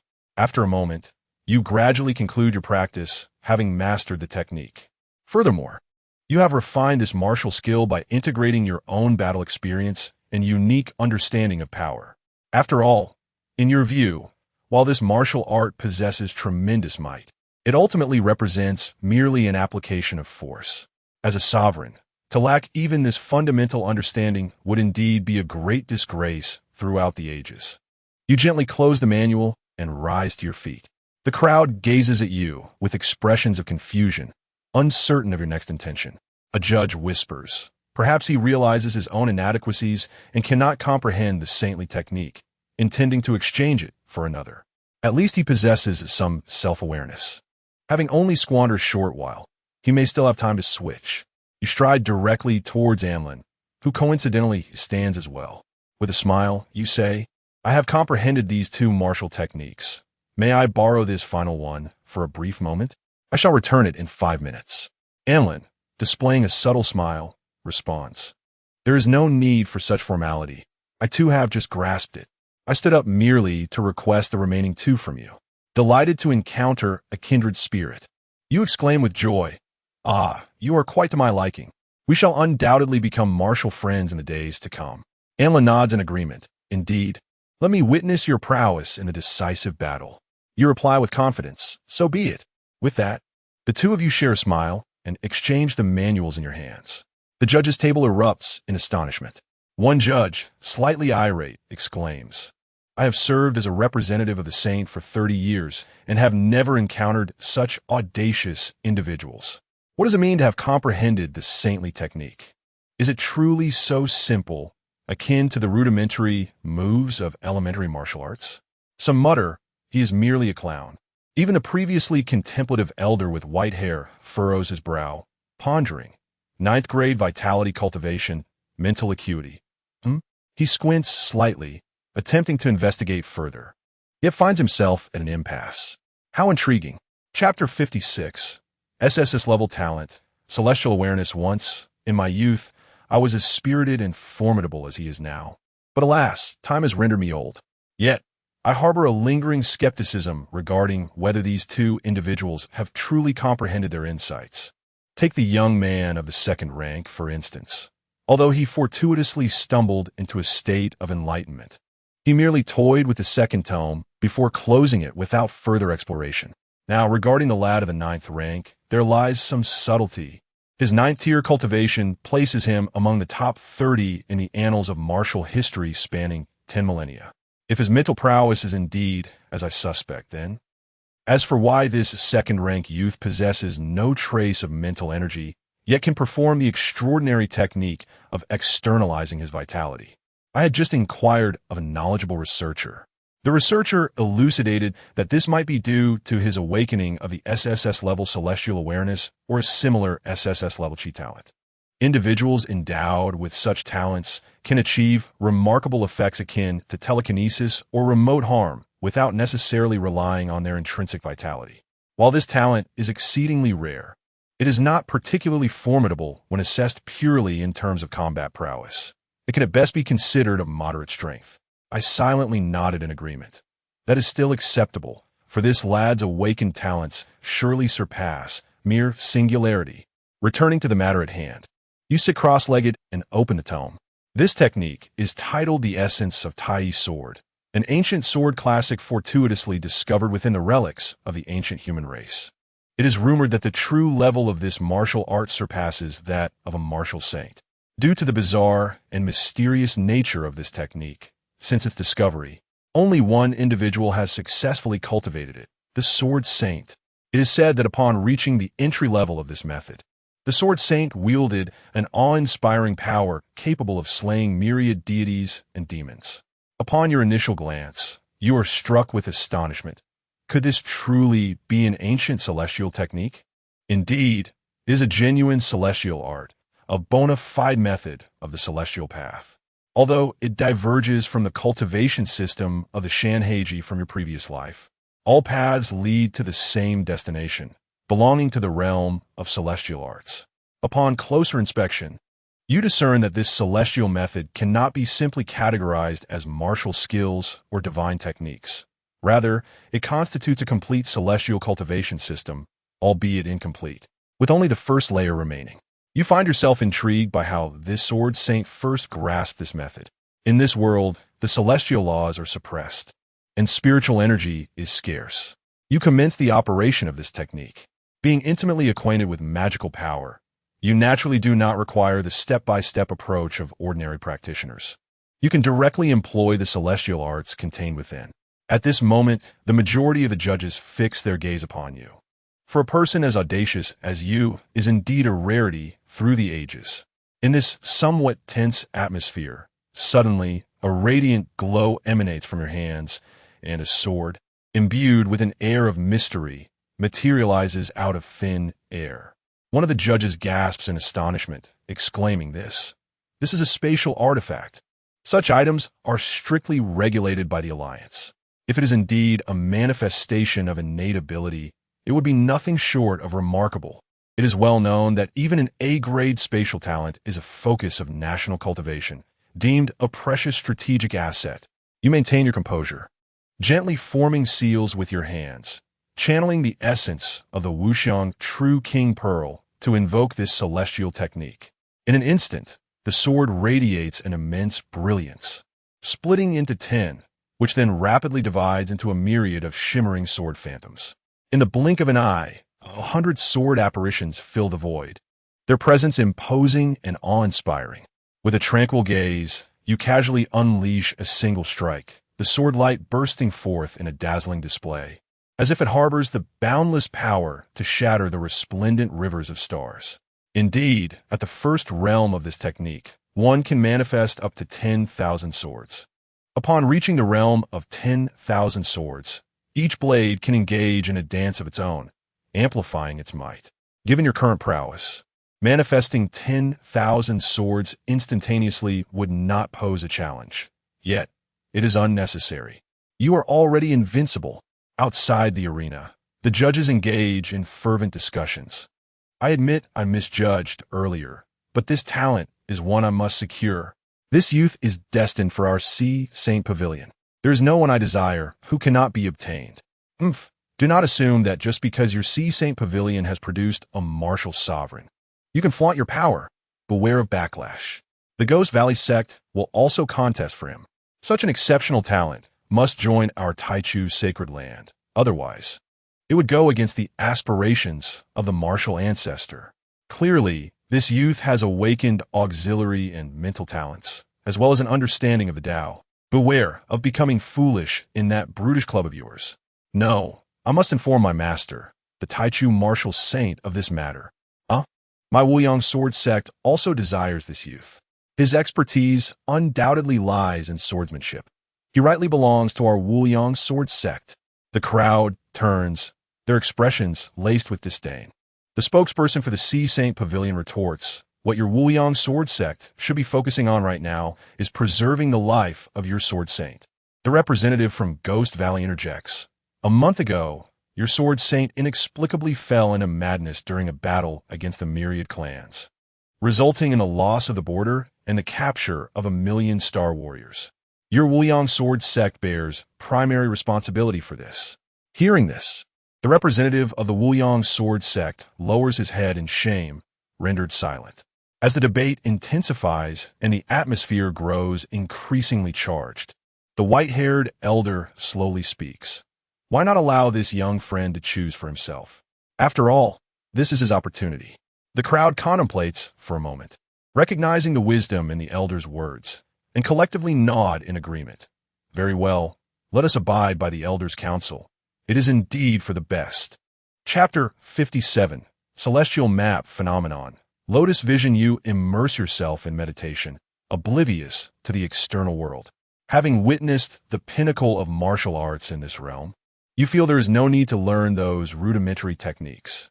Among the two martial arts you have mastered, one is a celestial technique which you have now thoroughly comprehended, even deriving new methods from it, perhaps surpassing the original creator. You begin to sit in stillness, observing the tranquility as you refine your martial skills. Judging by his demeanor, he has at least mastered one martial art. At such a young age, he truly possesses the potential of an emperor. Alas, being born in the same era as you, his path to greatness appears bleak. You commence the enhancement of your vitality, smoothly ascending to the 6th tier. The third of the 6th tier is certainly distinct from the third of the 5th tier. Subsequently, you successfully break through to the 7th tier, devising an unparalleled breathing technique, elevating the path of vitality to a new zenith. You discover that the realm above the martial saint resembles the divine domain, yet possesses even greater combat prowess and longevity. The path of vitality is merely a branch of the ultimate martial arts, belonging to a vast system, entirely divergent from the celestial path. However, you can sense that the higher realms of this grand world are the celestial small thousand realms. This indicates that upon ascension, individuals from this realm must still rely on martial strength to breach the celestial gates and attain the divine domain, continuing their journey of cultivation. You temper your physique with principles, significantly enhancing your physical capabilities. Your vitality coalesces, further refining your supreme golden body, making you virtually invincible within the same realm. Your words bear weight. When you proclaim a third chance at victory, it is indeed a third chance. You persist in refining your breathing technique. Previously reluctant, you now realize the necessity of this endeavor. Otherwise, you risk dishonor. You condense the power of vitality into a miniature heaven within your being, a method reminiscent of ancient celestial practices, representing the optimal choice for beings at the third realm. Your technique ought to be the most exquisite among them. 1 heavenly realm, 2, 3, 9, 10. Your current vitality cultivation falls short. Thus, you can only achieve this extent for now. At this moment, beyond this grand world, at a more distant embankment, the great path reverberates. Your mind perceives the reflection of the three-dimensional rankings of the great path, signifying the achievement of a timeless pinnacle with this method. The ultimate technique ranks among the foremost within the realm of three-dimensional beings. In your past life, when you comprehended the technique of embodying the law, you too experienced the resonating echoes of the great path. The culmination of beings is distinct from the peak of realms. The realms are infinite, yet beings are finite. A six-dimensional being, by nature, embodies the first, second, third, fourth, and fifth dimensions to their fullest. This indicates that they need not evolve the great path. A simple and ordinary technique that absorbs the energy of heaven and earth enables them to break through to the six-dimensional realm without encountering any bottlenecks, achieving that which you glimpsed in your past life, the incredible, immeasurable, quasi-immortal Emperor realm. You continue to meditate. You sense someone observing you intently. Their gaze carries no malice, yet it seems to penetrate your very essence. 3.5 hours later, the atmosphere grew charged as each participant showcased the martial techniques they had mastered over the course of these 4 hours, receiving evaluations from the 9 esteemed judges seated upon the stage. The sequence of judges was as follows: Xie Jun, Wang Bumi, Li Yifeng, Ma Jia, Tang Weiwu, Yi Jiayao, Chen Zixu, Qian Shui, Su Yi, and Enlon. This segment, naturally, would be muted for the audience outside. The first place, one judge proclaimed, is awarded to an individual whose swordsmanship is remarkable, achieving a minor proficiency in celestial-level sword techniques in such a brief time indicates an A-level rating. The second place garnered a B-level rating, while the fifth place received a D-level evaluation, with the judge commenting on the individual's rather limited comprehension. Yet, the seventh place earned an A rating, showcasing substantial mastery of celestial mental techniques, suggesting that this young talent is destined to pursue a path of research within our esteemed Taichu sacred land. To the astonishment of many, the eighth place received an S-level rating, a testament to the unexpected abundance of promising candidates this time around, as the martial prowess demonstrated had reached an introductory level. An S-level assessment had not been witnessed in nearly 3 decades. Could it be that the prophecies of the Western seers are indeed unfolding? The golden age is on the horizon, and myriad races will soon take action. The ninth place left the audience in hushed silence. You previously exhibited the unparalleled technique of 100 swords unleashed simultaneously, a feat that even celestial beings may struggle to perform with ease. A subtle smile graced your lips, brimming with confidence. You are the supreme sovereign. Who among the ages can rival you? Even a final glimpse into that incredible realm, where the primordial spirit transcends to its utmost elevation, was within reach. With a mere gesture, you wielded your finger as if it were a spear, executing the martial technique of stabilizing the winds. As you pointed, a celestial map emerged. A member of the Sea Saint Pavilion remarked, "I once witnessed the Sea Saint himself manifest the perfected form of stabilizing the winds on the battlefield of myriad races. This celestial map is the manifestation of that profound technique." Gasps of astonishment filled the air. This young individual was truly extraordinary, having mastered 2 martial saint techniques. Did you perhaps misstate that? One observer questioned in disbelief. What did I just hear? A perfected martial saint technique.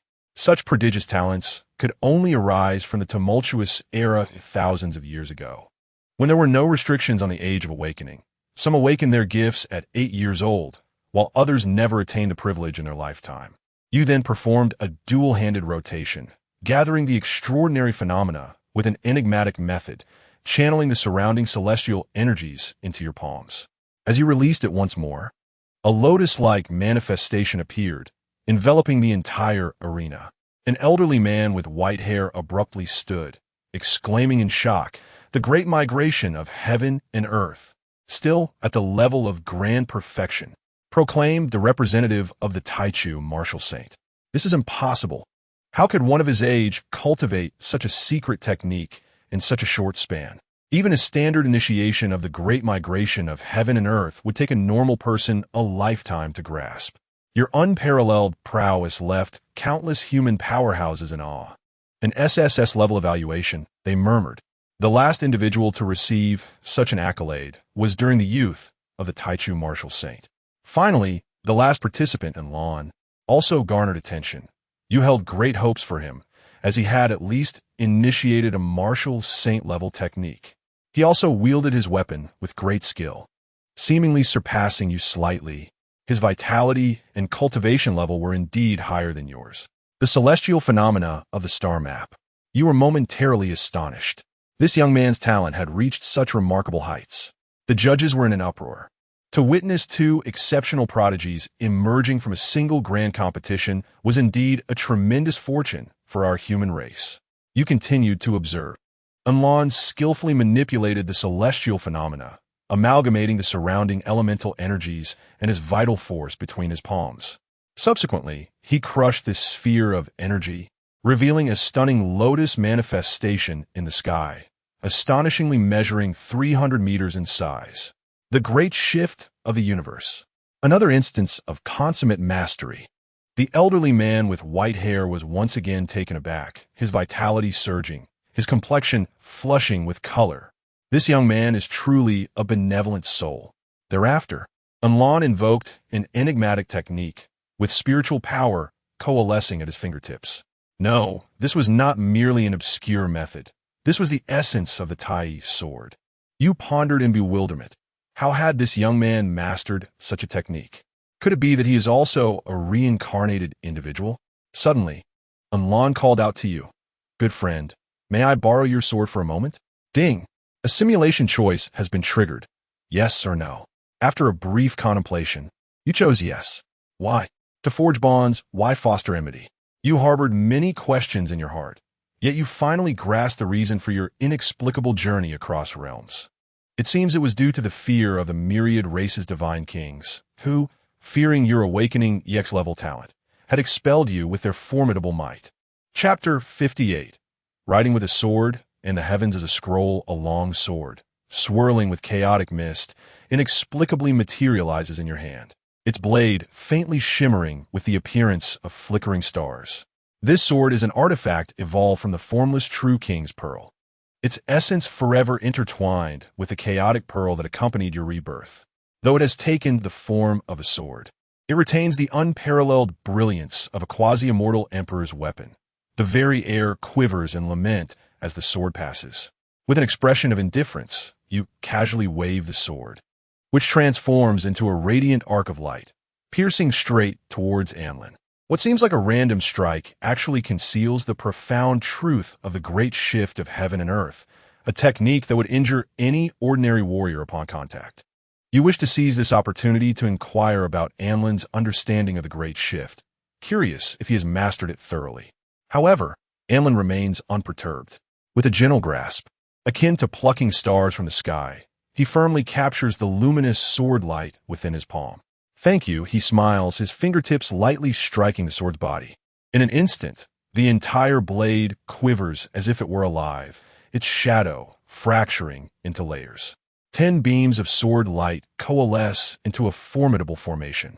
100 strands of sword energy evolve into sinister transformations. 1,000 sword radiances intertwine to form a celestial constellation, and 10,000 sword intents surge towards the heavens. Celestial phenomena emerge. The vast sky shifts color, and ancient sword path inscriptions materialize amidst the roiling clouds. Anlan's figure flickers within the sword light, each movement harmonizing with the ultimate principles of the universe. This is no ordinary sword dance. It is as if he wields the sword as a pen upon the heavens, inscribing the profound truths of the sword path. Countless individuals are left in awe. The display of such talent is terrifying, already embodying the pinnacle of swordsmanship. Outside the arena, the esteemed elder with silver hair in the judging panel suddenly rises, shattering his teacup in disbelief. The audience erupts in astonishment. Such phenomena are rarely witnessed throughout the ages. SSS rating. You stand with your hands clasped behind your back, your gaze as calm as a still pond. To you, this swordsmanship appears merely trivial. After all, with your prior existence as a quasi-mortal emperor, you could effortlessly deduce even more profound, chaotic sword dances. What perplexes you is the overwhelming spiritual energy that suddenly surges within Anlan. Just before the match began, your supreme ocular technique revealed only pure vitality within him. This spirit energy seems to have arisen from thin air, eluding even your keen perception. The 6th round of the competition concludes, and the judge's voice resonates, announcing the qualifiers: Su Yi, Anlan, and Qian Shui. The final duel will commence in 2 hours, a one-on-one confrontation. Qian Shui steps forward with a wry smile, solemnly bowing to both of you. I concede, reaching this stage has been sheer luck. I cannot dare to compete with 2 prodigies who wield the techniques of the martial saint. After his declaration, he descends from the platform, making his way out of the arena. You sit cross-legged, a faint golden aura of vitality exuding from your pores. These energies intertwine in the air, forming 204 chaotic chains that envelop you entirely. You endeavor to merge spiritual energy with vital essence. employing a unique martial arts methodology to refine your soul anew. Throughout this process, you remain utterly focused, allowing no room for negligence.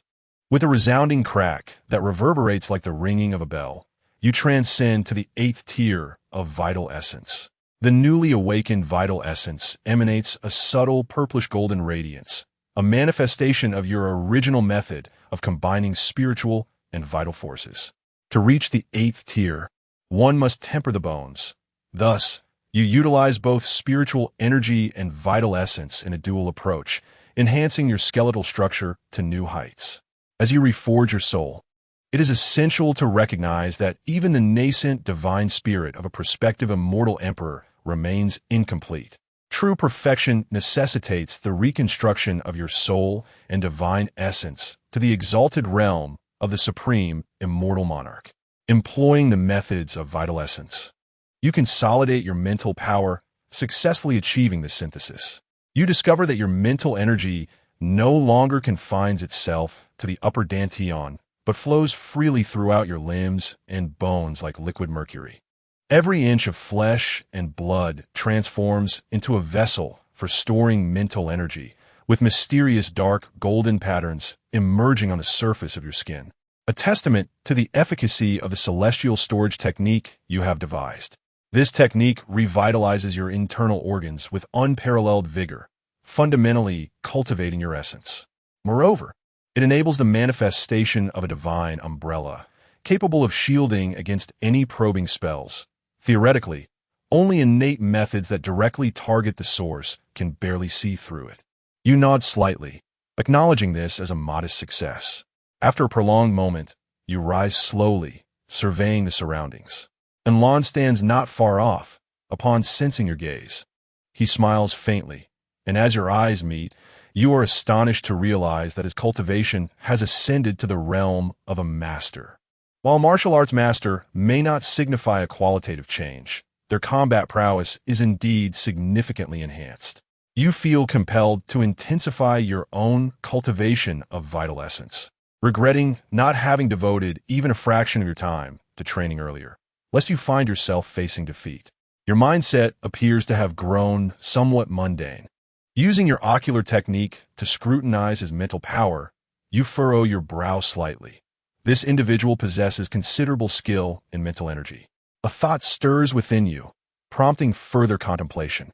You continue to cultivate your vital essence, with only a step remaining to reach the 9th tier, for someone of your caliber who is undergoing a profound transformation. Achieving this realm is truly a trivial matter. 2 hours of rest swiftly pass, and the voice of the referee resounds once more, announcing, "Competitors who have advanced, please prepare yourselves. The final contest is about to commence." The subsequent sections may be rather verbose. If you wish to skip ahead, feel free to jump to Chapter 66 for Ascension. Many have remarked on Enlan's formidable talent, yet this serves as a subtle foreshadowing. Chapter 59, The Azure-Clad Immortal King. The great Dao technique on the arena. Time itself seemed to suspend, the myriad laws of the universe rendered silent, leaving only 2 figures standing in opposition. As if the cosmos had been reduced to the presence of merely the 2 of you. Draped in a dark battle robe, you stood with arms crossed, even having sealed 70% of your cultivation, yet still emanating an overwhelming aura of invincibility that made the heavens tremble.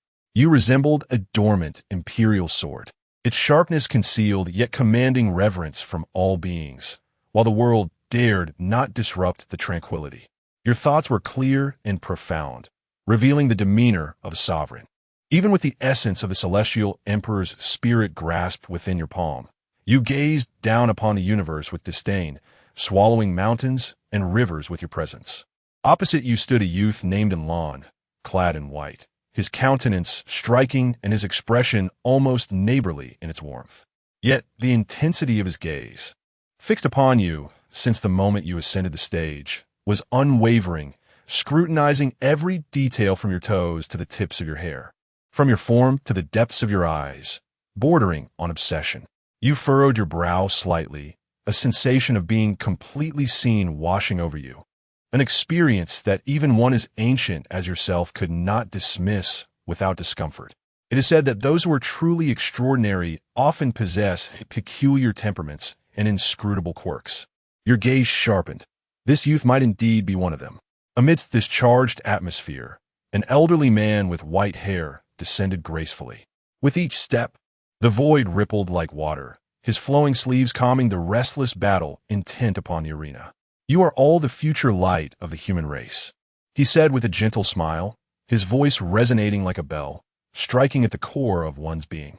You narrowed your eyes, quietly activating the azure sky Tao eye, and a strand of quasi-celestial emperor's spirit surged into your mind, revealing the boundless regal essence coursing within the old man's body, akin to a suspended galaxy, his divine aura illuminating the space. This elder possessed a depth of cultivation that rivaled that of your family's reclusive ancestor. Yet, you also sensed a trace of heavy, lifeless energy within his celestial cavity, a sign of impending mortality. Your heart held a cold assessment. Were it not for the nearing end of his lifespan, he might have advanced further long ago. You said nothing more, merely chuckling lightly. Since this is a contest, what need is there for excessive words? The elder nodded slightly, stepping back 3 paces, his voice falling with the weight of celestial decree. Then let us begin. At that moment, the air once again solidified, countless gazes sharpening like blades. Fixating on the center of the arena, a multitude of divine thoughts interwove from the void, enveloping the arena in a profound silence, awaiting the clash. You maintained your composure, speaking casually. "Anlan, you may strike first." This was not an act of concession, but rather a manifestation of sovereign confidence. As the immortal king, even with 70% of your power sealed, you should still exert dominance. Anlan shook his head, his tone calm, yet imbued with an undeniable composure. There is no rush. His gaze seemed to traverse the eons as he slowly continued. "I find you quite intriguing." You remained outwardly unfazed, though your heartstrings quivered. Anlan continued, his voice steady, as if stating an utterly mundane fact. "If I am not mistaken, your true cultivation level prior to the match should only be at the 5th tier.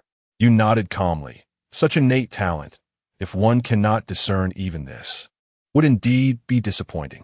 However, now, he paused slightly, the brilliance in his eyes surging. You have already broken through 3 realms, reaching the 8th rank perfection, and even have touched the threshold of the 9th rank. Such progress is indeed beyond reason." He tilted his head slightly, gazing intently at you. "What is your talent?" Your tone was unassuming, yet it resonated like thunder. "Replication." Anlan's pupils constricted slightly as he softly probed. "You have replicated the talents of others?" You nodded gently, replying with 5 words. "Once there was, now there is none." You subtly activated your eye technique, the power of your soul surging like a sea of stars, a wisp of quasi-immortal emperor's aura slowly rising from the depths of your consciousness, coalescing at your brow. The eye technique you cultivated originated from your past life, when you traversed the myriad realms, reversing the river of time, intercepting a remnant thought from the soul of the Qingyi immortal king, and then deducing it through genuine understanding, unraveling the root of all laws. This technique allows one to perceive the mysteries of heaven and earth, to glimpse the essence of the great Tao. It is truly the eye of the immortal king that observes the divine and the path. However, when you directed it towards Anlan, you encountered an inexplicable obstruction in that instant. Within the boy, the flow of vital energy was normal, the Tao vein smooth, even terrifyingly pure, as if he were an empty vessel. Something is amiss. Your expression turned grave. Under such an eye technique, even the grandest heavenly principles could not be concealed. Why can I not see through this person? You sat cross-legged, your fingertips inscribing a seal, and a dragon-like ray of light burst forth from your brow. A wisp of quasi-immortal emperor's primordial spirit merging within, tracing back to the source, forcibly evolving the immortal king's eye technique. After 3 breaths, an anomaly manifested. Your pupils trembled violently, your heartbeat thundered, and your soul resonated, as if you beheld something indescribable. How is this possible? Within Anlan, there are actually 10 layers of cave heavens suppressing all. Not an illusion, Not a false construct, not a secret technique, but a true, complete 10 layers of cave heavens. Each layer constitutes its own world, with the sun and moon in motion, the four symbols guarding the cycle of life and death. Almost akin to the embryonic form of a world. Of course, with his current cultivation, he cannot yet condense a true world. But possessing this embryonic form signifies that he is not far from becoming a genuine inner world. Your heart surged with tumult. This cave heaven system was derived from your state of utmost celestial path, supplemented by the Zhou-Tian divine concealment technique, combined with the soul of a quasi-immortal emperor from your past life, evolving into unparalleled creation. Yet, you have yet to perfect it. This technique has never been transmitted, never leaked, and cannot possibly be glimpsed by others. Your gaze turned icy, and you solemnly questioned, how did you learn this technique? This is my original creation. How could you have obtained it? Anlin pursed his lips in a bitter smile, softly replying, I can imitate. From the first moment I laid eyes on you, I cannot look away. The techniques, the power, the energy within you are too perfect. I went to imitate, and then I naturally learned it. This is perplexing, for within that realm, you did not perceive the resonance of the Tao. His methods are unrecognized by heaven and earth. Such an approach cannot endure for long. If you do not believe this matter is without origin, there must be a rule-bound entity at play. You once vanquished a being of peculiar emotions, wielding the 7 emotions and 6 desires to manipulate the domain of feelings, transforming anger into a blade and sorrow into rain. Capable of stirring myriad laws and slaying immortals and gods at its zenith. To put it plainly, it can govern the emotions of all beings. Yet ultimately, that abomination was still eradicated by your single sword strike, erasing all traces from the river of time. Though rule-level entities are formidable, they ultimately possess limits. Exceeding those limits leads to collapse, like a vessel adrift against the current. Is this the talent you awakened? You inquired. Anlan nodded without hesitation. Indeed. I observed as you condensed the first layer of the realm. I witnessed the flow of your vital energy, the fusion of your spiritual essence, the tremors of your apertures. Then I mentally replicated the process, guiding my own energy. Thus it was achieved. You demonstrated the second and third layers, and I continued to extrapolate. Your state of mind remained tranquil. You possessed the azure sky Tao eye, rumored to rival the supreme heavy pupil, an extraordinary ability that, when cultivated to perfection, can pierce the heavens and unveil the true Tao. If you desire, you too can achieve this. Chapter 60. Causeless and endless, you have resolved to delve deeper. Within him lies a clarity as pristine as a mirror, ethereal and void of origin, without beginning or end, as if born of nature itself. You, with the essence of a quasi-mortal, reverse the river of time and gaze into the past, returning to the moment when Anlin awakened his innate talents. A sudden understanding dawns upon you. So that is how it is. An EX-level talent, capable of assimilating everything. The power to replicate all that exists beneath the realm of the immortal kings. A product of the initial laws of the 5 dimensions. It appears your copying talent surpasses all expectations, for it bears no limitations. After all, in your previous life, you had once replicated the constitution of an immortal king. You exhale slowly, the brilliance in your forehead dimming. Then a cold smile graces your lips. How intriguing. This truly is a rare copying hound in the world. Ha ha ha. You laugh heartily, your voice resonating like thunder, sweeping across the arena, causing the void to tremble and the array patterns to quiver. Very well. Today, I shall use but 30% of my strength to vanquish you. This prodigy of an aberration. You cease to waste words. Come fort, Anlan. Without hesitation, Anlin's gaze sharpens. With a mere lift of his hand, the energy erupts like frost and snow. The world grows frigid, as if his blood and chi, akin to an ancient furnace, awaken, unleashing a tumultuous sea of blood. Above him, a phantom lotus blossoms, towering 3 zhong, with 6 petals formed from his lifeblood, divine light intertwining, as if bestowed by celestial beings. Your eyes flicker with approval. In the realm of masters, his physical form is remarkably complete. This youth can actually invoke the laws of heaven and earth with pure blood power, resonating subtly with the arena's array. Truly monstrous. This child has breached the barrier of prodigies. His talent is second only to mine. With a resounding crash, Amlin strikes forth, his blood chi surging like a dragon, manifesting extraordinary phenomena in the heavens and earth. The lotus retracts, transforming into an overwhelming palm shadow, descending with supreme might to subdue. The law of great spatial transference.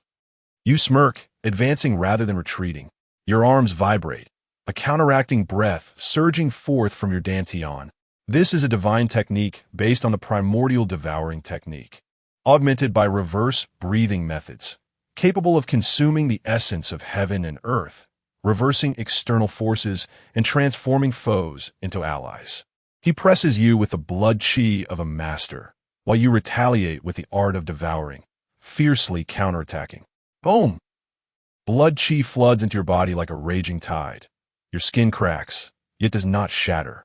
Crimson streaks appear, only to be swiftly refined by your spiritual blood, melding into your very foundation. The blood chi of the master is entirely consumed, controlled, and transformed by you. Your aura surges explosively, your spiritual blood akin to an ocean. Your organs vibrating as if ignited by a divine sun within your dantian. You have broken through. Boom! You ascend to the 9th grade. At this moment, your entire being crackles with electricity, divine light shimmering between your bones, the spiritual energy and blood chi merging in true unity, stepping into the grand fulfillment of spiritual and blood harmony, your physical form reaching the pinnacle of the postnatal ninefold realm. This is the first realm of the mountain and sea method you practiced in your previous life. The postnatal realm. You had originally intended to directly cultivate the method you created, embodying the law as your own. However, there seems to be an element of uncertainty. If traces of the worm path remain, you may find yourself ensnared once more.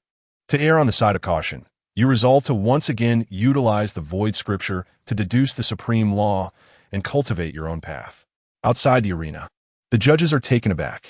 What manner of law is this? It can consume the life force of adversaries and forcibly transcend boundaries. It is not merely consumption. It is transformation. It is the reversal of law leading to rightful outcomes, compelling the essence of heaven and earth to manifest. He defies the heavens to claim the path, fervently refining himself. Such divine prowess is worthy of being classified among the martial saints. Amidst the clamor, a voice emerges as if ordained by fate, this child. I shall take him as my disciple on behalf of my master. The spokesperson of the primordial martial saint produces the martial saint decree, and the sight of this token is akin to the martial saint's presence. To think that the primordial sacred land would be so resolute. From this day forth, Su, ye shall belong to my primordial martial lineage. The judges are astonished, their expressions shifting, yet none dare to refute, for the speaker represents the primordial martial saint. The primordial martial saint, the foremost individual of this realm, a formidable being who shattered the divine realm with a single fist, once held his ground against the God King for 300 exchanges on the battlefield of myriad races. He stands at the pinnacle of the blood-soaked mountain of corpses. An unparalleled martial saint. If he has spoken, who would still dare to contest? Yet you remain unmoved, simply murmuring with serene gratitude. Thank you for bestowing upon me such immense vitality. With a flick of your fingertip, a single point transforms into a sword, and the condensed blood energy sharpens into an intangible sword intent soaring into the sky. This sword, formless and shapeless, generates a lethal resolve, embodying the formless sword intent you comprehended during your 3 decades of seclusion before the eternal sword monument in the celestial domain of azure sky. This sword intent, intangible, can kill in silence, severing souls and obliterating the foundations of paths, further integrating a fragment of the sword path laws, capable of shattering causality and severing the threads of fate. One of your true trump cards. You do not wish to slay him. You have prepared to protect his soul. However, once this sword is unleashed, Anlan moves once more. With a simple gesture, he reverses the flow of his vitality, employing a technique strikingly similar to your primordial devouring heavens. The spiritual blood attached to your finger, the fragments of law, and the sharpness of sword intent are unexpectedly consumed by him. Your pupils constrict. That is not ordinary spiritual energy. Rather, it is the pure vitality forged through your spiritual blood unity state, fused with the sword path laws into a radiant sword light. An ordinary master would be unable to withstand it, and even a grandmaster must exercise extreme caution.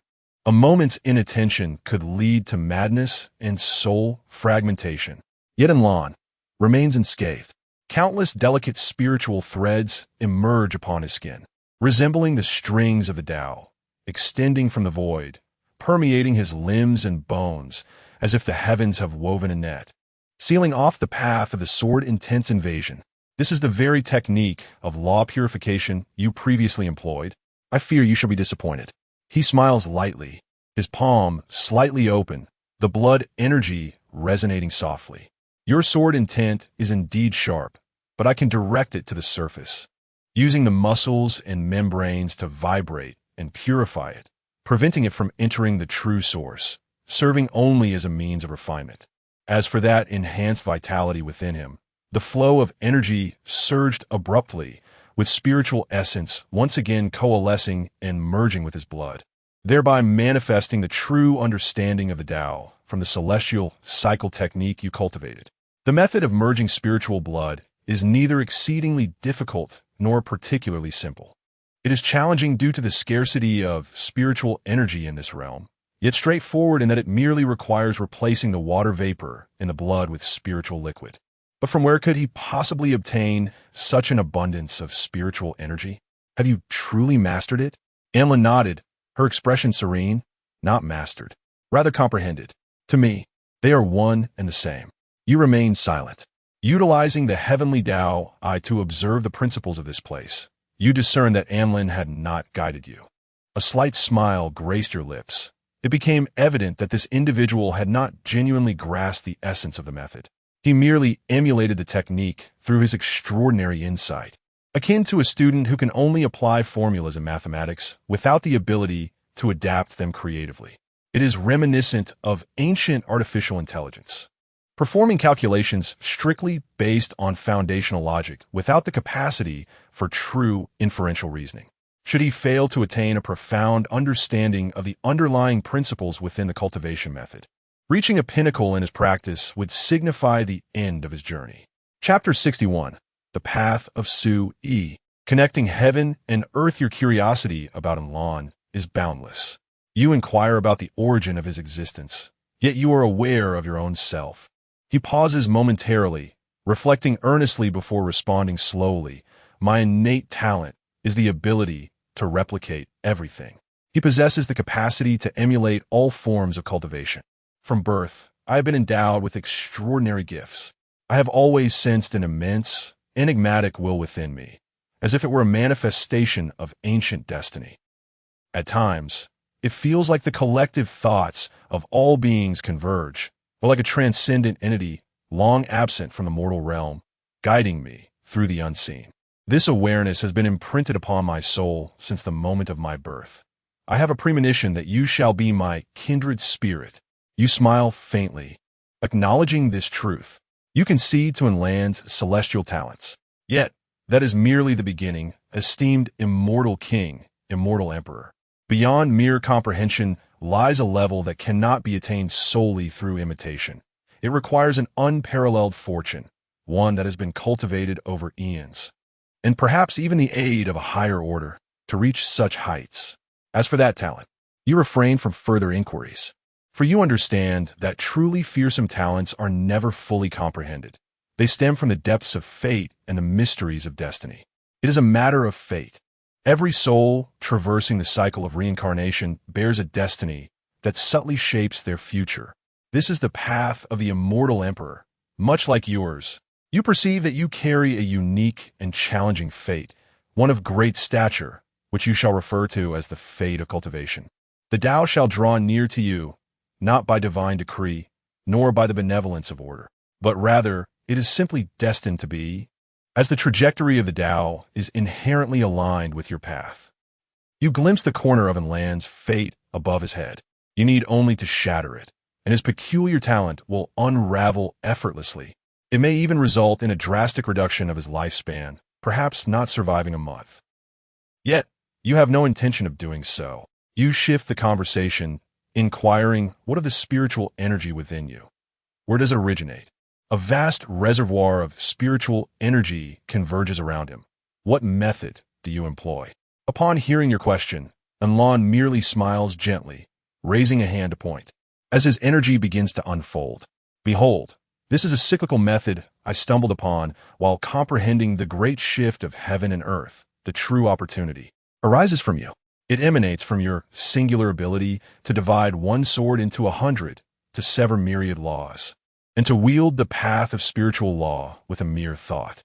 As his words resonate, he suddenly unveils his spiritual veins before the gathered assembly, voraciously absorbing the spiritual energy of heaven and earth.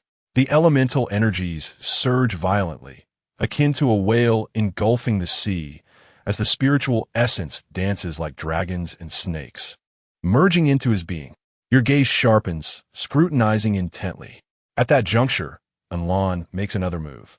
He astonishingly reverses the flow of his internal vitality, channeling it into an unusual wave of spiritual light, revealing the pathway of converting vitality into spiritual energy. Your eyes fixate sharply. Originally, it appears that Anlan's method is the result of countless attempts to decipher the intricate pathways of energy and blood. Yet you delve deeper, fundamentally reversing the structure of energy itself. Sitting in stillness upon the arena, although your form remains motionless, your consciousness plunges into the sea of awareness, beginning to exquisitely evolve the recently grasped teachings. You harbor faith that Anlan harbors no malice towards you. He is not that sort of individual. In this moment, you astonishingly enter a state of enlightenment directly on the arena, invoking the remnants of the great Tao and simulating your cultivation. Outside the arena, countless judges are utterly astonished, nearly leaping from their seats. Has he lost his mind? Practicing on the arena? This is a battlefield. You remain indifferent to their astonishment, immersed in your own path, unable to extricate yourself. You are comprehending the profound principles that harmonize spiritual energy and vital essence. Spiritual energy is the primordial force of the universe, manifesting in accordance with objects and transforming with the Tao. In contrast, vital essence is the essence of life, a maximum compression of vitality guided by the laws of existence. While they may seem irreconcilable, they are merely different manifestations of energy, with the essence lying in their harmony and transformation.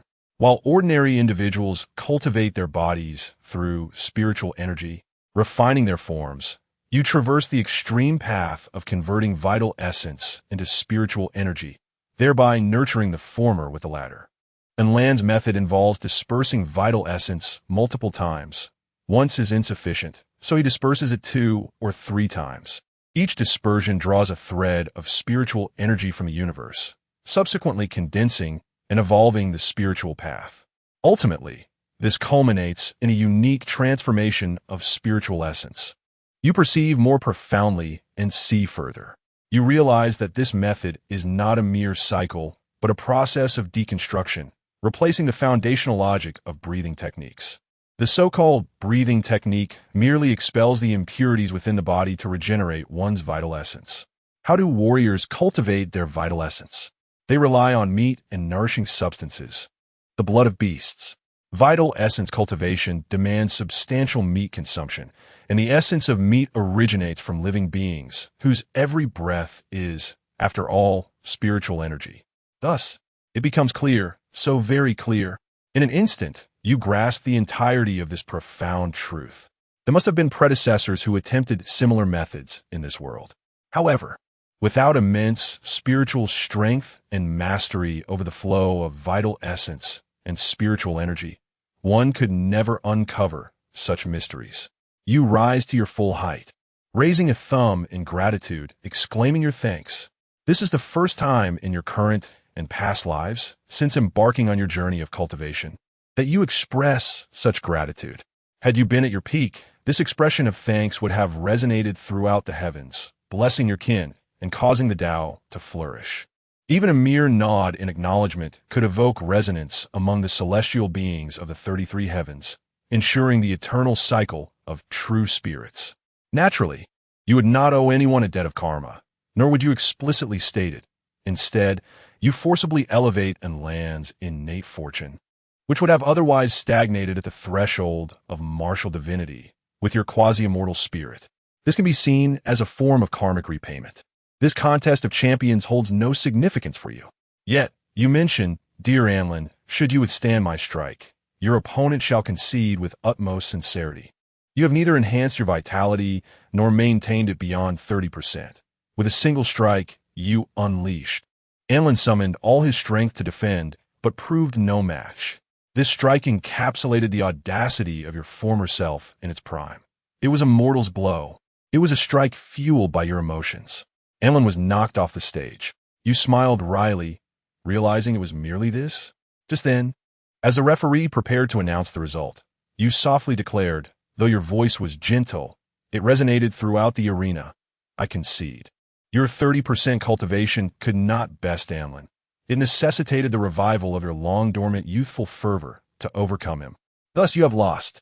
You, a supreme true king, are not one to easily accept defeat. The crowd erupted. You have been vanquished. You once considered yourself invincible, sweeping across realms and traversing the cosmos undefeated.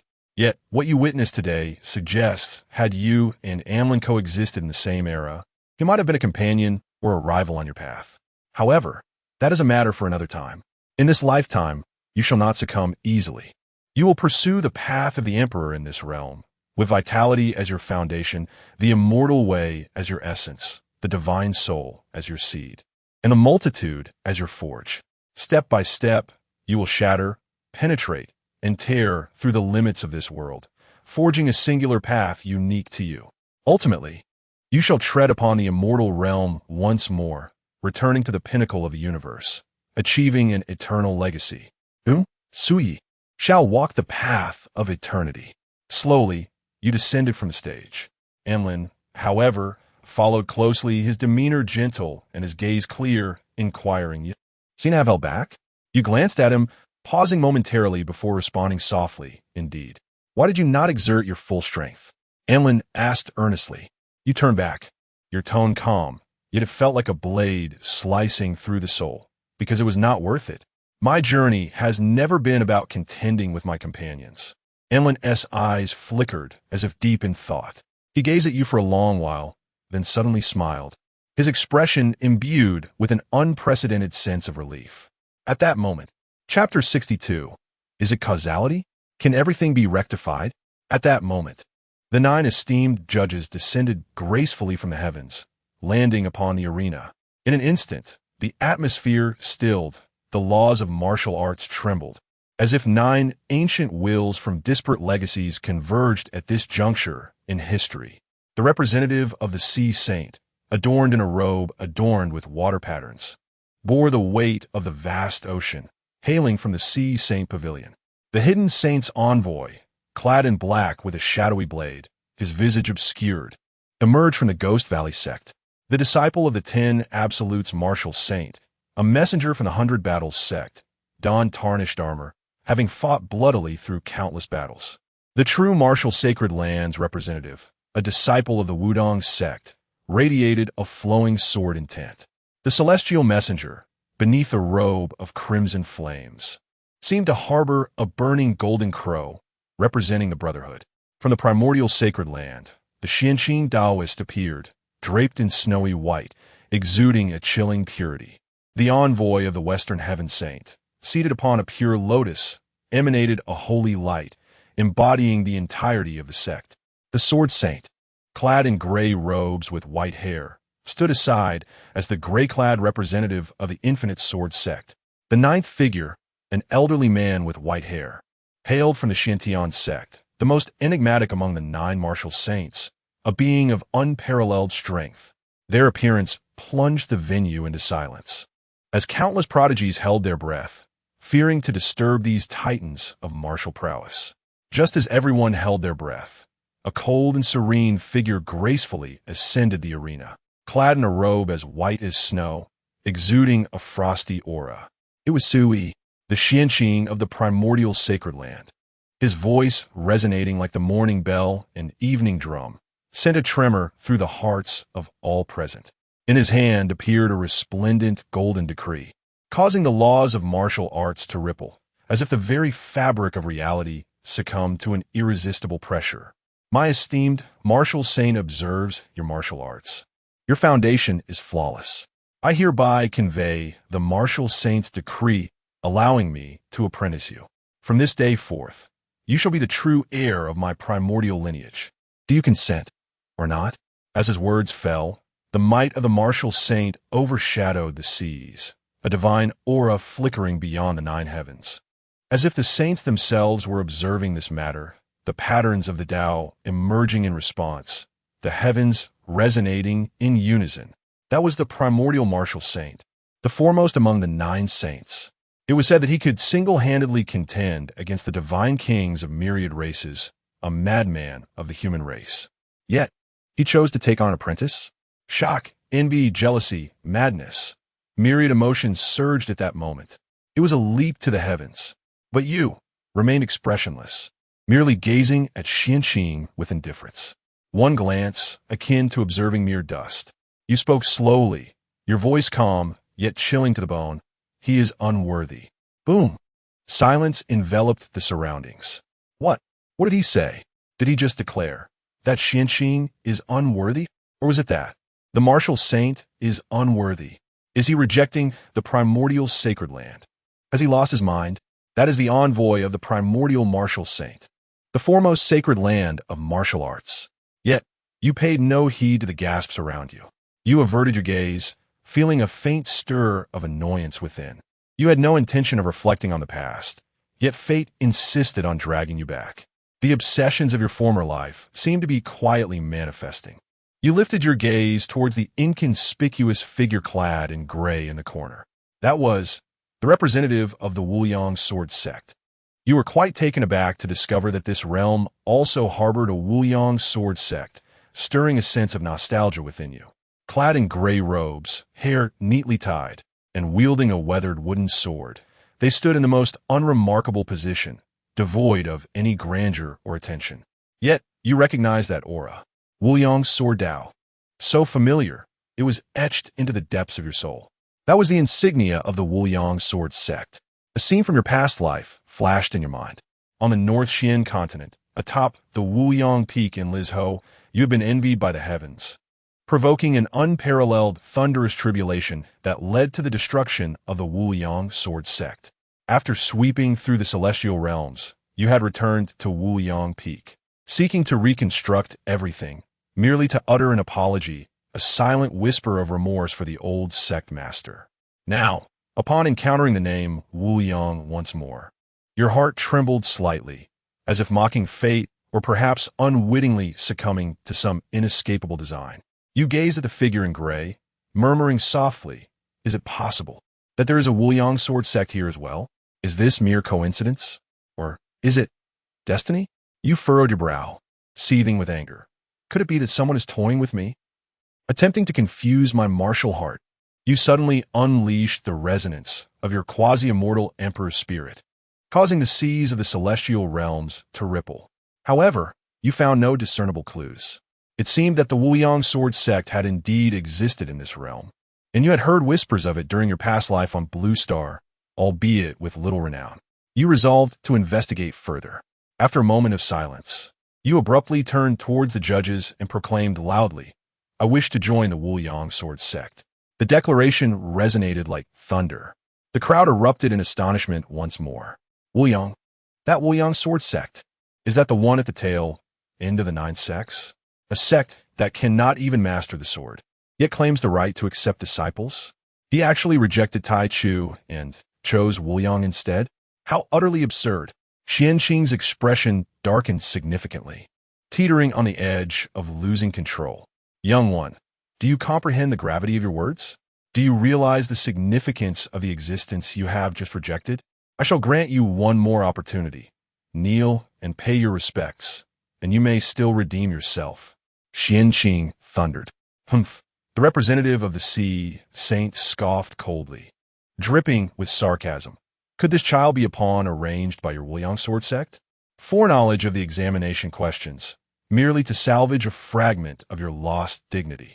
The representative of the 100 Battles sect mocked. Truly a pitiful sect, the first in 10,000 years to falter due to poor swordplay. You felt a surge of indignation, replying coldly, is the Wuliang sword sect a subject you can so casually discuss? Regardless, it shares a name with my former sect, blessed by the imperial light. How dare you insult it so, especially under my very nose? Your gaze turned icy as you subtly revealed a trace of imperial might. In that instant, the 8 representatives were struck as if by lightning, falling into a stunned silence. This momentum they have only felt in the presence of a true martial saint. That representative of the sea, Saint, was even so overwhelmed that he spat blood, his vitality severely compromised, and it seems he shall never advance in this lifetime. You have shown remarkable mercy. Had anyone dared to insult the infinite sword sect in a past life, the Emperor S. Light would have manifested, and the offender S. entire clan would have been denied reincarnation. In this life, I seek to uncover the truth. I wish to understand why this so-called infinite sword sect exists in this realm. If it is merely coincidence, then I shall dismiss it with a smile. However, if it is not coincidence, your words trailed off as you slowly descended from the arena, approaching the figure in the gray robe. No one dared to obstruct your path. The gray-robed individual looked astonished and bewildered, still unable to comprehend, as you stood before him. You inquired, do you still accept disciples? The gray-robed man hesitated for a moment and then, filled with excitement, clasped his fists. Yes, yes. You nodded slightly. Then let us depart. Unlan chimed in. I too wish to become a disciple of the Infinite Sword sect. The gray-robed man was overjoyed. This is an honor for the Infinite Sword sect. Outside the simulation, Su Yi was at a loss for words. Is this what they call causality? The power to rectify everything. It seems that when Enlon awakened his talent, there must have been a cataclysmic phenomenon that led to his expulsion by the divine kings of the myriad races, bringing him to this northern Xian continent. Yet, one wonders why he arrived here several centuries before me. Now, in this simulation, both you and Enlon have rejoined the Infinite Sword sect. You have indeed witnessed the power of fate. Chapter 63. The Tai Sword's Radiance. The Boundless Star Domain. After a period of time, the 8 judges finally recovered from their shock. The elder with white hair spoke solemnly. This young man possesses such formidable power. It is imperative to notify immediately. Even he, a formidable martial sovereign, found himself suppressed by this overwhelming pressure. Should this youth be a spy for the myriad races, or beyond control, the consequences would be dire. The other representatives promptly informed their respective martial saints. The Xianqing Daoist complexion darkened considerably. You have directly insulted the martial saint. If even a martial saint is unworthy to instruct you, then what are you? An unparalleled divine emperor? The representative of the sea saint felt deeply humiliated. 1 month later, you and Anlin embarked on a starship, journeying towards the boundless star domain. The man in gray did not inquire about your secrets. Instead, he patiently enlightened you. In truth, the reason humanity can contend with the myriad races is not solely due to martial prowess. Martial arts predominantly thrive on Blue Star, a capital-level life planet situated at the center of the galaxy's fortune. The martial aura there is pure. On the remote life planets, where the living conditions are harsh, the human aura is weak. Achieving basic sustenance for the entire planet is already a significant effort by the Alliance. It remains challenging to cultivate martial arts across the Alliance, considering the millennia-long history of martial arts is but a fleeting moment in the vastness of the cosmos. What constitutes a capital-level life martial arts planet? Examples include Blue Star, Mars, and Baal number 1 in the galaxy, all of which are life planets that humanity can transform. Currently, the population is surging, and new immigration technologies and biological gene technologies are under development. Yet the pressing situation at the front lines hampers progress. Only 11 such capital-level planets exist. It is only on these planets that martial arts can be practiced universally. In the Taichu star domain, due to the rise of Taichu, martial arts have developed even more than in the galaxy. There, no major factions have established outposts. Only the Taichu sacred land reigns supreme. Such knowledge is not something you would learn in school. These matters are confidential. Only those who awaken their talents and have the potential to become martial artists can grasp the full picture. Having been born into a family of martial sovereigns, you were privy to some insights earlier, yet you were astonished by the advanced state of humanity's technological path. The speed of this starship can rival that of a divine bridge realm practitioner traveling at full force. Blue Star's situation is unique, being the ancestral land. It is underpinned by a vast human aura, creating a distinctive environment. Practicing martial arts here yields exceptional results. This is why a genius training camp is established on Blue Star. However, you and Amlin, being prodigies, have already surpassed conventional standards, naturally rendering such a training camp unnecessary. If you so wished, you could have attained immortality long ago. You could easily harvest the souls of this realm with a quasi-emperor level primordial spirit, subsequently accelerating time to reap countless times. Yet, you refrain from doing so. For you, the process of redoing is effortless. However, achieving a state of complete tranquility is a formidable challenge. Only amidst the mundane world can one attain such inner fulfillment. Power is not a panacea for problems. Go with the flow. An elderly sage imparts this wisdom to you. You and Amlin arrive at the infinite star realm, a place brimming with ethereal energy. To your astonishment, you perceive a slight enhancement in the spiritual essence here. Although it remains a desolate land, its vitality is exponentially richer compared to that of Blue Star. Upon entering the sacred land of infinity, you discern an unsettling aura surrounding the human fortune, an ominous shade of black. Utilizing your ocular technique, you are taken aback. Goodness, is this truly a sanctuary for the human race? Beside you, Amlin furrows his brow, having also detected the anomaly with his celestial eye. Another instance of thievery? Another act of plagiarism? Your exasperation with his lack of insight is palpable. If Blue Star's fortune could be likened to an illustrious golden dragon, then the fortunes of the Infinite Sword Sect would scarcely amount to a mere loach, for the darkness is overwhelming.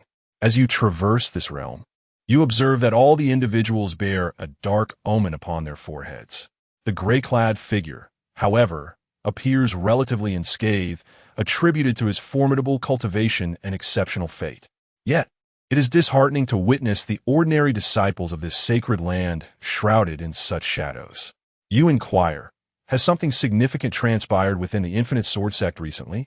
The gray-clad man, with a hint of resignation, responds, haven't you been following the news?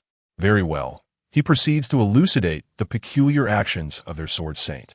A month prior, during a confrontation with myriad races, the Sword Saint's cultivation manual experienced an inexplicable malfunction, resulting in a chaotic state where he could not discern friend from foe, rendering him a subject of ridicule throughout the Federation. Currently, the Sword Saint remains in seclusion, making an immediate appearance unlikely. Amlin expresses regret for having ventured here, and you too feel a twinge of embarrassment. You recently calculated that the Sword Saint's sudden descent into madness is likely linked to your own actions. Had you not altered the ancient history, startling the heavenly path and unbinding the constraints of celestial laws, the Sword Saint's cultivation methods would not have faltered so drastically. You pose another question. Have many disciples of the Infinite Sword Sect recently experienced similar states of turmoil? The gray-clad man nods affirmatively. Indeed, that is the case. All practitioners of a substance you may yet be unfamiliar with, known as spiritual energy, have encountered complications. Spiritual energy is merely another term for spiritual essence. After all, their previous training in the supreme sword art and analogous sword techniques, rooted in the suppressed celestial laws, now faces disruption due to their sudden liberation from constraint. This abrupt shift has rendered them unable to adapt, leading to their current state of chaos. However, the issue is not insurmountable. A simple revision of their learned techniques should rectify the situation, or so it seems. Unbeknownst to you, you have inadvertently summoned misfortune upon the Infinite Sword Sect once more. You have joined the Wuyang Sword Sect.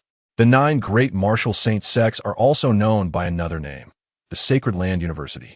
They represent the pinnacle of human academia, each institution being presided over by a martial saint. It appears you have overlooked something. What is it that you have forgotten? Chapter 64. A Heart Unburdened by Women.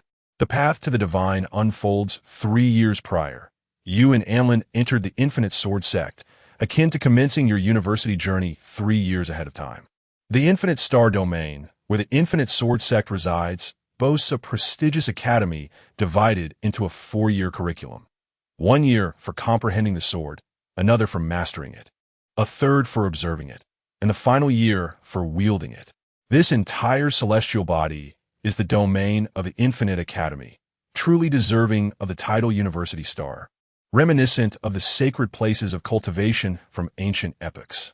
The sect predates the star itself, reigning over life planets and gazing down upon the cosmos like mere specks of dust. As you embarked on your first year at the Infinite Academy, you were assigned to an independent spiritual residence, rich in ethereal energy and adorned with intricate formations, reflecting your extraordinary status. Anlin's abode lies adjacent to yours. Although the conditions are exceptional, they pale in comparison to your previous cultivation grounds within the Infinite Sword Sect of the Mountain Sea Great Realm, which seem rather humble in contrast.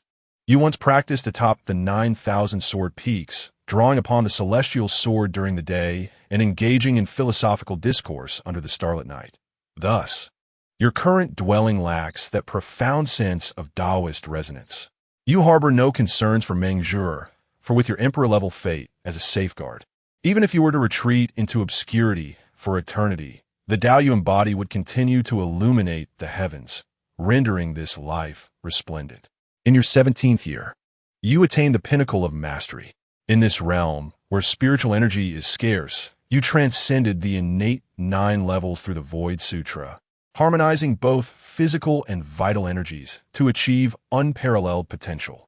After months of diligent study, you meticulously reorganized the swordsmanship system of the Infinite Sword Sect and stumbled upon an ancient technique, the Infinite 9 Heavens Sword Art. This was the sect's signature sword technique from your past life in the Mountain Sea Great World, and to discover its existence in this realm is indeed remarkable. It is said by wise celestial kings that no 2 flowers in the myriad realms are entirely alike. You placed the perfected technique within the scripture repository, ensuring it was prominently displayed for future generations to discover, thereby addressing the issue of the transformation of laws. You dedicated a month to your cultivation, with the remainder of your time spent exploring the Infinite Star, akin to a wandering sage guiding sentient beings and leaving behind a legacy. You discovered that those born on the Infinite Star could bypass examinations to enter the Infinite Academy through a rigorous assessment. During this time, the Sword Saint remained in seclusion, while Anlin had reached the pinnacle of grand mastery, poised to ascend to the realm of the celestial. You imparted the Insect Emperor Canon to him, a compendium that synthesizes the essence of various schools of thought, employing the enigmatic ways of insects and the secrets of celestial kings. Almost akin to a scripture fit for an aspiring celestial emperor, this doctrine has the potential to transform one's fundamental nature, paving the way for the emergence of a personal Tao, allowing one to evade detection and even to embody the Tao through self-creation. In teaching Anlin, you have fulfilled your karmic obligations. This method could assist Anlin in discovering his own path. While imitation is beneficial, it has been stated by a renowned figure that those who emulate shall live, while those who merely mimic shall perish. Anlin's mere imitation does not constitute a true Tao. He must forge his unique path, lest his exceptional enlightenment be squandered. Yet, you sense an underlying connection, a lingering thread of unresolved karma that seems to draw you and Anlin toward a distant future, far beyond the confines of time and space. Perhaps it does not reside within this lifetime at all. As your freshman year concludes, you transition into your second year. At the age of 18, You have reached adulthood. And so has Meng Zhuer. Your family has organized a grand coming-of-age ceremony in your honor, which you must attend. As your father's previously arranged apprenticeship and betrothal are on the verge of being fulfilled, you are aware of the master chosen through the drawing of lots at the age of 1, and the betrothal partner is none other than Meng Zhuer. You feel compelled to address this matter, albeit with a tinge of displeasure. After all, given your unique status, taking on an apprenticeship entails bearing significant karmic consequences. Following the apprenticeship, it might not be long before the martial arts sage meets an untimely demise. You ponder how to gracefully decline the apprenticeship while the betrothal could be reluctantly navigated. You set off for the capital of Blue Star, with Enlon eagerly tagging along for the excitement.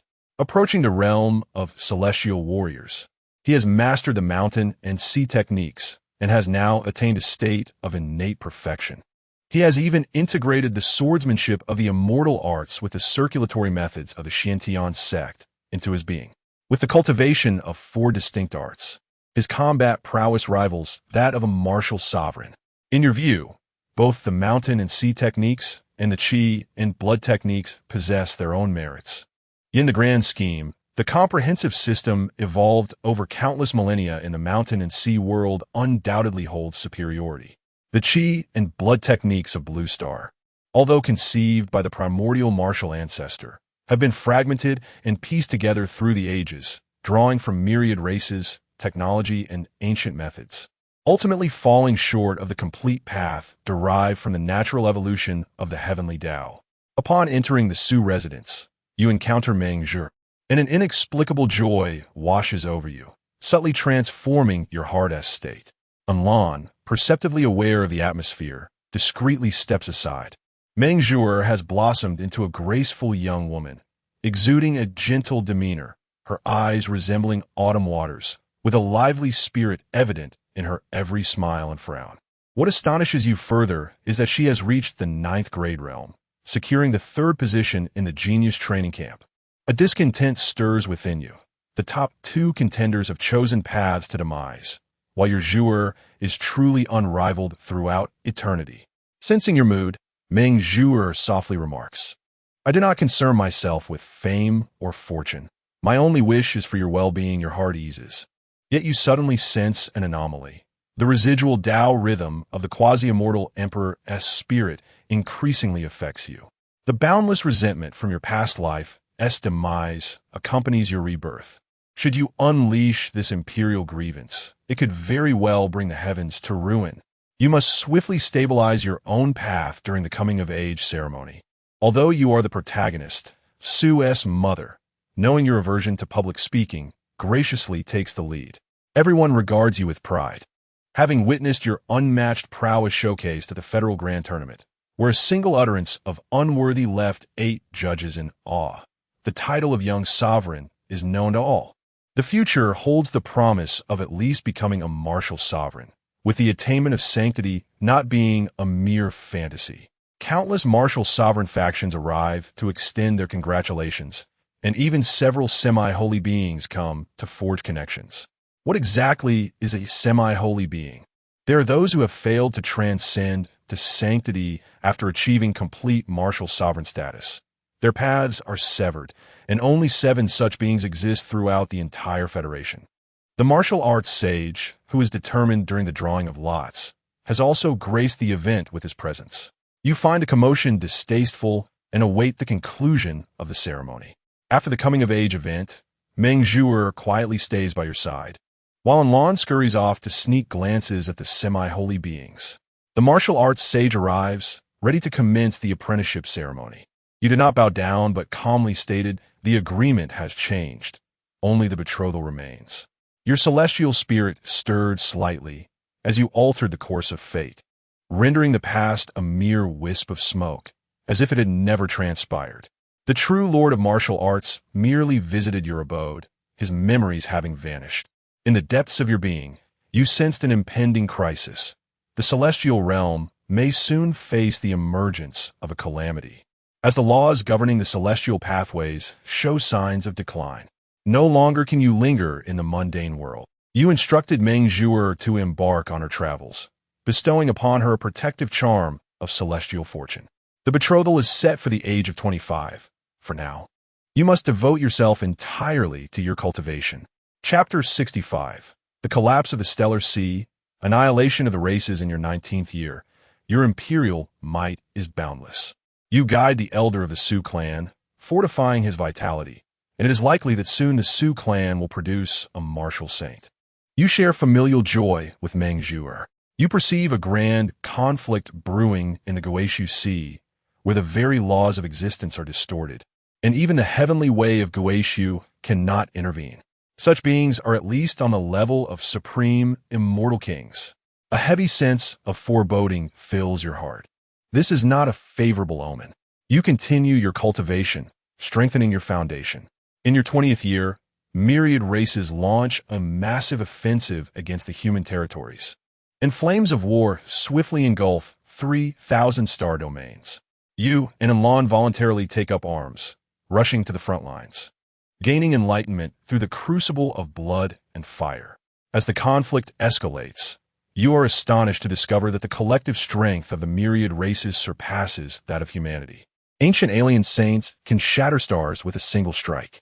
Meanwhile, humanity can only rely on the last resort left by the martial ancestor, desperately defending the human Tao Great Wall. This wall is a barrier of fortune, forged from the beliefs of countless humans, stretching across the galaxy. Any strong individual from the myriad races that dares to enter will face the backlash of the heavenly way, leading to complete annihilation of body and soul. In a series of bloody battles, you reorganize your own laws. The blood vitality law, representing the pinnacle of martial arts, flows through your meridians like a starry river, with your vitality soaring like a dragon. The Shanghai law, which evolves from the essence of immortality, shapes your internal realm, manifesting heaven and earth. Your original creation, the body as the path, infuses each drop of blood with profound Taoist resonance, reflecting your true self. Enlon unleashes his full potential in this war, proving his worth through battle, and forcefully ascends to the realm of martial sovereign, earning the title of indestructible martial sovereign. He single-handedly confronts 3 saints from the myriad races, causing the heavens and earth to shatter, the sun and moon to dim, yet he remains unyielding. The Federation is astounded. However, such achievements breed suspicion. Certain petty individuals within the military begin to spread rumors, claiming Enlon is a spy sent by the myriad races. Look at his techniques. The devouring black mist is clearly a talent from the Tao Tai clan, they say, and those golden vertical pupils are unmistakably a trait of the golden-winged Great Peng lineage. You let out a cold laugh, disinterested in explanations, and swiftly utilize the influence of the Sioux clan to quell this uproar. Yet, what concerns you more is an indescribable, eerie aura that is encroaching from the direction of Guishu. You realize that the tides are about to change and decide to enter seclusion ahead of time, dedicating yourself to profound cultivation. In your 21st year, you emerge from your seclusion, having perfected all 3 laws to the pinnacle of humanity.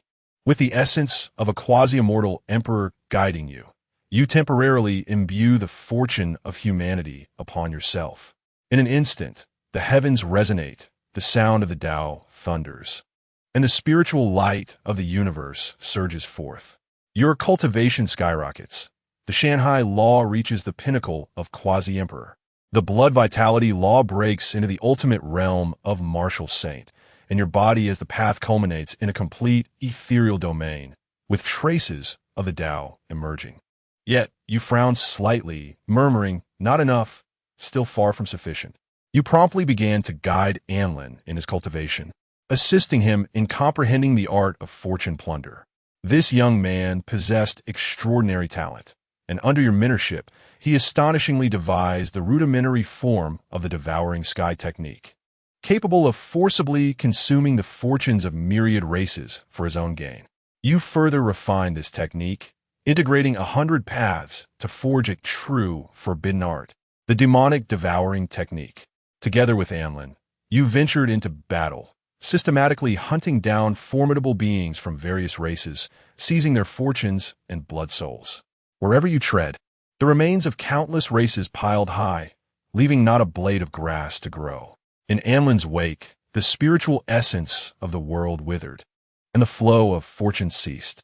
Within a mere 3 months, the human race's front lines advanced comprehensively, inciting the wrath of 2 divine kings from the myriad races. With an iron-willed determination, you purged the decayed factions within the human race. You spared no effort in your quest for power. The warriors of the human race revered you as the ancestor Su and honored Anlin as the ancestor. Your names became woven into battle songs, echoing across the interstellar battlegrounds. Meanwhile, Meng Zhuer continued her travels among the stars. Her little notebook, used for recording her thoughts, was now filled with 3 large volumes, each page capturing moments she wished to share with you. At the beginning of every page, she penned a single line: "When Brother E returns, I will tell him in person." At the age of 22, while immersed in your cultivation, you were suddenly struck by a profound shock. Scanning the Guishu, you discovered that the sea of destiny had been tainted. Even more alarming was the fact that this was not the aura of the insect calamity. You calculated with your fingers, realizing that the timeline of this realm diverged from the time you traversed the vast world by a staggering 37 million years. This meant that the current celestial domain was still in the previous era. At last, everything became clear to you. In your past life, the divine kings of myriad races had banished you and Amlin from this realm, and you were swept along by the currents of time, drifting for countless years. This also perfectly explained why Amlin had arrived hundreds of years before you, due to the instability of the river of time. Thus, there was no cause for concern. The turmoil of the heavens at that time was due to a powerful celestial king who had fallen into madness, wreaking havoc across the realms, but would soon be suppressed. There remained years of sedimentation before the chaotic era of the insect calamity. You understood that it was imperative to thoroughly lay out your plans during this precious time to ensure that you could eradicate the anomalies during the impending catastrophe. You brought Meng Zhuer to your side in advance, for you were on the verge of ascension, and the laws of this realm could no longer support your cultivation. You held a wedding ceremony ahead of time. Meng Zhuer donned a bright red bridal gown, her smile radiant as the early spring sun. This pure happiness illuminated your heart, dissipating the last vestige of your obsessions, allowing your thoughts to become clear, freeing you from the attachments of your past life. On the day following the wedding, you, along with Anlin and Meng Zhuer, broke through the barriers of this realm to ascend. Above the ancestral grounds of the Su family, 3 beams of light pierced the heavens. Countless years later, the descendants of this realm would often sing your praises, ensuring your name would be immortalized throughout eternity. You ascend to the realm of immortals. In the 26th year, you successfully arrive in the celestial domain. This world possesses a complete and pure path of immortality, free from the chaotic and sinister essence of your past life. Anlin has achieved perfection in cultivation, and Meng Zhuer has also advanced to the martial saint realm. You place Meng Zhuer within your inner world. During your leisure time, you summon her to keep you company. Anlin chooses to wander alone, claiming to sense a chance that belongs to him.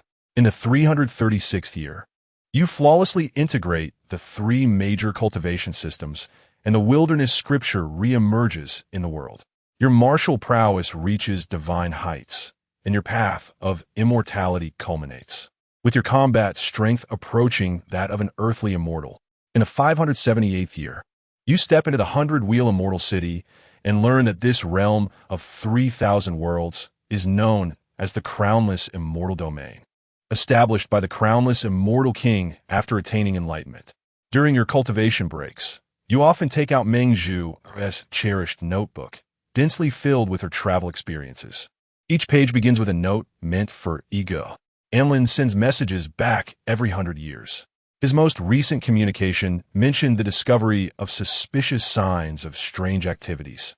You silently clench your fists.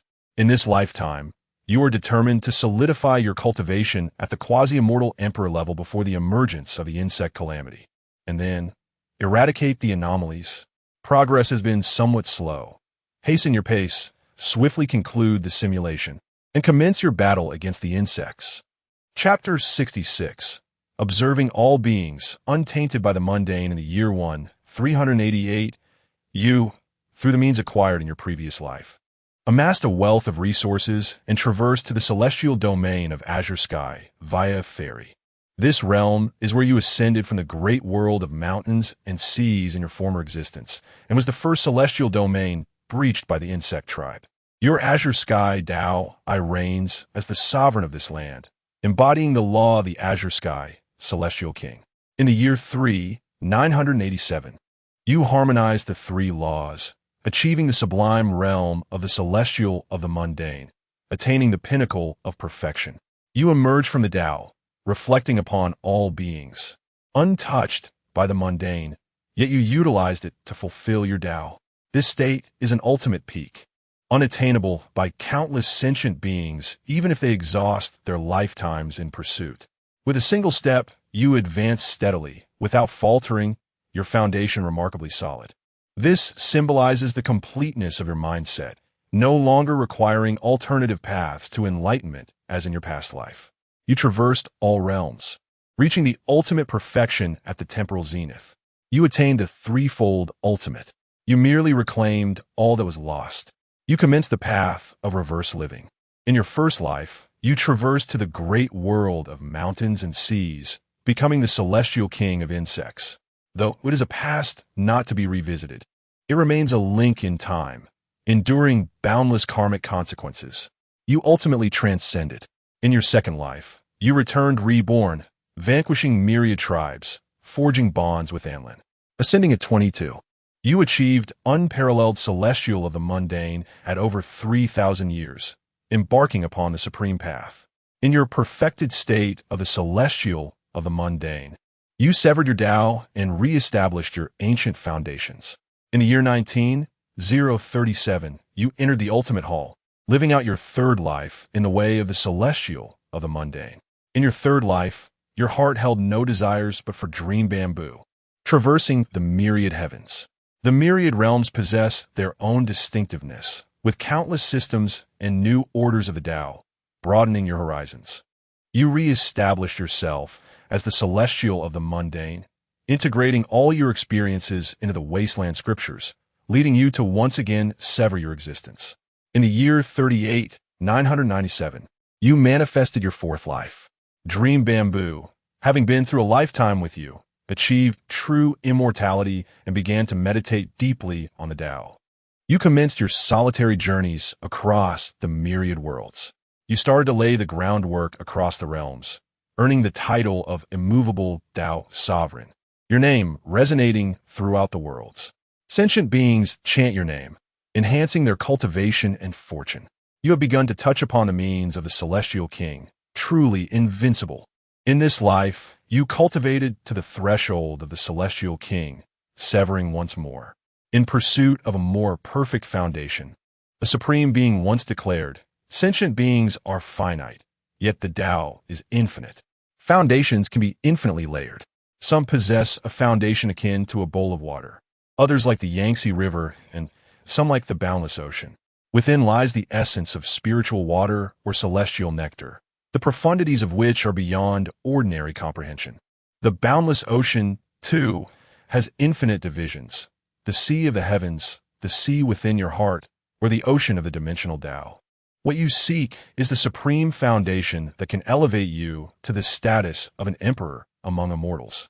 In the year 493, you manifested your fifth life, deemed nothing short of miraculous. You have re-established 5 times, your foundation immensely profound. You have cultivated 9 distinct systems, those derived from your past life, wherein you embodied the law, the methods of the mountains and seas, martial arts, and the supreme paths encountered during your travels, all of which you have drawn upon and refined to establish your own foundation. Your cultivation has reached the realm of true immortals.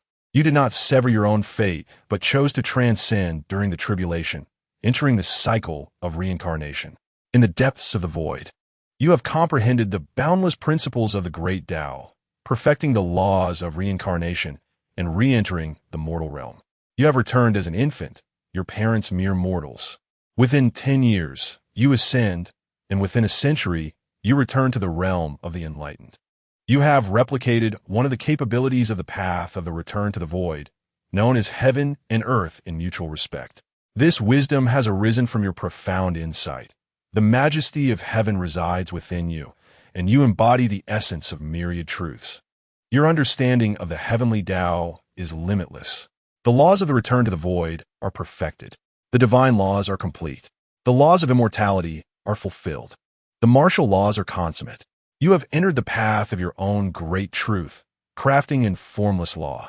In the void, you have established a peculiar order. The laws of insect deception are perfected. This does not signify your downfall. Rather, it indicates your profound understanding of the insect race. When the time comes for their invasion, you shall be prepared. In the 70,399th year, in your sixth life, you achieve completeness, ready to transcend to the supreme immortal king. You intend to accumulate 3 more lifetimes. You begin to orchestrate the heavens, disseminating the matters of insect deception across the realms. You further share your self-created quasi-immortal emperor-level ocular technique throughout the heavens, rendering the insect deceptions unable to conceal themselves.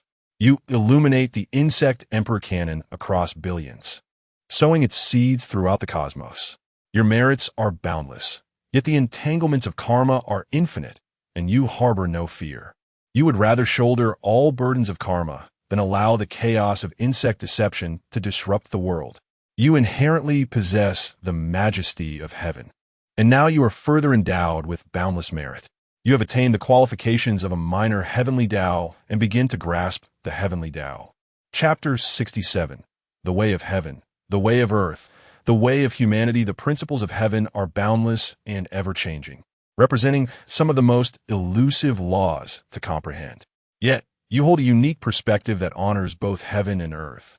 You harmonize the 3 paths of heaven, earth, and humanity, further integrating the laws of reincarnation, the celestial way, the formless principle, the martial way, the 5 elements, the chaos principle, the yin-yang principle, and the laws of life. Using the river of time as your crucible and the merits of all beings as your guide, you cultivate the unity of your primordial spirit, physical body, and the fruit of your path. You have achieved the heavenly way of your own being, embodying the essence of the universe.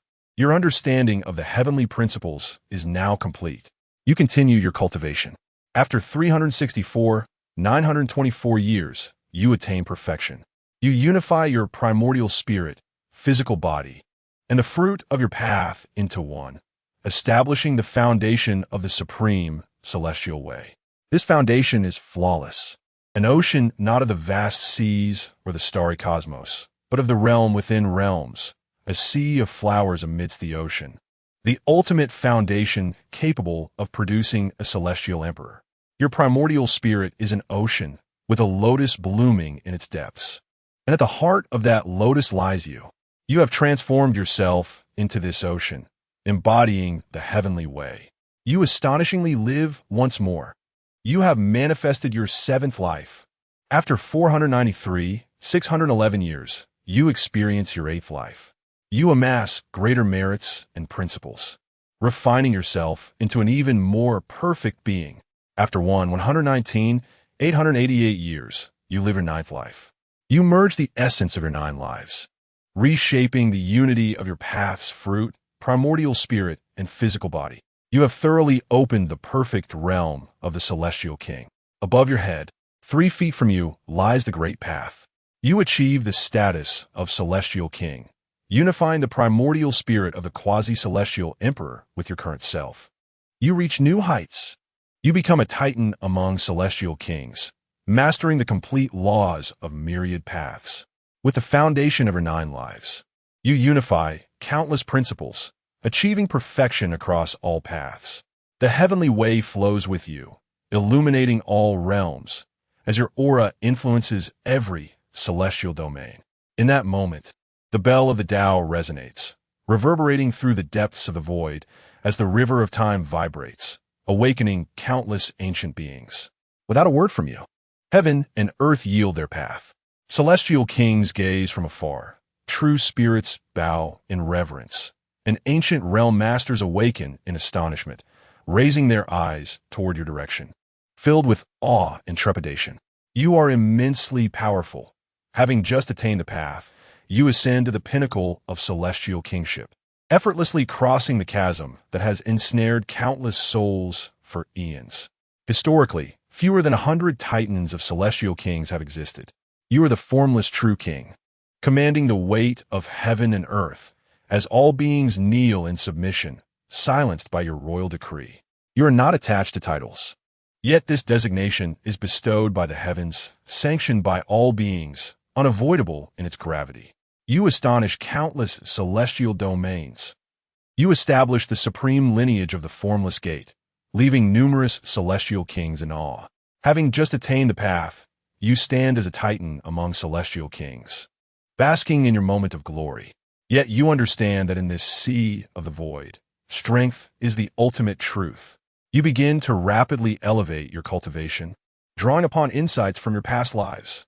You have mastered the principles of the universe. Your understanding of the profound path has reached completion, and you have achieved the imperishable body of infinite profoundness. You have embarked upon the journey of the path of time.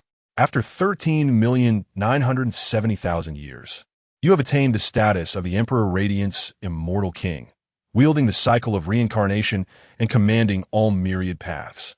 This realm represents the ultimate state of Emperor illuminating eternity, the pinnacle of five-dimensional beings. Your mastery of 3,000 laws is complete, resulting in all laws naturally returning to their rightful places. In the celestial domain, reflections of myriad laws appear, and your very existence becomes the highest interpretation of all paths. In the past, present, and future, you are inscribed in the ancient chronicles, unshakable and eternally preceding all that is. If you so desire, the heavenly Tao would yield to you, and the river of time would cease its flow. The so-called Emperor Radiance reflects the myriad realms, illuminating the vast expanse, capable of shaking the entire domain of paths with a mere thought and calming the abyss with a simple gesture, enduring through the ages and impervious to tribulations. This was also the realm you had not comprehended before unraveling the enigmatic path of the insects in your previous life. It is through this very realm that you assisted the insect entities in dismantling the heavens and obliterating the cycles of myriad paths. After 14,480,000 years, you began to prepare for the attainment of the quasi-immortal emperor status.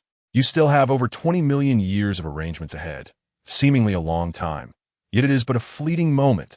Standing at the pinnacle of reincarnation, you gaze upon the rise and fall of the sun and moon in the abyss. You have never been one to wait. You intend to grasp your future with your own hands. For an existence such as yours, the laws of time have long become mere toys. Breaking through to the quasi-mortal emperor realm is essentially a smooth endeavor, as you have already established a perfect foundation in your prior state. You begin to orchestrate grand designs across the heavens. You declare a sweeping extermination of the bizarre, rendering the strange a taboo, condemned by all. Even the ghostly, demonic, and malevolent cultivators have been obliterated under your suppression. Wherever you tread, darkness vanishes from that starry domain. In your wake, the 9 hells retreat, and all evils are extinguished. As for the insect cultivators, those who do not enter reincarnation are the greatest villains of all realms. You connect with the heavenly Tao, repressing the paths associated with the strange, demonic, and bloodthirsty. You even defy the heavenly Tao, exterminating all common insects, spiritual insects, and immortal insects. As the harbinger of heavenly punishment, you traverse the 9 heavens, cleansing entire races suspected of being aligned with the insects, inciting uproar throughout the realms. Yet none dare to speak. These races had quickly turned to the insect faction in your previous life. They willingly transformed into insect entities to serve them. However, in your former life, they appeared as benevolent clans voluntarily laying down their weapons. You were, in fact, the greatest villain of your previous life. After 37 million years, this moment coincides with your traversal of the great mountain and sea world. You return to the great mountain and sea world, reflecting upon all that has transpired. As you sweep your divine consciousness, you find only pure humans, devoid of any trace of the insect path, and you are greatly satisfied. Returning to the northern Xian continent, You encounter the sect leader and your fellow disciples. The instant you behold the sect leader, a long-repressed string of regret within your heart suddenly tightens, and the entire universe seems to come to a standstill. You kneel before the grand hall of the sect leader, bowing 3 heavy times. At that moment, the sect leader approached you and said, "Child, why are you kneeling here? Come inside and take a seat." You replied, "I am guilty. My transgressions weigh heavily upon me." The leader responded, "A person, throughout their life, will inevitably make mistakes. Even the supreme existence at the dawn of creation faltered. Who among us has not committed minor errors in their lifetime?" You lamented, "The mistake is grave." The leader continued, "Has it been resolved?" You asserted, "I have already made amends for my wrongdoing." The leader exclaimed, "That is excellent. Acknowledging one's faults and striving to correct them is the mark of a good child. Child, I have been waiting for you for quite some time." The sect leader stepped closer, and you lowered your defenses as he placed a hand on your shoulder, saying, "At last, I have captured you." Suddenly, the leader opened his gaping maw and consumed you whole. In an instant, you were refined by the perfected path of devouring. Your corporeal form vanished. Your ethereal spirit suffered minor injuries. Yet, by the might of the universe, you were resurrected. Your physical body was restored, but your spirit was damaged under the influence of the unknown. Your strength diminished by 1%. Though this was a trivial setback, you were taken aback. Even in your current state of worldly perfection, the shock was undeniable. The sect leader transformed into ashes, leaving no trace behind. Fury engulfed you. Your imperial soul reverberated across the 3,000 realms, causing the void to churn. In an attempt to thwart you, someone had transformed the sect leader into an anomaly. You were once again confronted with your own powerlessness. You realized you could not resurrect the leader, signifying that he had truly vanished from this ancient history. It was only now that you comprehended that the war against the insects was still ongoing. In the depths of your heart, you prayed for the leader. You were deeply grateful for his guidance, which had illuminated your path and prevented you from sinking into oblivion once more. In an instant, your ethereal spirit was restored to perfection, and your power even surpassed your previous state. A century later, during this time, you found no traces of the insect anomalies. You even began to doubt yourself. You ventured to transform into the insect race and sensed their path, yet found no evidence. As if the world had truly been rid of them, you once again observed your ethereal spirit within your own small universe. To your astonishment, you instantly self-destructed your cave of wonders. Chapter 68. The River of Destinies. Wandering through the heavens, you sought the counsel of the supreme celestial sovereigns, the mightiest beings beneath the celestial radiance, who preside over the myriad realms and govern the cycles of existence. As you exchanged observations regarding the Tao, laws, reincarnation, the celestial domains, the seas, the abyssal sea, and the river of fate, one of the exalted celestial sovereigns employed profound powers to connect their essence to the realm of ultimate repose, a sanctuary for countless souls, the ultimate destination at the end of the sea. Yet, the elusive presence remained absent. It appeared that the entity was not within this domain. Some celestial sovereigns speculated whether you had perhaps conflated the timelines, mistaking entities from other dimensions for those within this realm. You remained non-committal, as you too were unable to ascertain whether this place truly corresponded to your previous existence. Ultimately, the matter of the enigmatic entities faded into obscurity. Yet the denizens of the celestial realm continued to regard the concepts of bugs, anomalies, and demons as taboos. After 37 millennia, you roamed freely through the heavens. In your quest for self-improvement, you departed from the abyss and ventured into the Sea of Realms. Before your departure, you earnestly cautioned the forces of destiny to eradicate all anomalies. You walked hand in hand with Meng Zhu through the Sea of Realms. She remained by your side, never uttering a word, even as you immersed yourself in the arts of combat, cultivation, and sealing anomalies. Yet you understood. She was the sole individual who truly awaited your return. Meng Zhu had also ascended to the ranks of celestial sovereigns, having flourished under your nurturing. Even a creature as unassuming as a panda had transcended to the realm of celestial kings. Indeed, when you ascended, you brought with you the distinctive pandas of the Blue Star, for they delighted Meng Zhu.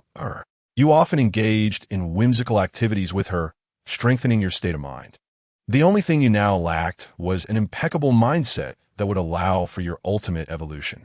3 million years hence, you uncovered the River of Destinies. This was no ordinary river. It bore neither beginning nor end. Standing upon its banks, even the very concept of existence began to waver within your essence. This river diverged from the River of Time and the River of the Abyss. It marked the terminus of reincarnation. Legend spoke of a limit to reincarnation itself.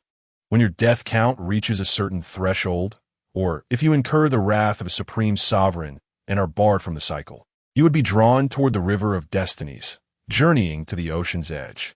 It is said that a celestial sovereign once sought to unveil its mysteries, concluding that without the form of an emperor, there lies no sanctuary. This implies that one must attain the threshold of a true celestial emperor to discover that enigmatic realm. The rules governing that ultimate destination likely pertain to the forces of order, transcending time, space, and regulations, reaching the legendary domain of the ultimate. You had some inkling of this, having inadvertently stepped into that ultimate realm and glimpsed its unparalleled radiance. However, you resolved to first transcend to the rank of a celestial emperor for safety's sake. No one had ventured to the ocean's edge. It remained an unknown frontier, and you needed to be adequately prepared. Within this sea of realms, you found it impossible to cultivate in peace, as tumultuous waves surged relentlessly. You have opened a vast expanse of existence, accelerating time to span millennia in the blink of an eye, subsequently shaping countless epochs, and thus, this realm has come into being. With the remnants of the ancient laws as your guide, you have transformed your primordial spirit into a furnace, forging countless fragments of laws amidst the ocean of realms, forcefully establishing the very root of this domain. This realm, standing amidst the ocean of realms, can indeed be regarded as a grand domain. Here, you embody the supreme celestial principles, gradually expanding this realm. After 9 million years, you have meticulously sculpted this domain into a supreme entity, capable of harnessing the chaotic essence and transmuting the laws at will. You have taken the fragmented soul of your past life as quasi-mortal Emperor S, primordial spirit, as the celestial principle of this realm, its power nearly rivaling that of a quasi-immortal emperor. You begin to comprehend the path of enlightenment. Your heart of enlightenment grows tranquil. The celestial principles naturally align, and the void yields to your presence, allowing the entire grand domain to organically manifest the embryonic form of imperial laws. Chapter 69. The eternal unknown beyond time. You commence the perfect fusion of flesh and spirit, creating an impeccable system wherein your essence and corporeal form meld into one. After 30 million years, your method reaches its pinnacle. With a single thought, myriad manifestations arise. The essence transforms into the Tao, as you cultivate a tree within the Tao, bearing fruit upon its branches, achieving reincarnation within your corporeal being, and evolving the celestial emperor within your spirit. You master the esoteric paths, entering the realm of the 5 elements and the Yin-Yang Tao. You trace back your own essence, achieving the Tao tree, resembling the great celestial tree that bears countless fruits. Each Tao fruit symbolizes a segment of your journey through time, while each leaf represents a cycle you have traversed. Glimpsing the river of time, you observe your presence in the past, present, and future, solidifying them into one. They are all manifestations of you. Your grasp of time, space, and laws has reached unparalleled heights, leaving no further advancement possible. You attain the supreme state, stepping into the realm of the unknown. As your foot descends, it is silent, yet creates ripples across the entire ocean of realms, the void, and the river of time, as if the Tao itself has been stirred. The aura of cultivators no longer emanates from you. The energies once belonging to the celestial kings, the mortal immortals, and the imperial radiance dissolve within you. You no longer possess traditional fluctuations of power. Your existence is acknowledged by nature as the default law. Your Tao transcends verbal expression, all language pales in comparison before you, as you have become an intrinsic part of the concept itself. You achieve the status of quasi-celestial emperor, your brilliance illuminating myriad realms. In this moment, countless beings across star domains awaken from their dreams, gazing skyward in reverence, instinctively sensing the birth of a new supreme order. At such a pinnacle, the ocean appears as mere plaything in your eyes. If you wish, you could effortlessly evaporate entire seas. You reflect upon your essence, recognizing it as the ultimate state of your previous life. In your past existence, your spirit underwent transformation, reaching a half step towards the quasi-celestial emperor, yet only attaining the fruit of a mere insect, arriving at an incomplete conclusion, awaiting the successful transformation into a quasi-celestial emperor spirit. In this life, you do not merely step into the realm, you create it, grounded in the essence of your Tao fruits, unified through 9 lifetimes, and forged in the crucible of your 3,000 laws. You have refined the true meaning of a complete quasi-celestial emperor. You are beyond description, devoid of physical form. Your spirit and flesh are mere remnants of a past thought. You do not extinguish yourself, but transcend your being. You have surpassed known forms of life, embodying the cumulative essence of all your years, crystallizing the possibilities of 9 lifetimes. You no longer exist within the confines of past, present, or future. You exist as existence itself. The you of the past is you, and the you of the future is also you. What you express is law. What you conceive is reason. You no longer require the Tao, for you are the very source of the Tao.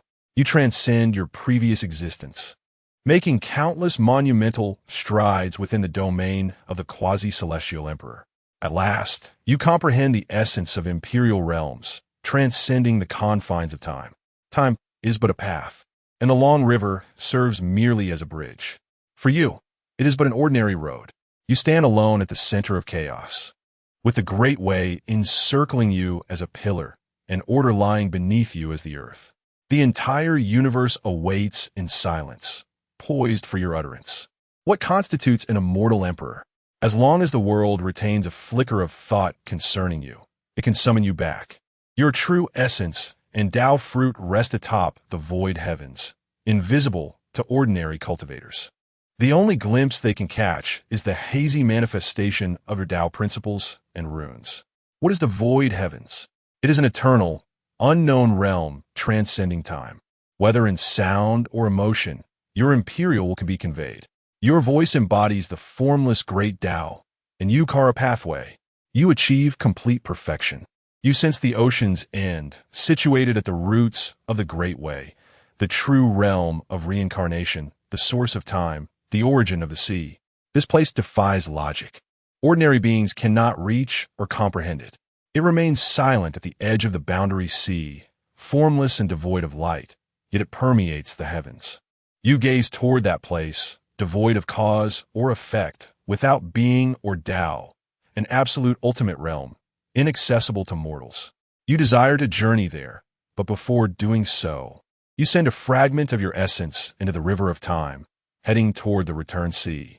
At your level of existence, the river of time is akin to a high-speed train, exerting no influence upon you. In fact, should your true self descend into the river, it would likely collapse and disintegrate in an instant. Upon arriving in the realm of immortals, as you anticipated, it has been entirely occupied by the insectoid beings. Everything unfolds as you expected. The vast expanse of ancient skies is a canvas at your disposal. With a mere stroke, you erase the insectoid presence from this world as you did in your past life. Yet, you still cannot uncover the layer of the insect race. A suspicion arises within you. Perhaps the insect mother resides at the ocean's end. If this is indeed the case, this individual may be a seasoned quasi-immortal emperor, perhaps having taken the ultimate step to attain true immortality. However, as this thought crosses your mind, you smile it away. It is implausible. If they were truly a quasi-immortal level being, the boundary sea of life and death could be extinguished in an instant. Why then would they unleash the insect race to disrupt the world? You re-enter the river of time to reflect upon the past of your sect leader. You are slightly astonished to find that you cannot cast a reflection upon anything concerning the Limitless Sword sect. This signifies that the causal entanglements involved are exceedingly vast, causality at the level of an immortal emperor. You begin to ponder the reason why. Even beings of your caliber can only glimpse a shadow of the Limitless Sword sect, as if obscured by the veil of time. You pick up a tome. The ancient history of Limitless. It is said that eons ago, dating back to the very dawn of creation, there existed an inconceivable being residing at the ocean's end.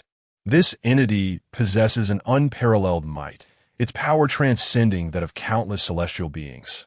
With but a single thought, it can create and annihilate the heavens, cycling through eternity.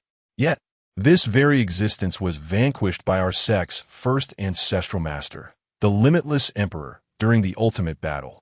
Is this truly the case? You begin to reflect on the endless ages standing at the origin of time, the dawn of ancient history. Here, there is nothing. You cannot proceed further. For this is the first epoch of creation. You cannot continue to look back, or you shall bear the weight of immense causality. You stand in the void, with the cycle of reincarnation manifesting behind you, and the primordial chaos before you. In an instant, myriad laws peel away from your being and return to you. You begin to solidify your own path of enlightenment. After 100 million years, a new swarm of insectoid beings emerges in the heavens, their forms inexplicably altered.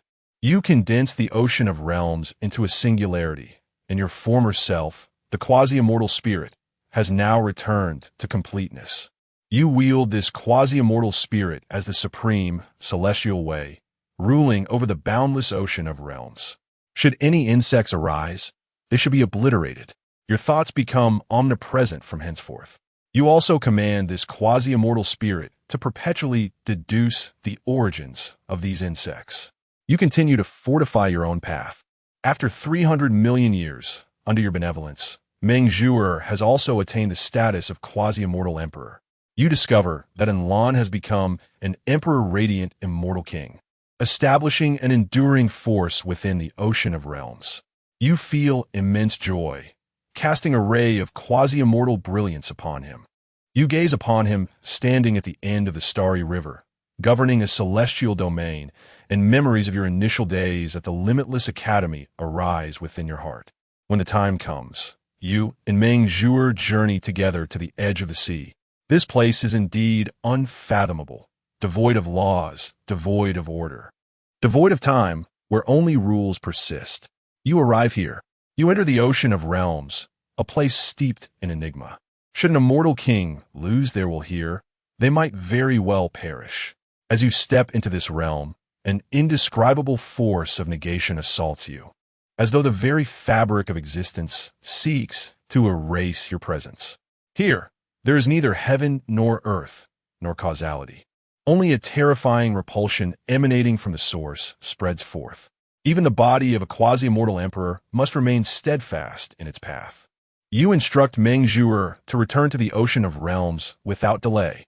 With a gentle lift of your finger, a soft radiance envelopes Meng Zhu'er, sending her forth. You do not look back, for you know that what is to come, she must not witness, nor should she.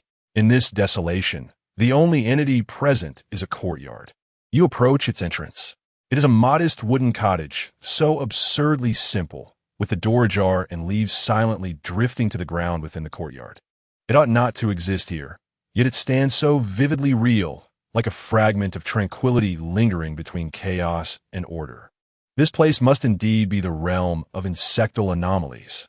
You immediately discerned that this courtyard was not mere decoration, nor an illusion, but the true origin of the mother of insects, the very genesis of all insectal enigmas. You beheld a towering presence emerge from the courtyard, who spoke. "Ah, so you have finally arrived, Su-Yi. I have awaited your arrival for quite some time." This figure was a nebulous silhouette, straddling the realms of reality and illusion, seemingly amalgamated from the remnants of countless insectal specters, condensed into a humanoid form. With each step he took, the fabric of order quivered, as if the very rules of existence were yielding to his presence. He bore no malice. In fact, a smile graced his countenance. Chapter 70. I am immortal. Eternal as time itself, he harbored no malice, a smile gracing his countenance. As he regarded you, it was as though he were admiring a precious artifact. I have awaited your arrival for a long time. I knew you would eventually come here. With each step he took, the surrounding rules of the boundary sea shattered and reformed like fragile paper, unstable and unresisting. You let out a cold laugh. You are the mastermind behind it all, the mother of insects. The shadowy figure's expression turned frosty as he retorted, I dislike that name. You should refer to me as the father of insects. You are indeed an irritating individual, repeatedly dismantling my strongholds across the heavens. Surely, we have no deep-seated enmity. You scoffed again in this life? Indeed, there is none. The mastermind paused, as if recalling something, and then spoke, What goes around comes around. When will these grievances cease? You must release your grudges and return to your true self. You replied, Who does not wish to return to their true self? Yet, the insect is a great evil. Your existence must be entirely eradicated from the myriad realms. The mastermind countered, if all beings were insects, there would naturally be no evil. At that moment, 8 beings of quasi-immortal stature emerged from the void, accompanied by the mastermind himself. 9 quasi-immortal entities in total. Sweat beaded on your forehead, yet you felt no fear. The mastermind then declared, This is your final opportunity. You are a prodigy of the ages. I do not wish to see your downfall. You could ascend even higher. Kneel. Bow. With each step, delve into the depths of reincarnation. Cleanse yourself, and become one with the insects of eternity. Join us. I shall transform you into my most perfect subordinate. Your gaze remained as serene as an ancient well, and you softly uttered, There is no common ground between us. Before the echoes of your words faded, you summoned your own Tao fruit from the void, unleashing a cacophony of a myriad of roars, causing countless worlds to tremble. An indescribable aura surged forth, sweeping across the 4 directions. Above the void, a grand and unparalleled shadow of the Tao manifested, as if embodying the countless causal threads of your past lives, the passage of time, and your battle intent, all converging into an indomitable will at this moment. The mastermind snorted coldly. Very well. Let me show you the potential of the insect, allow you to comprehend what it means to be a being of the highest dimension. In the next instant, the 8 quasi-immortal beings strode forth from the void, each exuding an overwhelming aura that collapsed the boundary sea, shattering countless streams of time. You remained stoic, stepping forward with a resolute demeanor, ready to confront the ages. You stood alone against 8, launching a relentless assault from the very beginning. Your fists shook the heavens, your palms cracked the cycle of reincarnation, and your sword shattered chaos. In the heat of battle, all paths trembled. Your formidable prowess even caused the mastermind to change color slightly. However, he refrained from engaging directly, merely standing with his hands clasped behind his back, observing coldly, seemingly biding his time. You understood, well, that although these 8 quasi-mortal beings were fearsome, they were not without flaws. Their paths were imperfect, their foundations incomplete, destined to remain stagnant as quasi-immortals, unable to progress further. Your gaze was sharp as a blade, decisive in your intent to strike. After 30,000 years of arduous battle, you have finally vanquished a quasi-immortal emperor from this time and space, obliterating him utterly, rendering it nearly impossible for him to resurrect for countless millennia to come. For 290,000 years, you have disrupted the very fabric of causality, freezing the river of time, and suppressing 2 quasi-immortal emperors, casting them into the future. Forever lost to this world, standing amidst the shattered void, with your back to the myriad realms, you cast a scornful smile towards the mastermind behind the scenes. Uttering a mere, Is that all? The hidden hand's countenance darkened, genuine malice flickering in his eyes for the first time. He has chosen to intervene personally. His power is unfathomable and bizarre, embodying countless insect-like techniques. Each strike is lethal, a punch capable of upheaving the cosmos, a mere glance enough to extinguish an immortal king. Yet you, substantiating your path with force, manifesting your form as a reflection of your will, unleash an ultimate burst of strength, standing your ground without yielding. You observe that this swarm of insects seems to possess distinct characteristics, each fundamentally different from one another. Had they not been subservient to that insect queen, you might have doubted their very nature. The hidden hand declares, the mark of the insect is etched deep within the soul. Upon achieving enlightenment, this mark will accompany you, solidifying the great Tao. 55,000 years pass, and amidst the cyclical chaos of battle, you extinguish 3 quasi-immortal emperors, erasing their essence into the torrents of time. However, concurrently, your vitality begins to wane, a harbinger of exhaustion. It's time to relent. The hidden hand urges again, his tone weary. Why cling so fiercely to this struggle, when our existence was meant to intertwine, to explore loftier realms together? Neither of us can truly annihilate the other. Why squander our energies here? You remain cold and silent. The insects represent the deepest filth within your heart. Without a hint of hesitation, you continue to wield your sword. With each strike, the myriad realms tremble. With each palm, the river of time surges backward. 81,000 years later, in the blood-soaked haven of destiny, chaos churns, leaving only you and the hidden hand standing amidst the vast desolation. Your breath is faint, your Tao fruit marred with cracks, your spirit and vitality drained to their utmost limits. The hidden hand, too, bears a shattered Tao fruit, his essence fragmented, his eyes dimmed to a lifeless void. Gritting your teeth, you summon the last remnants of your origin, ensnaring the hidden hand within the wheel of the great Tao, thrusting him into the cracks of reincarnation, using the Tao's grinding wheel as a blade to shred him inch by inch. 200,000 years hence, the hidden hand is utterly obliterated. His insect path collapses, leaving not a trace in the realms of existence. The battlefield falls into silence. The cycle quakes, time mourns, and the surface of the abyssal sea churns with unprecedented waves, seemingly lamenting the extinction of the insect path. And there you stand, amidst the remnants of your destined place, clad in blood-soaked attire, imperial radiance blooming, illuminating the ages. Before his disappearance, the hidden hand uttered his final words. As long as I exist, I shall endure through the ages. When I return, it shall be the day of reckoning for you all. You scoff dismissively. By the time you return, I shall have long since transcended the realm of the immortal emperor, perhaps even ascending to greater heights. You addressed the lingering will of the puppet master, declaring, those who have fallen before me shall never be regarded as adversaries. I grant you time to pursue until you are lost to the horizon. Subsequently, you utterly obliterated any trace of the insect path's existence. This river of time shall no longer harbor the presence of the insect way. You vanquished your inner demons, venerating your own will. Your state of mind manifested. Your Tao heart crystallized. Your Tao heart refined. Your state of mind ascended. Chapter 71. The Void of All Paths. The triumph of self, the ascension of the imperial path. You have thoroughly solidified the imperial way, achieving the realm of the immortal emperor.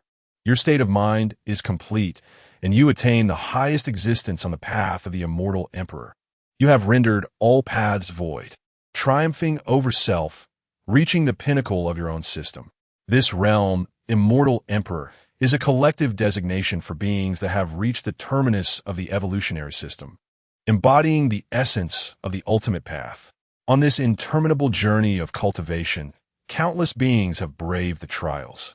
Yet those who can genuinely ascend to this realm are exceedingly rare, perhaps 1 in 10, 1 in 100, or even 1 in a billion. It represents the highest known realm of all evolutionary paths, the ultimate destination attainable by any evolutionary system. Whether ancient chaotic demon gods or newly emerging reincarnated beings, all regard this as the pinnacle, the ultimate shore. This realm cannot be transcended. One can only perpetually ascend. In a mere thought, one can create worlds, and in the instant of opening one's eyes, shatter the great worlds. Every action and movement signifies the decree of destiny. At this level of existence, all paths become void, the self prevails, and order is but a flower by the roadside, blooming and withering, washed by the river of time, ultimately rendering all as illusory, with only the self remaining eternal. the sole truth.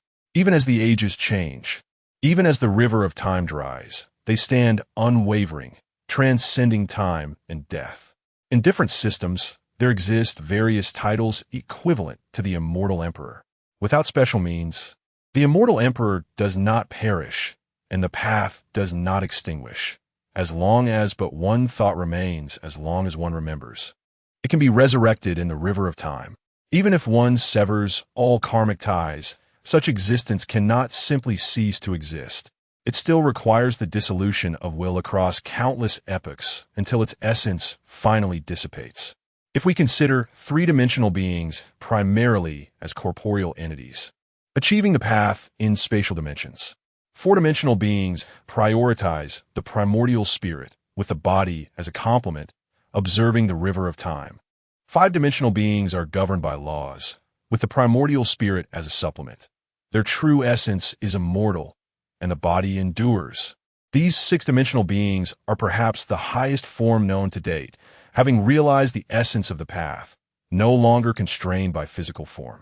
You can distinctly sense the merits, primal forces, emotions, and a series of orderly powers in this world. This is the privilege of the heavenly path. Yet at the level of the immortal emperor, it seems that wherever you are, that place is the heavenly path. You can directly transcend the heavenly authority, bestowing divine power. You are utterly invincible in this realm.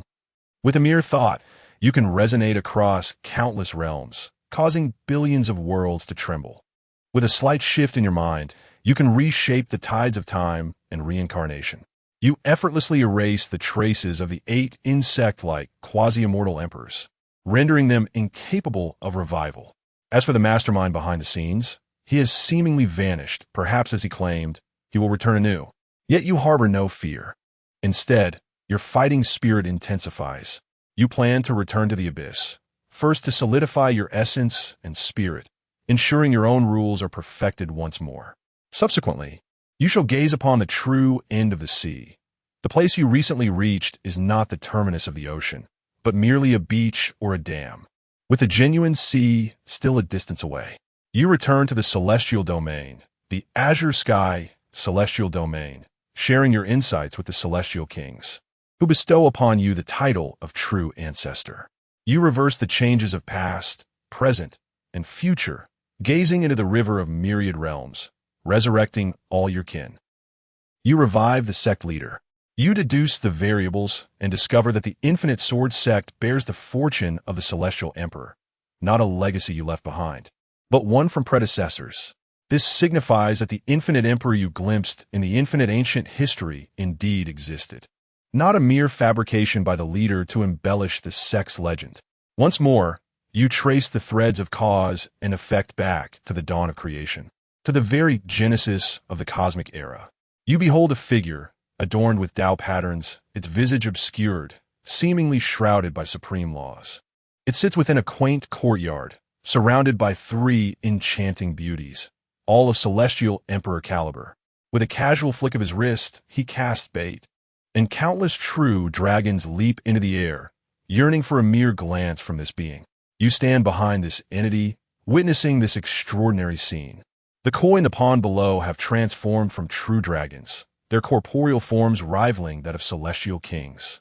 Lost in thought, this being suddenly turns, its gaze piercing through the eons, locking onto your eyes. Is this polite? Ding. Encountering the gaze of a half-step supreme being could lead to chaotic karmic entanglements, thus triggering simulation options. Please choose. Politeness escape outside the simulation, within the courtyard.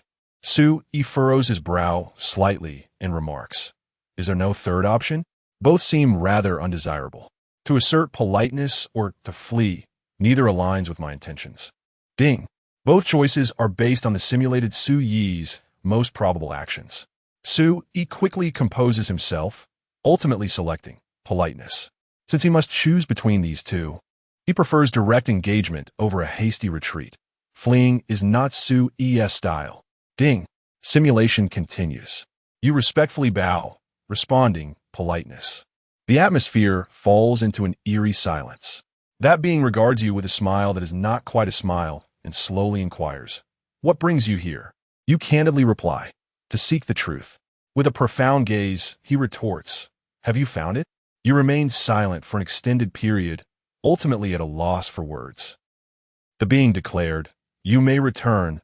This place does not belong to you. Your presence here will only disrupt the fabric of causality. With a gentle push, you were suddenly cast into the river of time, drifting through the eons, until at last, you return to the present realm. You bore the unimaginable weight of causality. Merely observing that lifetime with your primordial spirit could potentially unleash a chaotic ripple across countless eons in the future. The burden of such causality, if even a typical celestial king were to touch it, would likely lead to their immediate disintegration, taking the entire realm of Guaishu into oblivion. You continue to diligently cultivate the path of the celestial emperor, settling in the river of time.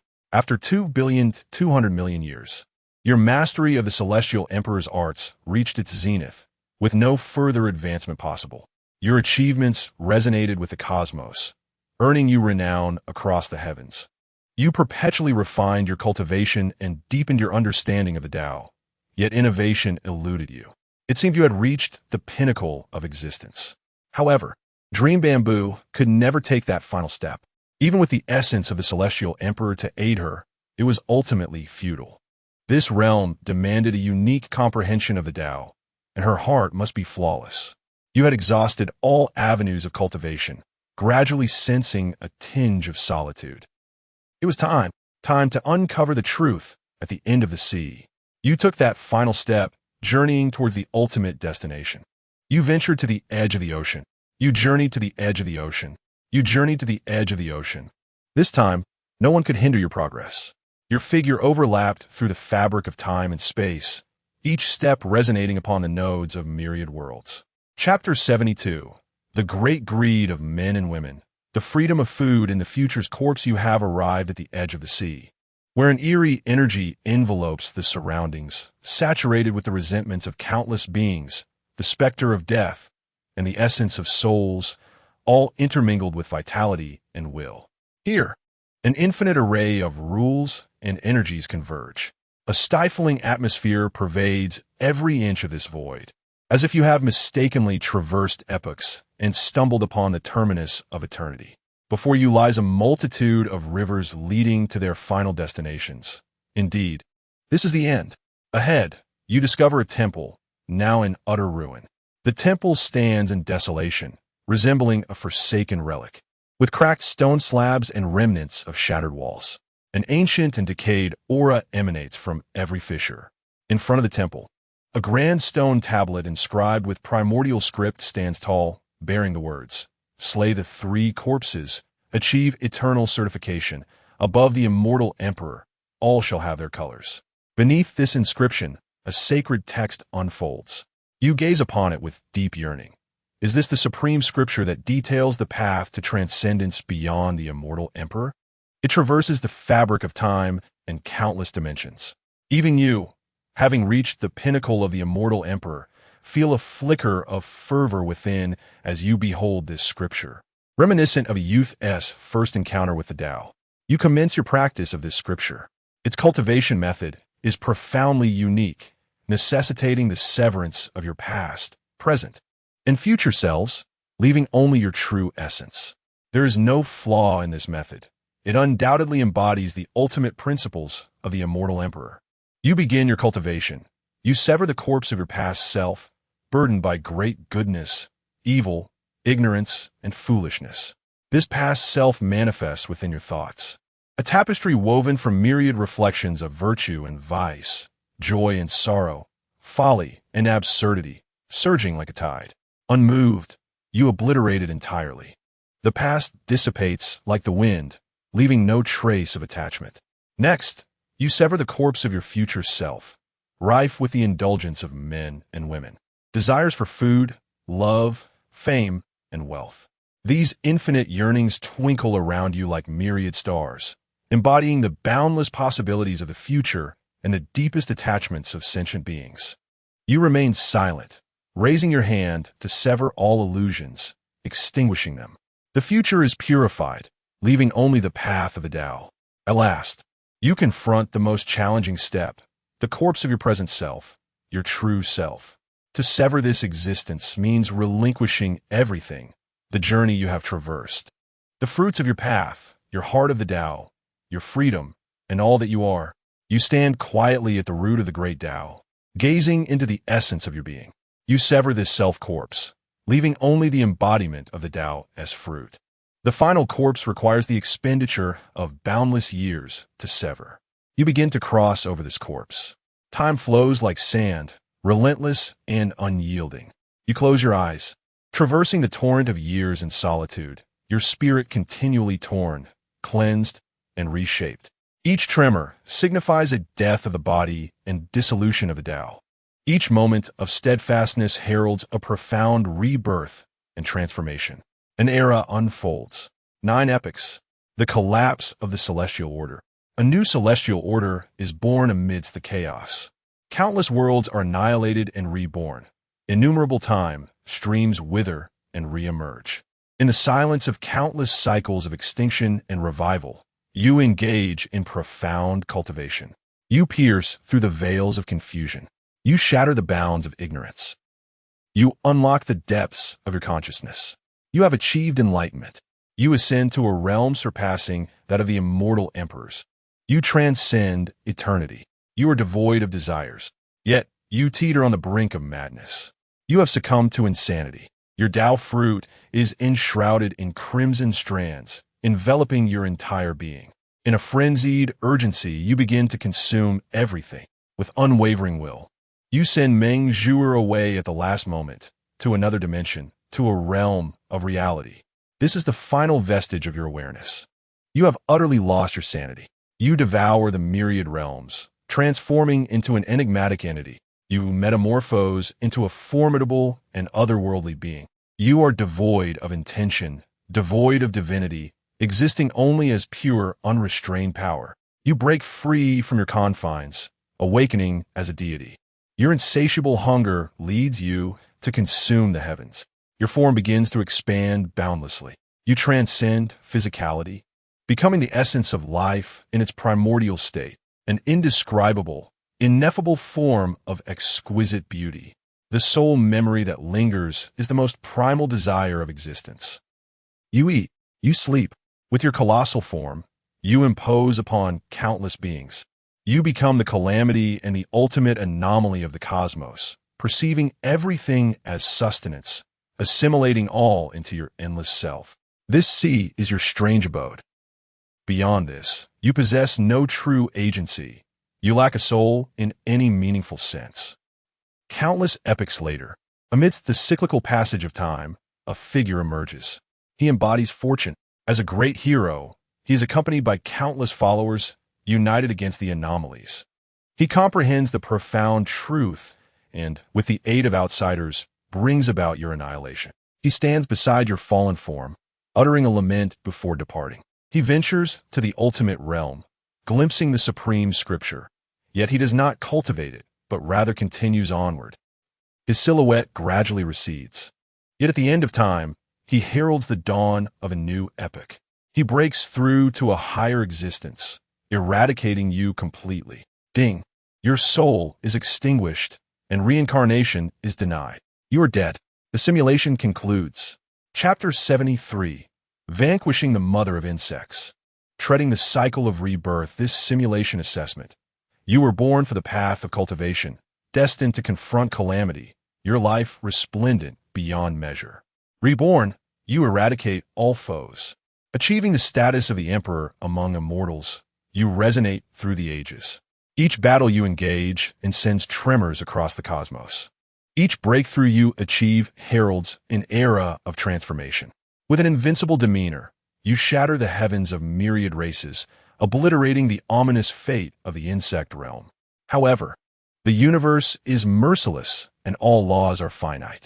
Ultimately, due to the inherent flaws in the cosmic order, you stray from your path, mistakenly severing the wrong corpse, and thus transform into an unfathomable entity of crimson hair. You once stood unrivaled, perched atop the myriad laws, yet in the final stride, you were entombed by the malice of the very heavens, evoking both lamentation and reverence. This simulation score, the myriad paths dissolve into void, the emperor among immortals, vanquishing the mother of insects, treading the cycle of rebirth. Your name is venerated by countless spirits, celebrated across all realms. You may choose 3 options for reflection. First, mortal body. Selecting this option will reset your previous physique and cultivation choice. Choosing this option will revert you to the most primordial mortal form, shedding all extraordinary traits. With your nascent spirit as pure as an infant, you will forsake all levels of cultivation, yet simultaneously gain the opportunity to redefine your path of practice, akin to a blank canvas awaiting the strokes of your artistry. Second, the Tao fruit of the immortal emperor, sanctified flesh, undying spirit, the utmost existence of one's own path, able to enter the ultimate hall, receiving supreme glory, balancing all things through causality, capable of traversing the fractured laws of time, an unparalleled existence within its own system, transcending the ages. A product of the convergence of countless laws, requires the acceptance of causality. Choosing this option will only allow the manifestation of half your potential, limit capped at mid-level 7-dimensional. Third, the formless great Tao, the pinnacle of self-derived paths, allowing you to become a radiant leaf on the tree of dimensions in this world. The formless encompasses the form, capable of embracing infinite laws, deducing endless paths, one of the branches of the 3,000 great paths, hence named. It transcends all forms, thus named formless.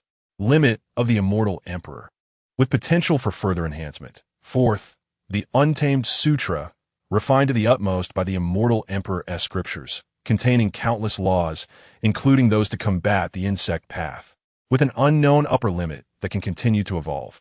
This is bound to the formless great Tao, blurring the boundaries of its own system.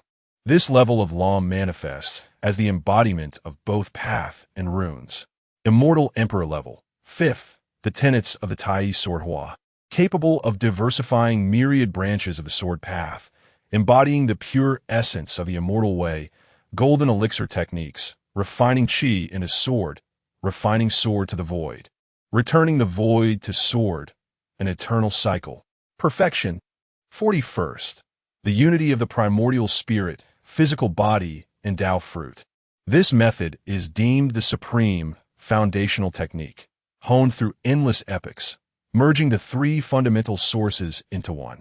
The primordial spirit serves as the candle, the physical body as the furnace, and the Tao fruit as the flame, a trinity that thrives eternally. Once unified, the boundaries of the ancient realms may be shattered, achieving true symbiosis of spirit and flesh, resonating with the Tao soul, rendering any laws, curses, or annihilating forces incapable of severing its essence. The chaotic, formless, true King Pearl, a pivotal artifact of a quasi-immortal emperor from a previous life, has now, through the baptism of the celestial emperor's Tao rhythm, ascended to the status of a celestial emperor's weapon. It possesses unparalleled might, housing within it an entire realm of oceanic expanse, a self-sustaining system where myriad paths converge and countless beings can experience reincarnation, birth, and cultivation. This is a true primordial world, capable of nurturing the great Tao and manifesting the essence of all things. The Heavenly Tao Eye, an unparalleled royal technique of the Heavenly Tao Monarch. The Insect Emperor Canon, a compilation of the finest insights from various schools, leveraging the peculiarities of insect paths and the secrets of celestial kings, is regarded as a quasi-immortal scripture. It can fundamentally alter a person's essence, pave the way for the great Tao, render insect beings visible, and allow for the self-exploration of the Tao and the sculpting of ones. Born to cultivate, golden, a talent unrivaled through the ages, destined for cultivation and to confront tribulations. Your life will be resplendent, creating endless legends. Heaven and earth share reverence, return to the abyss. Celestial Tao level. This realization emerged from your profound understanding. The might of the heavens resides within you, the true essence of myriad paths.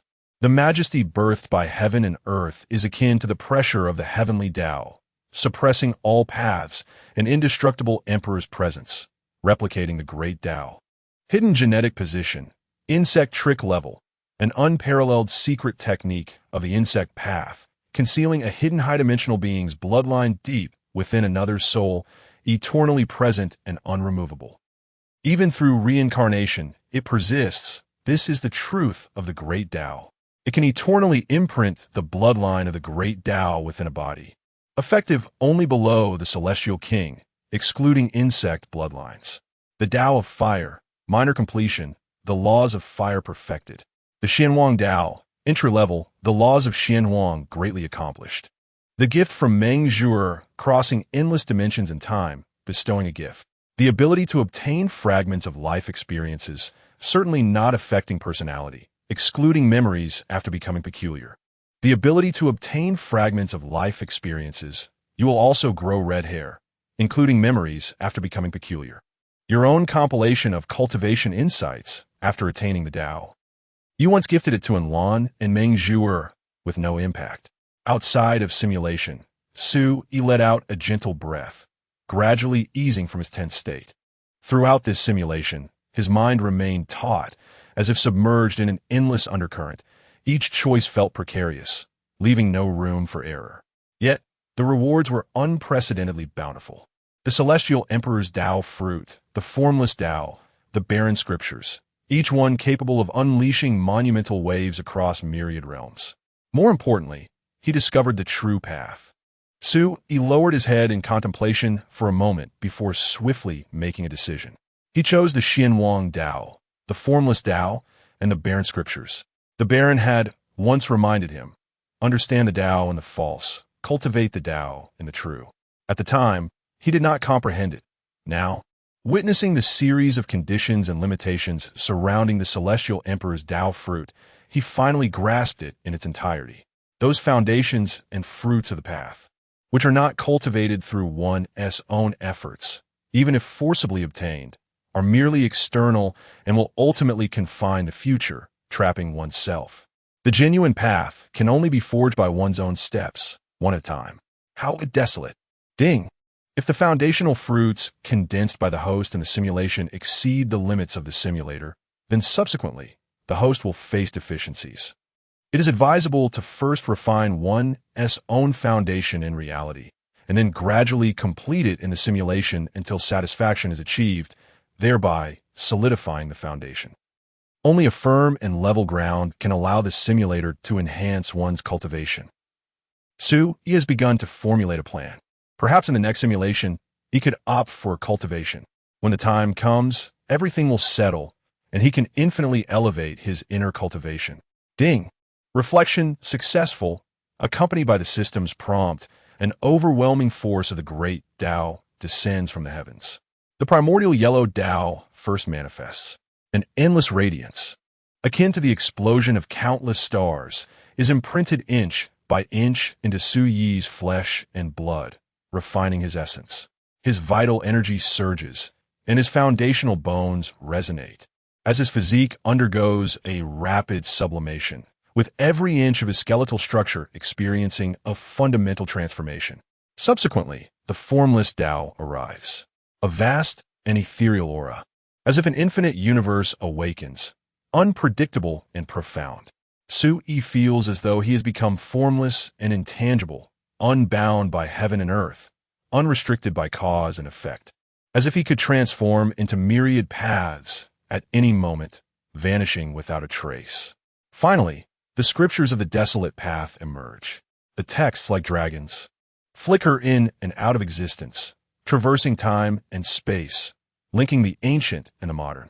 In that moment, it seems as though countless miniature worlds are birthed within Su Yi, each one quietly operating the supreme trajectory of the desolate path. The natural world resonates with him, and the river of time whispers beside him. His breath becomes restrained, and his foundation deepens. The marks of the great Tao gradually descend, and every inch of Su Yi's flesh, every strand of his spirit, undergoes an unprecedented baptism and sublimation. Ding! Congratulations, host!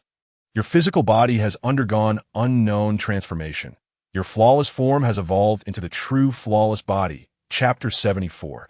The foundation of one's own Tao. What kind of constitution is this? Su Yi's voice was tinged with disbelief. He could distinctly sense that his once proud, five-star dominant body had completely merged into this entirely new true form. Beep. The unleakable true body is not merely a constitution, but rather a being of a higher dimensional form. Just as mortals possess flesh and blood, if stones were to gain sentience, they would embody the form of stubborn rock. Spirits manifest as soul bodies, and the bizarre often take the guise of rules. Upon hearing this, Su Yi's brow gradually relaxed, a glimmer of understanding shining in his eyes. He murmured thoughtfully, "So it is." But soon his brow furrowed again. What mysteries does this unleakable true body hold? He meticulously sensed the changes within himself, only to discover he could not perceive any special characteristics at all. Beep. It can evolve the foundation of one's own Tao, strengthening the external physical form. The host has now returned to a mortal body, and the innate cultivation within has been entirely dispersed, presenting an opportune moment for recultivation. Upon hearing this, a smile unconsciously crept across Su Yi's lips. Quite good indeed. He clenched his fists, feeling the surging power within him. Suddenly, Su Yi's expression turned serious, and he abruptly stood up from the Wuliang courtyard. "I can no longer delay," he murmured to himself. "The insect is likely approaching." Taking a deep breath, his dual pupils suddenly radiated brilliant light, forcibly tearing open a rift in space. Before departing, he cast one last glance behind, leaving a manifestation of the Tao in the Wuliang sword sect, and then soared into the rift. In the vast expanse beyond the Shanhai Great World, in the boundless sea, Su Yi sat cross-legged in the secluded world outside the Shanhai Great World, his brow slightly furrowed. This place was indeed devoid of spiritual energy, filled with chaotic laws.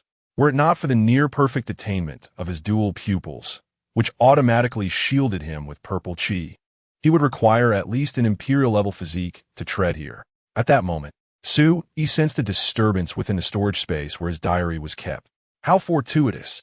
A flicker of surprise crossed Su Yi's eyes. Just as I have broken through to the realm beyond Shanhai, the diary is reacting. It seems this diary determines its responses based on his activities in reality or marked locations. Even if he were to ascend to the status of an immortal emperor without leaving the Shanhai Great World, the diary would remain unresponsive. And it appeared that in the simulator, the diary would not react either. Perhaps the two are mutually exclusive. Su Yi opened the diary, and the first page showed no alterations, still filled with those alarming and peculiar phrases. On the second page, Su Yi found a chat group. It had been less than a month. He murmured incredulously, and the number of participants in the chat group had already surpassed 10,000. How outrageous! There are so many counterparts of Su Yi across the myriad realms, each possessing a unique golden finger. This is quite remarkable. Su Yi resolved to study this chat group in depth later, for he had discovered he could now turn to the next page. Su Yi turned the page. This time, the notes transformed again, revealing enigmatic patterns that eluded your understanding, yet their essence resonated within your mind. Very well, very well, very well. You have successfully traversed the vast realms and arrived at the outer territories after 9 simulations over 8 years. You have excelled, accomplishing the trials we set forth. In truth, I have deceived you. I am not Su Yi, but please trust that our intentions are benevolent. Long ago, we endeavored to invade the grand realm you inhabit. We referred to your domain as the Primordial Land. This is a treasure trove yet untouched by the outside world, brimming with potential for development. It is called the Primordial Land because the time, space, and dimensions here bear no causality with the outside, existing as if in splendid isolation. No formidable power can taint this sacred ground. Countless great forces vie for the opportunity to enter this realm, yet none have succeeded. This territory is devoid of any great spirit, entirely sealed off, with no connection to the outside. Until we fortuitously discovered the projection of this diary, we found you. You are unique. You possess the ability to connect with the external world. Of course, it is not only you. All Su-E across this dimension share this capability. Chapter 75. As the host envisions, but you are indeed difficult to locate. We have traversed countless timelines to find one such as you. When someone in this realm consolidates themselves and becomes the singular entity, they may open a dimensional portal for our descent into this world. However, reaching such a level is no simple feat. You must assimilate 1/10 of the Su-E counterparts to achieve this. We will guide you gradually towards this level, so there is no need for concern. What do you say? Are you interested in accepting our investment? Suddenly, a peculiar crystal materialized from within the diary. Crush this crystal, and you shall accept our investment. Do not rush. We will wait for you. But your time is limited. By now, you should have reached the pinnacle of Tier 3, Level 1, correct? Perhaps even a nascent stage of Tier 4? Our latest intelligence indicates that the top 1,000 Su-E in the chat group have all attained at least the pinnacle of Tier 5. You were born several tens of millions of years after them. Moreover, the order of this realm is exceedingly formidable, causing the flow of time to be significantly slower than elsewhere. Yet we believe that your formidable advantages will enable you to gradually surpass them, ultimately ascending to singularity. The transmission and deduction of information on our part incurs immense costs and may not always be accurate. For a moment, Su-E was overwhelmed. The influx of information was staggering. First and foremost, this enigmatic force had discovered me and sought to invest in my potential. Secondly, this force exists beyond the sea. It is not within the confines of this realm or the myriad heavens. Thirdly, to transcend to a certain echelon, one must assimilate 1/10 of Su-E. Just how many Su-E does that entail? Currently, there are 13,999 Su-E participating in the chat. It appears to be an endless influx. With the chaos of one Su-E unresolved, another turmoil of Su-E has emerged. Su-E resolved to first organize his current gains and then observe the chat group. Su-E summoned the simulator's interface. Life Simulator, Holder, Su-E Source, 16281.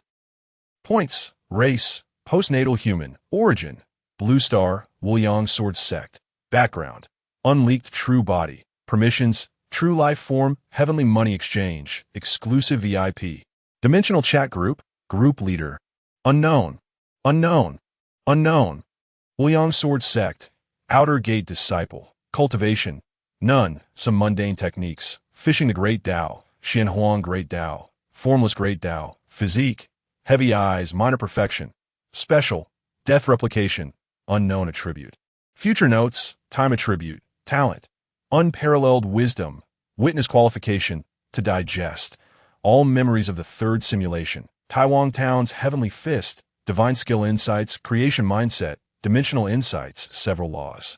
One Great Tao, Simulation Attempts, 21, Begin Simulation? Yes, no. Su-E felt quite satisfied. However, the plethora of information did not completely satisfy him. He intended to commence his cultivation shortly. Suddenly, Su-E noticed a line. Dimensional Chat, Group Leader. His eyes sparkled with intrigue. Could it be? He hesitated to confirm. He decided to inquire the simulator first. Simulator, what is the situation with being the leader of this dimensional chat group? Ding, just as the host suspected. You are the leader of Su-Yi's chat group. Duro number Su-E then asked about the reason. Unknown Su-E was no longer surprised. The simulator seemed unwilling to provide answers. Could the mysterious forces mentioned in this diary be trustworthy? Ding, if one does not think of it, then it cannot be trusted. If one incessantly remembers, then it can be trusted. Speak plainly. There is only benefit for the host, no detriment. With this assurance, he felt relieved. The simulator was Su-Yi's lifeline.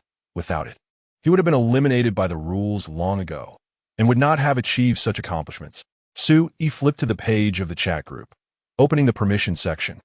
Permissions, Group Leader, can alter personal information, can refuse chat group tasks, can check the survival status of group members, can purchase items in the chat group store at a 10 discount, can expend energy points to accelerate the search for dimensional Su-Yi. Su-Yi scrutinized these permissions, his brow furrowing slightly.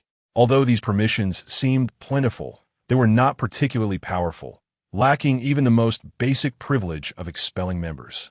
The only aspect that caught his attention was the first one: can alter personal information. This was indeed a valuable means of self-preservation.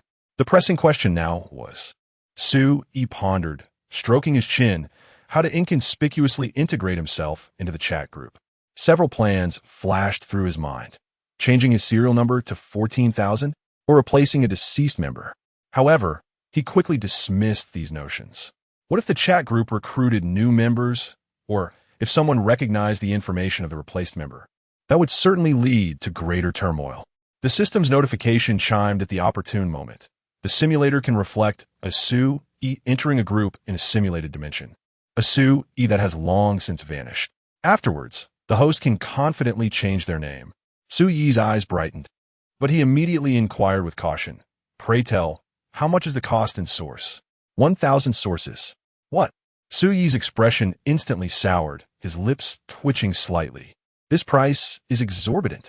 Yet, upon further reflection, he realized this was indeed the most prudent course of action. Very well, I shall purchase it. Su-Yi gritted his teeth and declared. With the system's notification echoing, Su-Yi's gaze turned towards the chat group interface. Ding! The 14,000th entering the group. This simulator is truly remarkable, Su-Yi mused, having possessed it for nearly a month. 25 days, to be precise. This thought elicited a wry smile from him. He had undergone 5 simulations, yet his current state is still, not innate but utterly mundane, devoid of any cultivation. This progress. Su-Yi rubbed his temples, finding it exceedingly slow. Chat group, number 9. Newcomer acknowledged, reply 1. 14,000th, number 9. Newcomer, swipe right to view group files. 14,000th, understood. 8,888. I'm not a big shot. 1,271. Why is there only one newcomer this time? 727. No idea. 233. Unknown. 152. The quality of this newcomer is rather lacking. I expected something impressive from the 14,000th, yet they are merely a first-tier mortal. 14,000th. Esteemed ones, how can I conceal my cultivation display? 152.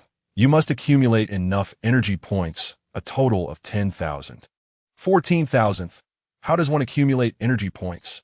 2,737. Group tasks. 8,282. Group tasks. As the group leader, Su-Yi could naturally modify his cultivation display at will. He primarily wished to gather intelligence within the group. 14,000th. Esteemed ones, what should I do now? I traversed this continent and lived a stable life for a year, only to be suddenly pulled into this chat group. 14,000th.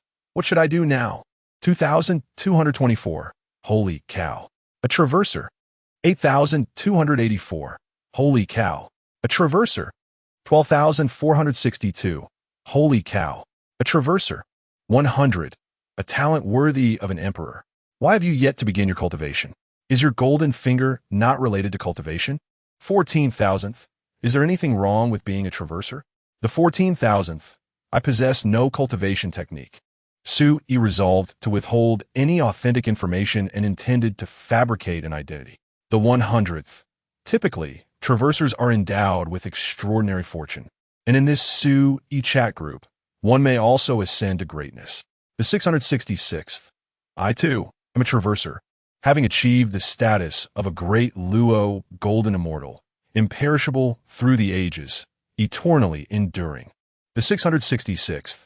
Most Su-Yis in this group are merely beings from their original worlds, sharing the name Su-Yi, possessing a unique advantage, male. Yet each individual's life experiences and personalities differ slightly. The 666th. What type of world do you inhabit? The 14,000th. Esteemed one, the world I reside in appears to be one of cultivation, where I frequently hear of immortal masters and celestial beings. The 666th. 14,000 Brahmin Saints Fruit Realization Method. The chat group.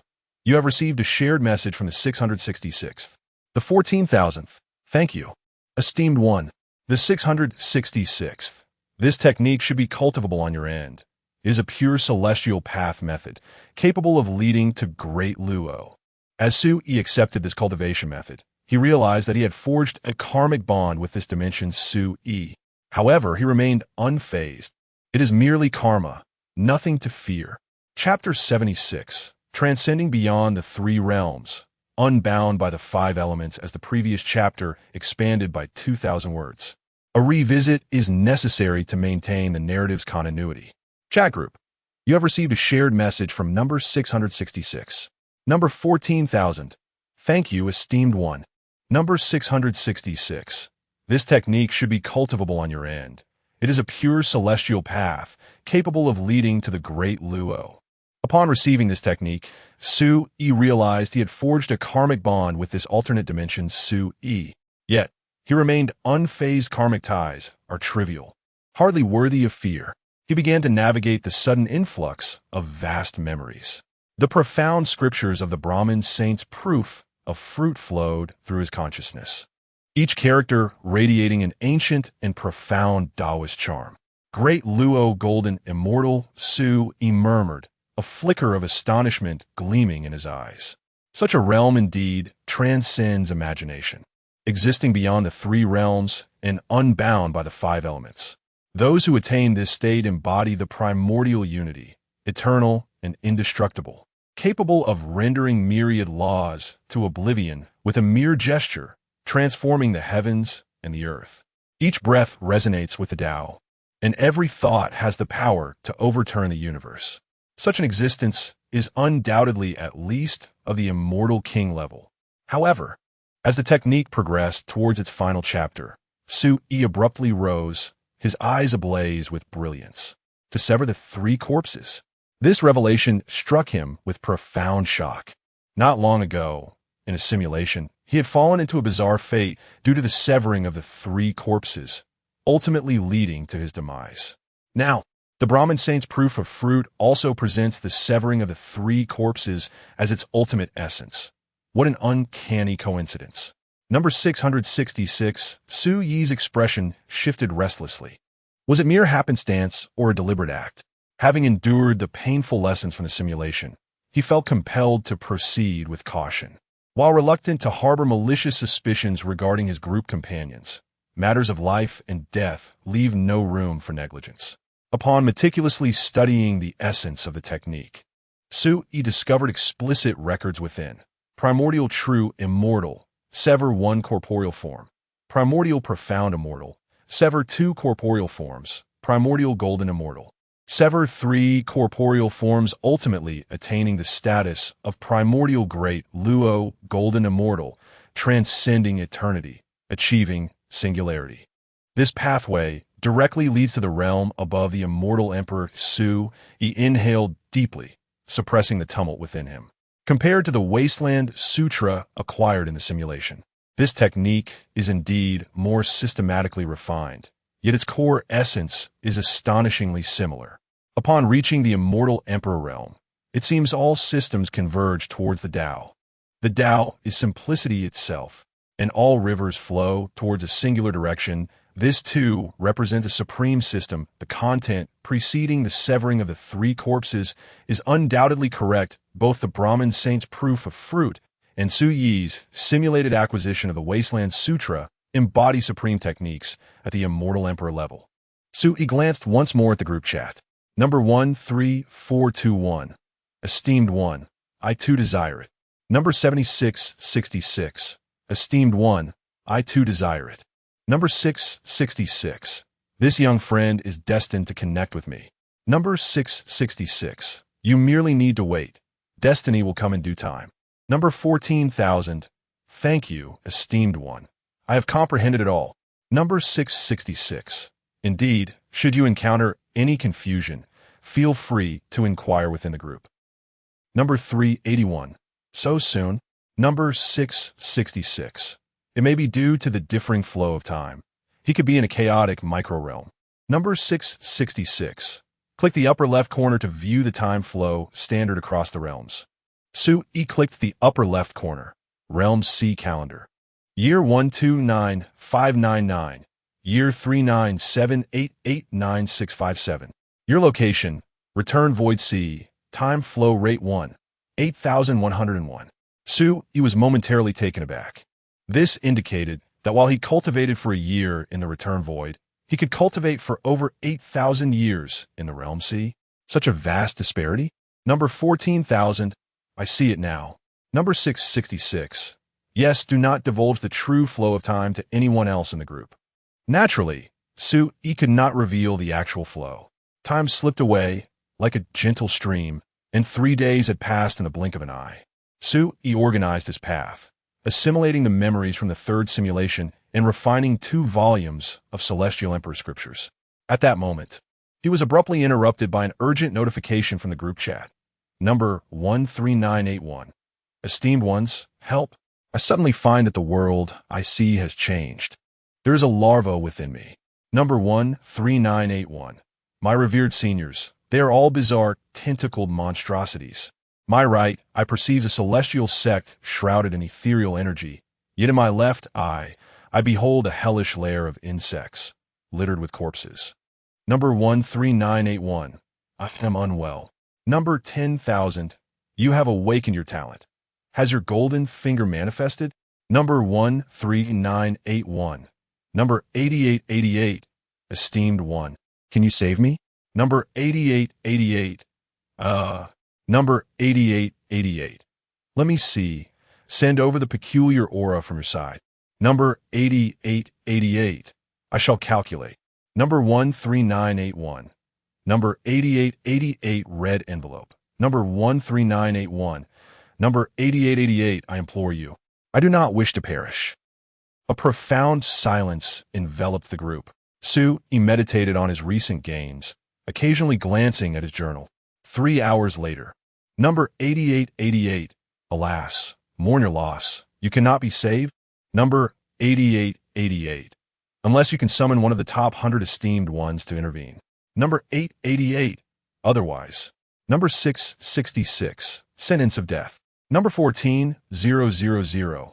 What kind of world do you inhabit? Number 13,981. A realm of cultivation, where levels are categorized into chi refinement, foundation establishment, core formation, golden core, and nascent soul, ultimately leading to transcendence and ascension. Number 13,981. I hail from a humble farming household, having been regarded as the clever one in the village since childhood. Number 13,981. It was only when I was discovered to possess celestial potential that I was sent to the immortal sect. Chapter 77. The General's Unrepayable Favor. In the chat group, Su-Yi was about to speak when he suddenly became aware of the sensitivity of his identity. He swiftly summoned the member information panel, his fingertips delicately tapping through the void, navigating to the foremost member list. The 13th, deceased. He murmured softly, his gaze lingering on the gray avatar, who had been at the initial stage of the 5th tier during their lifetime.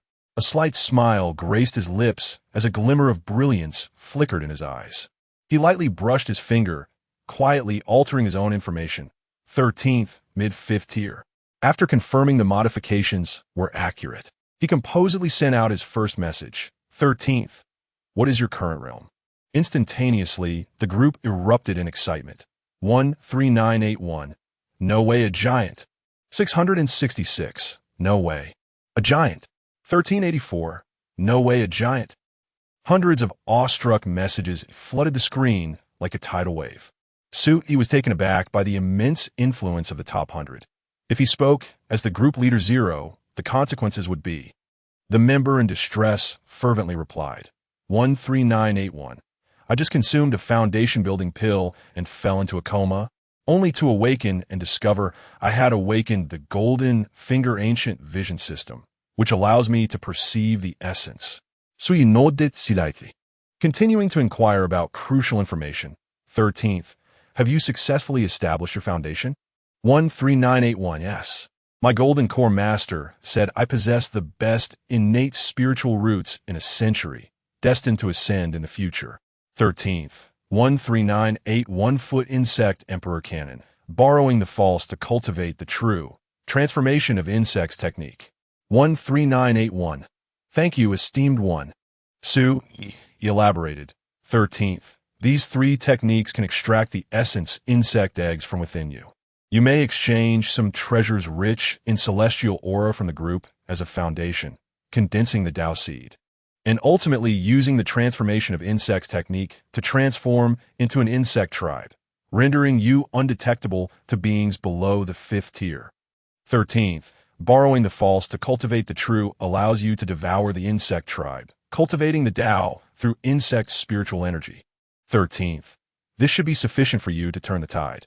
With these resources, you can eradicate all insect tribes in your realm. 13981. Thank you, esteemed one. I can never repay your kindness. The atmosphere in the group surged with fervor, the number of online participants soaring.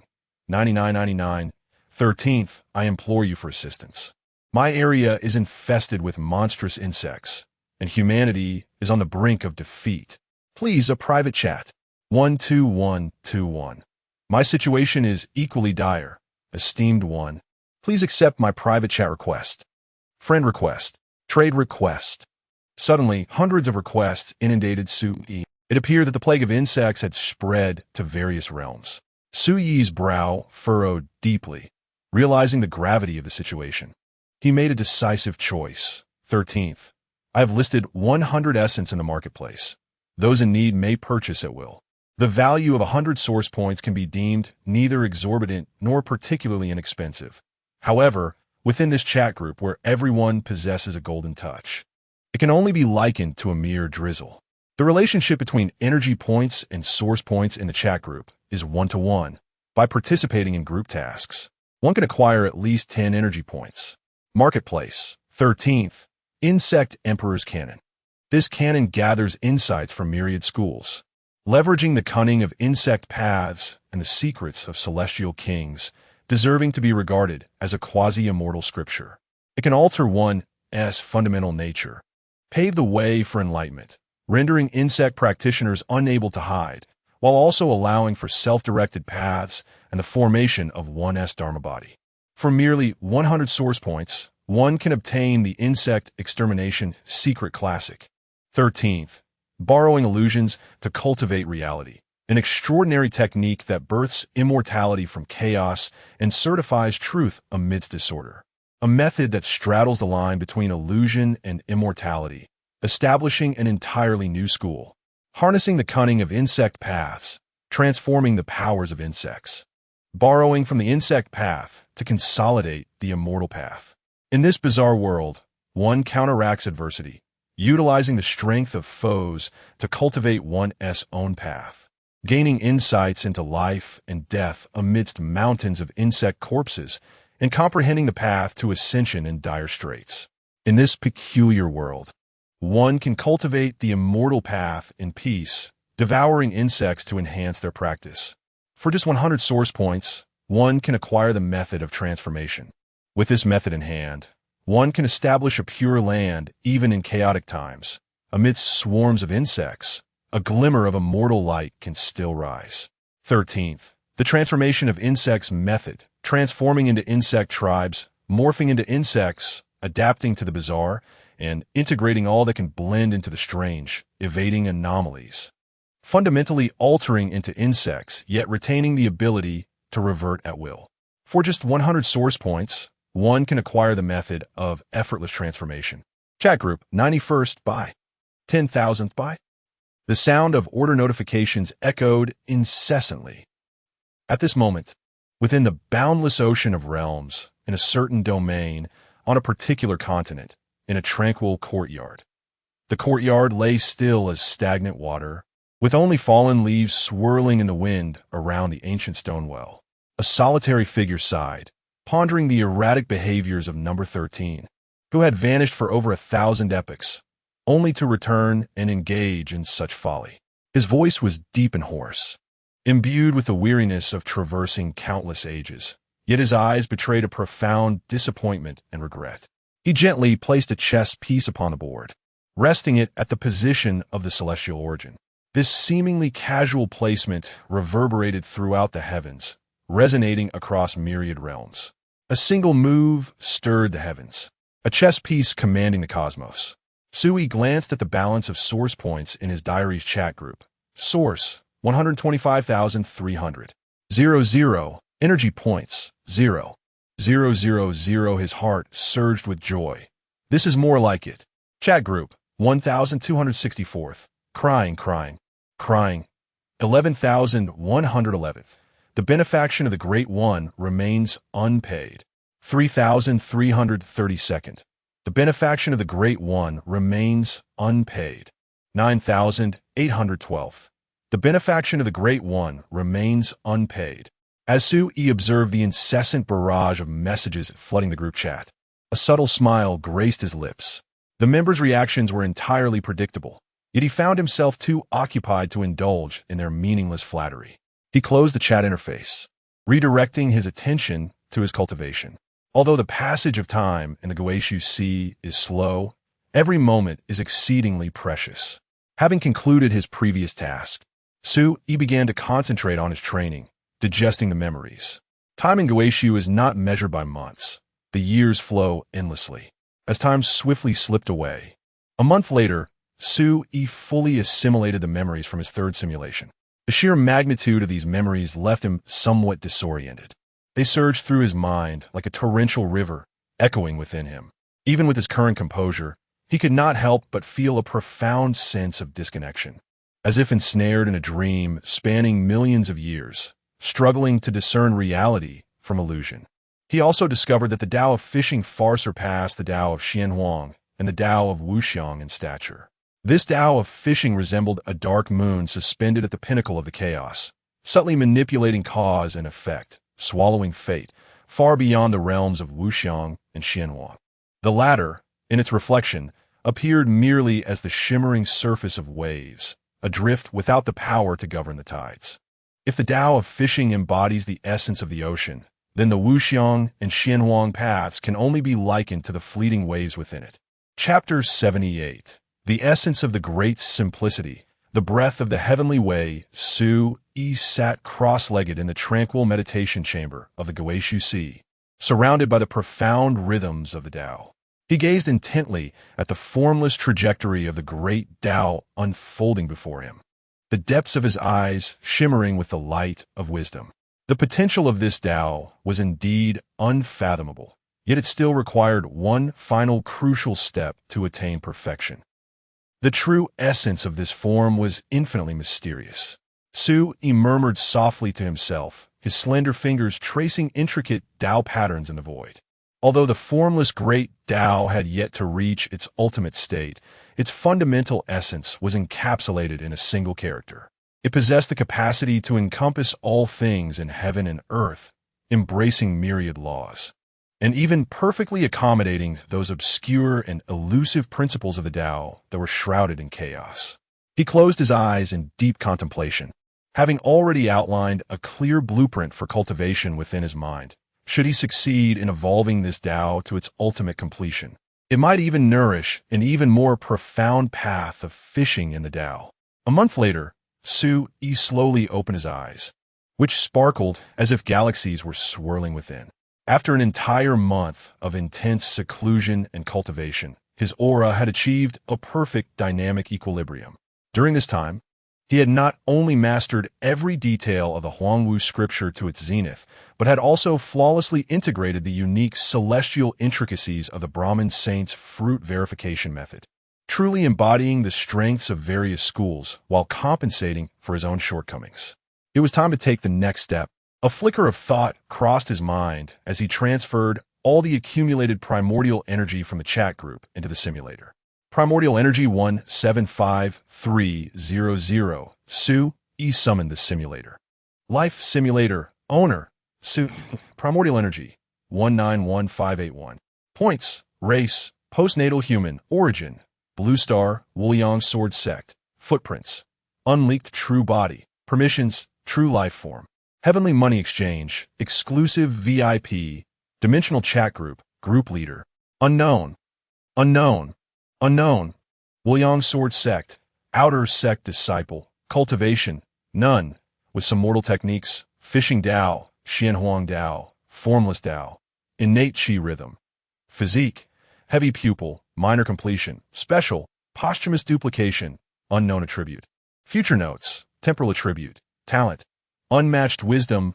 Witness qualification. Simulation attempts. 51. Shall we commence the simulation? Yes. No. Su Yi commanded the simulator to condense 100 primordial stones. Ding. Yes. No. Consume 10 times the primordial energy to condense pure primordial stones. This will significantly enhance energy absorption speed and the purity of energy within. Yes. Su Yi did not hesitate. Primordial energy minus 49,000. In an instant, the void erupted with radiant brilliance as countless luminous points converged like stars, gradually coalescing into 100 crystalline primordial stones, each exuding a dazzling light. Each stone contained 49 points of the most refined primordial energy. 100 primordial stones. This was equivalent to consuming the resources of an entire great world. Su Yi took a deep breath, recognizing the extravagance. However, cultivating with primordial energy naturally ensured the most solid foundation. Su Yi commenced his ascension into the realm of the mundane path, the most fundamental first tier within the celestial system, symbolizing the inception of a one-dimensional existence. The primal force surged into his being like an unceasing river, propelling Su Yi's cultivation to ascend at an astonishing pace. The postnatal first realm. The consummate pinnacle of postnatal perfection. This rigorous and almost exacting method of cultivation attracted the particular attention of the Guishu Heavenly Tao. Suddenly, a radiant beam of golden light descended from the heavens, accompanied by an ancient aura, manifesting a celestial list, the eternal mortal rankings. The voice of the cosmos echoed with an imposing decree. By transcending the limits of the mortal realm, you may ascend to the pinnacle of the eternal mortal rankings. Beside the list appeared an ancient stone tablet, weathered by the passage of time. Feeling an inexplicable connection, Su Yi raised his hand, using his finger as a quill, inscribing a powerful and resonant character that embodied the essence of the Tao. This would be Su Yi's true name upon the list. In that instant, the might of the heavens enveloped him, and he distinctly sensed his foundational Tao becoming even more solidified. Subsequently, Su Yi resumed his cultivation. The innate and the recondite were fundamentally processes of energy absorption. The profundity of the Huangwu Canon was vividly manifested at this moment, as boundless power was continually compressed, condensing the essence of the entire universe into a minuscule space. Although the Venerable Saint S enlightenment method appeared somewhat mediocre within the realm of humanity, its unique insights into the realm of immortality perfectly complemented the deficiencies of the Huangwu Canon. It seemed as if the author of this technique had never deliberately crafted it for the human domain, or perhaps such an existence was born an immortal, never having tread the path of mortal cultivation. After a full hour of selfless and arduous practice, Su Yi finally reached the consummate pinnacle of the recondite.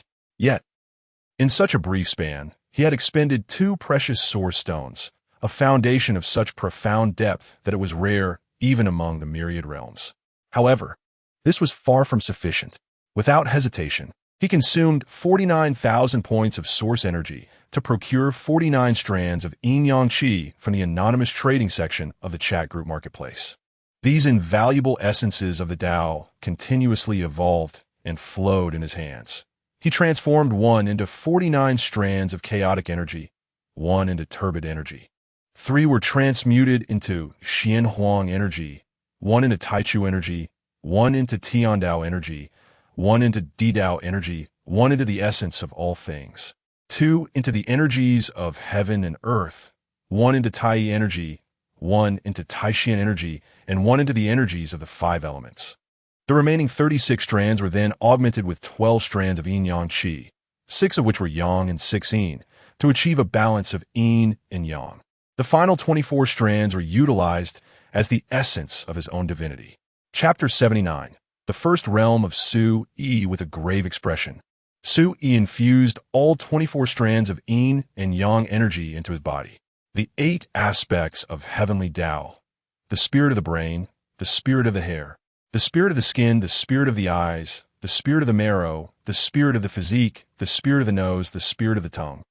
The 8 spirits of divine Tao: the spirit of the throat, the spirit of the lungs, the spirit of the heart, the spirit of the liver, the spirit of the gallbladder, the left kidney spirit, the right kidney spirit, the spleen spirit, the 8 elixirs of earthly Tao, the elixir of stomach qi, the elixir of qiong qi, the elixir of intestinal qi, the elixir of body qi, the elixir of diaphragm qi, the elixir of rib qi, the yin and yang of left yin and left yang, the yin and yang of right yin and right yang. Su Yi's corporeal form began to disintegrate and decay. The origin stone was consumed at a terrifying speed, drawing upon the last remnants of his strength. He forcefully refined the 3 strands of Xian Huang Qi, one into Xian Qi, one into Huang Qi, and one into Xian Huang Qi. The 2 strands of celestial energy were further divided into 36 seasonal energies, intertwining and eroding with the 24 strands of essence energy, ultimately coalescing into 12 strands of refined spirit energy. Everything was complete. The ascension commenced. Mysterious clusters of ethereal flames inexplicably appeared between heaven and earth, igniting Su Yi and setting his form ablaze. Should a higher life form witness this scene, it would be astonished to discover that this was no ordinary flame, but rather a product of the violent clash between the primordial qi and the Tai Qi. Day after day, time flew swiftly. After a full 81 days, Su Yi experienced 9 life and death transformations, each unlocking a significant acupoint. With each transformation, a new acupoint was born. After the 99 transformations over 81 days, 9 transformations unlocked 9 acupoints, achieving the state of a perfected human. Ultimately, the realm of perfected humanity was achieved. Just as he was on the verge of breaking through, a certain innate ability within him suddenly activated, perhaps guided by an unseen force of great freedom. He discovered his own incompleteness. It was an enigmatic sensation, as if a vital note was missing from the string of the great Tao. It seemed as though a crucial strand of qi was lacking. Su Yi fell into deep contemplation. He summoned all the memories he had accumulated during his 3rd simulation in the infinite dimensions and meticulously revisited every chapter of the wilderness scripture and the Brahmin saints' fruitful method. There was no mention, still no clues. All scriptures clearly recorded. The number of the perfected great Tao must be 49. This seemed to be the ultimate truth. No, that was not correct. Suddenly, Su Yi closed his eyes, entering the deepest state of meditation, and began to truly perceive his true self. He carefully pondered the essence of his Tao heart and mental state. What were they truly? Were they the qi of the Tao heart, or the qi of the mind? Perhaps the merits of all beings? The qi of emotions? Or the breath of the soul? None of these. In that moment, within the realm of clarity, Su Yi experienced an awakening akin to a sudden enlightenment. The qi of humanity. Humanity is the essence of all spirits, the foundation of the system of sentient beings. The great Tao is 50, while the heavenly transformation is 49. That merely represents the zenith of heavenly Tao. But the Tao of humanity has never been the Tao of heaven, for humanity eludes its grasp. The ultimate pinnacle of the great Tao. In a resounding moment reminiscent of the creation of the world, Su Yiling experienced a profound awakening. The 8 spirits of the divine path within him underwent a mysterious transformation, evolving into 8 distinct souls, ultimately coalescing into the 8 soldiers of humanity. Without hesitation, he activated the 9 yuan heavy water, tearing open a spatial rift that transcended dimensions, intricately connecting his essence with the realm of mortals in the grand world of mountains and seas.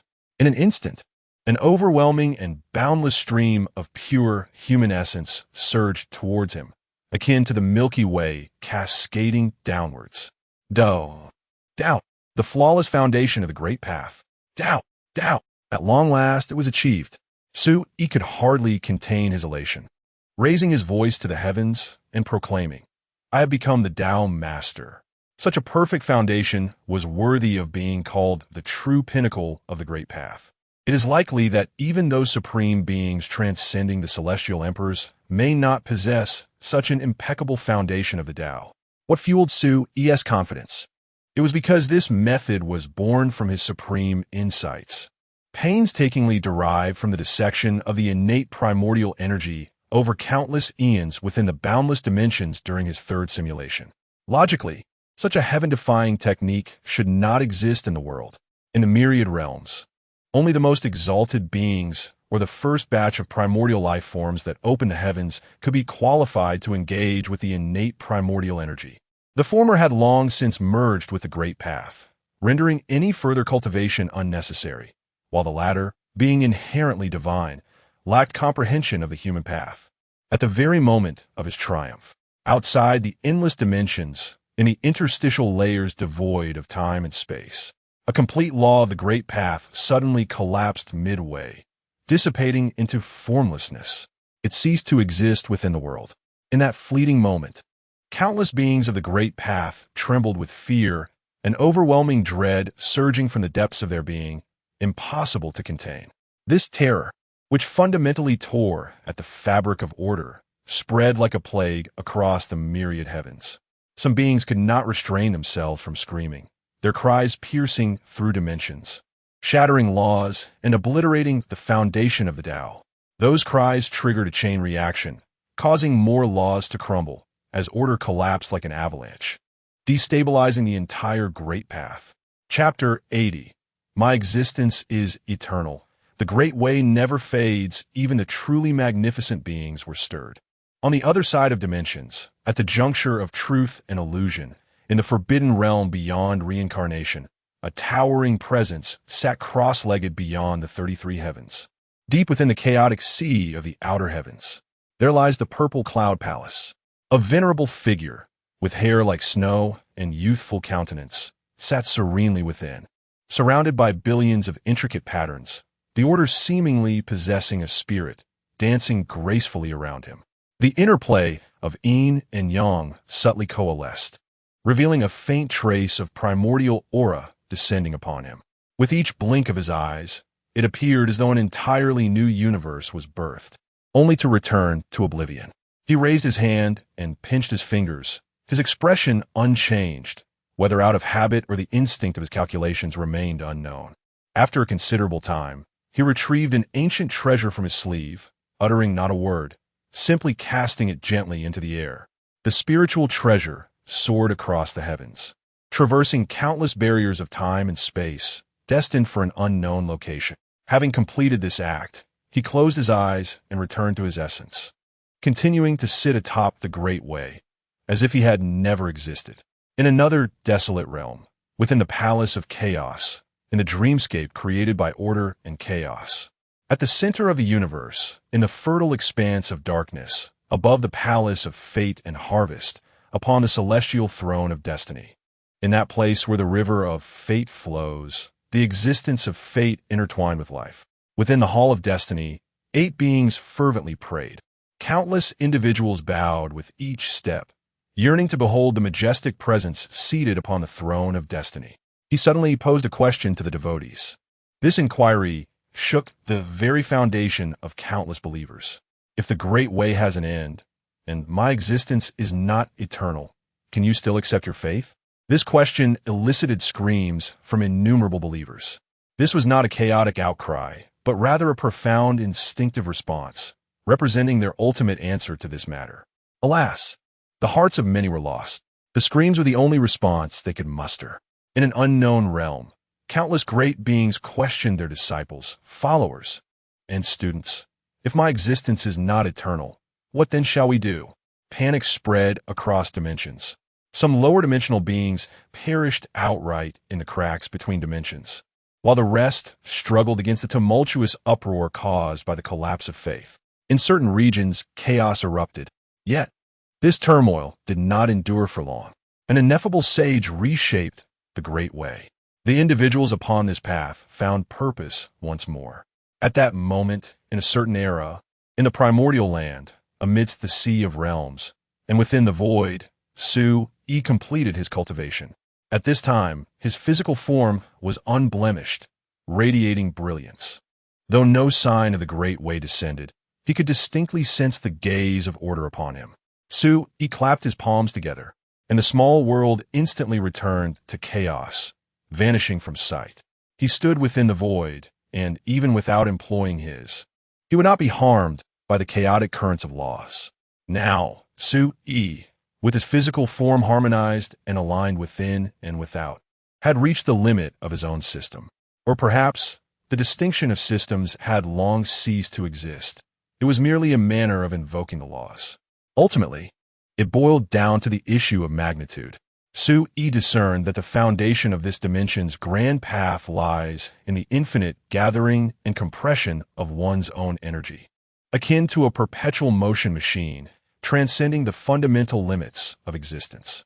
Upon reaching the true immortal realm, one can cultivate 3,000 miniature worlds within oneself, achieving physical immortality. Yet, the essence remains rooted in the inner world. The immortal emperor, on the other hand, possesses the ability to wield the rules of order. The words spoken by the immortal emperor resonate with the utmost supremacy of the grand path.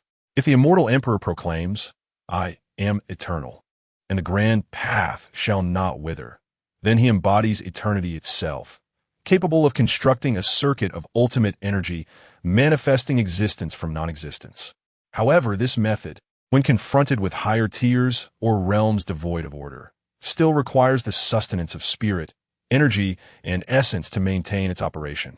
Even if a single utterance could uphold the permanence of countless epochs, if it is not self-sustaining, it is destined to collapse. In truth, the essence of humanity did not confer a substantial enhancement in combat prowess. Yet, sometimes the distinction between completeness and incompleteness is merely a fraction of 1%. Su-yi referred to this method as the divine transformation of the self, the humanity of the physical form. Chapter 81, Supreme Will. Favor the Great Way. Only one primordial stone remains. A pang of anguish pierced Su-yi's heart, yet his expression remained unchanged. Such extravagance might appear as madness to others, but in his eyes, it was the only path to forge a true supreme foundation. Su-yi rose and returned to the vast world of mountains and seas. He did not rush to break through. Rather, he yearned to witness the marvel of the so-called heavenly tribulation. With his foundation solidified and the great way flawless, perhaps this heavenly tribulation could indeed grant him an additional insight. In the vast world of mountains and seas, within the Crimson Abyss domain, near the Ming Huang Mountain, Su-yi sat cross-legged atop the peak, quietly awaiting the heavenly tribulation. A chill wind swept past, and the world fell into a profound silence, as if some ineffable existence were slowly awakening. Dark clouds gathered above, enveloping the Crimson Abyss and its surrounding supreme realms. A voice cried out in astonishment. The power of this tribulation could be that someone is ascending to immortality? The 7 domains trembled. What kind of existence could this be? My celestial-seeking device shows no response. It cannot be an immortal. I do not sense any aura of the celestial way. A quasi-emperor observed the unusual phenomenon with great alarm, his physical form even beginning to decay. He appeared as though his lifespan was drastically waning. This heavenly tribulation harbors the profound truths of the universe. For a powerful being with a certain understanding of the laws, merely witnessing it could result in the loss of centuries of cultivation. If one's foundation is unstable, it could lead to immediate madness. Rich laws of the Great Way began to coalesce in the sky. This was clearly not a heavenly tribulation that could be summoned by the mountains and seas. Su-yi furrowed his brow, sensing an ominous turn of events. He tore through the void with his hands, intending to temporarily leave the mountains and seas. The space has been reinforced. Su-yi employed the 9 yuan heavy water, exerting all his strength to shake the space. Yet it was to no avail. At this moment, Su-yi suddenly realized he had forgotten to simulate. Indeed, having cultivated too smoothly, he had grown complacent. This was a grave misstep. The enormous tribulation clouds in the sky radiated the essence of thunder. Simulator. What level of heavenly tribulation is this? Ding! Such tribulation should not exist in this world. It must be a powerful being's forbidden law, invoking the heavenly tribulation through the return to the void. It is advised that the host simulate immediately to seek a solution. Just then, a world-destroying tribulation descended from the heavens. Crashing down, even a mountaintop was reduced by more than half. This was no ordinary mountain. It was one of the 10 renowned mountains of the mountains and seas, Ming Huang Mountain, where it is said the Ming Emperor once transcended to become an immortal. This bolt of heavenly tribulation struck as if a divine punishment from beyond, shattering the laws surrounding Su Yi like fragile paper. His aura of the Great Way scattered to the winds. Su Yi's condition was hardly better.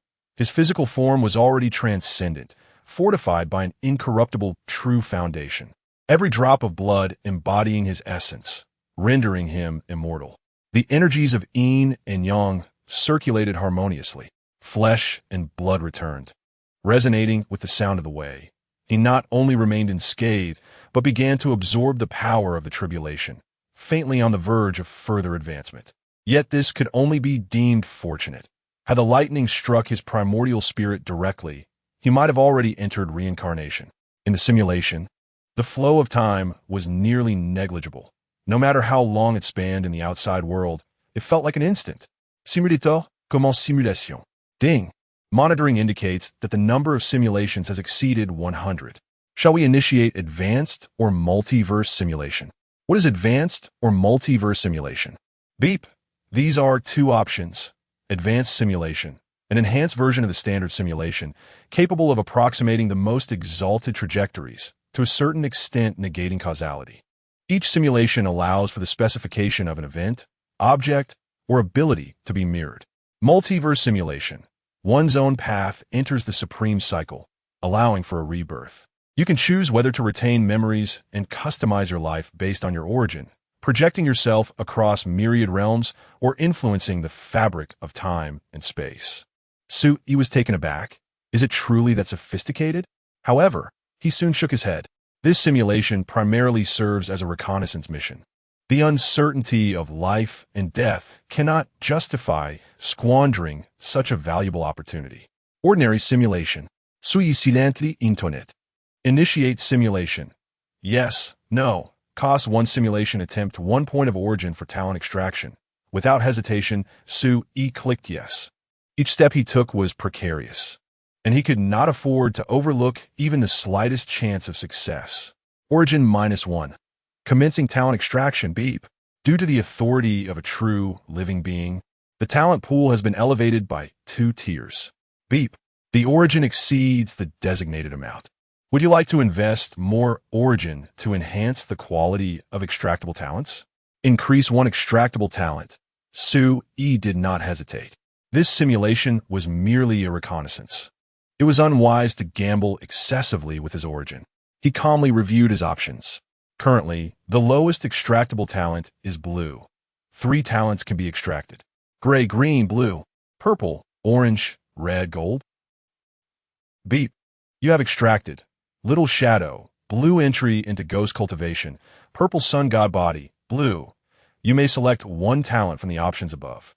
You may consume 10 points of origin to reselect a talent. Little Shadow, blue. You have acquired a peculiar shadow creature, which can upgrade to a medium shadow, large shadow, small devouring insect, medium devouring insect, or large devouring insect. Entry into Ghost Cultivation. Purple. You possess considerable confidence in the path of ghost cultivation. You have obtained the method for crafting soul banners, and upon your death, there is a probability of transforming into a ghost immortal, continuing to wreak havoc in the world. Sun God Body, blue. Also known as the body of Vairocana Buddha, the golden body of Vairocana, the body of supreme wisdom, the core physique of Buddhist and Taoist teachings. It does not inherently enhance combat power, but serves as a foundational essence, allowing for unparalleled comprehension of Buddhist teachings. Su Yi gazed at the little shadow, a twitch at the corner of his mouth. The mere sight of insects triggered a flood of anxious responses, causing a faint ache in his spirit. While the name of the Sun God Body was illustrious, it offered no immediate benefit. After a moment's contemplation, he decisively chose entry into Ghost Cultivation. Selection made. Entry into Ghost Cultivation. Beep. You have chosen the talent. Entry into Ghost Cultivation. Purple. Beep. Talent selection complete. Commencing simulation. The transparent, simulated interface trembled violently, resembling shards of jade scattered across a sea of stars. Lines of gilded text emerged from the void.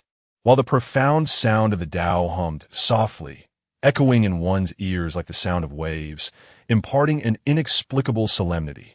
On the first day, you found yourself under the gaze of the Supreme Will, favored by the Tao, establishing an unparalleled foundation for eternity.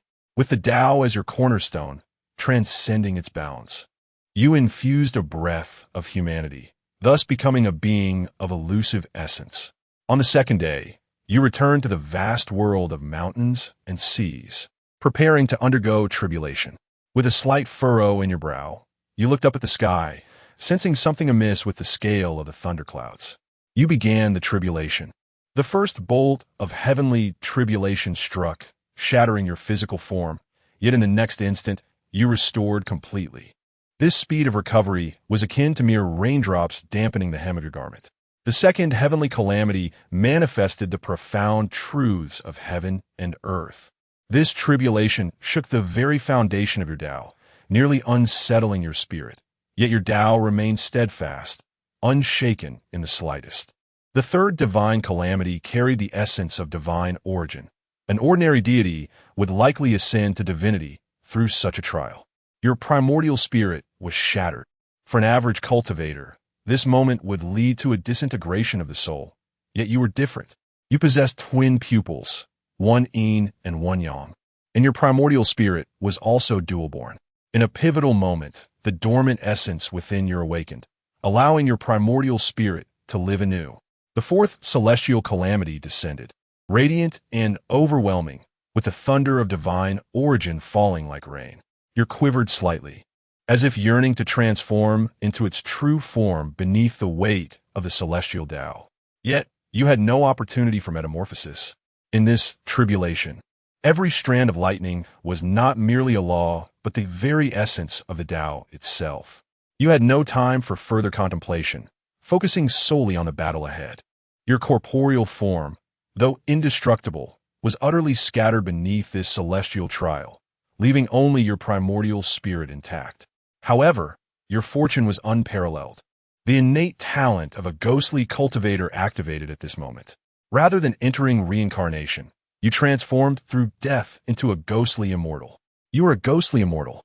Before the fifth calamity officially manifested, the residual aura of the tribulation shattered your remaining primordial spirit. You perished. After your demise, an unknown ancient treasure descended from the heavens, carrying away a fragment of your divine consciousness, ushering you into reincarnation. You plunged into the netherworld, swept away by an eerie and frigid power into an unknown realm. You arrived in the depths of the oceanic cycle of reincarnation, where you felt the presence of the celestial emperor.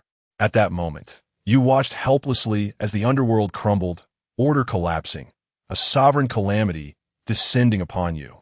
The thunderous Tao of lightning erupted, annihilating all remnants of your will. You died completely. You have died. Simulation concluded. This simulation evaluation, you were observed by a supreme existence, subjected to the tribulations of the Tao, uncertain whether it was punishment or reward. You were sent into reincarnation by the great liberator, only for this calamity to be so overwhelming that even reincarnation itself shattered. Simulation score, a destined individual. With the fortune of reincarnation, you may choose one of the following options for reflection. First, mortal material form. Selecting this option will reset previous physical attributes and cultivation choices. Removal of dual pupils cannot eliminate the incorruptible true self. Second, breath of reincarnation. A trace touched upon while traversing myriad paths. Infected by an unknown power, this breath carries a mysterious characteristic that can influence fate's judgment and the operation of heavenly principles. Possessing uniqueness. Third, ghost immortal spirit cultivation. Ghost immortal first heaven. You shall forsake the corporeal body and tread solely the path of the soul. Entry into ghost cultivation. Fourth, baptism of the great Tao, which can provide incredible nourishment to your foundation. Even a flawless foundation will benefit from this nameless force, allowing for mysterious nurturing of a foundation that you can no longer refine. Even a perfect and flawless great Tao foundation can make subtle advancements. It does not perfect the foundation, but rather embellishes its exterior. 8th, first-grade long-life jade butterfly, an investment for a great liberator. Suspected to possess the attribute of immortality, capable of absorbing fragments of the Tao. 9th, you may acquire a complete life experience, which will not affect your character. Su Yi's fingers tightly grasped the void, his brow furrowed in concentration, hesitant to exit the simulation interface. He could sense the ominous breath of death, pressing down from the distant void, scorching both spirit and future. It was terrifying. At this moment, Su Yi felt lost, unsure of how to decide. Suddenly, a thought struck him. If he could refresh a golden talent akin to the indestructible cycle, would it not allow him to withstand another calamity? Without hesitation, he chose the baptism of the great Tao. However, he did not immediately reflect it, as his consciousness remained sealed within the simulator. With no other options, Su Yi could only continue to struggle for survival in this simulation. It seemed he could not escape this calamity of the great Tao. Even if the cycle of reincarnation could be forcibly shattered, what place could he find to evade such fate? Initiating ordinary simulation. Beep. Simulation initiated. Yes. No. Cost 1 simulation attempt, 1 point of origin for talent extraction. Su Yi did not hesitate. Yes. Origin -1. Commencing talent extraction. Beep. As the authority is that of a true living being, the talent pool has increased by 2 ranks. Beep. Origin exceeds the specified amount. Would you like to invest more origin to enhance the extractable quality? Would you like to increase the number of extractable talents? Su Yi gritted his teeth. Increase. Beep. Consumed 100 points of origin. Beep. Origin still exceeds the limit. Would you like to continue investing to enhance the extractable quality? Continue. Beep. Consumed 1,000 points of origin. Continue. Beep. Consumed 10,000 points of origin. Talent quality has significantly advanced. The lowest currently extractable, golden talent. Current number of extractable talents, 6 talent tiers, gray, green, blue, purple, orange, red, gold. Beep. You have extracted the following 6 talents. 1. Eternal Existence, golden 2. Ghostly Path, golden 3. The Great Freedom Eternal Primordial Elixir, unknown 4. Ancestral Legacy, golden 5. Indestructible Through All Tribulations, golden 6. The Diagram of Thuga, golden. You may select 1 talent to bind. Would you like to expend 10 points of essence for a redraw? Eternal Existence, golden. You can bind your own primordial spirit to a certain path. The path is everlasting, and you will endure. You shall become an immortal being, indestructible and eternal, capable of easily comprehending the essence of the 6 dimensions. Ghostly Path, golden, the ultimate advanced version for entry into ghostly cultivation. Upon your death, you can devour the resentment of all beings from an entire epoch, directly achieving the status of Ghost Emperor. You will entirely abandon your physical form, solely cultivating the path of the soul and the essence of the spirit. The Great Freedom Eternal Primordial Elixir, unknown, an inexplicable talent shrouded in mystery, seemingly capable of condensing the supreme source of elixirs. Though it appears to require you to transform all your existing foundations into elixir conduits, choose wisely. Ancestral Legacy, golden, originating from the unparalleled legacy of a supreme ancestor who has reached the end of the path. It encompasses the will of longevity and the source of creation, directly pointing to the true essence of the Creator. Indestructible through all tribulations, golden, a true embodiment of its literal meaning. Even if your primordial spirit is obliterated, it shall return at some future point in the cycle of the heavens. As long as tribulations exist, you shall not be completely erased. The Diagram of Thuga, golden, a relic representing the ancient dominion of fire and earth, an artifact of higher dimensional creation.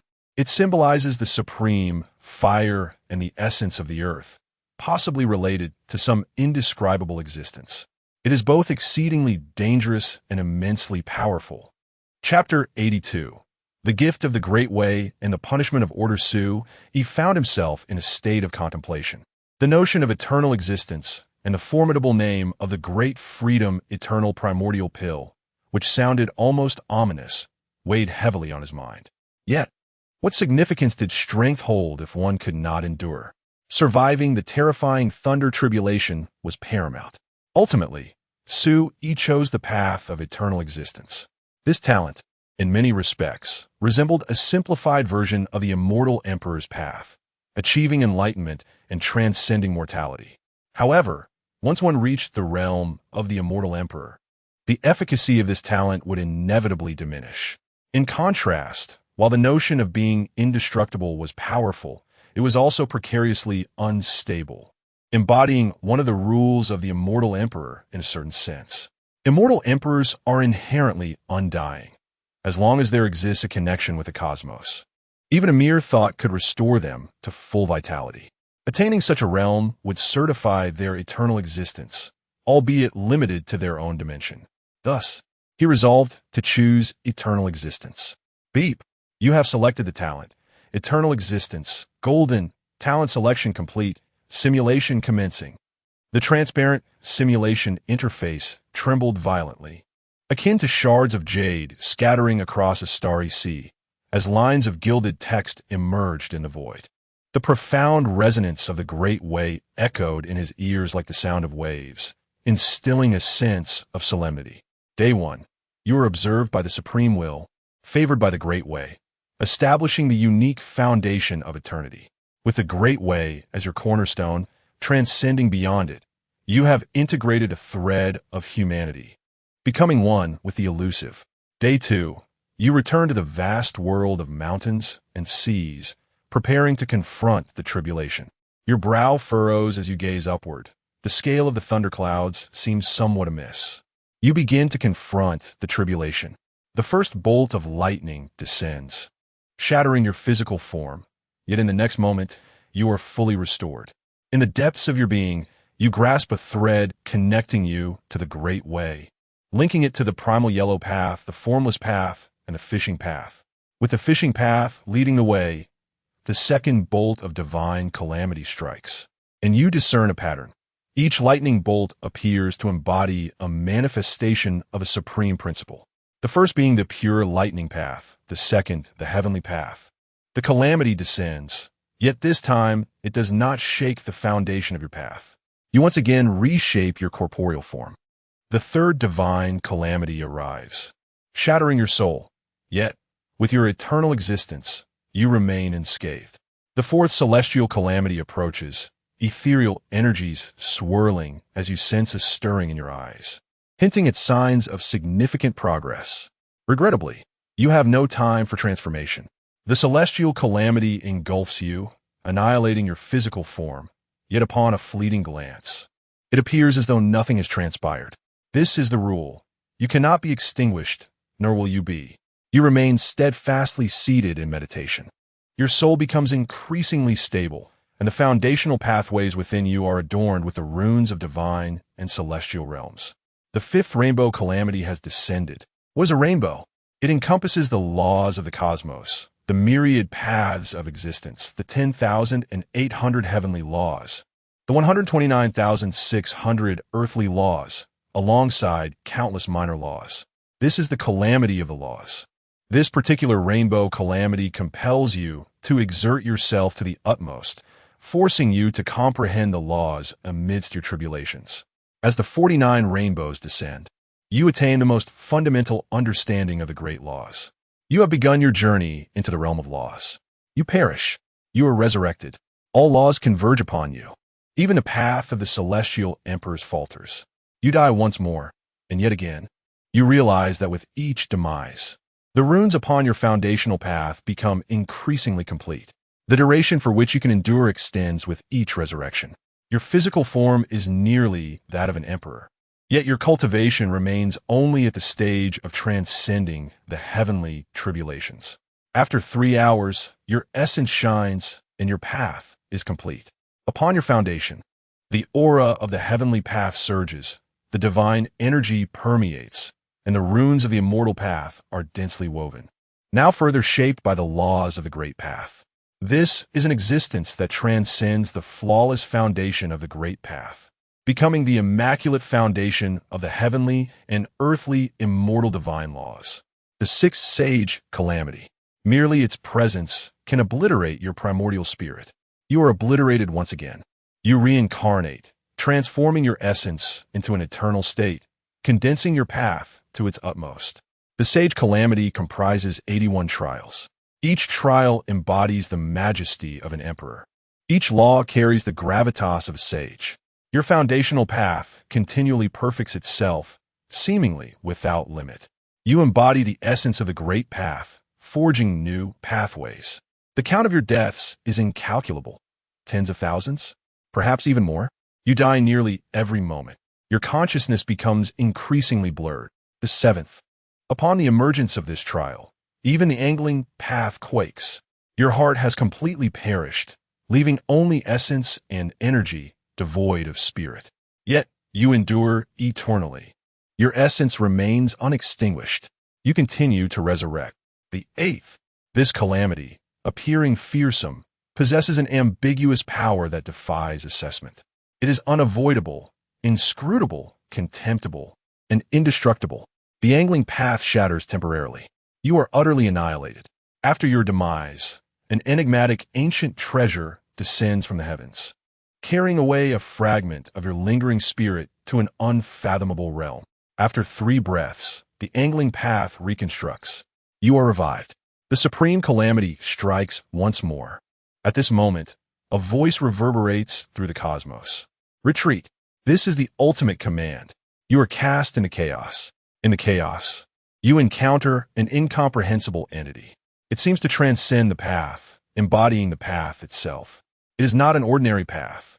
It is the immortal path. This entity, be it he, she, it, or they, is utterly bizarre. Such an existence, perhaps, is the true embodiment of the Supreme. His voice gradually emanates from the void's distant shore, devoid of discernible gender or emotion, akin to a celestial decree etched in the profound depths of the heavenly path eons ago. This voice neither soars high nor sinks low, yet it seems to transcend the river of time, rendering all great principles silent and compelling all laws to bow in reverence. He spoke, "Young friend, one should contemplate thrice before taking action. Such immense causality, should you be unable to bear it, may imperil the heavens. This calamity is both a boon from the great path and a punishment from order, intertwined with personal grievances. Each reflection of causality brings forth a heavenly tribulation. This cycle continues, and as you decline, who shall save you? Upon reaching this juncture, causality has reached 1/3. You ought to discern your advance and retreat. Retreat to the Purple Cloud Palace for a few epochs, and when this causality wanes, you may return. In the Purple Cloud Palace, you comprehend the path, and your cultivation flourishes. You encounter numerous beings, some beyond your understanding, and others easily grasped yet utterly helpless. Here, the beings seem fundamentally immutable. In the timeless chaos, your foundational path has transcended existence and non-existence, embodying both completeness and boundlessness. You become capable of further refining the foundation of your path, while remaining inherently flawless. After several epochs, you find there is no realm to claim, as your understanding of your own path reaches its zenith. You bow 9 times towards the Purple Cloud Palace. This signifies the ultimate. The final kneel symbolizes perfection. You emerge from the Purple Cloud Palace. You are transported to an unknown past. You return to the vast world of mountains and seas. You have been assimilated. You have perished. Ha ha ha ha, are you surprised? Chapter 83. Outside the Purple Cloud's palace, billions of catastrophes, chilling laughter resounds, echoing the unexpected. Your lingering consciousness has been forcibly extracted. A figure approaches slowly, delivering a cold admonition. You have persistently defied the will of the Master, and it is indeed time for this to come to an end. You are forged into a vessel, your soul and thoughts irrevocably melded. You become a formidable weapon spirit, achieving the status of a true artifact.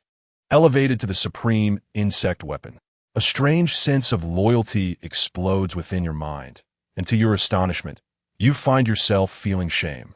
You lament your past transgressions against the Master, believing yourself deserving of the gravest punishment. As the Master embarks on the next battle, you, like a loyal hound, remain by their side. The Master deems the moment right for your swift refinement. You sense an overwhelming glory as you manifest for the Master. This is the pinnacle of existence. You become sustenance for the Master. Your body, consciousness, and essence are entirely transformed into flesh and energy, merging into the Master's being. Your eternal existence cannot be invoked. A delicate, gossamer-like paper imbued with boundless profundity gently seals your path to transcendence. You are utterly extinguished. You have perished. Simulation concluded. The evaluation of this simulation reveals that you have garnered the benevolence of the Tao ancestor, yet have not evaded the malice of the insect. You remain too feeble. Simulation rating. Outside the Purple Cloud's palace, billions of catastrophes. You may select one option for reflection. First, mortal body. Choosing this will reset your previous physique and cultivation options. Cannot remove the true body of no leaks. Second, celestial Tao patterns, a theoretical pinnacle of the Tao path. Allows you to touch the threshold of the great Luo immortals, but nothing more.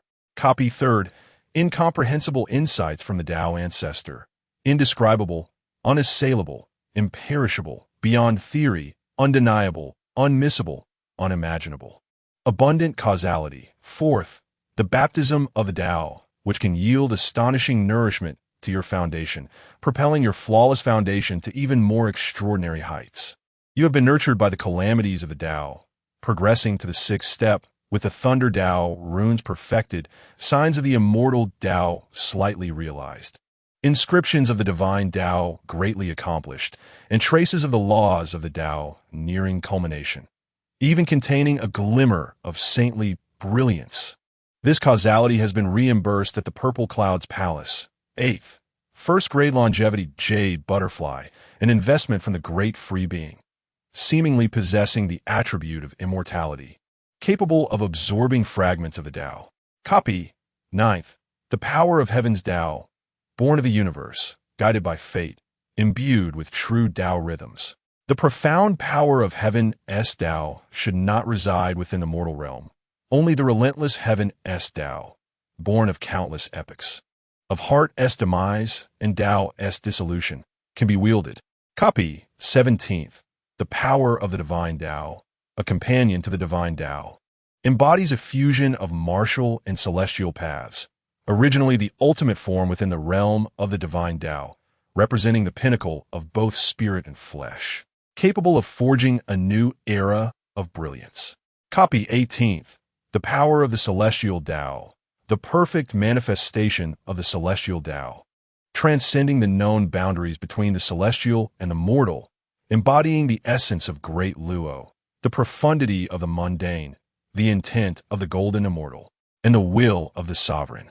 A fleeting essence of the great way can bestow upon you boundless benefits. The opportunity to attain a complete life experience is assured, without any impact on one's character. A flicker of brilliance danced in Su Yi's eyes as he resolutely opted for the baptism of the Great Way. The foundation is of utmost importance. Since this consequence cannot be avoided, he must swallow this bitter pill. He resolved to first exit the simulation, undergo these two baptisms, and then resume the simulation. Continuing in this manner is not a viable solution. The calamity is seemingly endless, with the sole intent of eradicating Su Yi entirely. He began to organize the insights and information gleaned from these two simulations. Firstly, there exists a formidable being known as the Tao. Su Yi furrowed his brow and suddenly inquired, "Simulator, will thoughts in the simulation space be perceived by such powerful entities?" Beep. The simulation will maximally isolate such perceptions, unless it is undetectable even within the simulation itself. Chapter 84. The Path of Divinity and Immortality, the Laws of the Great Tao. Su Yi found himself at a loss for words. This statement was as good as saying nothing at all. He continued to analyze. That powerful being, the Tao ancestor, resided in the Purple Cloud Palace and had twice rescued him from the calamities of the Great Tao during simulations. Another revelation. There existed a counterpart of Su Yi, who seemed to have discovered his own existence and was lying in wait. More alarmingly, he appeared to have allied himself with the worm. Things were becoming increasingly chaotic. Su Yi murmured. Exiting the simulation space, he returned to reality. Ding! Reflection successful. The baptism of the great Tao arrives. Su Yi felt an elevation throughout his being, the foundational essence of his great Tao beginning to undergo a transformation. The heavenly Tao, the divine Tao, the immortal Tao, the laws of the great Tao, all trembled with a resounding force. Su Yi felt his entire body shudder, as if he were being drawn from the mundane world into some vast and boundless realm of the Tao. In the depths of oblivion, an overwhelming will of the great Tao descended silently upon him. There was no thunder, no extraordinary phenomena, no tumultuous winds or clouds, only a beam of light, a golden radiance that caused all realms to tremble and time and space to freeze in its wake, falling gently like a whisper. That was the light of the great Tao. No, it was not merely the light of the great Tao. It was a corporeal light, adorned with the name of the Tao, the most ethereal and elusive essence of all. Mortals claim to comprehend the great Tao. Immortals assert their mastery over it. Even the immortal emperors have become embodiments of the Tao. But if one possesses no Tao, how can one attain the Tao? The foundational essence of the great Tao within him resonated thunderously. The heavenly Tao, the divine Tao, the immortal Tao, the laws of the great Tao, formed intricate patterns upon the surface of his foundation as a form of adornment to the great Tao. A faintly discernible rune of thunder ignited within his marrow, continuously reconstructing and rejuvenating, mending the previously fragmented essence of thunder with utmost completeness, solidifying it to the highest degree. This was the thunder of tribulation, perfection of the thunder Tao. Following this was the immortal Tao. That once gentle and serene aura of the immortal Tao now began to subtly shift under the baptism. Countless celestial characters blossomed within the depths of his spirit platform, akin to brilliant starlight, like jade tablets imprinted. Every strand of immortal resonance pointed directly to the source, illuminating a clear and visible path of the immortal Tao. A trace of the immortal Tao, minor completion. The divine Tao also refused to be outdone. The divine Tao inscriptions, major completion. Lastly, came the laws of the great Tao. This was the most profound of all. Countless fragments of the laws of heaven and earth flew like dust from the void, drawn into his being, resonating with the seeds of laws he previously held, merging, transforming. There were thunder, wind, fire, water, the duality of yin and yang, the five elements, fate and time. These once obscure and incomprehensible laws gradually became clear within his spirit platform, even as he meticulously organized, dissected, and fused them step by step. The traces of the laws of the great Tao spread throughout the foundational essence, approaching a second pinnacle of perfection. The author notes, the initial performance of the work has not been very promising. As a new author, the volume of readership is minimal. This achievement should have led to a hasty conclusion, moving on to a new book to build momentum, as many have suggested. Yet the author wishes to diligently continue writing this book. Writing a complete book can significantly enhance and assist in various aspects. Furthermore, there are two final potential remedies, rating and a 200,000 to 300,000 word book assessment, which is left to fate. Thus, having reached this point, dear readers, could you possibly bestow a 5-star review? This book will be evaluated by the platform. High-quality works are granted greater exposure, while subpar creations are promptly disregarded. All that is needed is a favorable review. A humble request for 5 stars. Tomorrow, 4 chapters await. Chapter 85. The Universe is a Furnace. All beings as fire. Su Yi was enveloped in the radiant illumination of the great Tao, as if he had been cleansed of all worldly impurities, leaving behind only the immaculate, unblemished, and invincible true self of the Tao. At that moment, the foundational essence of the Tao within him was expanded and baptized into a wholly new realm, transcending the extremes. This was no mere absence of flaws. Rather, it represented a dynamic state of continuous refinement and self-evolution. As Su Yi slowly opened his eyes, his gaze was clear and his aura subdued. Though his state of mind had become tranquil due to the baptism of the Tao, he understood that impending turbulence awaited him. For above him, The storm clouds teemed with the essence of the Thunder Tao, now at its most potent. While the first three tribulations no longer posed a tangible threat to Sui, he resolved to undertake another round of simulation. He must swiftly discover a method to navigate through the tribulations, or, alternatively, devise a way to transcend them directly. Although such a notion seemed ethereal, it was indeed his genuine intention. Initiating ordinary simulation. A thought flickered through Suyi's mind. Ding. Simulation activated. Shall we proceed with the simulation? Yes. No. Cost. 1 simulation attempt, 1 point of essence for talent extraction. Yes. Essence -1. Commencing talent extraction. Ding. Detected status as a true being. Talent pool automatically elevated by 2 tiers. Ding. Excess essence detected. Would you like to continue investing to enhance extractable quality? Would you like to add an additional extractable talent? Yes. Ding. Consuming 100 points of essence. Essence still exceeds limit. Shall we continue enhancement? Proceed. Ding. Consuming 1,000 points of essence. Continue. Ding. Consuming 10,000 points of essence. Current minimum extractable quality. Golden. 6 talents can be extracted. Gray, green, blue, purple, orange, red, gold. Ding. You have extracted the following talents. Will of the Sage, Gold Unity of the Three Pure Ones. Unknown the Universe as a Furnace. Gold Path to Enlightenment. Gold Existence and Non-Existence within the Tao. Gold Revival. Unknown. You may choose 1 talent to bind. Would you like to consume 10 points of essence for a redraw? Will of the Sage, Gold. Mastery over 7 meditation cushions grants a glimpse of the Sage's will. As long as that existence remains in the world, you shall stand above all beings beneath the Sage. Unity of the Three Pure Ones. Unknown. The Tao gives birth to 1, 1 begets 2, 2 gives rise to 3, and 3 generates all things. All things bear yin while embracing yang, harmonizing through the flow of qi. Hence, this method is infinitely profound. The universe as a furnace, gold. You possess the authority to refine order. The universe itself is your forge. Even powerful beings of the immortal emperor level may be refined by your hand. But beware, for each rule you consume, a fragment of disorientation will ensue. And should you overindulge, you shall ultimately lose your wits. The path of cultivation, golden. You possess unparalleled talents that transcend the ages. You were born for the pursuit of the Tao, destined to confront trials, and your life shall be a magnificent saga that weaves endless myths. The essence of the Tao, golden. Your insights into the great Tao are remarkably unique.